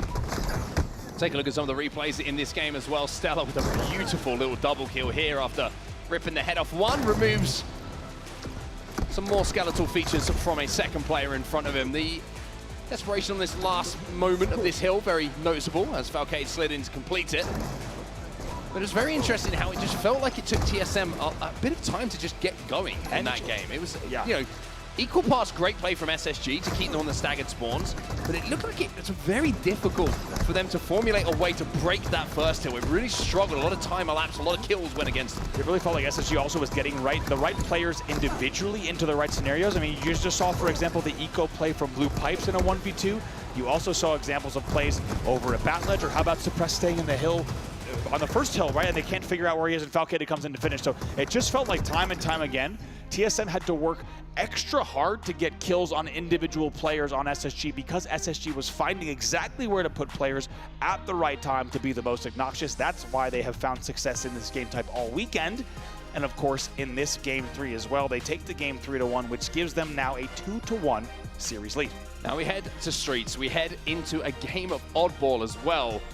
which could be a very, very interesting one indeed. TSM will be able to keep this game type scrappy. They will be able to trade out kills and keep that old ball away and force SSG to move around the map as a unit, which is something which I feel like they're still getting the finishing touches on in comparison to a control game type like we just saw in King of the Hill. This is the biggest match of the series here. If it goes game 5, we've seen the record, we know what TSM can do in Slayers. SSG need to finish it here, they need to finish it now. They certainly do. And on the TSM side, the question is, do you believe, right? I think when we talk about these players, and they've had varying degrees of success, but pretty high highs as a squad, do they believe? The question is, though, who will take the game in oddball here? Look, it's a little bit of ball time, and you wouldn't always think it's suppressed, but the man can do it all.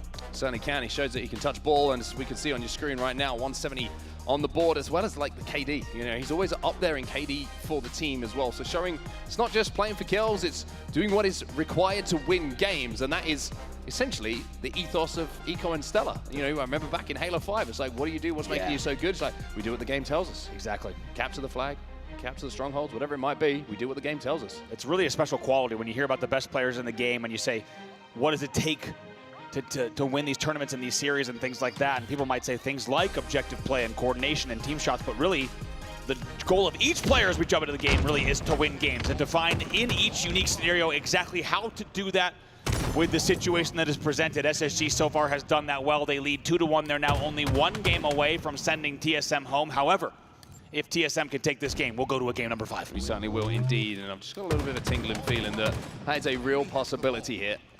But early ball grab and control has been all Space Station. They grabbed that ball almost immediately. And with 3 dead for TSM, this is going to be a free camo grab here for Falcated, and he's difficult enough to kill on his own. When you can't see him, even more difficult. Certainly he's going to slow play this as well. There's going to be some presence. He's going to see back A, so there's enough damage, so they're going to start flying in right away. Consistent output of damage. Druck's going to reach out. That's a bad idea, because Falcated's Bandit is one of the best in the game. Still 2 more players for him to deal with, but that camo just being such a nuisance. Oh, man. TSM have lost him. Falcated has become very, very spooky. Also, how about just the fact that he doesn't get the trade in the end, but how about picking up the ball for 1 second, which just fakes everyone out thinking, okay, now he's holding the ball away. He dropped the ball, now he's bottom A. I can't see him, still can't see him.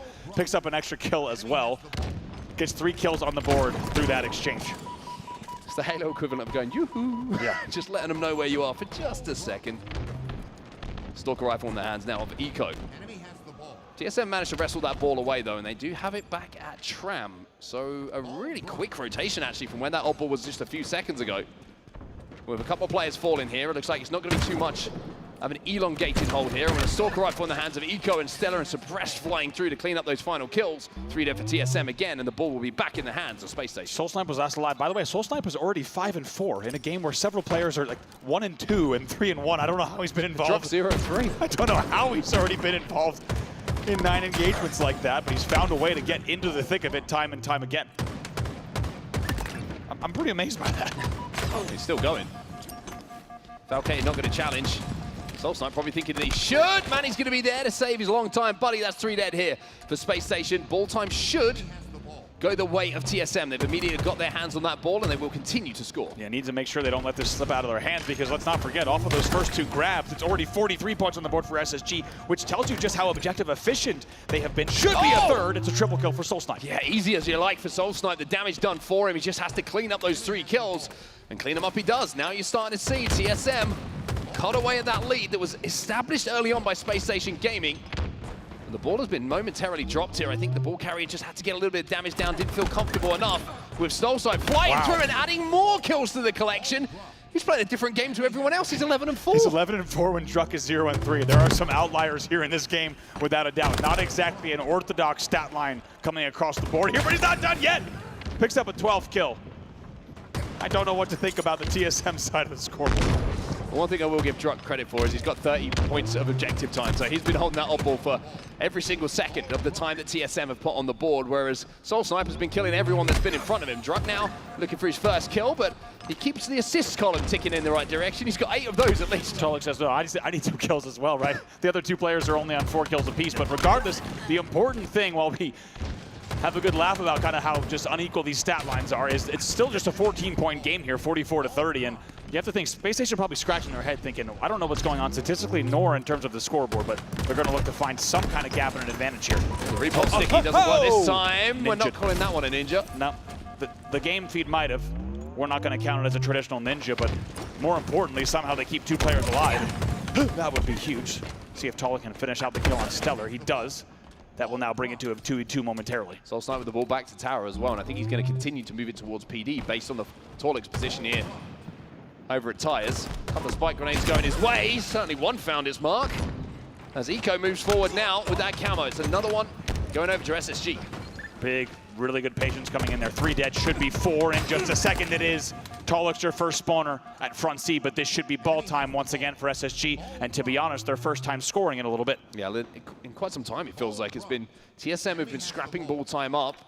The lead starts to just grow a little bit more now, with Eco just sitting in front of Track in an absolute nuisance with this camo. He's got license just to roam around, collapse on any damage these teammates are doing. Big kill here on Tolik. Suppressed will get it. That cleans out the back of A. That really was the big annoyance in the side of Spacestation Gaming, but cleaning out Tolik means they have control of these sight lines once again, and they can even rotate the ball out if they need to, as 3 players are on Neons. Drunk gets his second kill of the round, second kill of the game. 10 assists to his name. It's weird that it's 2 and 6 with 10 assists. It's a really interesting statistic to look at. The only one that really matters in this game is the score at the bottom of your screen. It's 74-37. The gap is starting to really grow here for SSG. They're doing a great job to control that odd ball. Yeah, they were 2 dead, but as we said, the rotate here to music and B rails is just going to buy them a little bit more time. So TSM will finally start scoring yet again, as every grenade on the map for the moment goes into music. Suppress trying to clear out Red Room here. Jeez. Little teammate's going to help him, but Manny atones for his error, as Eco will just hold this ball here and say to TSM, that's cool, but you've got to come and get this ball out of my hands right now. And they're moving now within 15 points or so of closing out this first round. Love this from Eco. Your dynamic ball holds there, just being able to drop and shoot in situations like that. 43 points on the board, though. Not enough here. It's 86, only 14 points. You got to think it's only going to take 1 to 2, even kind of half 2v2 holds to close this one out. 3 dead hit for SSG though. Druck is already up the pink street looking at Precious Stella, who was last alive. He'll go down as well. Camo coming up as well. Spawns will come in from Space Station that can at least contest the power up. But Druck's trying to make a cheeky flank here. Ooh, putting the pressure on. He should be able to find a second, but Manny's going to get that one. Falcate was taken down in the meantime. That was what I was concerned about. It seemed like Foul got all the way to Arcade. Well, there's life here for TSM. 2 dead once again for SSG. Someone needs to get their hands on that ball, though. They finally do, and it felt like it took quite a while, but I agree. I think Suppress spawned music, but Druck just flies B-stairs so fast that he gets away with those kills, and they get away with the camo, so this one is not over yet. Let's see where the first picks go. Eco's trying to eagle eye right here. It's going to be a trade here for Manny. Not the most efficient use of that camo, but a great job from SSG to make sure that it was just a trade in that situation. Soulside flies out front of the tower. He'll pick up 1, but it's SSG who even up the numbers now. It's a 2v2 split on the map. Stella continually putting damage down, and you can see TSM a little bit worried about grabbing that odd ball. Yeah, Druck picks up 1 though, which means that's going to buy a little bit of time, and Stellar can't finish just yet. He does, and that's an important kill there on the back of the base. Stella just continues to move forward. TSM just looked like they've forgotten about him. Torlik will get 1, but Stella's still alive here. He is unaccounted for, and if you're TSM, you've got to show some frustration at the fact that he just got away with that. Gets away with that, just kind of finds the cracks in the timing, and perfectly gets, as you said, to tower and just takes every single angle that he wants. 90 points on the board for SSG. 27 seconds, excuse me, left in the game in this round. And TSM have got to worry about that. Space Station thinking about time, thinking about the lead that they have. They only have to concentrate on slates here, and if they do so, they will close out this round. Yeah, they're just going to keep him off ball. They're going to play time here. 65, though. 2 fall. And the ball is also being held here. This one's not over yet. 3 dead for SSG. Full setup on the map here for TSM. Druck already pushed up the map. Look how much map control he's got at the moment. Pushes all the way past the 50-yard line. But it felt a bit too quiet. Now he has to back up. He's got the information on where the push is coming from. But can TSM hold here? They have to be aware of that game clock as well. They cannot drop this ball for too long. No one's grabbed Camo yet. Big shots, big shots. Still 2 dead. 2 dead. Camo's up. Another player flies out. That's going to be Stella. We could be at a tie game here by the time that Stellar gets into a position to stop this ball time. It is 90-90. Stellar flies it towards the up ball, grabs it. A second is the difference. And the second is all that matters. SSG and Stellar clutch up in round number 1. Oh my word, talk about a cool, calm, and collected. 3 words you would always use to describe Stellar. And right away we have the replay. Fantastic work from the team in the back. Take a look. Stellar flies in, grabs the ball straight back to A, holds for just 1 second. Even though Tolek gets the kill, even though Tolek then gets the trade thereafter, it doesn't matter. SSG, as cool as you like, they win it 91-90 in the first round. Down to the wire. And they find a way with 0 panic to take the round. I might say 1 point when you look back at it, the difference between the 2 teams, but that's a pixel. That back smack comes in, and if it's half a pixel earlier, half a frame earlier, and TSM probably have this round. The Suppress now feeling good, feeling pretty, feeling fantastic, as he picks up a beautiful double kill. Soul Snipe doesn't know what hit him. Not the first time we've seen Suppress do that with the red gun, pulling out a second kill that he really had no business getting. And that will be initial 17 seconds on the board for TSM, but SSG off the back of those plays is now ready to start scoring once again. And TSM backs against the wall now. SSG with all of the goodies in their hands. And of course that round advantage as well. Soul Snipe with a nice pick though. Drop gets a second. Space Station falling. Another player down to no shields inside of PD. He's going to get locked up, and that's 4 dead for SSG. It's a good response here from TSM. They are scoring, and they have around a 20-point lead already. That's the punishing thing about a round of oddball like that. TSM's probably wondering, man, if we just played one second faster there at the end, or maybe one different set of plays, we could have had that round, but got to shake that off right away. You're right into round number 2, and luckily for TSM fans, they're now leading 38-7. Soul Snipe on your screen, by the way, 25 and 15, just continuing to wreak havoc on the map. 2 dead again for SSG. Soul Snipe's trying to collapse on these last remaining players. That's going to be 3 dead. Wow. In front of him. He wants more kills. He wants more. He doesn't get it this time around, but the assist column will certainly start to pick up for him as well. Camo coming up bottom middle, and TSM have almost been perfect in this second round. Just doing everything as well, man. He comes all the way back. I like that late pop because they could have had a really comfortable pop on the Camo had he get taken down. But Soul Snipe not only putting up those kills with 26, he'll also shrouded. I got you, bro. And also now that paves the way for Manny to clean up some kills here. Cafe, but it's an important stick coming in. Lots of shrapnel, lots of spikes. 3 kill here for Eco as well, as Truck plays a corner but doesn't check his own corners. A 2v2 right now, a little bit of a race towards the oddball. That's going to be won here by SSG and Eco. Eco, not much to do, but just melee the air as he continues to put points on the board, and we'll see how long SSG can hold. TSM has a second. With this lead, they can take their time, but Soul Snipe's actually going to fly right in, but it's going to cost them. They try to catch him off guard on the B-side push, and it's 3 dead, and you can tell it's about to be 4. That's 4 dead. SSG back into this round.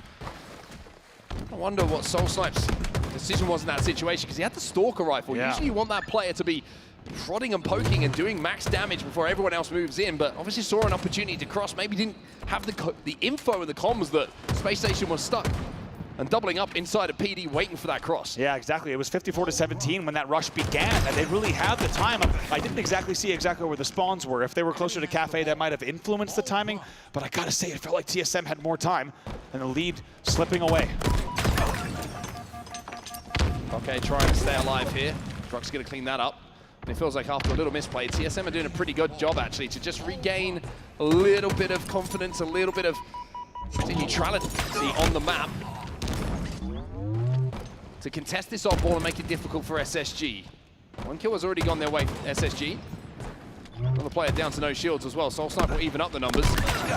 Suppress trying to stay alive here. He's dipping, he's diving, he's dodging, but he can't survive. Honestly, if he went laundry there, he probably even gets away with that, but in the end, it's enough damage to at least take down 3 members. Manny, the last player. So the push is going to come in. Soul Snipe spawning fast enough to help, but mostly it's all eyes on Camo. Yeah, interesting that Soul Snipe managed to actually have the timing to push up. Now you're going to see the rotate actually coming in. SSG just lagging behind a little bit on the spawn timing, meaning they're going to have to wait here, play for the Camo, and then play for the break. But with the Camo, Eco's going to get an easy kill, turns that into a double, and Manny now is going to be under pressure with that ball. And stays alive. Really nicely done. Veteran play from Eco there. They will lose 2, though, so 2v2 on the map momentarily. Eco deciding to prioritize a few more kills before they go for that oddball. Suppressed is going to be given that responsibility to bring the objective back. Eco just podding, poking, a couple of bandit shots to multiple players. And now looking for the info of where that push is coming in. But did he actually spot those two players crossing? They should rotate here if they got the info. There it is. You just saw the oddball queue. So they're already rotating out the driveway based on the positioning. It's good shots that do come in there for Soul Snipe, but in the end, that one's cleaned up as well. 3v3 on the map. Starting to get very, very close to a lead change in this second round. SSG with continued ball time here, and it feels like a little bit of rhythm starting to come back into the teamwork as well. 65 points on the board and rising as TSM finally get the odd ball back in their hands. SSG now within striking distance. Just a few points separating the two teams as Eco finds another. Wow, the water cooler getting very involved in that last engagement in tires, and those are now scattered all over the place. It's 2 dead for TSM, about to be 3 dead. Oh, Eco! 3 stars on the screen, but it's a 5-star play, and he's looking for more as well. It's 4 in a row for Eco as Space Station now will continue to score and continue to close in on that score of TSM. A second or two away from the over and the full wipe, but in the end it doesn't matter because he has the killing spree on the board, and as you say, now about to take the lead here in the late game. And with that, Space Station Gaming will go into a lead. The first round was decided by a pixel, a single point of oddball time. And this one looks like it's going down to the wire as well. 85 and rising. TSM have to break, and they have to break now or their tournament's done. They've got to go. Here comes the push. Eco, though, holding plans and caution, giving him no room at all. 10 points to go for SSG. Taller gets the first pick, though. He perfects Valkyrie in. Drug comes in. He gets another. Suppressed now. Fighting for his life inside a PD, but it's 4 dead for Space Station Gaming. This game is not done yet. A little bit of deja vu once again. Now TSM only trailing here by 10 points, and now SSG needs to make the push happen. What does Druk do with the rest of the camo? I think first job's got to be info. Where's the push coming in? And now having deducted that the players aren't going to be pink, they have to be music. Good shots coming in, but 2 dead for TSM. Druk under pressure here. He has to clean up some of this damage. Suppressed has moved into PD. He's grabbed the oddball and says, I'll take the win. Woo! SSG survive. SSG win. And SSG will be here in SLC on Championship Sunday. Ubernick in a much better mood. You could tell he was just worried about the series result in the end.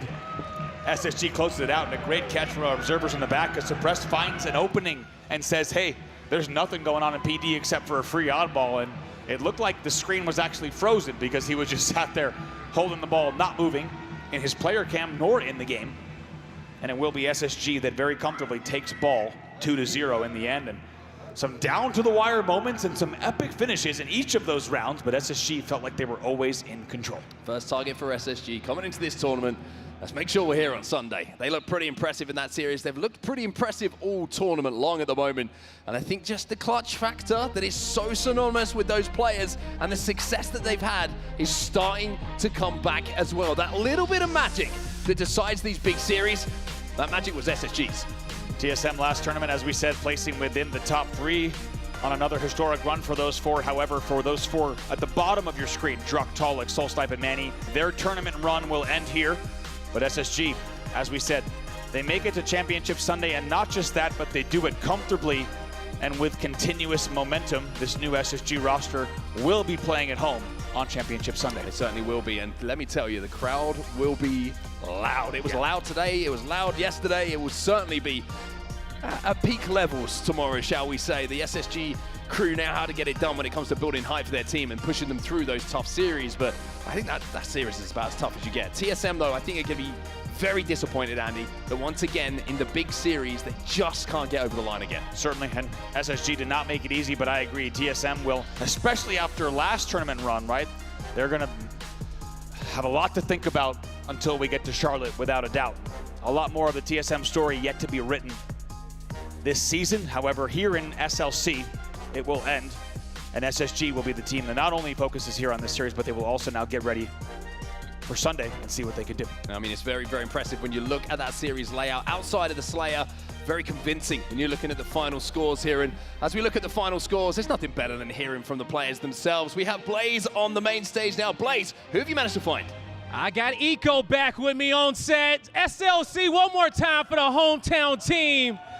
We got a group of 300 in here trying to will y'all way through this Championship Sunday. TSM, you guys were playing very, very well in those objectives. The all ball got kind of dicey there at the end. How was that from your perspective trying to close that series out?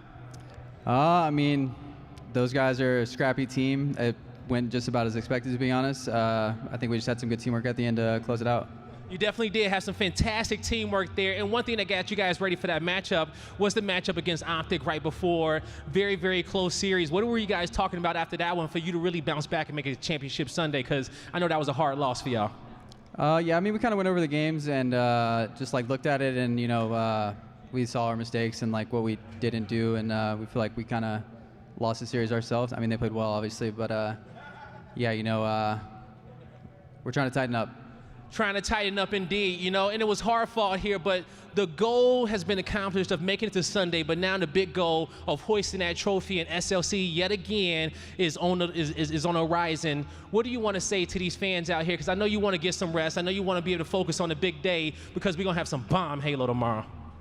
All I got to say is, I mean, there's not as many people here right now because it's late, but last year I said the same thing. We won't let you down. You heard it here from Eco. He will not let you guys down, and that's going to do it for us on the stage. Lot, let's go home. Thank you so much, Blaze. Some big words from Eco there. I mean, I love actually repeating what they said last year, because it just shows that they're in the mindset of like, we're going to do this thing. That they have full belief, and quite frankly, based on the gameplay and what we're seeing out of Spacestation Gaming, yes, things are getting a little bit close, but I do think the competition is also growing and getting closer to one another. I'm liking what I'm seeing from Spacestation Gaming. I think, they were missing what they thought was firepower, also communication that felt good for them as well, specifically for Stellar and Eco. And right now, I think the game awareness is there, the teamwork is there, and things are working out for them, Clutch. Yeah, you said big words. It was big plays from Eco as well at the end of that odd ball. That might have been the closest odd ball, even though it was only 2 rounds that I've ever seen. And we're in year 4 of this game, so I've seen a lot of oddball.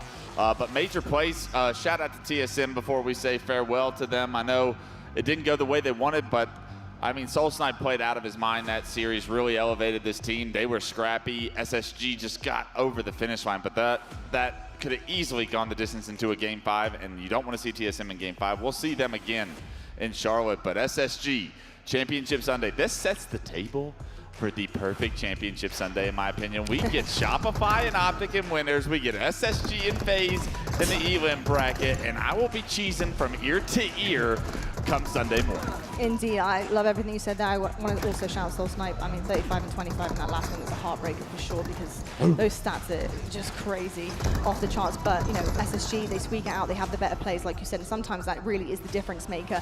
But you are also right, considering the Titans left in the mix here, and truly they are Titans. We do say goodbye to Nemesis, of course, and FaZe. They managed to get things done 3-1 fashion there. And that was a little bit of a fight too. I will say FaZe did look a lot better, I think, this time around against Nemesis, watching that as well in the back. But this is going to be quite the Sunday here. I'm really excited to see how teams will show up. I think that's the biggest question. We see what they can do. We have a couple of rosters that are in the mix here, in the lower part of the bracket, who have had new additions. Again, I've said that word again. Here we go. But what can they do through a LAN weekend against teams like Optic and Shopify, who have had some reps now? They have got things done, Optic especially, twice over, and then Shopify, who are right there on the cusp of greatness. How will they show up against them? That's my biggest question, because it's really difficult to go up against, an incredible team that are really well-versed with one another. They have lots of reps, and they have accolades to go with it. So, Onset, when you're looking at the 4 left, do you think our elimination bracket teams will bounce back and will be able to challenge the likes of Optic and the likes of Shopify? It's going to be tough, especially if they get to a final as well, because you're going to have to not just beat them once, but beat them twice if you want to become a champion. But with the way that everyone's been playing this tournament, I think we've seen again, I feel like I'm saying it every event, but the level of Halo is just like, it's so high that these games are coming down to the minute moments, the almost improbable moments that go one team's way after a beat of brilliance. It's fascinating to watch, and I can't wait for the games tomorrow, not just because we've got what historically are the 4 best teams ready to play against each other. You got some bad blood in those matches as well. We're going to see FaZe versus SSG, who, let's not beat around the bush here, don't like each other, quite simply. They're not mates. No. They want revenge. They want to win that series. And then Shopify want desperately to get revenge against Optic as well. It's going to be an incredible day. There's a lot to prove tomorrow for so many reasons. It's very personal tomorrow, actually. For so many different ways, actually. Optic, they have talked the talk. They are talking about absolute season domination. It's the first time we've seen a team, honestly, just go in every single interview saying, we're showing what we can do. We are going to take every single LAN this season. That is what we're built for. And like, honestly, anything less than that is not okay with us. That's the first time we've actually heard that from a roster. Usually it's we're focusing on what's ahead of us, one win at a time, etc. That's not Optic's case. Then Spacestation Gaming looking for a massive bounce back after last season where they were unbelievable. Absolutely incredible. And their two best players who were just unreal. We got an MVP from Europe. We got Bound, who's just shown absolute class. They leave. Stellar and Eco, the experienced vets who are time and time again win championships, win world championships. What do they do with themselves? They pick up another two players. It doesn't go well. They then pick up Falcated and Suppressed. And quite frankly, to me, when I looked at this, it was a risk. I wasn't sure how it was going to play out. I wasn't sure what the vibes were going to be like. Is it too much firepower? Is there not enough strategy? Is there not enough efficiency? So far, so good. So far, so good. Spacestation Gaming, honestly, I'm really impressed with what I've been seeing all weekend long, and they've been growing. They've been growing, I think, through the bracket. They've been growing on me as a team as well, and I'm liking everything that I'm seeing. Clutch, TSM, we say goodbye to them, but of course there is next event. Are you feeling like these guys still have what it takes? Is it just a bad one for them? You know, they're going to bounce back the next time. I know they probably don't want to hear this, but they are a top 6 team, and that's where they finished this event, right? Like, they are on the top 6. Anytime they outplace that, it is due to special performances and a great Game 5 clutch win. That's not going to happen every tournament. They still need to elevate their game for me to put them in the same tier as even the SSGs and the FaZes. I think they're just behind those teams. So no surprise here as they exit the tournament right before Championship Sunday. I know they make plenty of Championship Sundays, but they also make some upsets along the way. That didn't happen here this weekend. And we have the most standard traditional bracket that you have ever seen, I think, at a Halo tournament. The top 4 teams left are the best 4 teams in the world. Honestly, last event, I was a little bit shocked by what happened with the bracket. I was thinking, not again, really? And then this time, I'm equally as shocked that everything's gone completely to plan for a lot of these teams and seeds. I'll take the record. I actually jinxed the entire tournament from going upside down. Early on Thursday, I tweeted something like, we've seen crazy upsets in pool play. Expect the unexpected. You so knew that exactly nothing what you were doing. Unexpected would happen. Yes. So that's Thanks, on man. me. Yeah, see, there's the thing. You tweet out things that you just can't be wrong with. So I respect it, I will say. I respect it. Let's talk about the KD leaders, though. We do love a main Slayer, don't we? And here's the leaderboard. And Royal 2 is up on the top. This is a very different leaderboard from what we saw yesterday. Of course, Falcated was right at the top. There were some incredible numbers, but here we go. Royal 2, Unk. Buff. Yeah, Unk. Buff. 1.35. He finishes his day 2. And of course, this is really impressive, folks at home, because obviously day 2 brings a lot more competition. We start to see games that are really going down to the wire, and a lot of teams who are really trying their hardest to stay in the competition. Cycle, I do want to also acknowledge how incredible that young man has been. Brav, I can't speak highly enough of Cycle, and honestly how much he has come along, and I think it is a lot to do with who he's surrounded by. But my goodness, the player he's turning into, I could see him being a household name for a very long time in his career. It's amazing to watch, and I think even when we saw Cycle a year or two ago, right, just kind of these sequences of play where you were constantly asking, how on earth is Cycle still alive? He was always destined to find his way on a team that would be threatening the top spot, and now, as we said, if things have kind of normalized, and even with the SSG FaZe swap, it feels like we're back to Arlington-ish times where things feel normal, but you have a 2v2 swap on FaZe, so I think, as Clutch alluded to, it's the same teams you expect, but different storylines here. And Cycle, of course, is a big part of that once again. I'm going to let him get to it, but I just want to show the graphic first, and I understand why. Let's talk about the MVP of the day, which is Cycle. And Clutch, I mean, again, just to add to what Brav said there, he has been super, super clutch for this team, and so many moments that you'd expect from veterans have come from him. He's going to need to be this level of Cycle, this person that he's been so far this weekend, for Shopify to finally have the next level to try and take down the Optic Gaming, right? We've seen Shopify beat them in series, but this winners bracket finals that starts tomorrow is everything to try and gain that double best of 7 advantage. If Cycle can continue to match Royal 2's slaying power, which not many people on this planet can do, It's going to give Shopify a leg up, I feel like, that they haven't had so far in that Optic Shopify matchup. I also just love to see a little bit of a switch up here, and I know Royal 2 has been obviously on the KD leaderboard many times in his career. Every single event, but I do love the fact that we have a traditional, really anchor player on there, because you know, a lot of the time for the KD leaderboards, we don't see the efficient players, we don't see the kind of anchor players. It's not often we see Formal on those day 2 and 3. He has to have an exceptional few series, and it can be really difficult because if you're trying to get the job done, you've got to do it in any way, shape, or form and take a few deaths for it. But having Royal 2 up there time and time again, when I truly believed he was posted back tower all the time, he's clearly doing something right.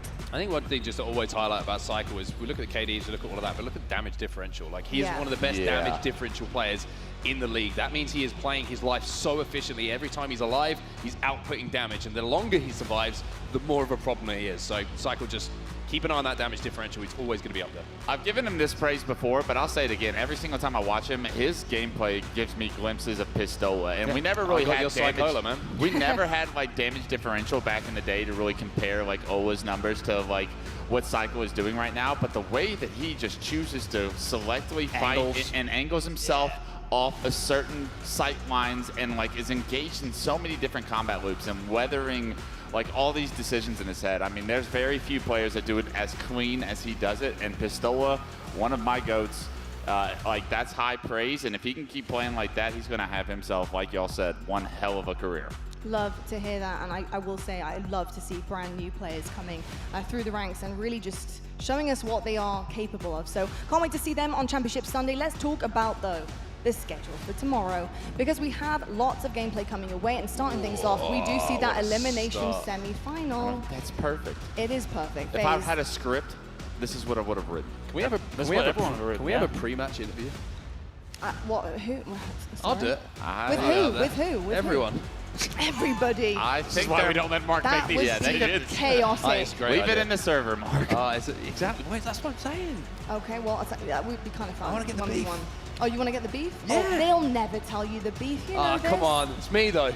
They never say anything. They're stone cold killers up there. They only speak in Discord, and that's literally it. Twitch chat as well. Twitch chat as well. We've learned recently they speak in Twitch chat. I'll tell you what, I've got an even better idea then. We'll get a couple of keyboards, a couple of monitors. That's exactly, There we go. The Warriors will come out. Private chat. Anonymous chat accounts. Happening. Yes. And this sounds like something for the narrative. Film the whole thing. Got it covered. Good idea. Lots of fun things actually to do with the narrative and Space Station tomorrow. A little teaser for you, but we'll talk more about that. But yes, then we have Optic on winners finals versus Shopify after that, and then we'll fill in the blanks, folks, because we've got teams going home and we've got teams going into that grand finals position as well and hoping to lift the trophy. Clutch, Onset, Rob, lovely to have you on the desk. Thank you so much. We're going to close things out here, but tomorrow brings greatness for all of our teams who are left in the running, and it has been business as usual thus far. But who is going to disrupt the pack? Who is going to disrupt some of our best teams who've been going toe-to-toe all season long? Is it going to be FaZe? Is it going to be Space Station, your hometown team? You're going to have to scream for them because they will be hearing you on that main stage and going extra hard when you do. Folks, thank you so much for tuning in. I will see you guys bright and early tomorrow, the Championship Sunday, and plenty more action here at the Halo Championship Series.